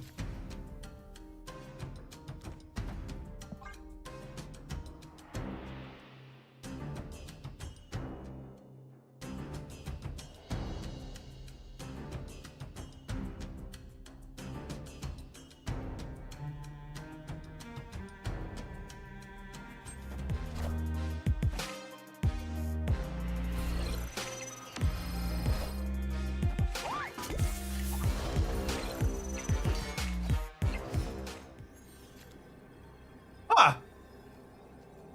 It's not what I'd thought about.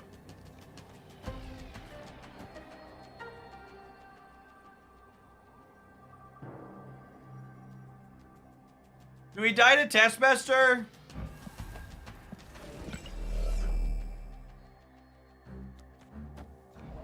This beats Taskmaster, yeah?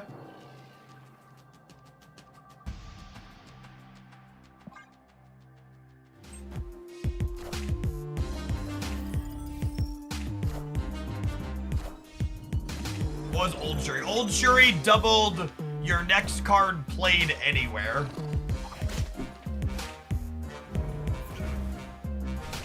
Not just in her lane.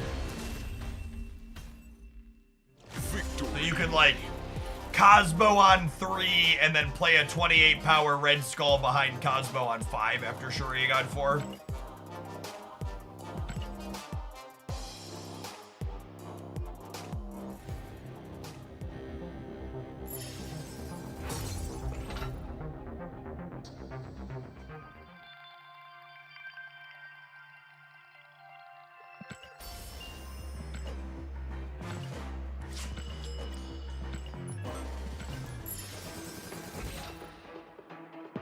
I've never had this deck in a best decks video, Aztec.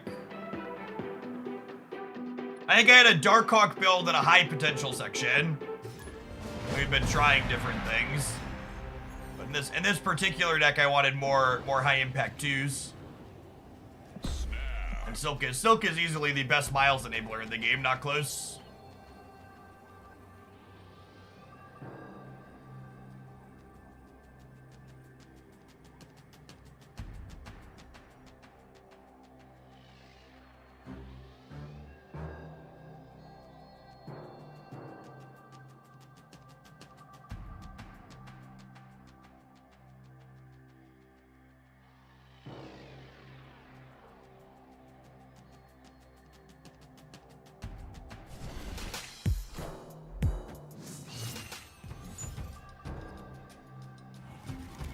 This is Bob Erasure. Bob would have had to exist in order to get erased yet.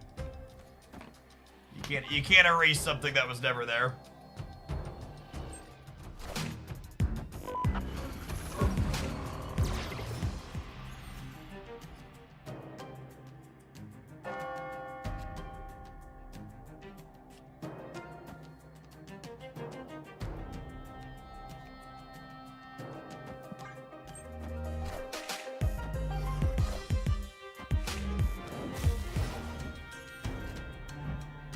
Oh, look at that, chat. They had an Aeroshimed...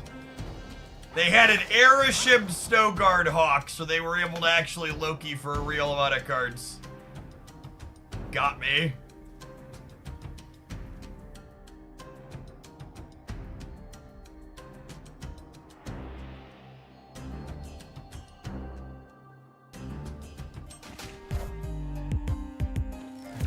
And I specifically put my Jeff over here, so this way if they have our White Widow, they can't lock us here.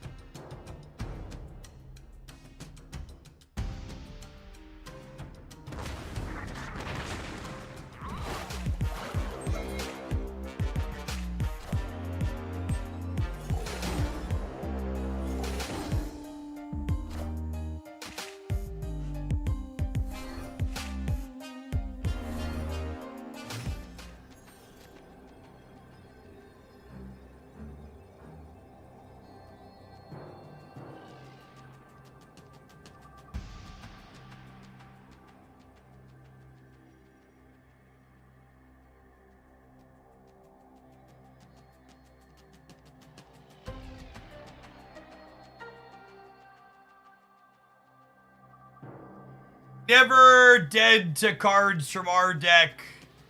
Dead to a number of cards that could come out of their deck, though, yeah?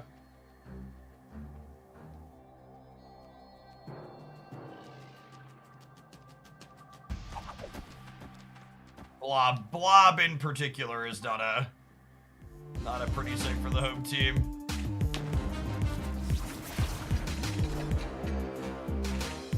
Dead to anything large here.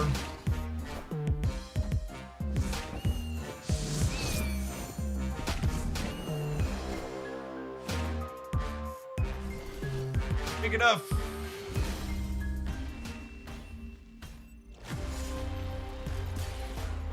Hella plus Miles actually would have won here by 1, thanks to our Luke Cage.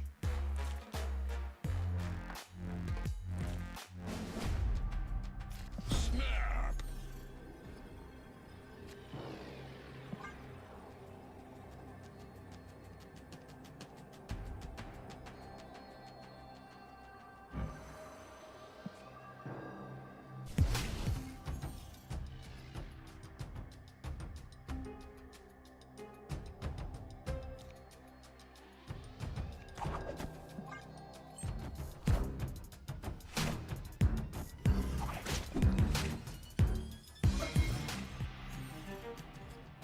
Two drop.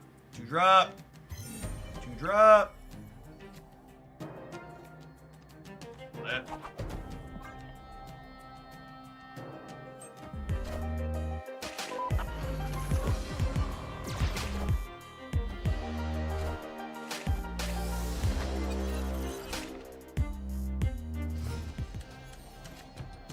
They have stature.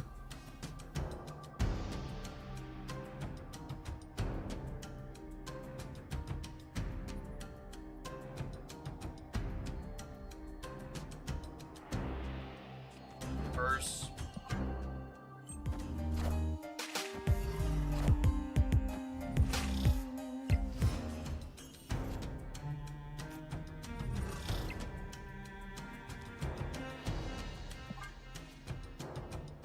If Tina generates Destroyer on 2, it's not too bad, but like, when we hit it on 3 and we've already committed Miles to the board too, it's definitely feels bad moment. You get to kill their Hawk here at least with the tech card. Is Enchantress better? I don't think so.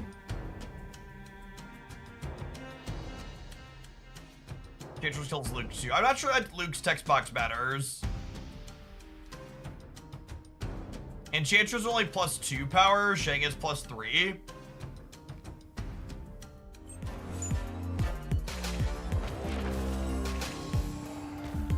Never before have I been more punished for choosing the wrong tech card.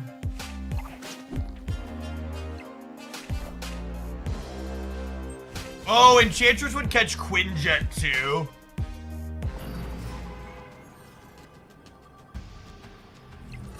Yeah, I think Enchantress catching Quinjet means I should have Enchantress. I didn't think about that.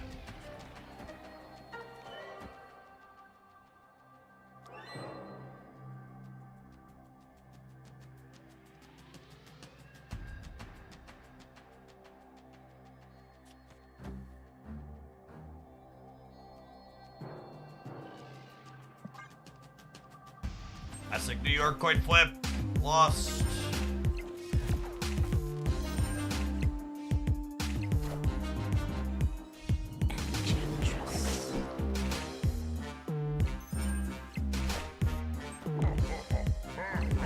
Oh, I miss playing Jeff. Sure. That doesn't matter.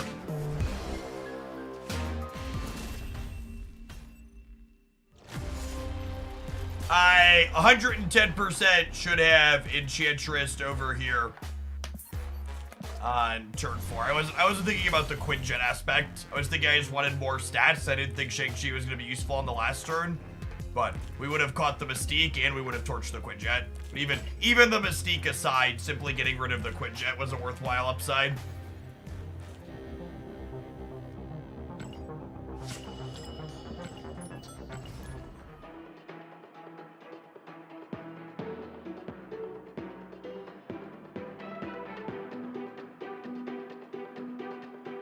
What did the Mystique have? The Mystique was just 6 points of power. Copied Darkhawk.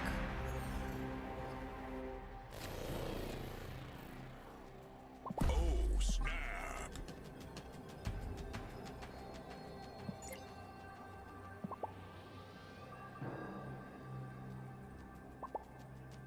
Opponent snapped.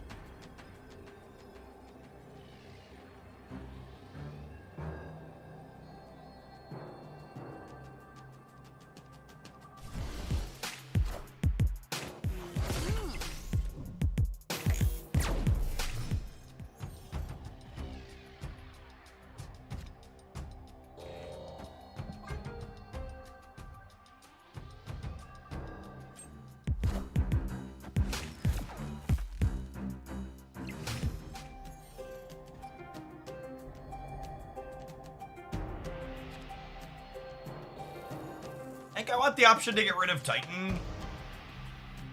It's a location that does not have any benefit for us. There's a chance that there's benefit for the opponent.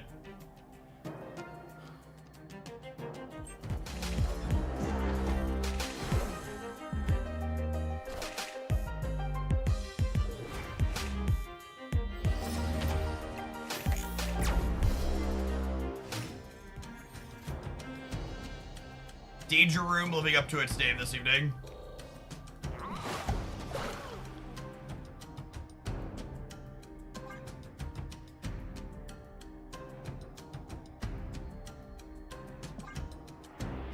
How'd I move this turn?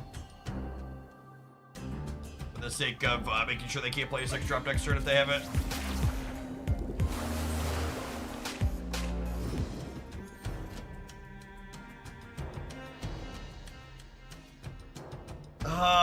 This still reveals next turn, yeah? Is my understanding? I think so. If this was a Gwen pull, though.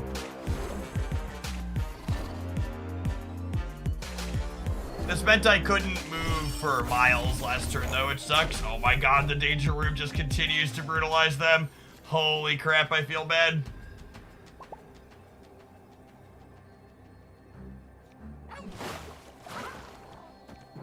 That just, like, wasn't real life.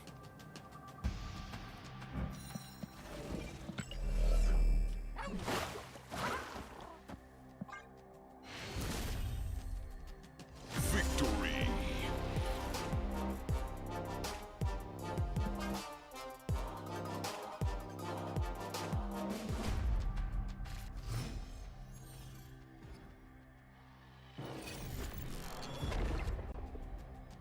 Opponent snapped. Oh, snap.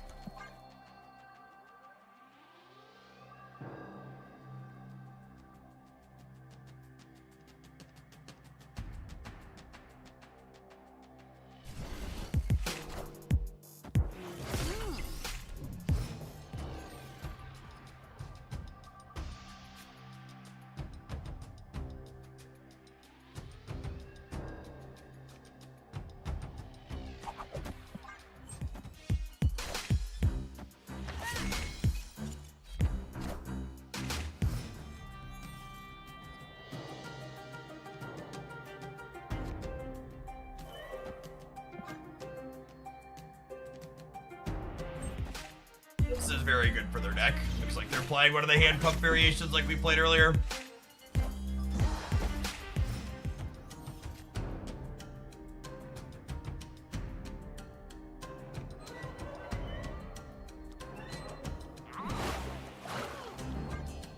Let's continue to ping pong Silk around the board.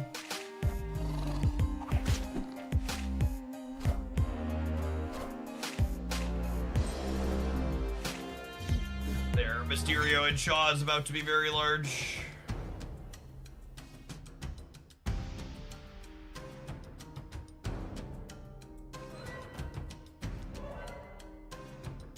Is there any reason to play this? Yes, because I could draw...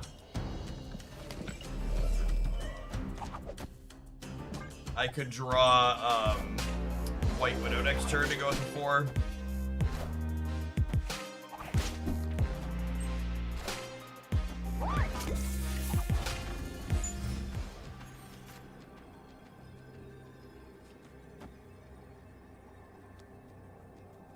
assume we are very torched here. Their hand would have to be atrocious to not have us beat by a lot. Let's see what their noon bars look like.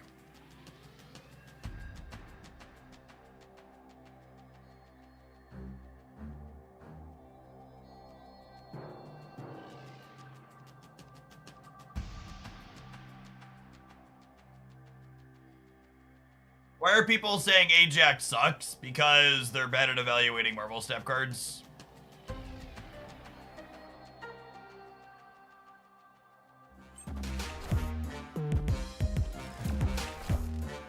I'm excited to see how big this Mysterio is.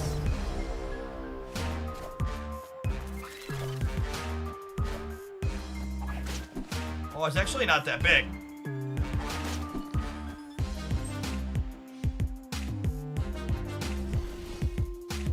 It's much closer than I was anticipating. Would have won if we would have played White Widow Center.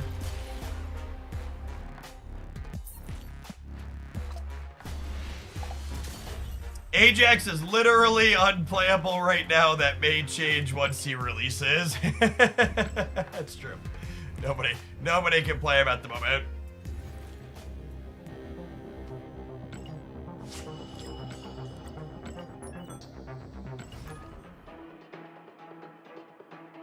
Yeah, I hear a lot of people talking about, like, Luke Cage, like, undoing Ajax. One of the interesting things about Ajax, you can just, like, play him with Typhoid Berry. I think Typhoid Berry Ajax Scar is the place I'm interested in starting with him.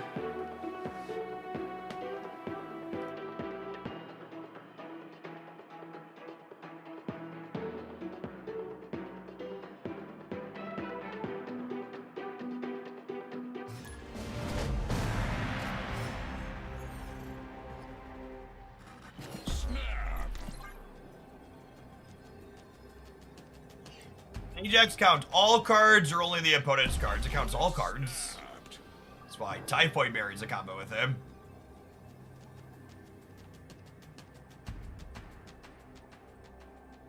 I didn't even think about Typhoid, that's why I get my deck ideas from someone else. Thank you, I'm here all week.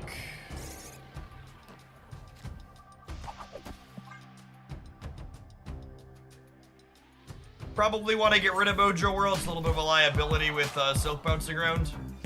Is Ajax ongoing? Chat, you could have exclamation point Ajax in chat if you're not familiar with his text box. Seriously, please, I'm begging you, read the card before you ask silly questions. So playing your own Luke Cage is kind of anti-synergy. Yeah, to a degree.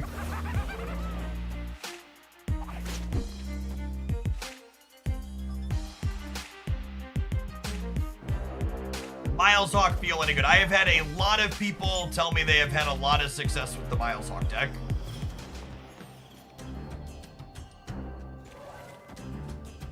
Your mileage may vary.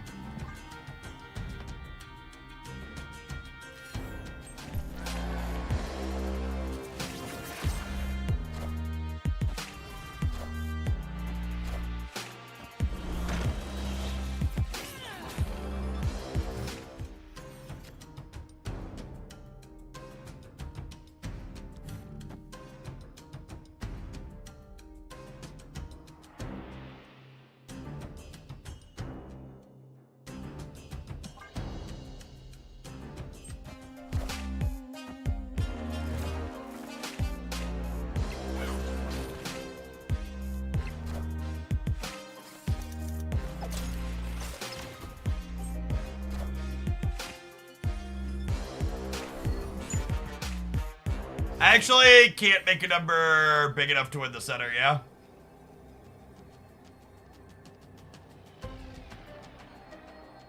That's sad.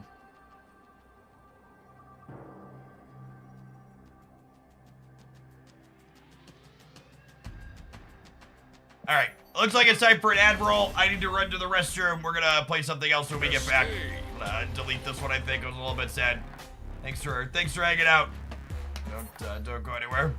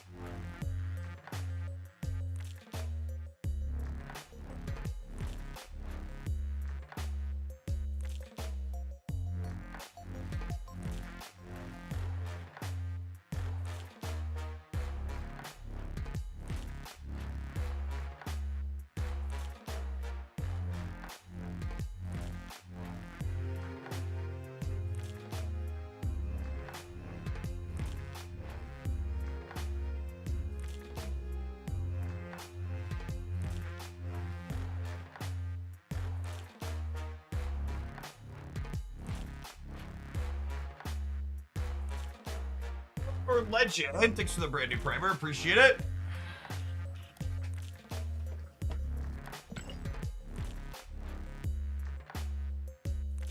You run things like Squirrel Girl to get buffs with too much dead space, even though it buffs Ajax is better. I have no idea. Those are the types of questions you'll need to answer.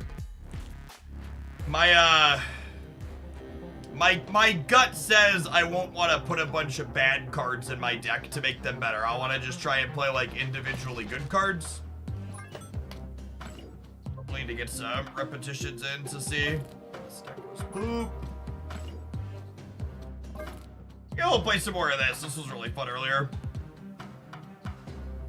Should we do a data dive? I haven't, I need to do a best decks video tonight after I sign off.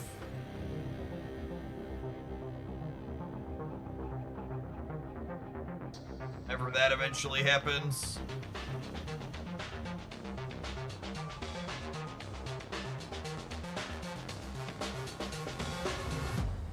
It's like no post-infinite data yet.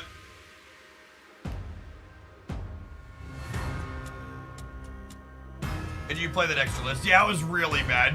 It felt like any game where we didn't cheese 2 lanes with Storm and Professor X. We just didn't have remotely enough stats to actually win the game. Anybody putting real numbers into play just like went way over the top of us.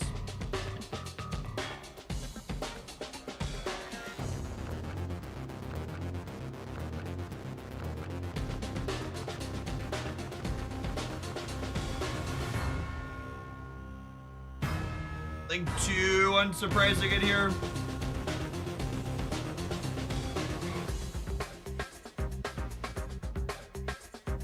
By win rate and put 1,000 minimum games on it.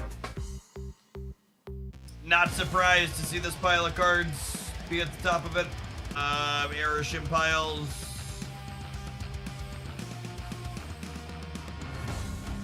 Darkhawk Surfer. Sure.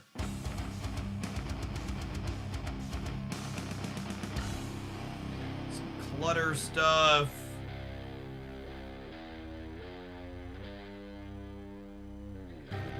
I mean, the Theta Hawk deck is like at least a real Hawk deck, right? Like it's playing Korg and Rock Slide. It's not like it's just playing this as just a tech card.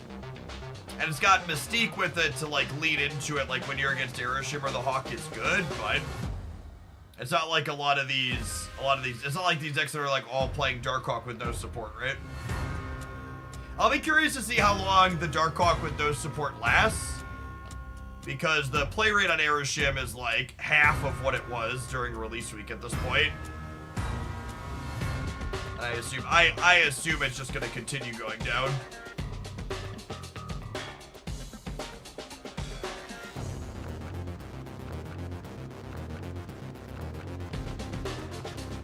Alright, let's play some more of this hand buff deck. It was my favorite thing we played today.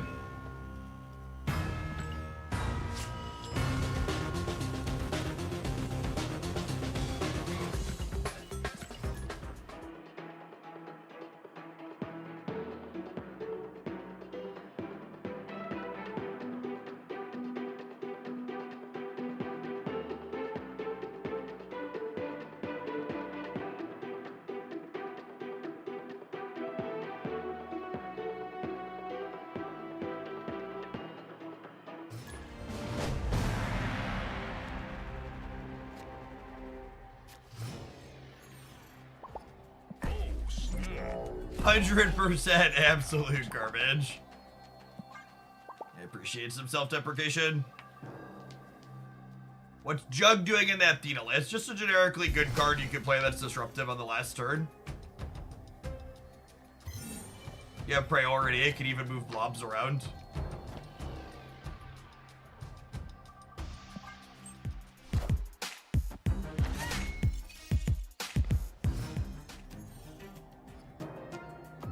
Nakia. Kari. I don't have anything else I want to do with my energy this turn, so I guess we'll just play her and pick where she goes.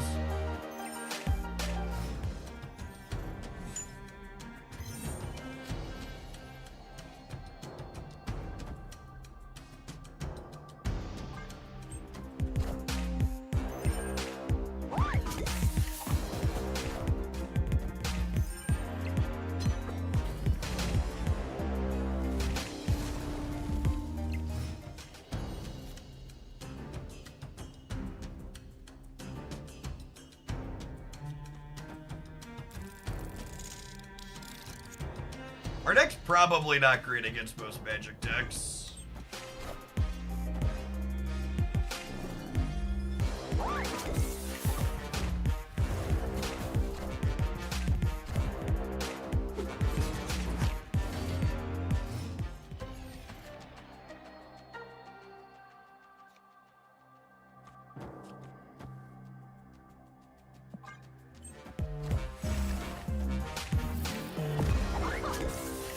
Yeah, Grandmaster definitely feels like a real Marvel Snap card. Here's a card where on release I was like, this card is one card away from being a real Marvel Snap card. And it feels like we've been living in that reality for a little bit now.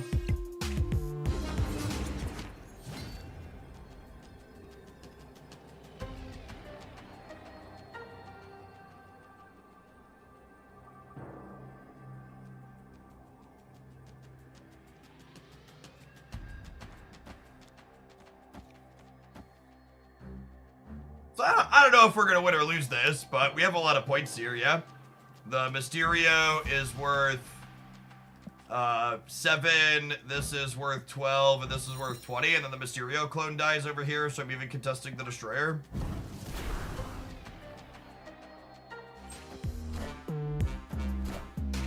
They gonna like Zola the Destroyer? I think we lose to Zola the Destroyer.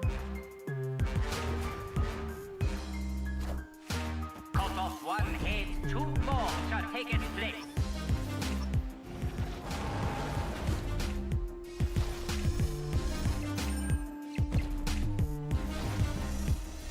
At this point, we'll just wait to see where the cards fall, huh?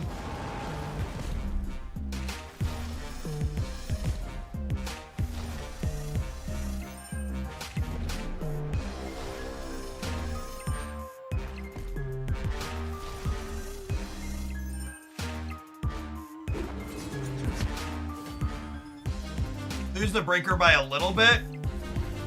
That's pretty close considering what their output range was like.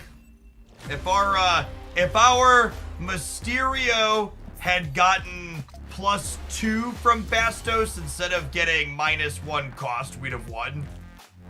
We would have been 20 here and 30 here.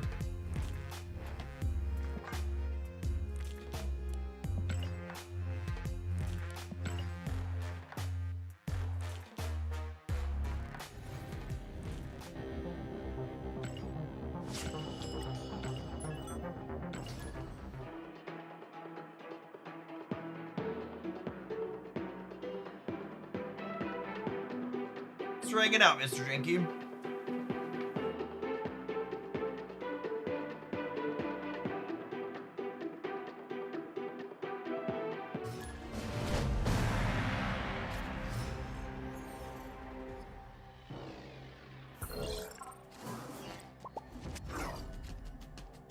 Opponent smashed.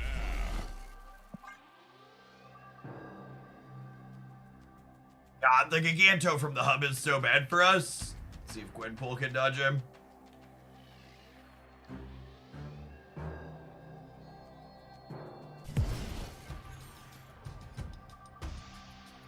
Hey, Jeff, I played some Loki and Erisham, and I can see the appeal.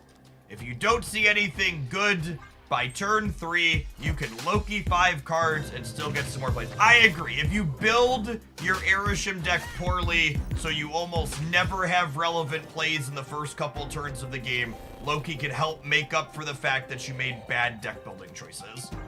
I think that is an accurate assessment. In the, 50% of games where you have Loki in your hand by turn 3 and your deck was built poorly, so you didn't draw any meaningful cards. Like that's a reroll for you.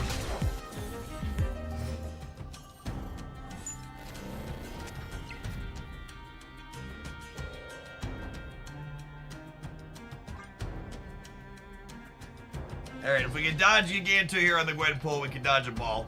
And then we're hoping to draw a Grandmaster next turn to get a repeat on the Gwenpool.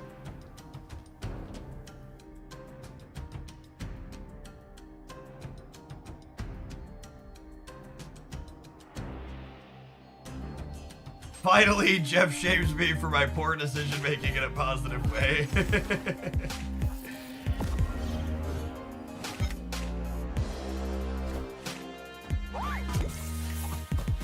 Ugh. God damn it. Gosh darn it.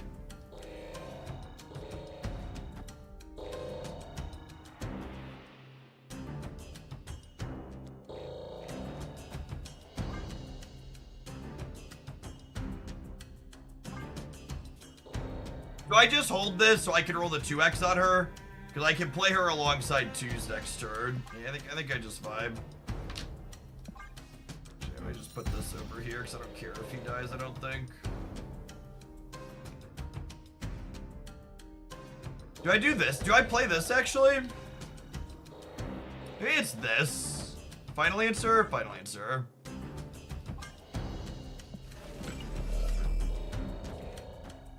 Oh, we'll roll 2x on Nico and it'll be great.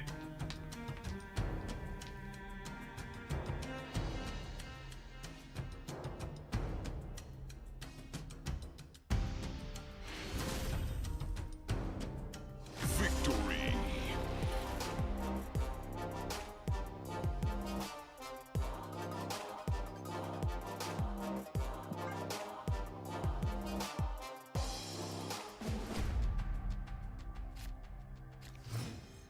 Oh, snap.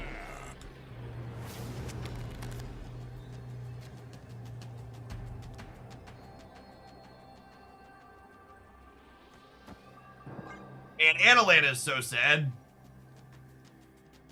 I would have loved to Nico draw into Okoye.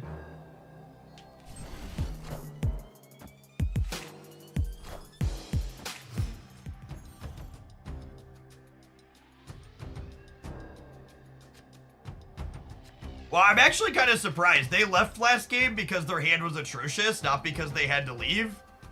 Which is extra funny considering they Loki'd us for 5.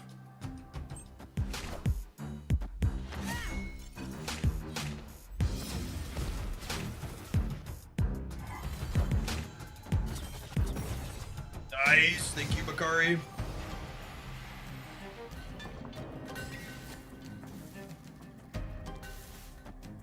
I mean, the Loki airship deck is obviously very good. That's why I think despite, like, being misbuilt in a number of ways, it still wins lots of games. I mean, anybody trying to tell you the deck is bad is, like, obviously very silly.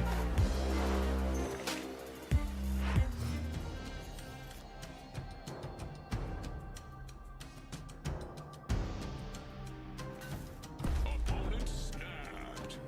So this is gonna put Nico in the middle. It's gonna eat the Grandmaster to draw 2 cards, and then it's gonna Nikia everything. And they're snapping me, so I assume they're about to Loki for 3. Oh, just going full. That's much better. That's much scarier than Loki. They played a good card.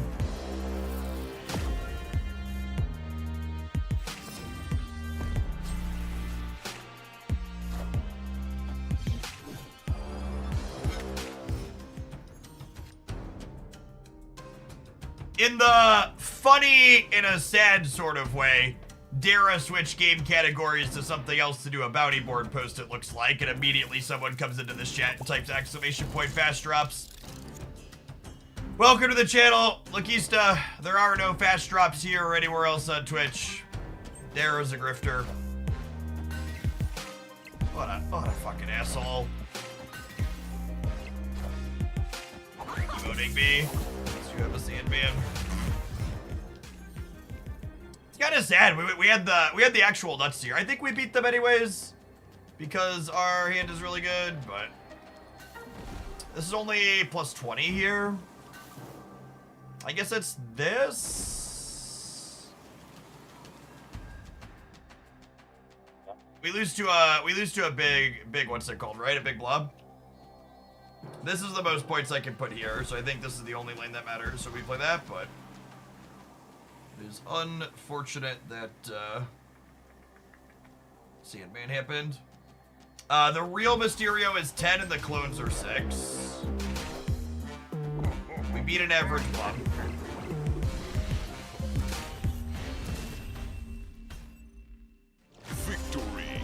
There are about to be a bunch of people who are first-time chatters come into the chat and type !fast drop because they're looking for another stream to get their drops on because Dara is no longer streaming Snap at the moment.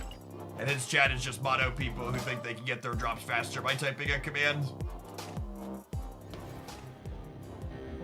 So when they go somewhere else after being lied to there, they type what they were programmed to type in. Because they were lied to. It's not their fault.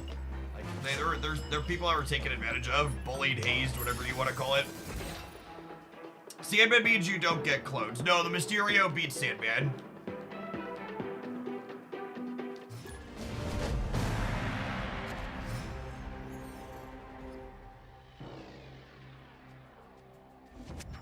Opponent snapped. Snap.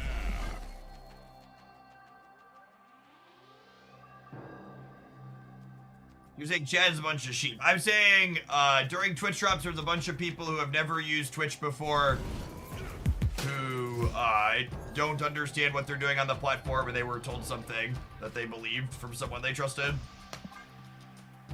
It's the reason I'm cutting Brood from this list. I didn't start with a deck that had Brood in it.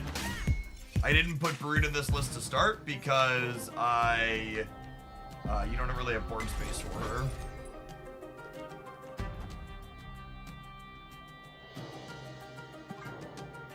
It's sad that we won't be able to Grandmaster. Won't be able to Grandmaster Gwenpool because of Avengers Compound. Why can't you say that Gwenpool should be 2-1 or 3-3? Are there people saying Gwenpool needs a buff? I'm not hip. I'm not hip with the kids. Are there kids really saying that Gwenpool needs a buff? Because that seems crazy to me. That sucks that we drew Grandmaster in a way because I wanted to. We could have such a good start.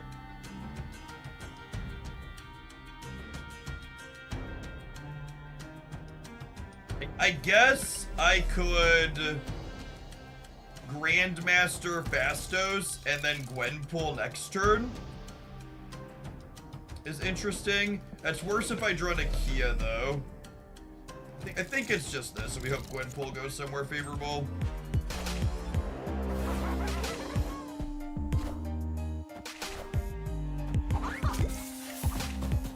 Clear for takeoff. Okay.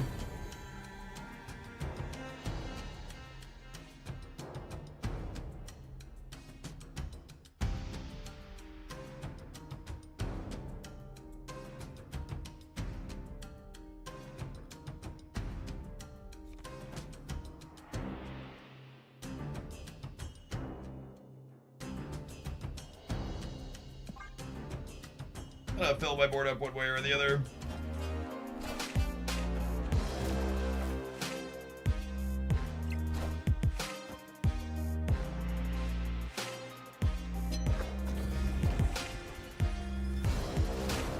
Makari's actually super awkward here.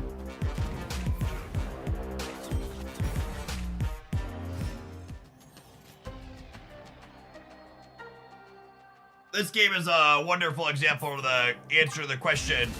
Someone asked earlier, why wouldn't you play Brood in this deck?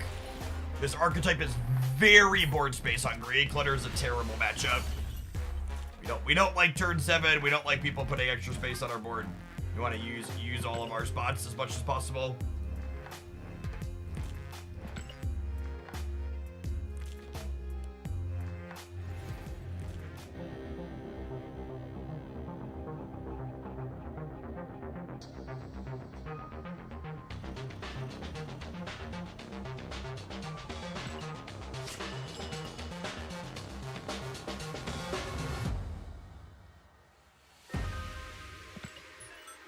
Pain some pain. Thanks for the prime. Appreciate the support.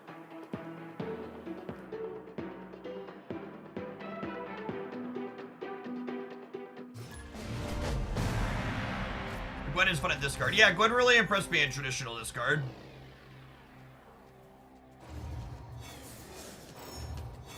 I was in my roundup. I liked it.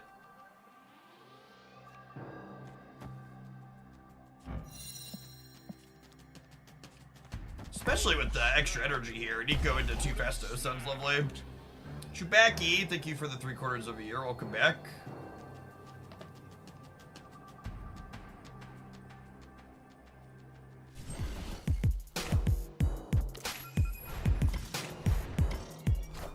So much of what I've seen with Gwenpool so far has been forcing her into an existing deck with a YOLO Darkhawk thrown in.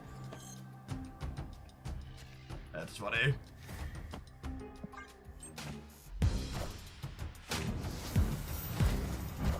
Is that Colton Wong, I assume?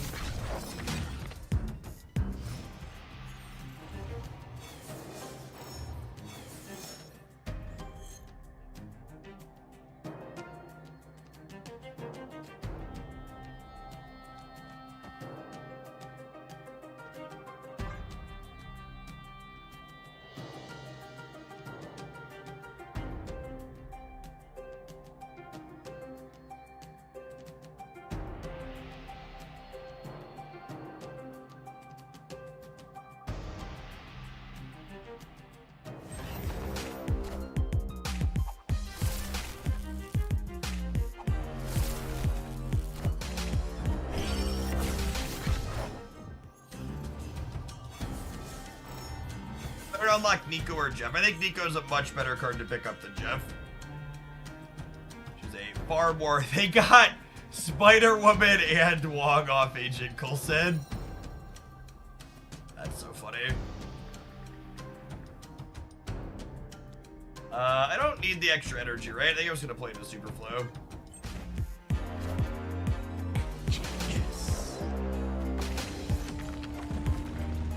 Joke's on you, I was getting out of there anyways. Looking for Absorbing Man, Grandmaster, or Gwenpool this turn.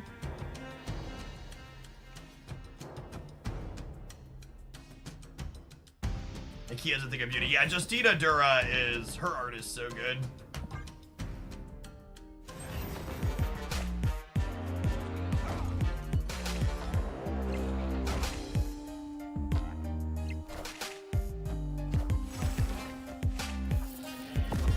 Oh, it's such a tilter when they hit the perfects off the Airshim. I was about to say we get to perfectly play out every card in my hand because this got 1 cost reduction from Fastos. But now I can't. And that's a 10 power Gwenpool that I can't quite play yet.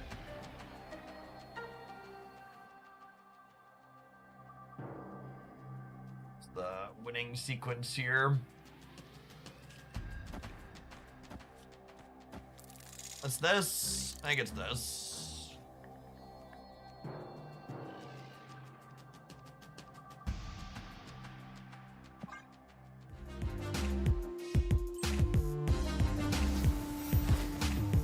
We use some if you don't have Shaw here. I think not having Shaw is a pretty big downside. Wakanda forever. Ugh. We lost the New York coin flip here. We would have put our 18 in the center, we would have won. But we put our 18 on the right, so we didn't.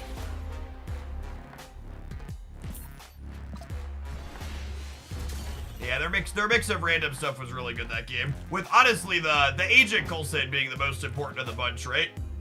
The Agent Coulson was the Wong, it was the Spider-Woman, and then it doubled the Red Guardian as well.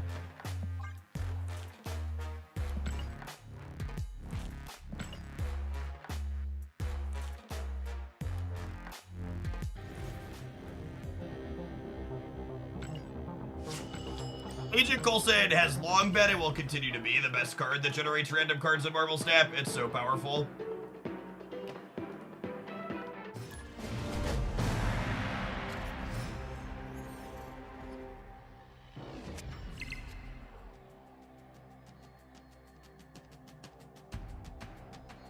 Snap. That's not yogurt, son. Oh, God.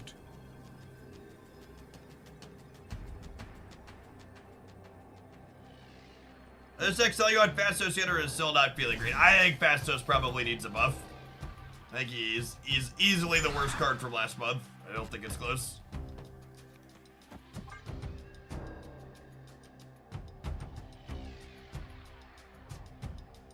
At a minimum, I wouldn't be surprised to see him bump to 3-4.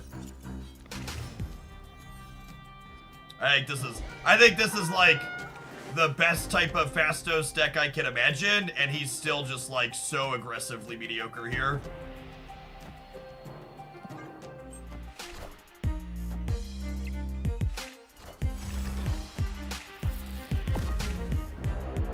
Two cost Fastos with his current text box is probably too pushed.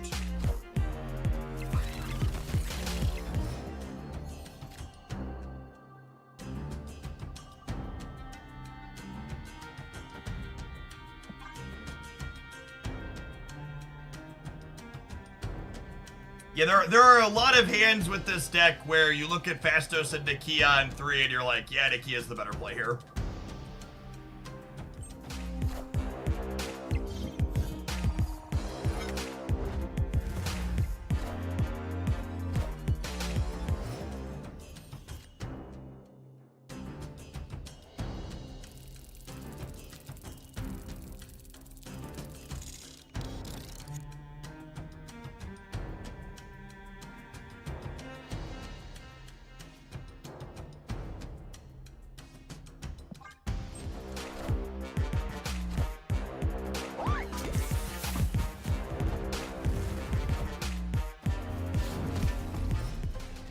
Did I just get Shang-Chi'd by the freaking Surfer deck?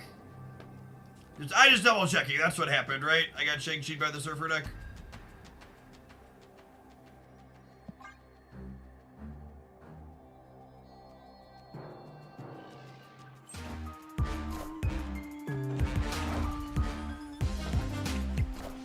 That's cool.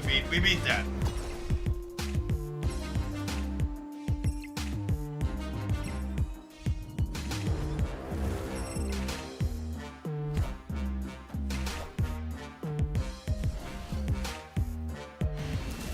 If you're missing Fastos or Makari in this deck, I'd recommend subbing Chavez and Forge.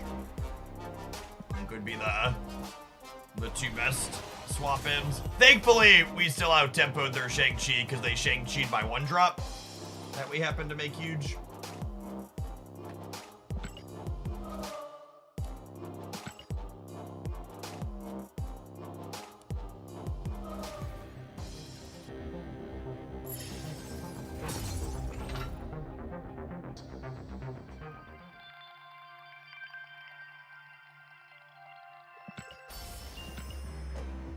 I'm glad that Gwenpool has made Makari a solid card that wants to be in a number of decks. I think she had some very niche uses before Makari dropped, or before Gwen dropped, but with Gwen, Makari has a real home in the metagame now, which is good.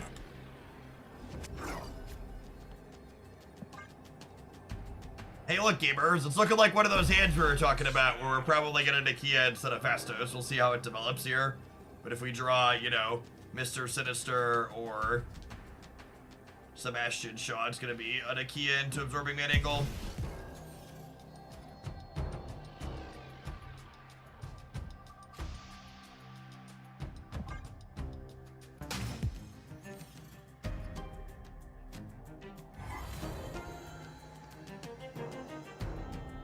Those other two in my deck still, I think I'm going to play this here.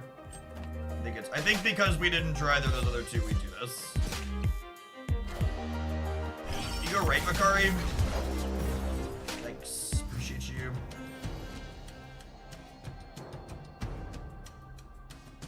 Would I even benefit from the extra energy?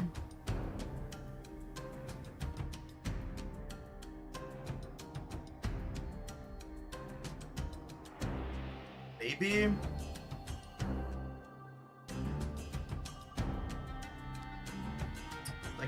I could do this.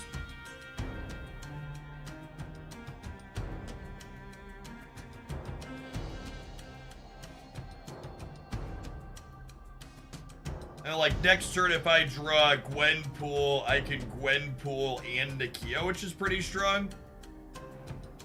Yeah, I kind of want to do this. Nakia into Absorbing Man, or Nakia into Grandmaster.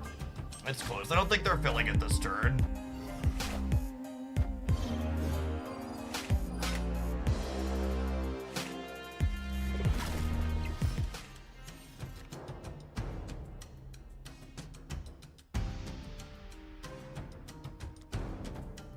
What if I just do this, and then next turn I have a bunch of energy, enough energy to go Mysterio, Mr. Sinister, and Absorbing Man. We're on Sinister over Brood because the deck's really tight on space, and you can Mr. Sinister and Absorbing Man on turn 6 together.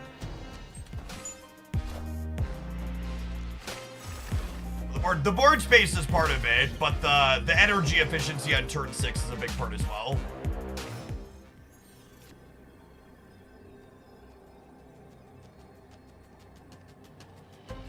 Does the Dark Dimension actually stop me from... The Dark Dimension actually means I can't Absorbing Man Mr. Sinister here. That's super unfortunate. Because with the Mysterio plus Dark Dimension means I can't do both.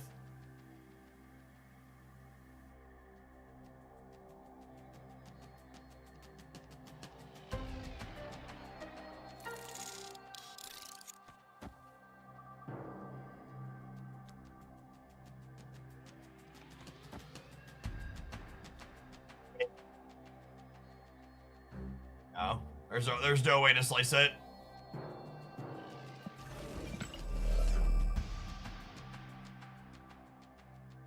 Yeah, I can't copy Mr. Sinister and play Mysterio.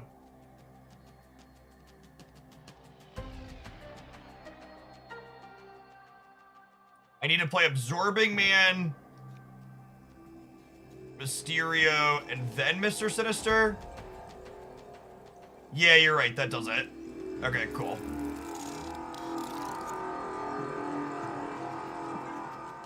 Is that it? Yes. I think Chad had the save there.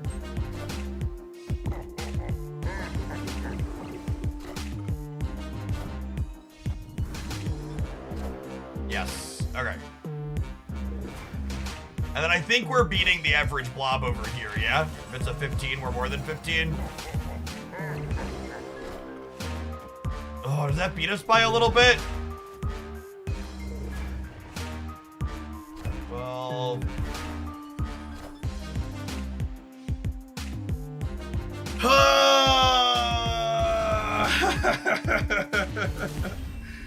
God damn it. Oh, pain. If I would have put the real Mysterio on the left, we win. I could have played around this, right?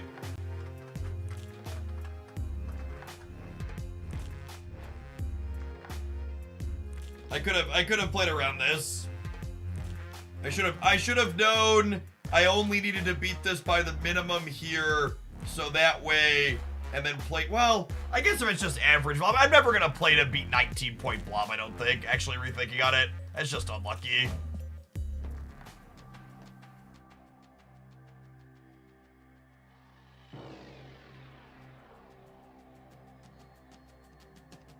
Oh, I forgot to concede. That's true. We did figure out the sequencing before the clock ran out. Can anyone do the math on what the average blob and Irish deck? So the rule of thumb, or the basics on blob, what am I, is that the more low power cards that are in your deck, the more likely it is closer to 15.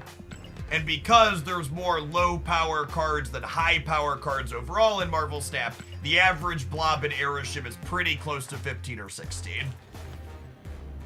Without getting into numbers that are like, there's a lot of really complicated math I could sit down and muddle through that likely ends up telling you that.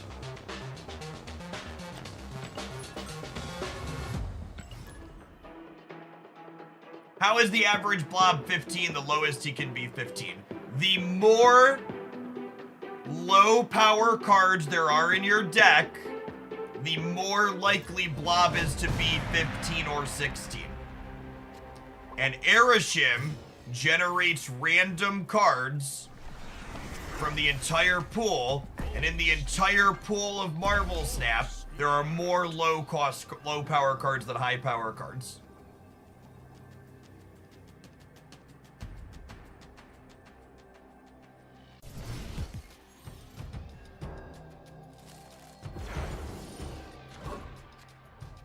killer Nakia hand.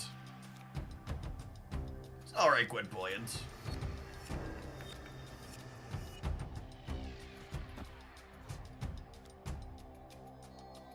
I want to Okoye here, I think, so that way I have flexibility of where I Gwenpool in case of, what's it called?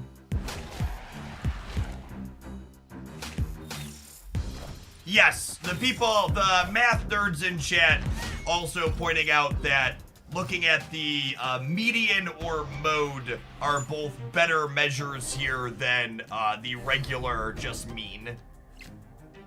Because it is a calculation where there's going to be a lot of variation. I think with Mysterio and Shaw in my hand, I actually want to play Mr. Sinister here, and then we're just going to go Gwenpool on 4, and then absorbing and Gwenpool on 5 to like get these huge ideally.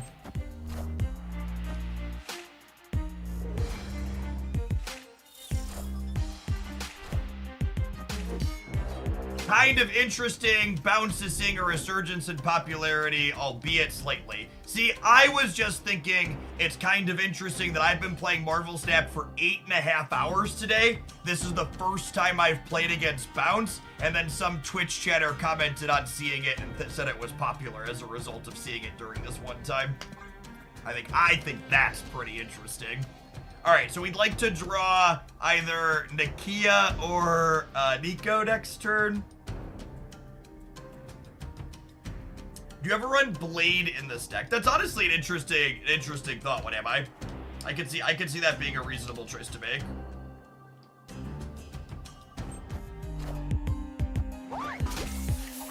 Jeff, we're chat. We don't have object permanence. Oh, I'm aware. I'm aware.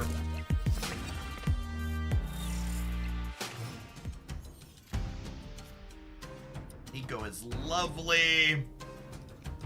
Nico is a good hit here because she gives me a card I can play. She gives me a card I can play, so these are more likely to get hit by the second Gwenpool.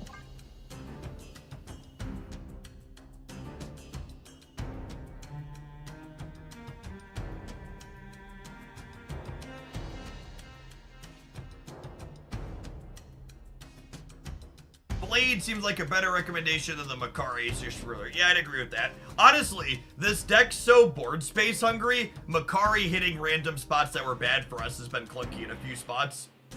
Imagine if this was Blade, right? Would have been able to clear this. Hitting Falcon here, feels Falcon.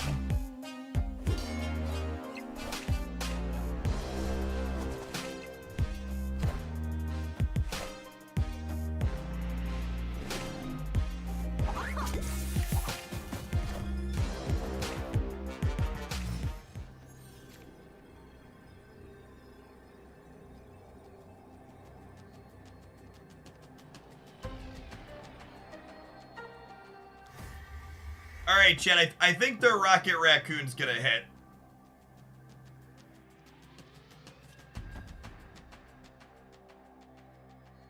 So again, the way the Mysterio works here is the base Mysterio is 10, and then the clones are 6, and the clone I'm playing into here is gonna kick up to 8. I still have Nico's move mode pending, so I'm going to play Shaw first so he stays here. So we're adding 13 over here, going up to 27. We're adding 10 in the middle up to 15, and then we'll add 8 on the left.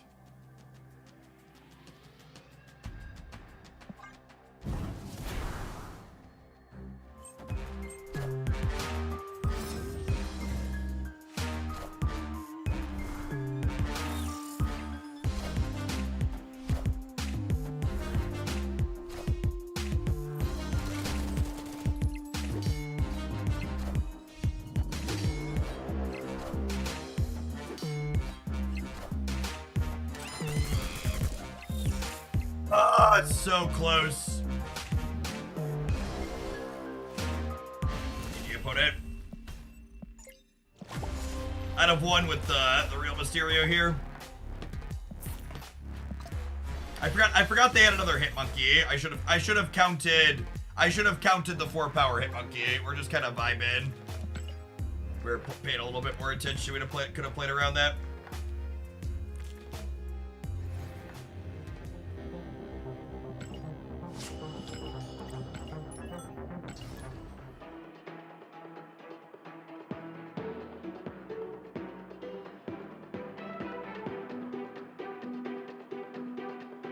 The real Mysterio played left would have gotten lowered to 2. I said I should have played the real Mysterio right. Of course, I guess that also loses to a different coin flip.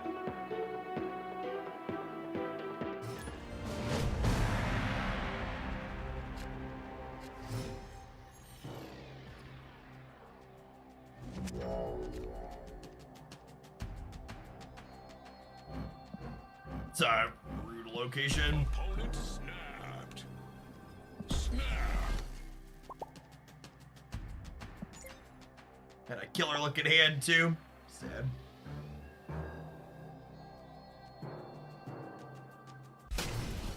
Ajax's dish soap. I need someone under 30 to explain to me if is dish soap good or bad. Please help an old man out.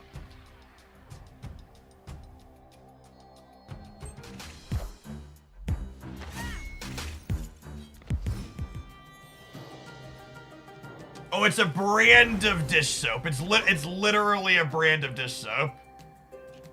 Kids these days. Ooh.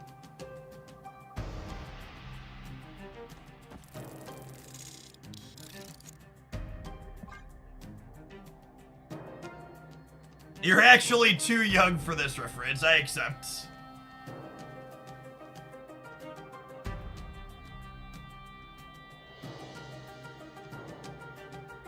Applesauce, thank you for the 2 months. I appreciate you ripping that prime.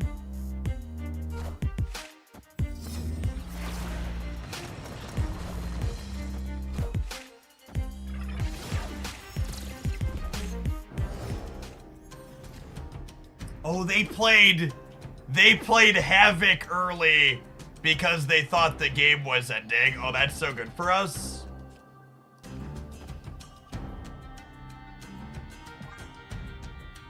Alright, well, we can't win the right. Much like the United States, chat, we've lost the right here.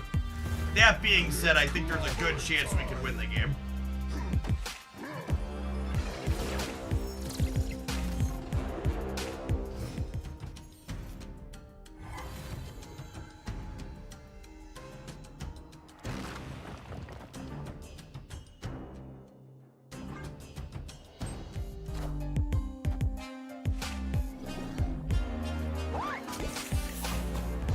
Ajax count both players' cards. Why wouldn't he count both players' cards? Of course he counts both players' cards.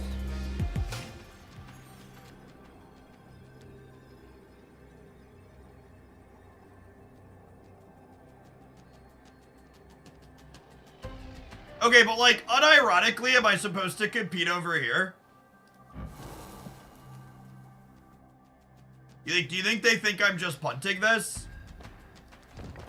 We just like keep them honest a little bit in the middle.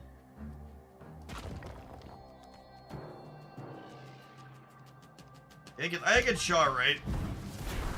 I think they might punt the left and play middle. Yeah, they only have 4 energy, chat, because they have Victor Lee.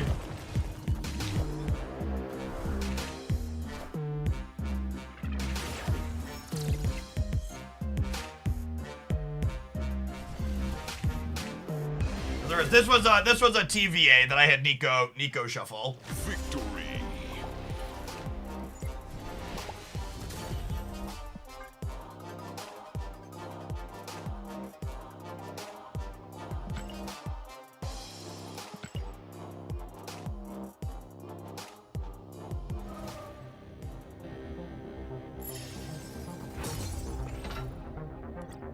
All right, gamers. I'm going to take a slightly longer ad break than normal because I'm going to run upstairs and microwave myself some dinner. We're going to be streaming for a little while yet. Don't go anywhere. Your drops are still going to run while the ads are rolling. When we get back, we're going to play some more of this bumper deck. Thanks for hanging out. Don't go anywhere. So go back to the main menu so we have the sick tunes. Wait. BRB subs.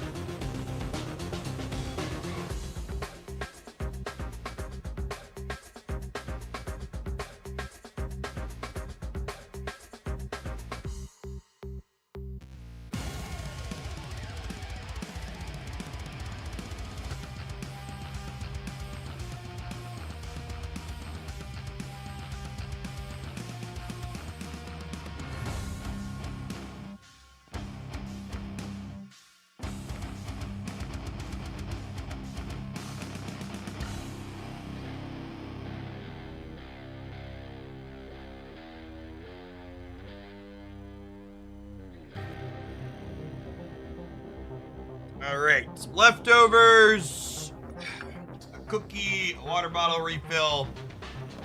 Let's play some Snap Pump.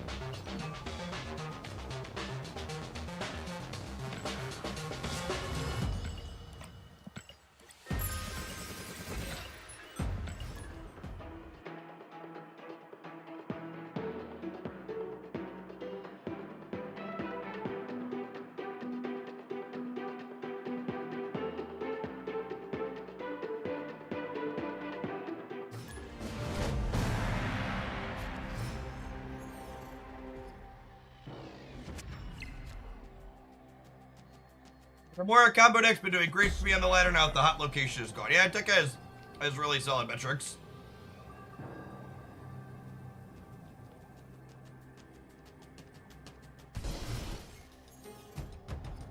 Going on, New Sense? Good evening.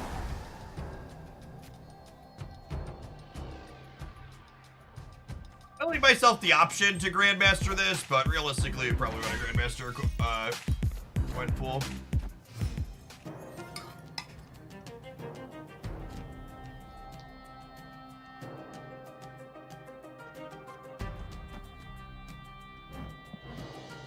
Or it could be a TVA game.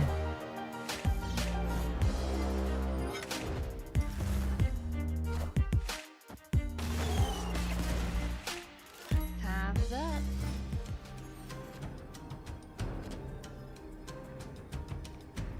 That was a solid draw.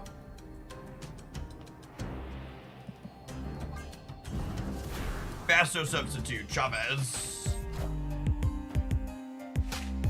Oh, you know what? I should have gone slightly bigger here, maybe, so I was beating this in case this is a big thing of Sonodon reveal. Still not reveal, we're good. in heroes. Cool.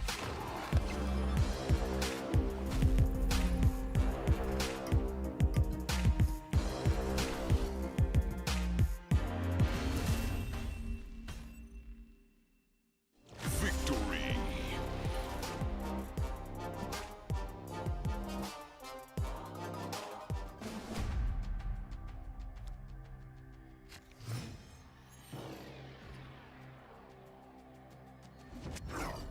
Oh, snap.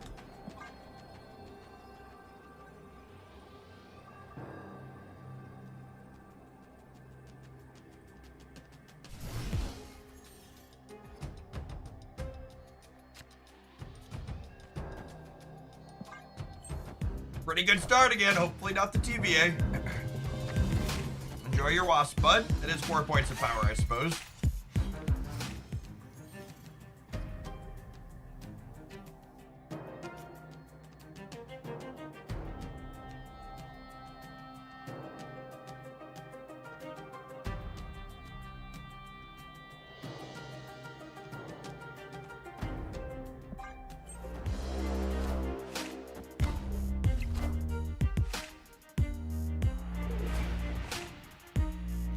Have that.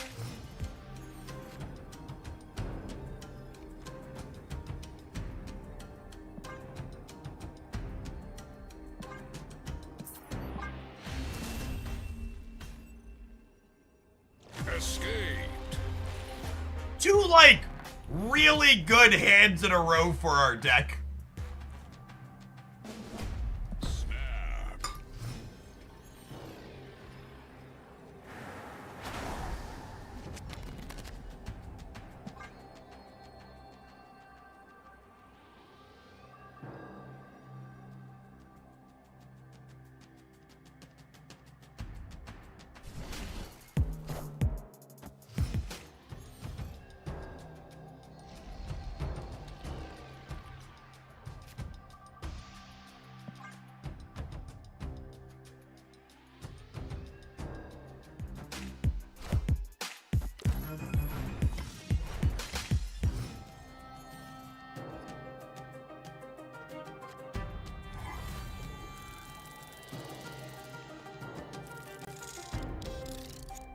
I think so this is like a really little thing, but I want to play Wasp this turn because if I draw I want Wasp not in my hand, excuse me, when I play Gwenpool.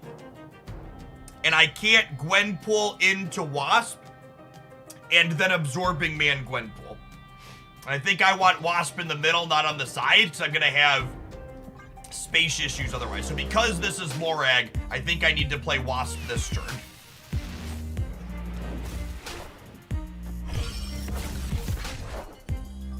Congrats on the continued weight loss. Arguably the best content creator in staff, and I've lost 200 pounds myself since 2019. Nice, Wheezy.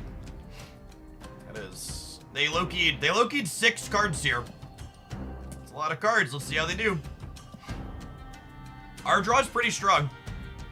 Yeah, I'm aiming for 170 pounds by the end of the year. I am like 2/3 of the way there. To hit 170 pounds, not lose 170 pounds. Started at 220 at the start of the year. How would Morag work if you Mysterio left? Oh, wow, this is perfect. Holy. If you Mysterio left, a Mysterio clone will go into the center. Sorry.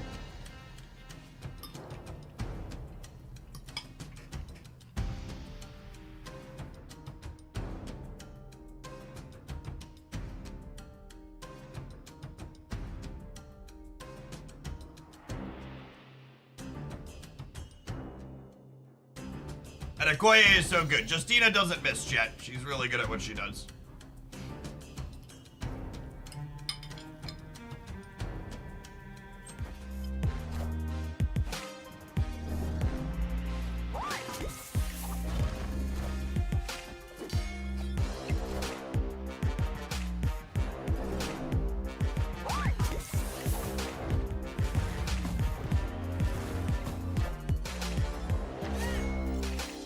What's our best draw here? Nico on 2x? Or Nico on +2?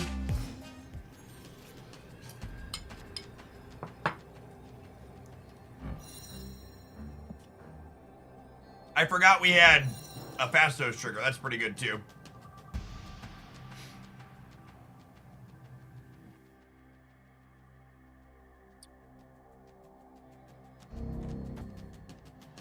This gets me to 21. And then my clone is 6 would get me to 27. What if I do this and play for all 3? This gives me 12 over here and 6 over here. I think I like this. Our deck's so sweet when it works, chat.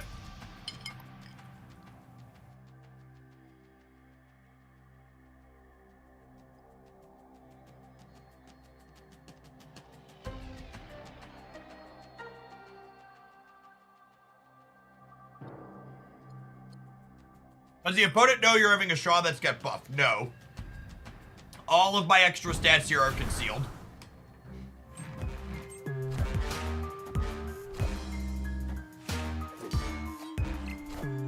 Yeah, we beat him in the middle. We went middle and right. I, for one, chat, can't believe we lost to the Aeroship. We beat the Aeroship deck after we, after they Loki'd us for 6. So again, Mysterio was buffed by 6, so the real Mysterio is 10, and the clones are 6. And this deck has really sweet cube equity, because your opponent just has no idea how many points you have and where they're going to end up until the game is over.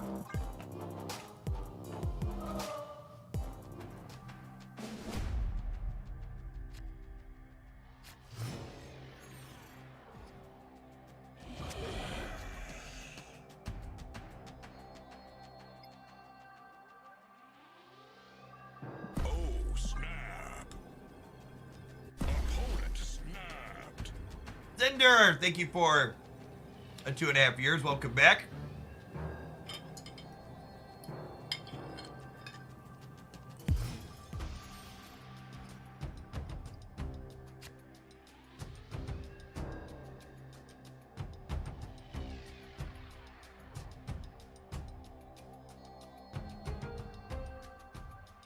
Am I playing Mr. Sinister out here? I think I am. I think it's... I want to get my hand small for Gwenpool, and we'll just bank on drawing a Mysterio here. Again, the smaller your hand is when you Gwenpool, the better off you are. Yeah, that's sick.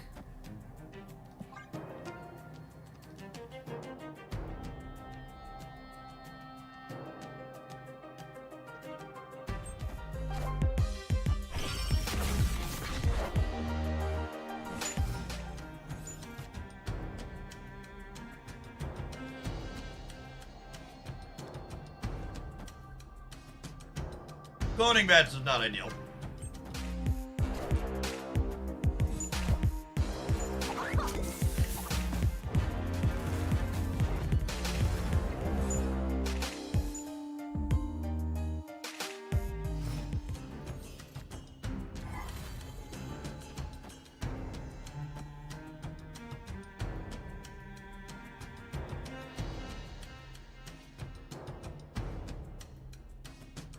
It's like it's big Moon Girl energy in a way, because the stats you have are concealed even though the opponent sees your setup. That's a neat way to think about it. What if I put this here? Because I think I'm going to need to put Shaw here.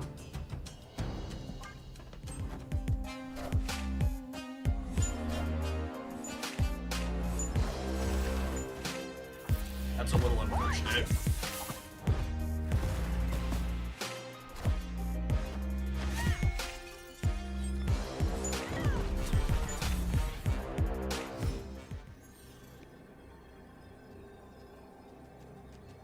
They never get their hand empty, so they're only ever at... They're only ever at 14, or they're never triggering strong guy on the left. What's their Mockingbird cost? Their Mockingbird currently costs 1. Can I beat 23 over here?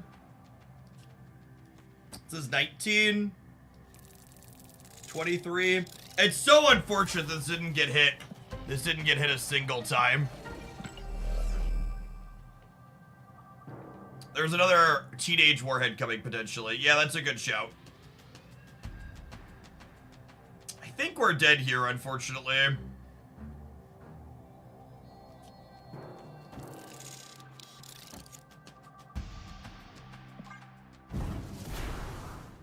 I can't play for all three.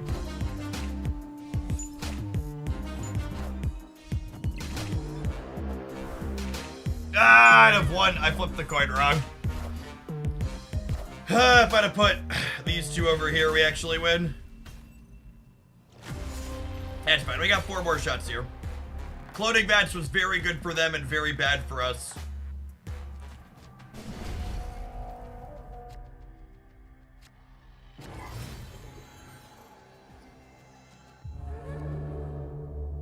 I am Ego.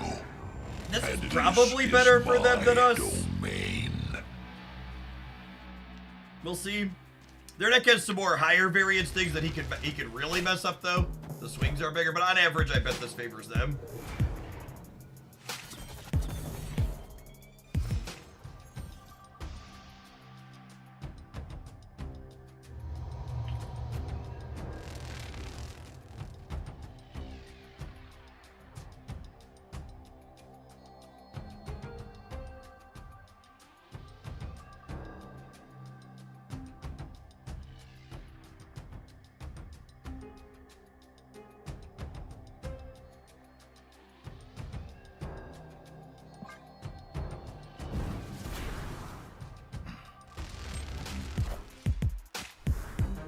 A tied location probably favors them as well, I would wager.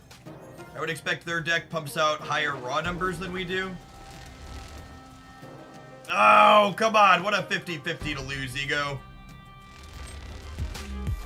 Stern Burglar. They dig up this time.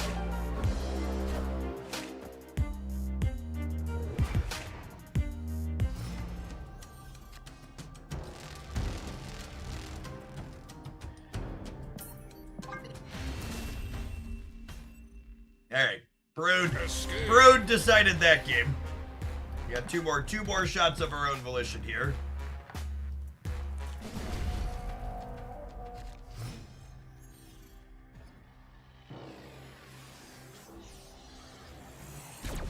Okoye.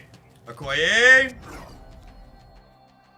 Not a bad draw, but doesn't let us do anything useful with Tinkerer's Workshop, unfortunately.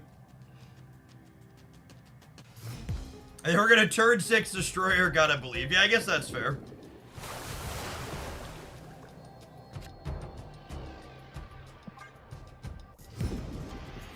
Gonna make the Nakia versus Fastos value call here. I think with the Mysterio drawn, this is one of the many games where Nakia is better than Fastos on 3.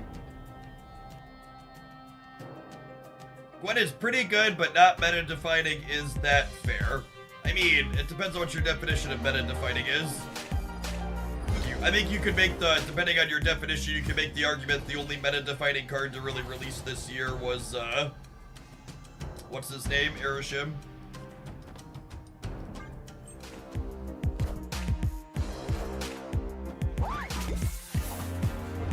Even that one, we're like, we're still waiting to see the full impact of.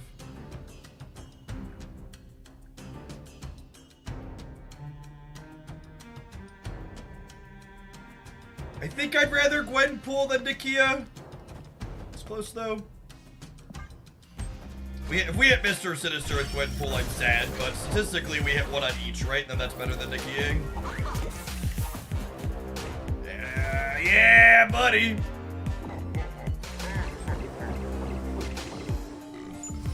So again, the way this works, the real Mysterio is 11, the copied Mysterios are 7. So this is a 25 power Mysterio. Teensiest, tiniest bit above rate.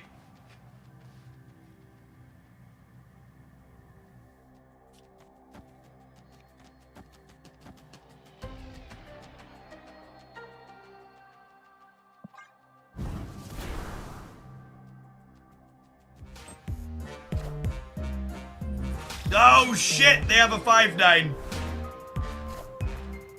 What is, I really hope Second Dinner is gonna do something about this oppressive Erishim deck in the next patch. Gotta wait all the way till next week for an OTA while we suffer under his thumb. Victory.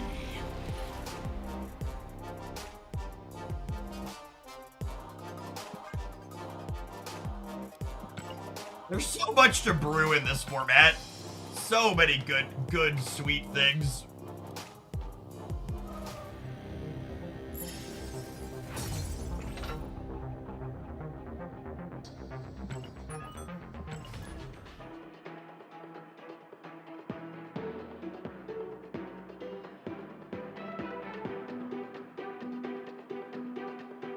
Appreciate everybody hanging out today, by the way. Little Twitch tracker here, so he's had over 100 new followers. If you're someone that's new and you're not familiar with me, welcome. My name is Jeff Hoagland. I stream full-time here on Twitch, with Marvel Snap being my primary focus since it released in 22. That being said, I'm something of a relic here on the Twitch platform. I've been streaming card games and strategy games for over a decade, doing it as a full-time job for coming up on 7 years now. In a former life before all of this, I have a graduate degree and an undergraduate degree in mathematics. I spent time teaching at both the high school and college level. You'll find my streams have a very analytical focus. I'm always looking to iterate and improve on the decks that we're playing. I'm trying to analyze what we could have done better and how. We also try and play a lot of different decks during the day while we work on things. Usually we change decks every 60 to 90 minutes. You get a lot of variety in what I play.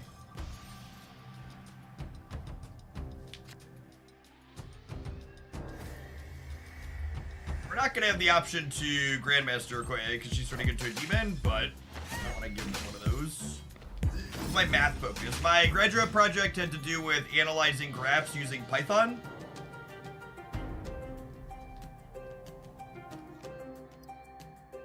Says Donna Stellar Nakia, chat. Ugh.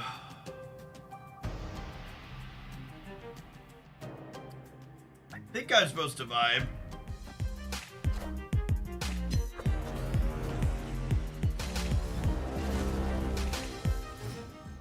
I don't think generically our deck is very good against decks that generate limbo, but our hand's also super awkward right now, so I think we'll take the extra turn to set up.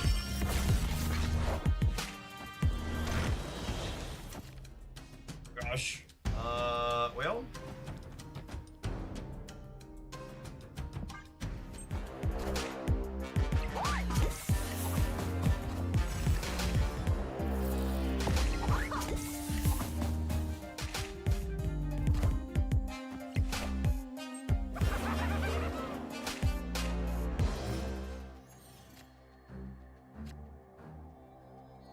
Really unfortunate we had priority there.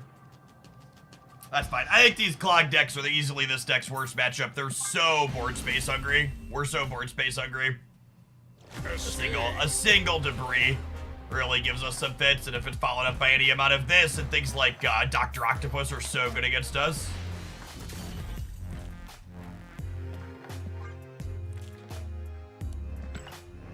What is my target retirement age? So I make a good living doing what I do here, but one of the many lack of benefits of this job is not a consistent, steady, predictable flow of income.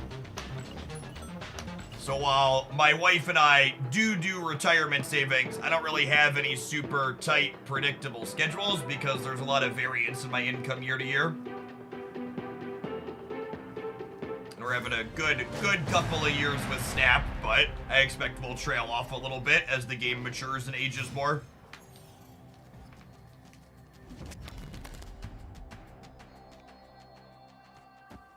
Snap.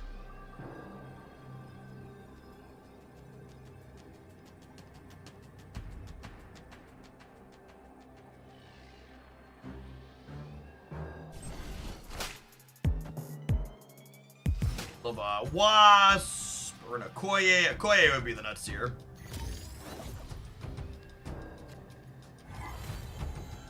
Makari. I actually can't use Nico to destroy Mysterio here because of Dark Dimension and Wakanda is like an interesting awkwardness.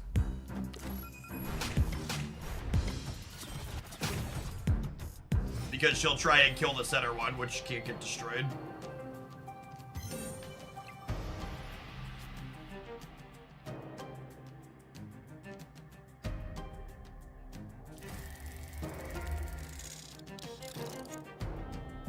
Really awkward start. No Nakia, no Okoye, no Fastos here sucks.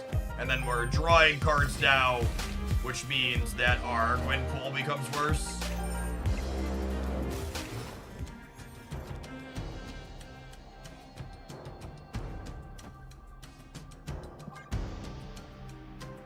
And because there's a Dark Dimension on the left, I won't have the option to guarantee Grandmaster win pool here either.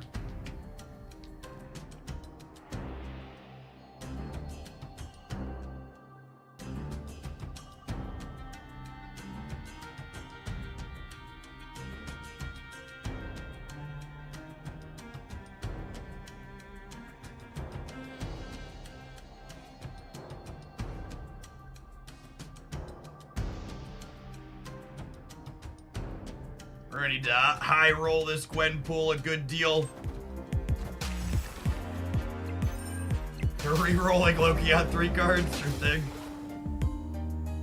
Your Brood, give it right. Oh my god, how fucking brutal is that? Actually just the worst hit in my deck. Fastos would have been great. That one is very bad for me. We are tight on space.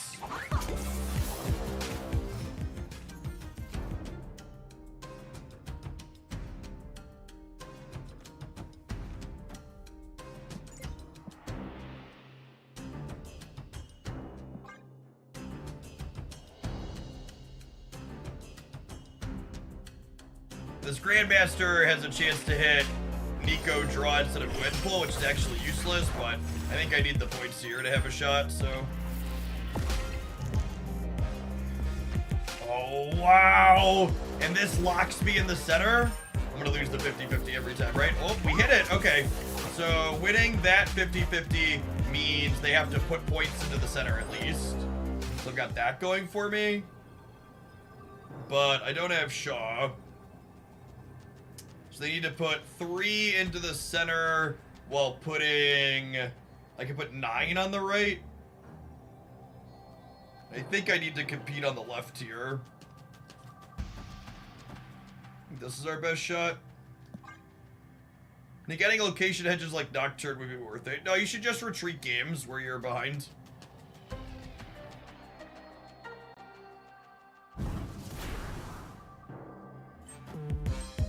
Oh, they just punted the left. Maybe I could have read that and put the real Mysterio on the... Or they punted the right. Could have read that and put the real Mysterio on the left. Yeah, only have 12 here, which is not a lot.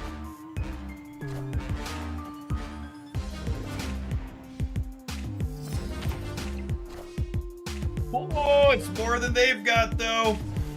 So long, bud. They Loki'd us twice. They top-decked Blob after they Loki'd.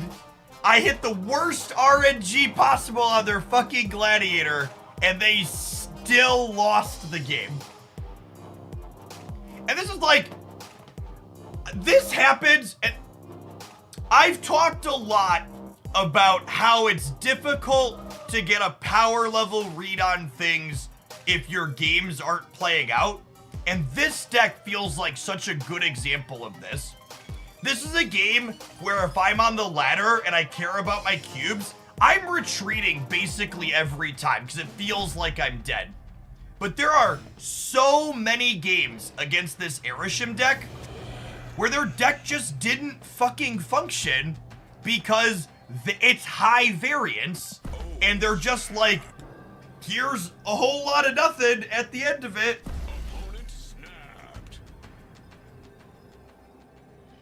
And you just like, oh, I feel super dead, but actually it didn't matter and they're torched. I'll put this one here. It's actually kind of awkward that I'm turning Okoye into a demon, but against Adelan, I want to get my hand as empty as possible.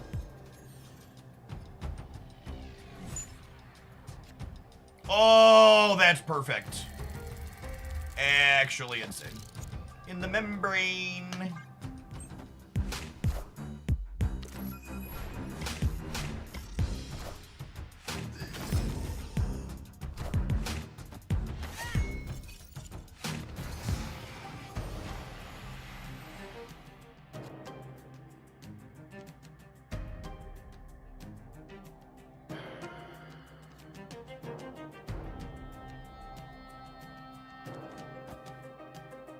Alright, I'm gonna Fastos, and then we're gonna get a new hand that I'm just gonna believe. Shaden Fruden, thank you for the prime, I appreciate it. You have all the cards in hand you want to buff. Yeah, that's kind of true. It's fine. Adelan's gonna draw us Makari. And she's gonna be fucking huge, and we're gonna play her in something else. It's gonna be great. Time's up. This Twitch stream is pre-recorded in front of a live audience. Thanks everybody for hanging out. Appreciate you being here today.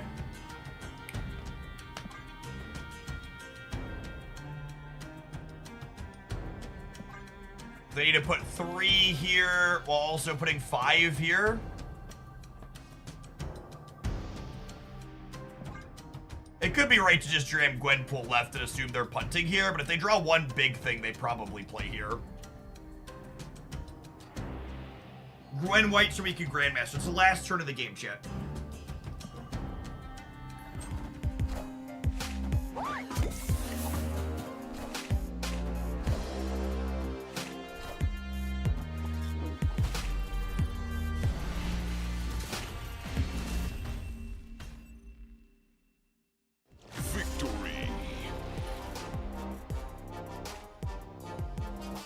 My Okoye Nakia deck is strangely competitive.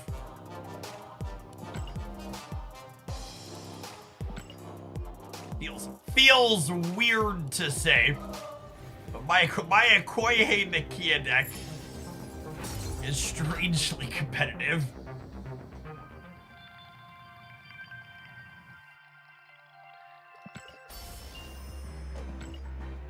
Yes, they genuinely are useful, good cards here.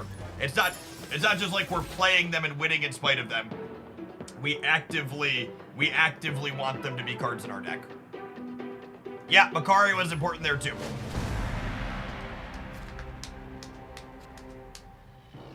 Great.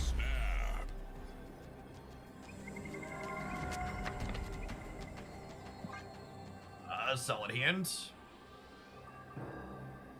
Opponent snapped.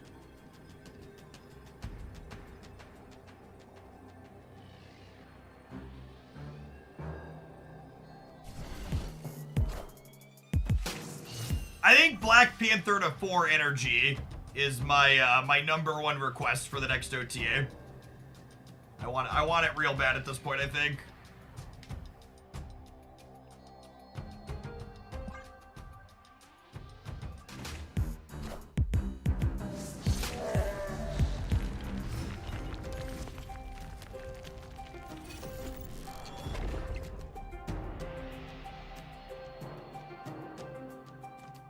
What a Pog champion, gamers!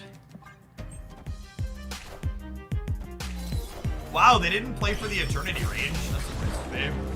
I just thought I was guaranteed to lose this, so I didn't play her.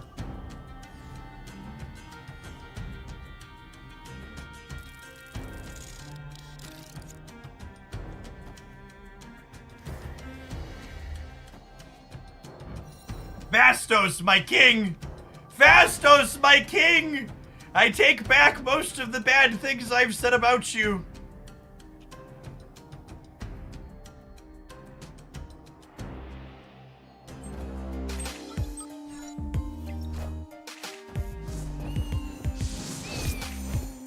S'mores, thank you for the 2/3 of a year. I appreciate that. Welcome back.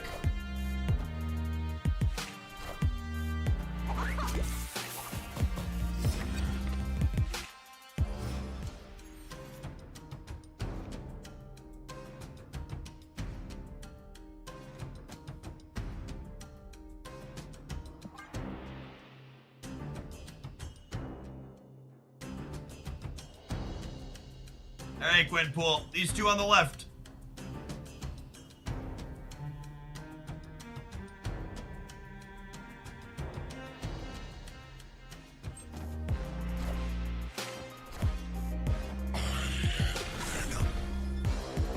Yes, you are. Who's a good little Venom? Yes, you are.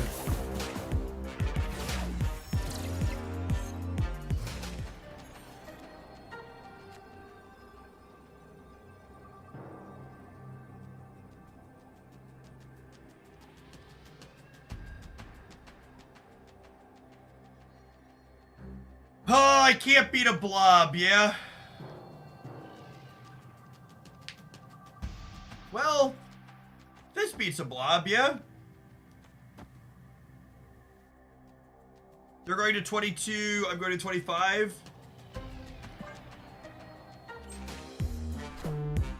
I see. Mother of God.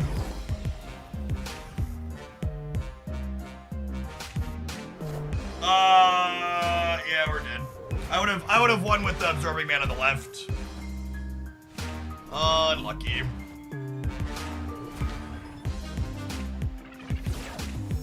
Unlucky.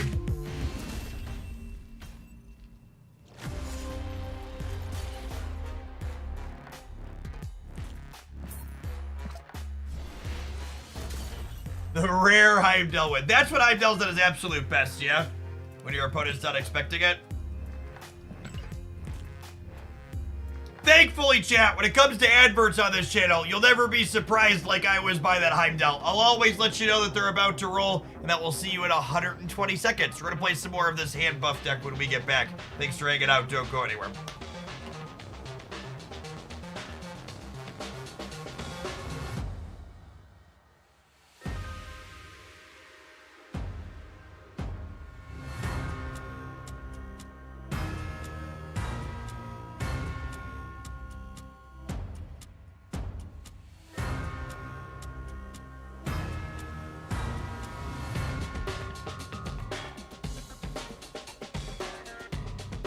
Heimdall showing up from Airship is definitely the scariest he's been. 100% agree. Larry Garbage, thank you for the 5 months. Appreciate it. Thanks for the content and drops. These are long days. We're just getting while the getting is good. I appreciate the folks that are here.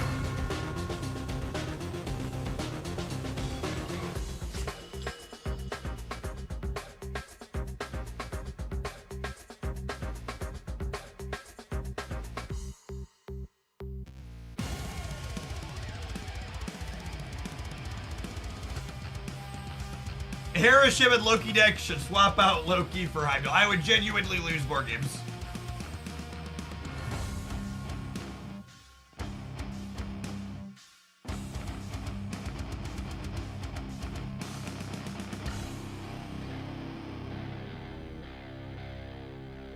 Do you know what percentage of your revenue comes from drop streams? It's not really a measurable thing I can track because, there's a lot of revenue during the drop streams that would normally be happening.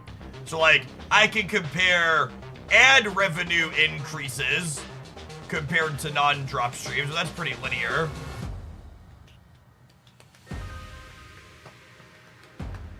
Heimdall's legitimately good as long as you don't put him in your deck. Well, as long as he's not expected from your deck, I should say.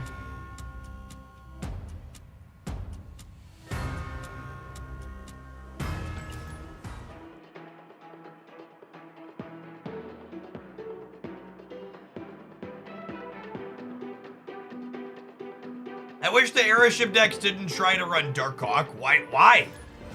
I love playing against Airship decks playing a 5 energy 7 power card against me.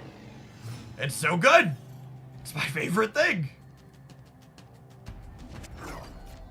It's like Christmas every time. I mean, it's like cringe because like it's cringe inducing, but makes the game a lot easier when they spend 5 energy and play something that has 7 power.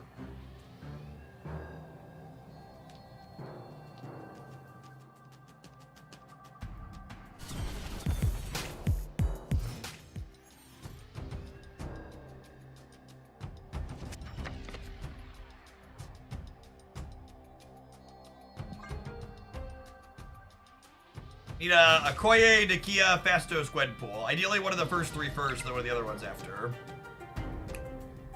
Well, shit. So not great for the home team. I think this deck is better than the Surfer discard deck. I don't know. I think it's less consistent than the Surfer discard deck. But I also think its cube equity has to be higher because of its unpredictable output range.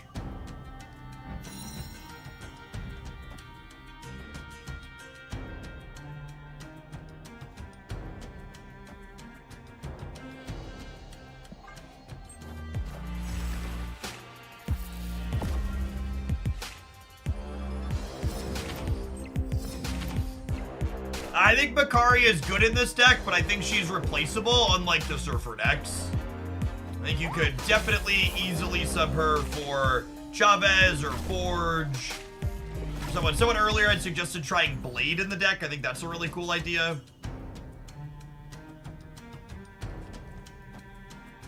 I hate the Mr. Sinister, so this, it doesn't do anything here, but it's a 4/4, and I want to not give them this lane for free.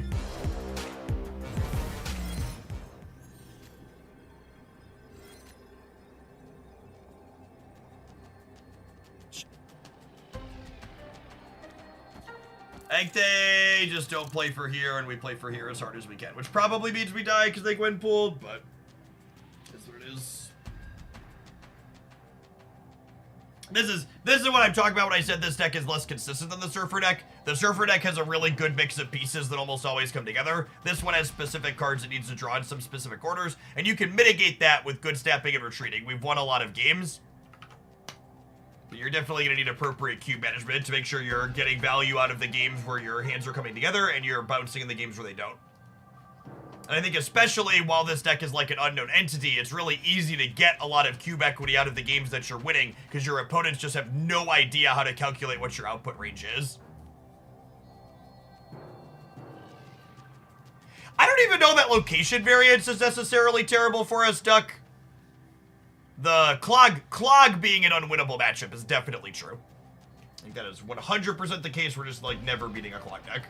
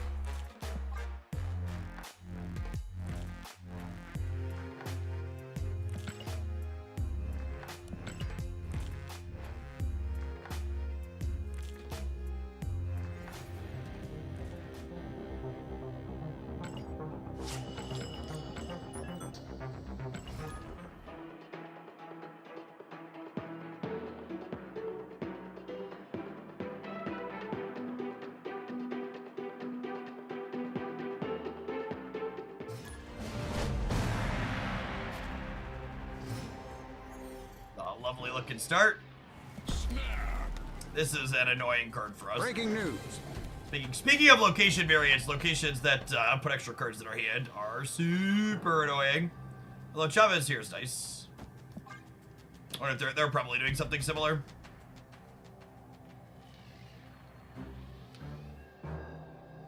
Did Maramasa Shard cost 0? I mean, it would actually be worse if it cost 0, because one of the primary ways you kill Maramasa Shard is destroying it with Killmonger. It's usually a staple in deck and decks, so you'd be making the card markedly worse to make it cost 0.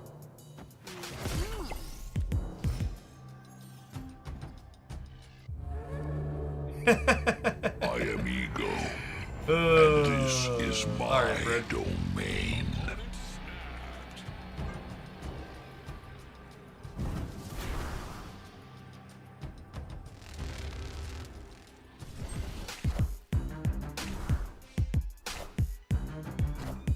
Cue the carnival music. I'm excited for Ego to play Nico next turn instead of a 3-drop.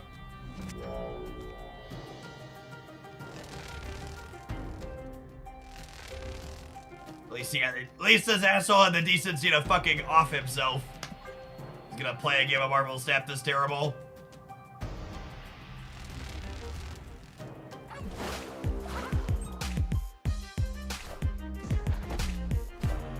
Chavez, Crawler, Jeff. Opponent's cooking.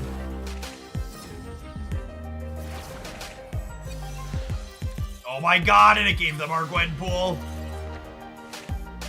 It gave them our Gwenpool and put another card in our hand. Freaking Ego chat.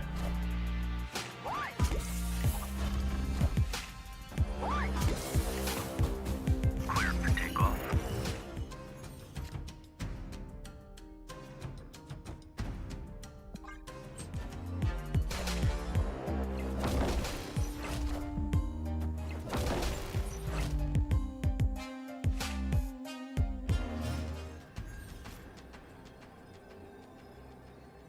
Glass half full, they don't know where the real Mysterio is.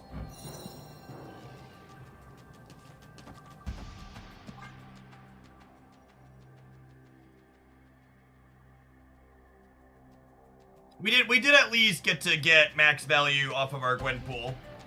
Get to play out all the cards that she buffed, which is nice. So we're gonna go to 14 over here, so they need 9 here while also putting some amount in the middle. Their Nightcrawler can move, but their Jeff cannot. They played out one of their Gwenpool buff cards.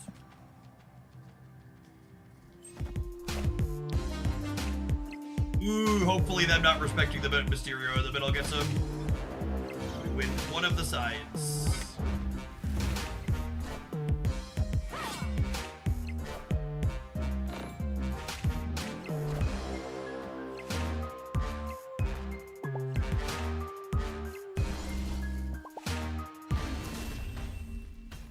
It's a pretty reasonable percentage play, because they know Ego played out the Mysterio, so it's equally likely to be at any of the locations, so they're only 1/3 for it to be in the center.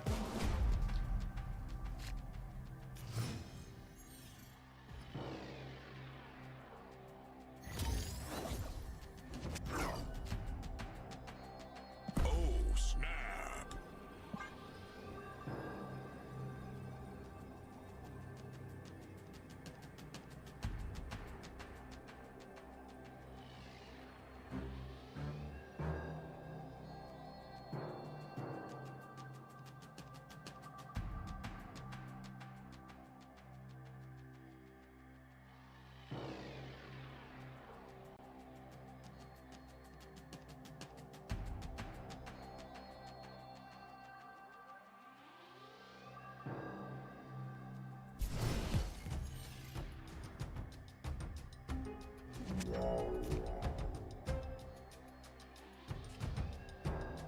With Nakia, something you want to think about in this deck is how you're positioning your on-reveals as they relate to Grandmaster, which is an interesting aspect of min-maxing that card. So, like, for example, in this hand, I have Nakia and I have Gwenpool, so I'm going to play Okoye in the middle, because I'm basically never going to Grandmaster Okoye when I have these two as options to Grandmaster. Victory.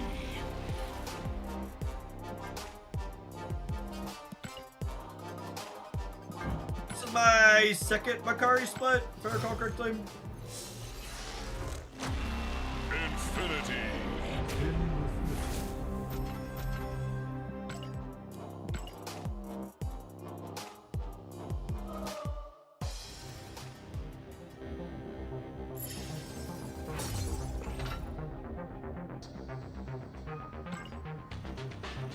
And a location with 20 more power. This deck is good at that.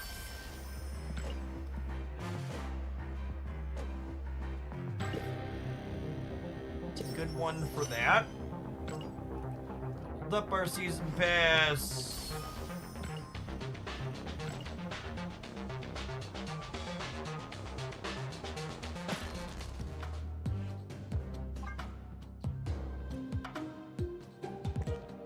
Alright, she's running her way towards a gold split, chat. 2 down, 3 to go.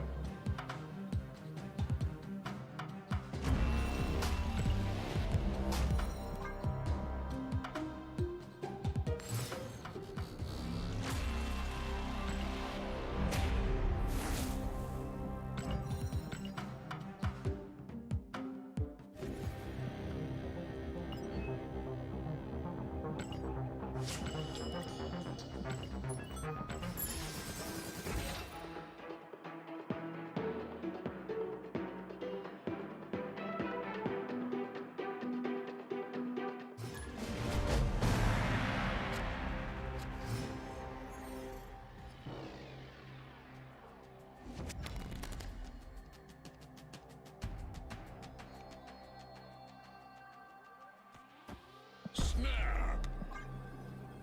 Only go here. Ideally, we draw Wasp or Okoye. Okoye is our best draw.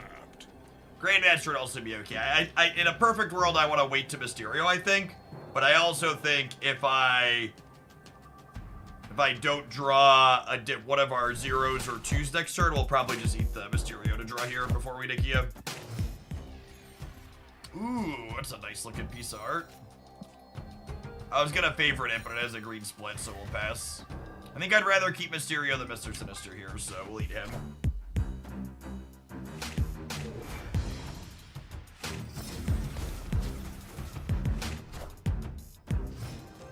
Game's looking good. So that's unfortunate. I want to put Nikia not left, because I want to put Gwenpool left, so that way if we spike Grandmaster, I have the option to Grandmaster Gwenpool.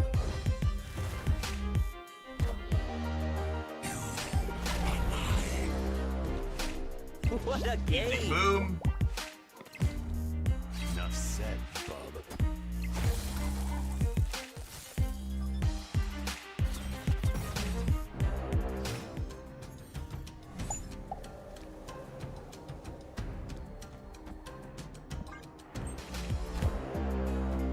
Remember, our Mysterio clone's gonna get a plus over on the left as well, which is nice.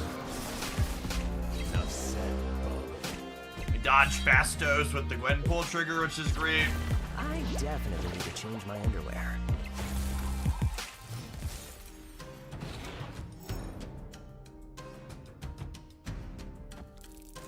That was honestly the best draw in my deck, yeah. Means my Gwenpool's more likely to hit, and we're happy to have the stats there on the left for him. So 4 points over there.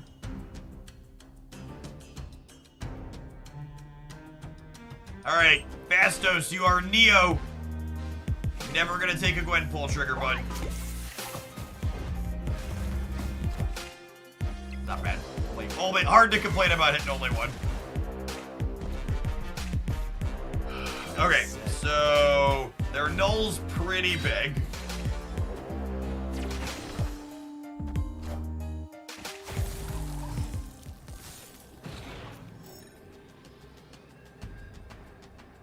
Speaking of big, this is 9, meaning the base is 5, meaning it's worth 8 on the left.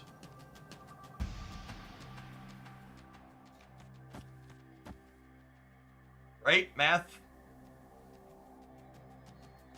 We're beating a null?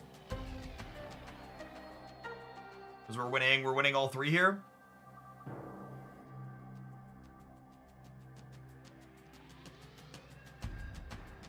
So Mysterio is worth 8, 9, and 5. It's a 22.2 drop.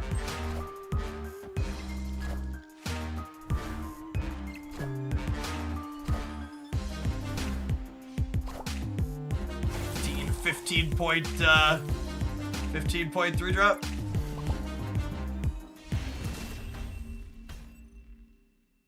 Victory. Big boy. Big boy.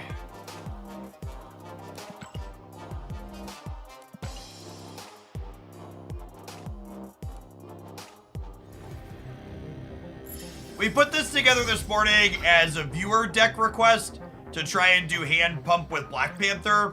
And Black Panther obviously didn't make the final cut, but the bones of what we put together for that were way better than I was expecting them to be. Does Fastos have better stats than Makari? I would be surprised if that's the case. We don't have a lot of new season data. We got like last 30 days.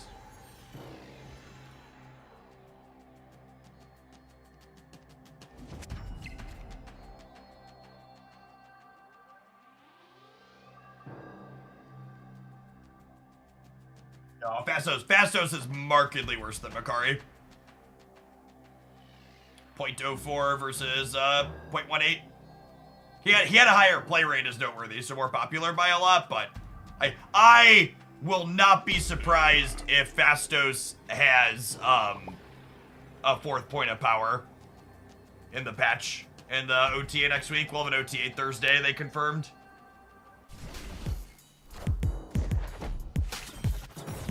I do love that we have a non-Surfer Shaw deck, agree.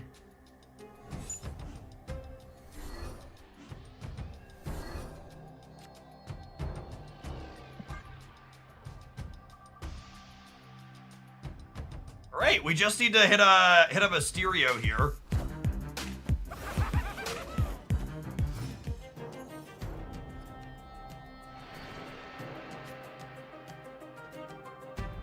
Opponent snapped.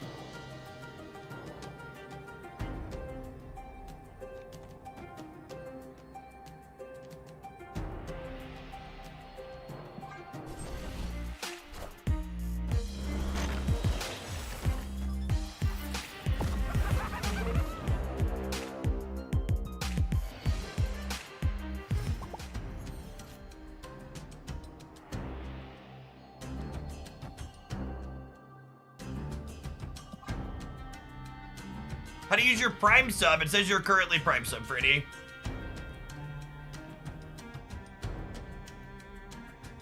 When that falls off, you can access it using this link here. Now remember, they can use Nightcrawler. They can move Nightcrawler here.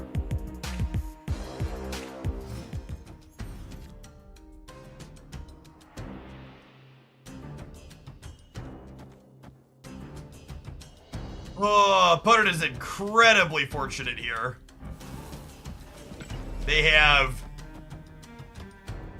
They're playing Arishem and with Green Goblin and Debris and drew them both, and they Arishemed a freaking Hobgoblin. I'm clearing the rickety bridge on the left because I don't want them, or I want them to be required to put a card here next turn. Oh gosh. Cap jumps over to the bridge after it clears, yeah? I think that's how that works. I don't actually remember.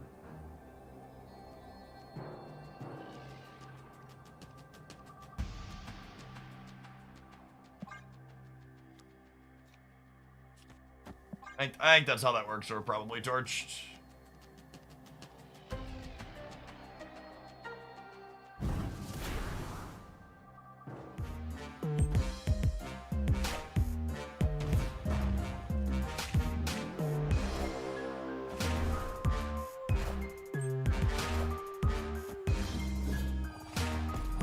Oh, you know what? I think we draw.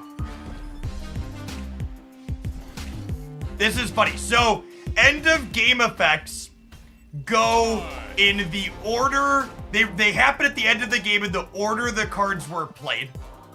So because Mysterio hadn't revealed himself, Captain Marvel goes, "Oh, I'm winning the game. I'm not gonna move."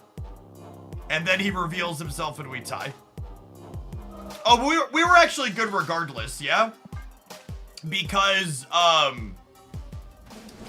we were good there regardless because, even if the Captain Marvel had jump, we were still winning the way it worked out. It would have been better, yeah, we would have won if she would have moved. TLDR. Oh, snap. So, Clutter's a pretty impossible matchup for our deck, but they're playing Aeroship Clutter, which means they're not going to be nearly as consistent, so we'll take one more shot here, because this is for our gold ticket. I'm not going to sweat super hard if we miss it, but we have a much better chance than against the normal 12-card Clutter deck.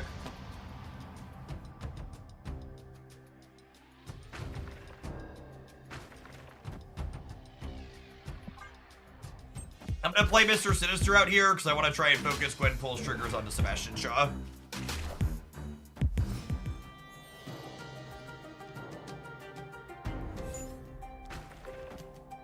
Focus we shall.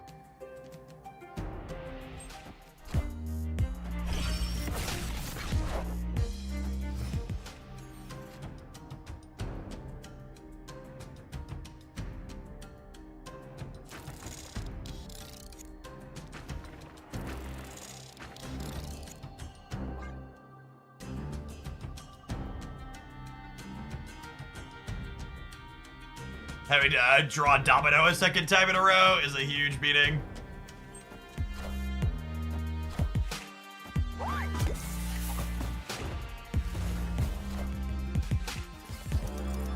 Not Shaw, not Shaw. God damn it.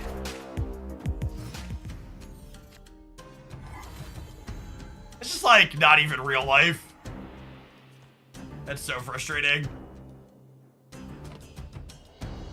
I think drawing a Vibranium is probably better than most of my other cards at this point, so I go ahead and play Gwenpool here. Well, is that true? I could draw Mysterio.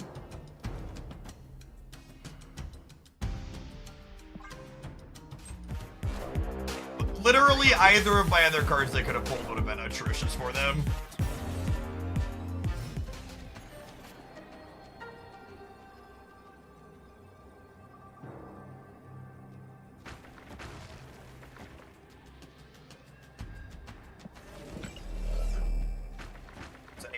To get rid of this.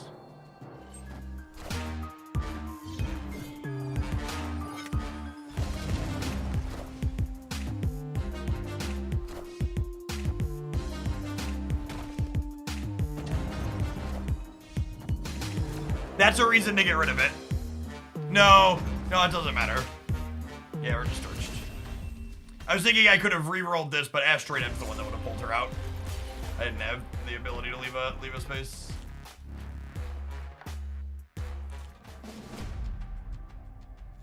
Snap. Ooh, that's a good read. They probably have Darkhawk and Vibranium would have powered it, is a great thought.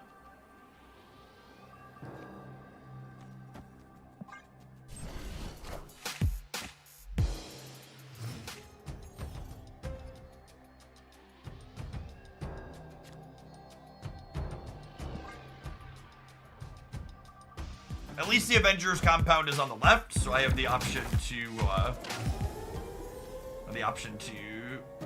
what's it called, my Gwenpool?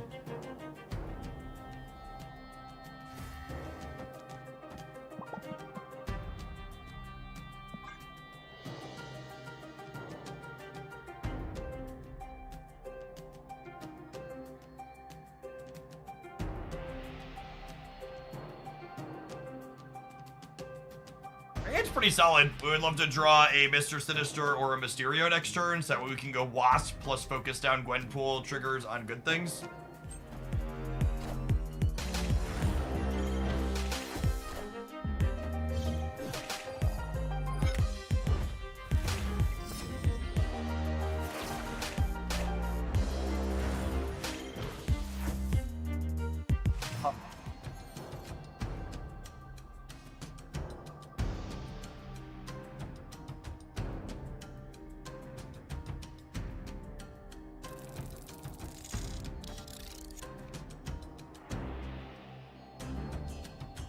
I want to end on this so if I draw Absorbing Man, I can Absorbing Man her.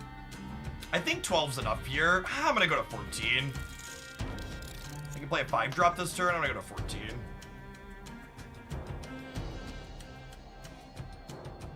With the Shaw in hand, if I win the center, he should be in a good spot. I'm playing this with Chavez over Fastos and it fits the curve better. Yeah, I'd believe that, Socio. Fastos is definitely the worst card in the deck.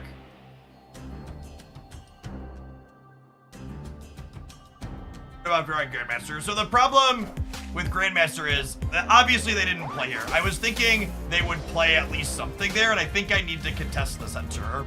Although maybe the fact that they're a Cannonball deck actually means that I don't. This is like we're playing without Makari. Yeah, I don't think Makari is core here. Clear for takeoff. You should definitely not sub in Brood. That's a very bad play.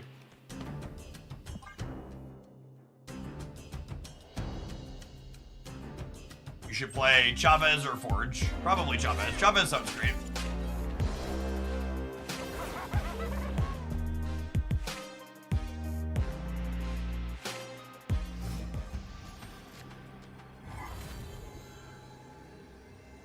I'm gonna just not play Makari, because this way, if they cannonball me here, they'll kill Wolverine and he'll get +2, and then she'll jump over here. I assume they're leaving.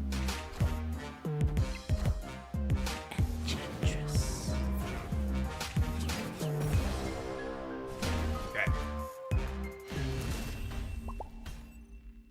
Victory. That feels like an ambitious day. Opponents really slap at me with their emotes, but they fist bump me after a loss, so that automatically makes me think most of them are in good faith.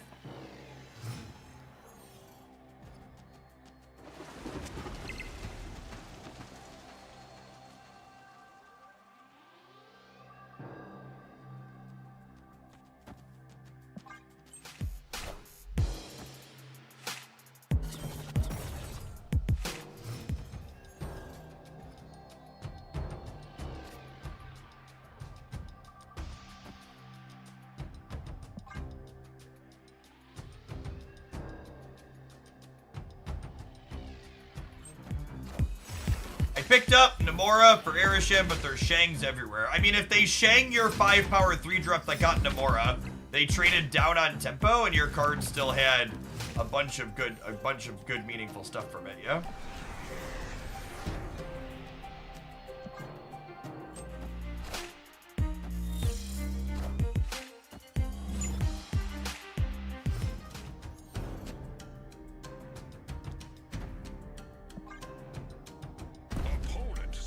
I love it when a new card comes out and makes weaker cards better. Yeah, I mean, a month ago, I couldn't have even ever dreamed of putting freaking Okoye in my deck, and here we are. Getting Doc Ocked on the right, on the left, is that what's happening here?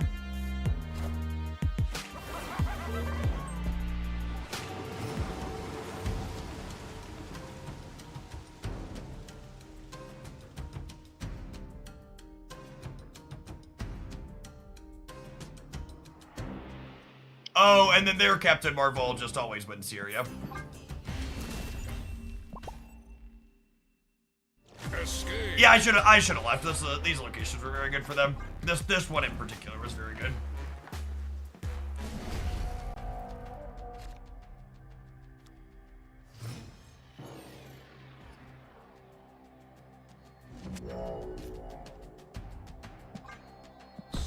I like this the game.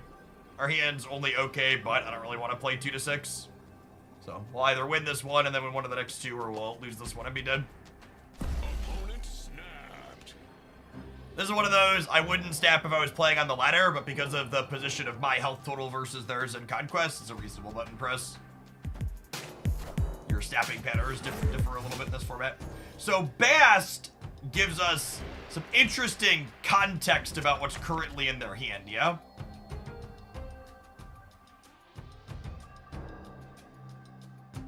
How do I feel about copying Nakia? Probably not good. Probably not good.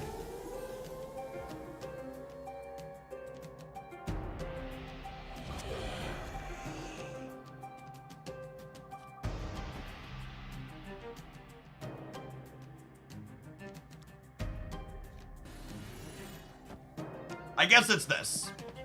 Because there's a 50% chance this is about to go away, yep.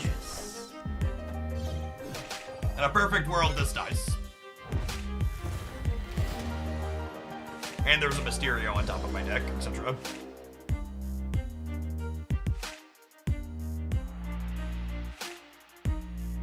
Can we get rewarded for making good choices?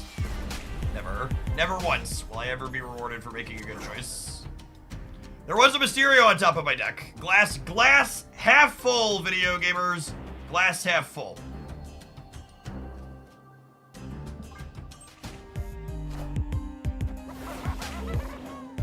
This is smart. Opponents realizing they need to play their goblins in the middle because we're a Grandmaster deck. Pretty heads up on their part. I think that's something a lot of people wouldn't catch on to.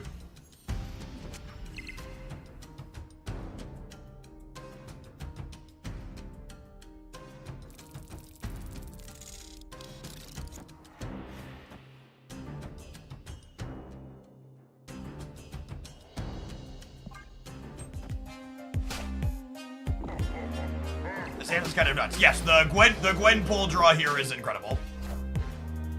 It is worth noting they just 18 power Krakoa. No Mr. Sinister. No Mr. Sinister.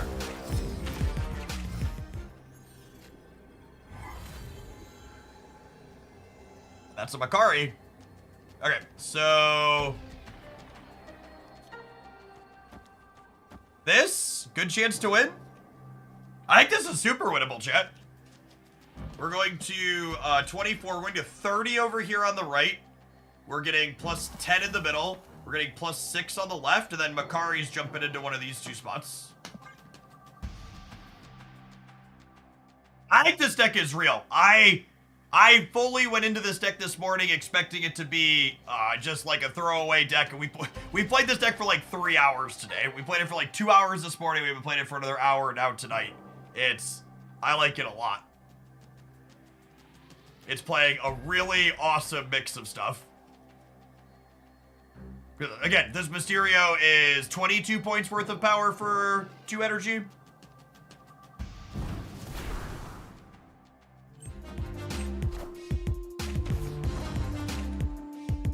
Oh, we're gonna lose to the... Oh, they couldn't play their Krakoa card, chat! Oh, baby. Oh, baby!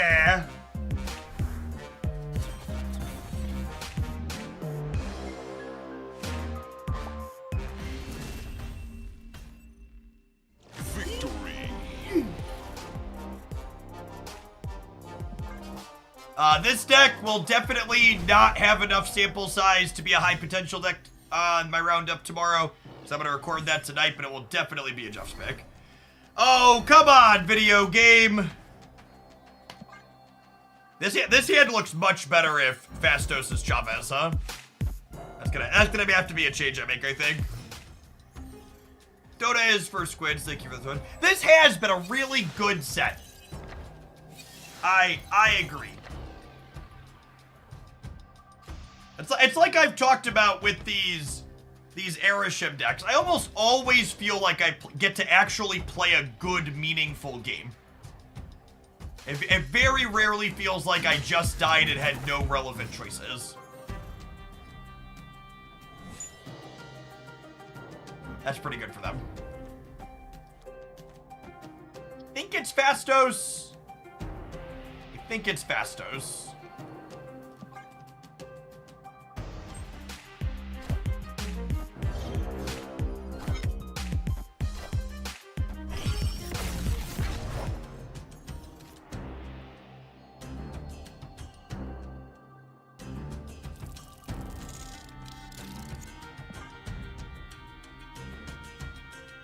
I think Makari is optimal in this deck. I think she's replaceable, but I think she's probably best in slot. She's been good.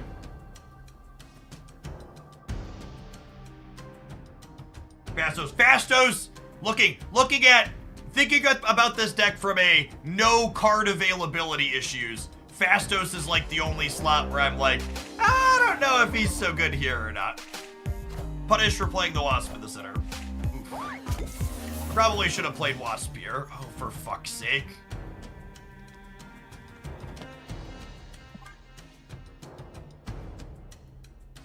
I didn't get Makari, unfortunately. You and most other people. Makari was the worst performing Marvel Snap content I've put out in a long time, and she has an incredibly low play rate.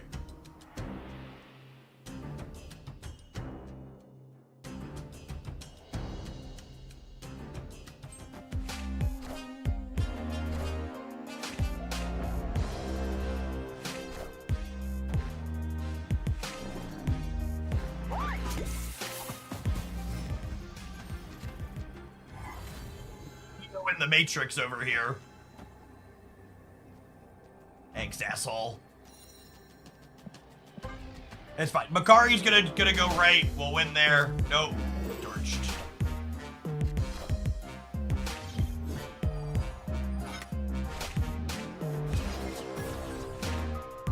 Man, you know what's funny? If I would have played Nakia here and Makari here, we would have won the game, yeah?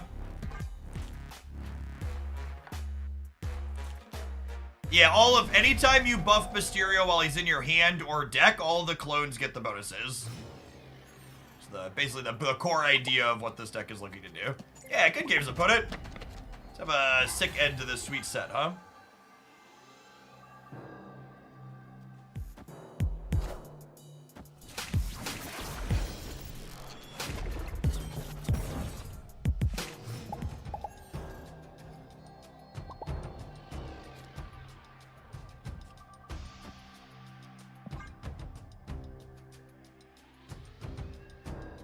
Any of our hits on Scar are, like, pretty solid for us.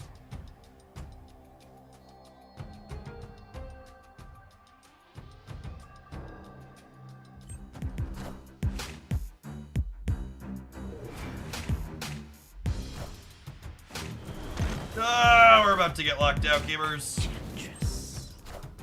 Unfortunately, our opponent's deck's going to actually draw its good cards. I think they're going to torch us.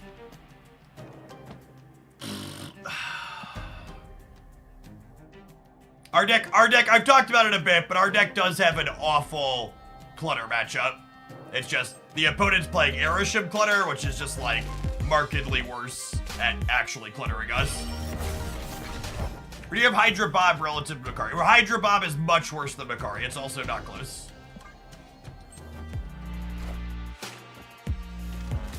Is Mockingbird still a good card? She's excellent, yes.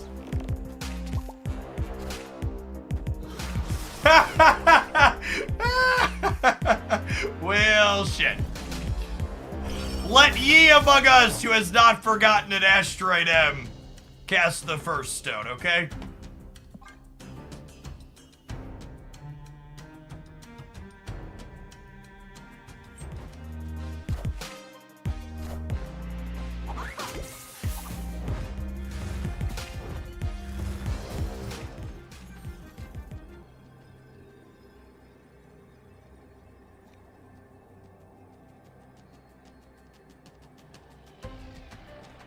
Do I die to a bloob? Going to 27 here. I'm going to 27 here. And I'm going to 22 here. I tie. No, they have priority, so I'm not dead to Cannonball. I beat a 15 power blob in either spot.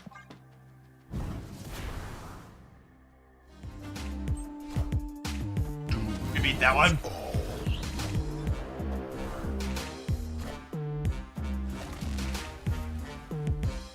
We beat 15 power blob in either of these locations. Victory.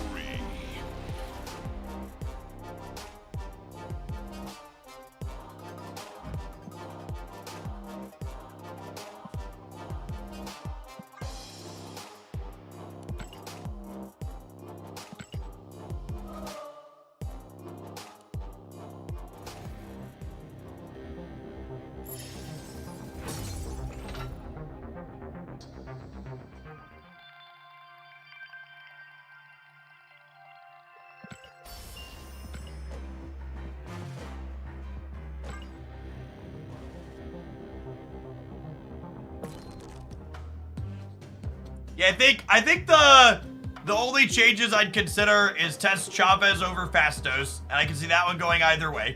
Chavez is definitely better than Fastos in the games where you draw Nakia. But that being said, when you don't have Nakia, Fastos is pretty good. If you're missing Fastos or Makari, a combination of Nakia or Chavez and Forge can substitute. You need Shaw for this deck. You need Gwenpool for this deck.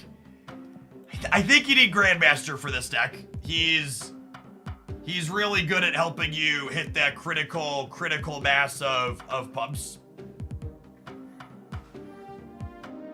You could probably get away without Nico for another cheap card. Who's an ideal Grandmaster target? Your Grandmaster targets are ideally Gwenpool, but your secondary is Nakia. So this is your primary, and this is your secondary. Does Wong ever help here? I think Wong's just too slow.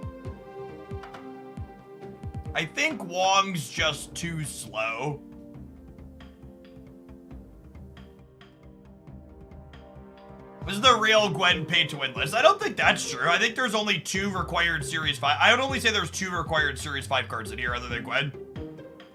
I get Shaw and Grandmaster.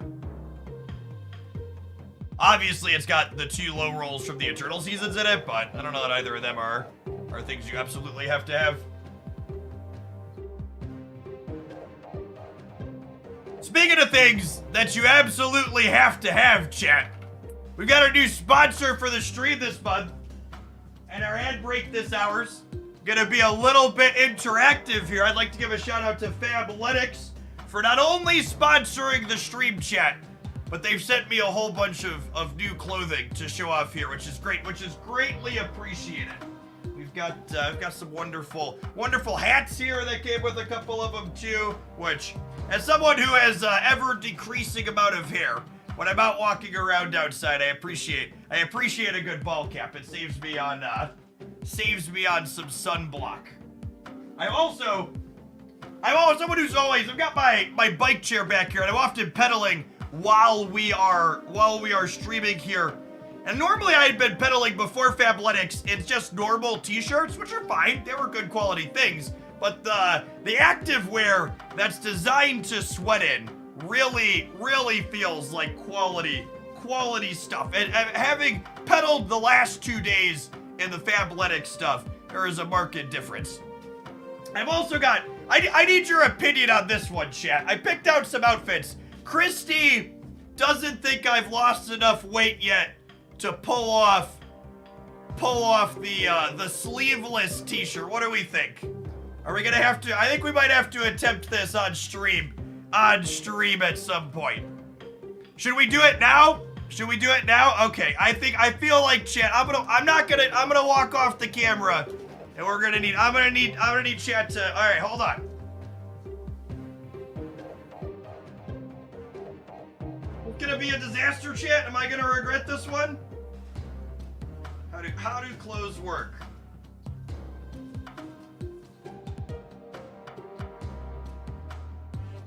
I genuinely cannot remember the last time I wore a sleeveless t-shirt. Hot tub stream when? We're not terrible. I like the colors. I like the blue and the black. Blue's my favorite, chat. Blue is my favorite. Yes, that's true. We can work on having a little bit less of a farmer's tan here. You can see you can tell from my arms the last time we wore a sleeveless t-shirt. Yeah, it wears well. It's not bad. Feels good. I've got some wonderful shorts here that go with it. Honestly, this is a really little thing that I didn't realize how lovely on a nice piece of premium clothing.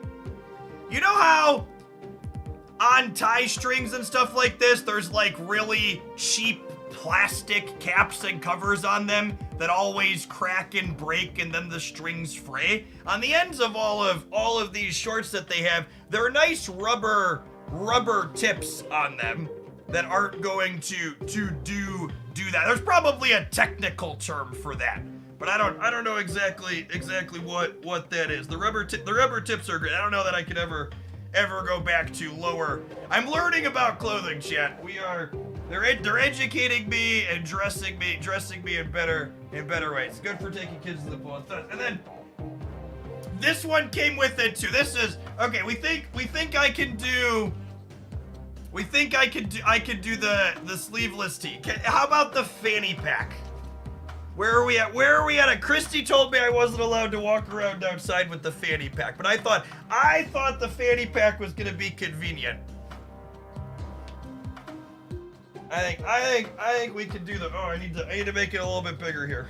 It's a little small by default. The ultimate accessory. Look at that. Oh, we gotta lower the camera a little bit more. Max vacation mode unlocked. You put the whatever you need to in there. You gotta wear it like a seatbelt. Oh, it doesn't. Oh, chat, it doesn't go. Is it like this? Chat's teaching me so much. Is this how this is supposed to go? Am I supposed to like put it? It's supposed to go under. It's supposed to go over my thing like this. I never knew, and now I know. This is definitely a variant, Jeff. This is a stop. Chat. I'm gonna be honest. Like we talk about like pineapple on pizza, I expect strong opinions to come out. I did not realize we were gonna have so many strong opinions on the Fabletics pack. There seems to be. Maybe we'll have to run a poll on how chat thinks I should be doing those. I haven't worn all this stuff yet. I'm only on my second and a half outfit since we put the blue. We might rock the blue shirt all day tomorrow on stream actually. We've got these are like not sweatpants, but they're like a cloth material as opposed to.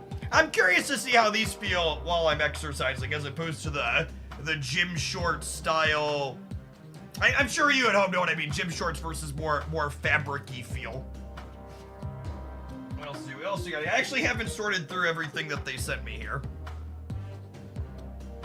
Grapes or pears belongs on pizza. I don't think I've tried that. Oh, this is another. Oh, we've got more than one sleeveless here. This one is simpler. This is clean black. I like the loud on this one. I'm loud. I like my clothing loud periodically.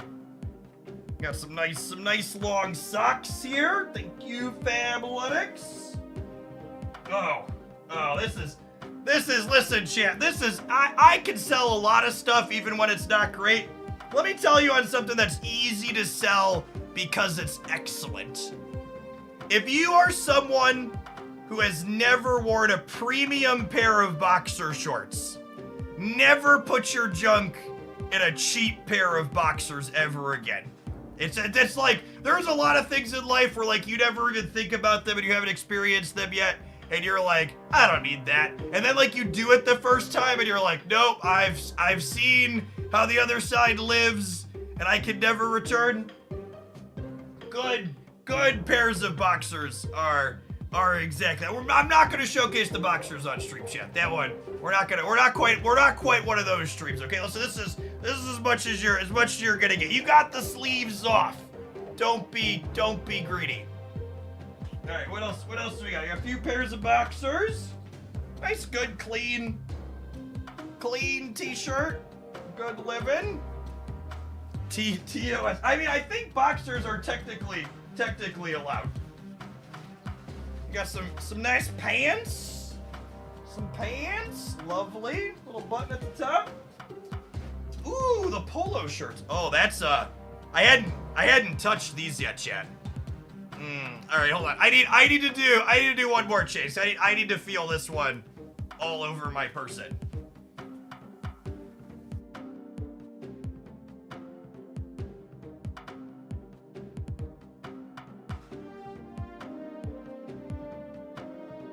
Buttons. There's buttons.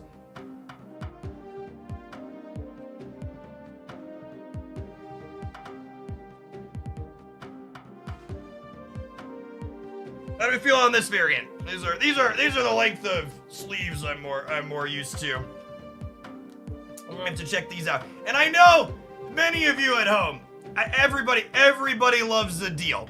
So I do want to chill here while we go through the rest of what's in the box.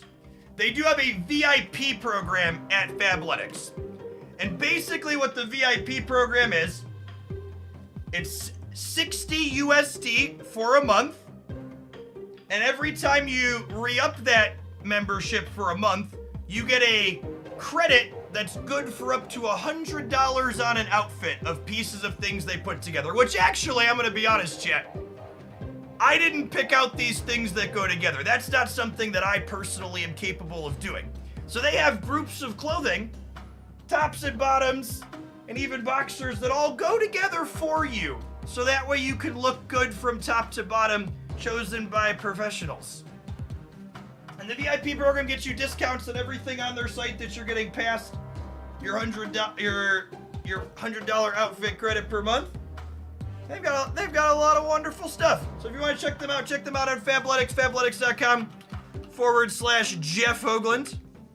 Appreciate the folks that were here and gave me A+ ad read. This isn't a read, chat. I'm a professional. This is off the cuff. I have a list of how the VIP program works, but the clothing, that's all, you know, we're great. You're great.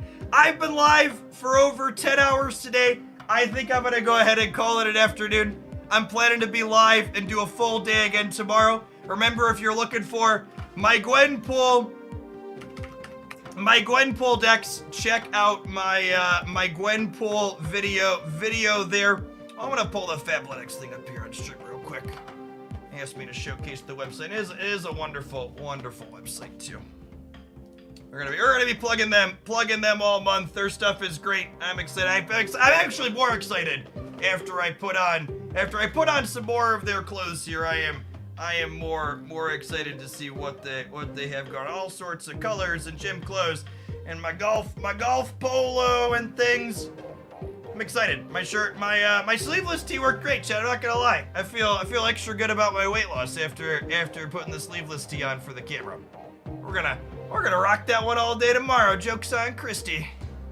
Alright, I'm gonna raid someone for people that are looking to finish their drops tonight for Marvel Snap, so you can keep doing those here on twitch.tv. Looks like Loopy Fist is just signing on. I'm gonna raid you over into Loopy Gamers. They're a great content creator, and I often don't get to raid into them because our schedules don't line up. So I'm gonna send you over there. Check them out for some excellent Marvel Snap, and I'll be back tomorrow morning. Stay safe out there.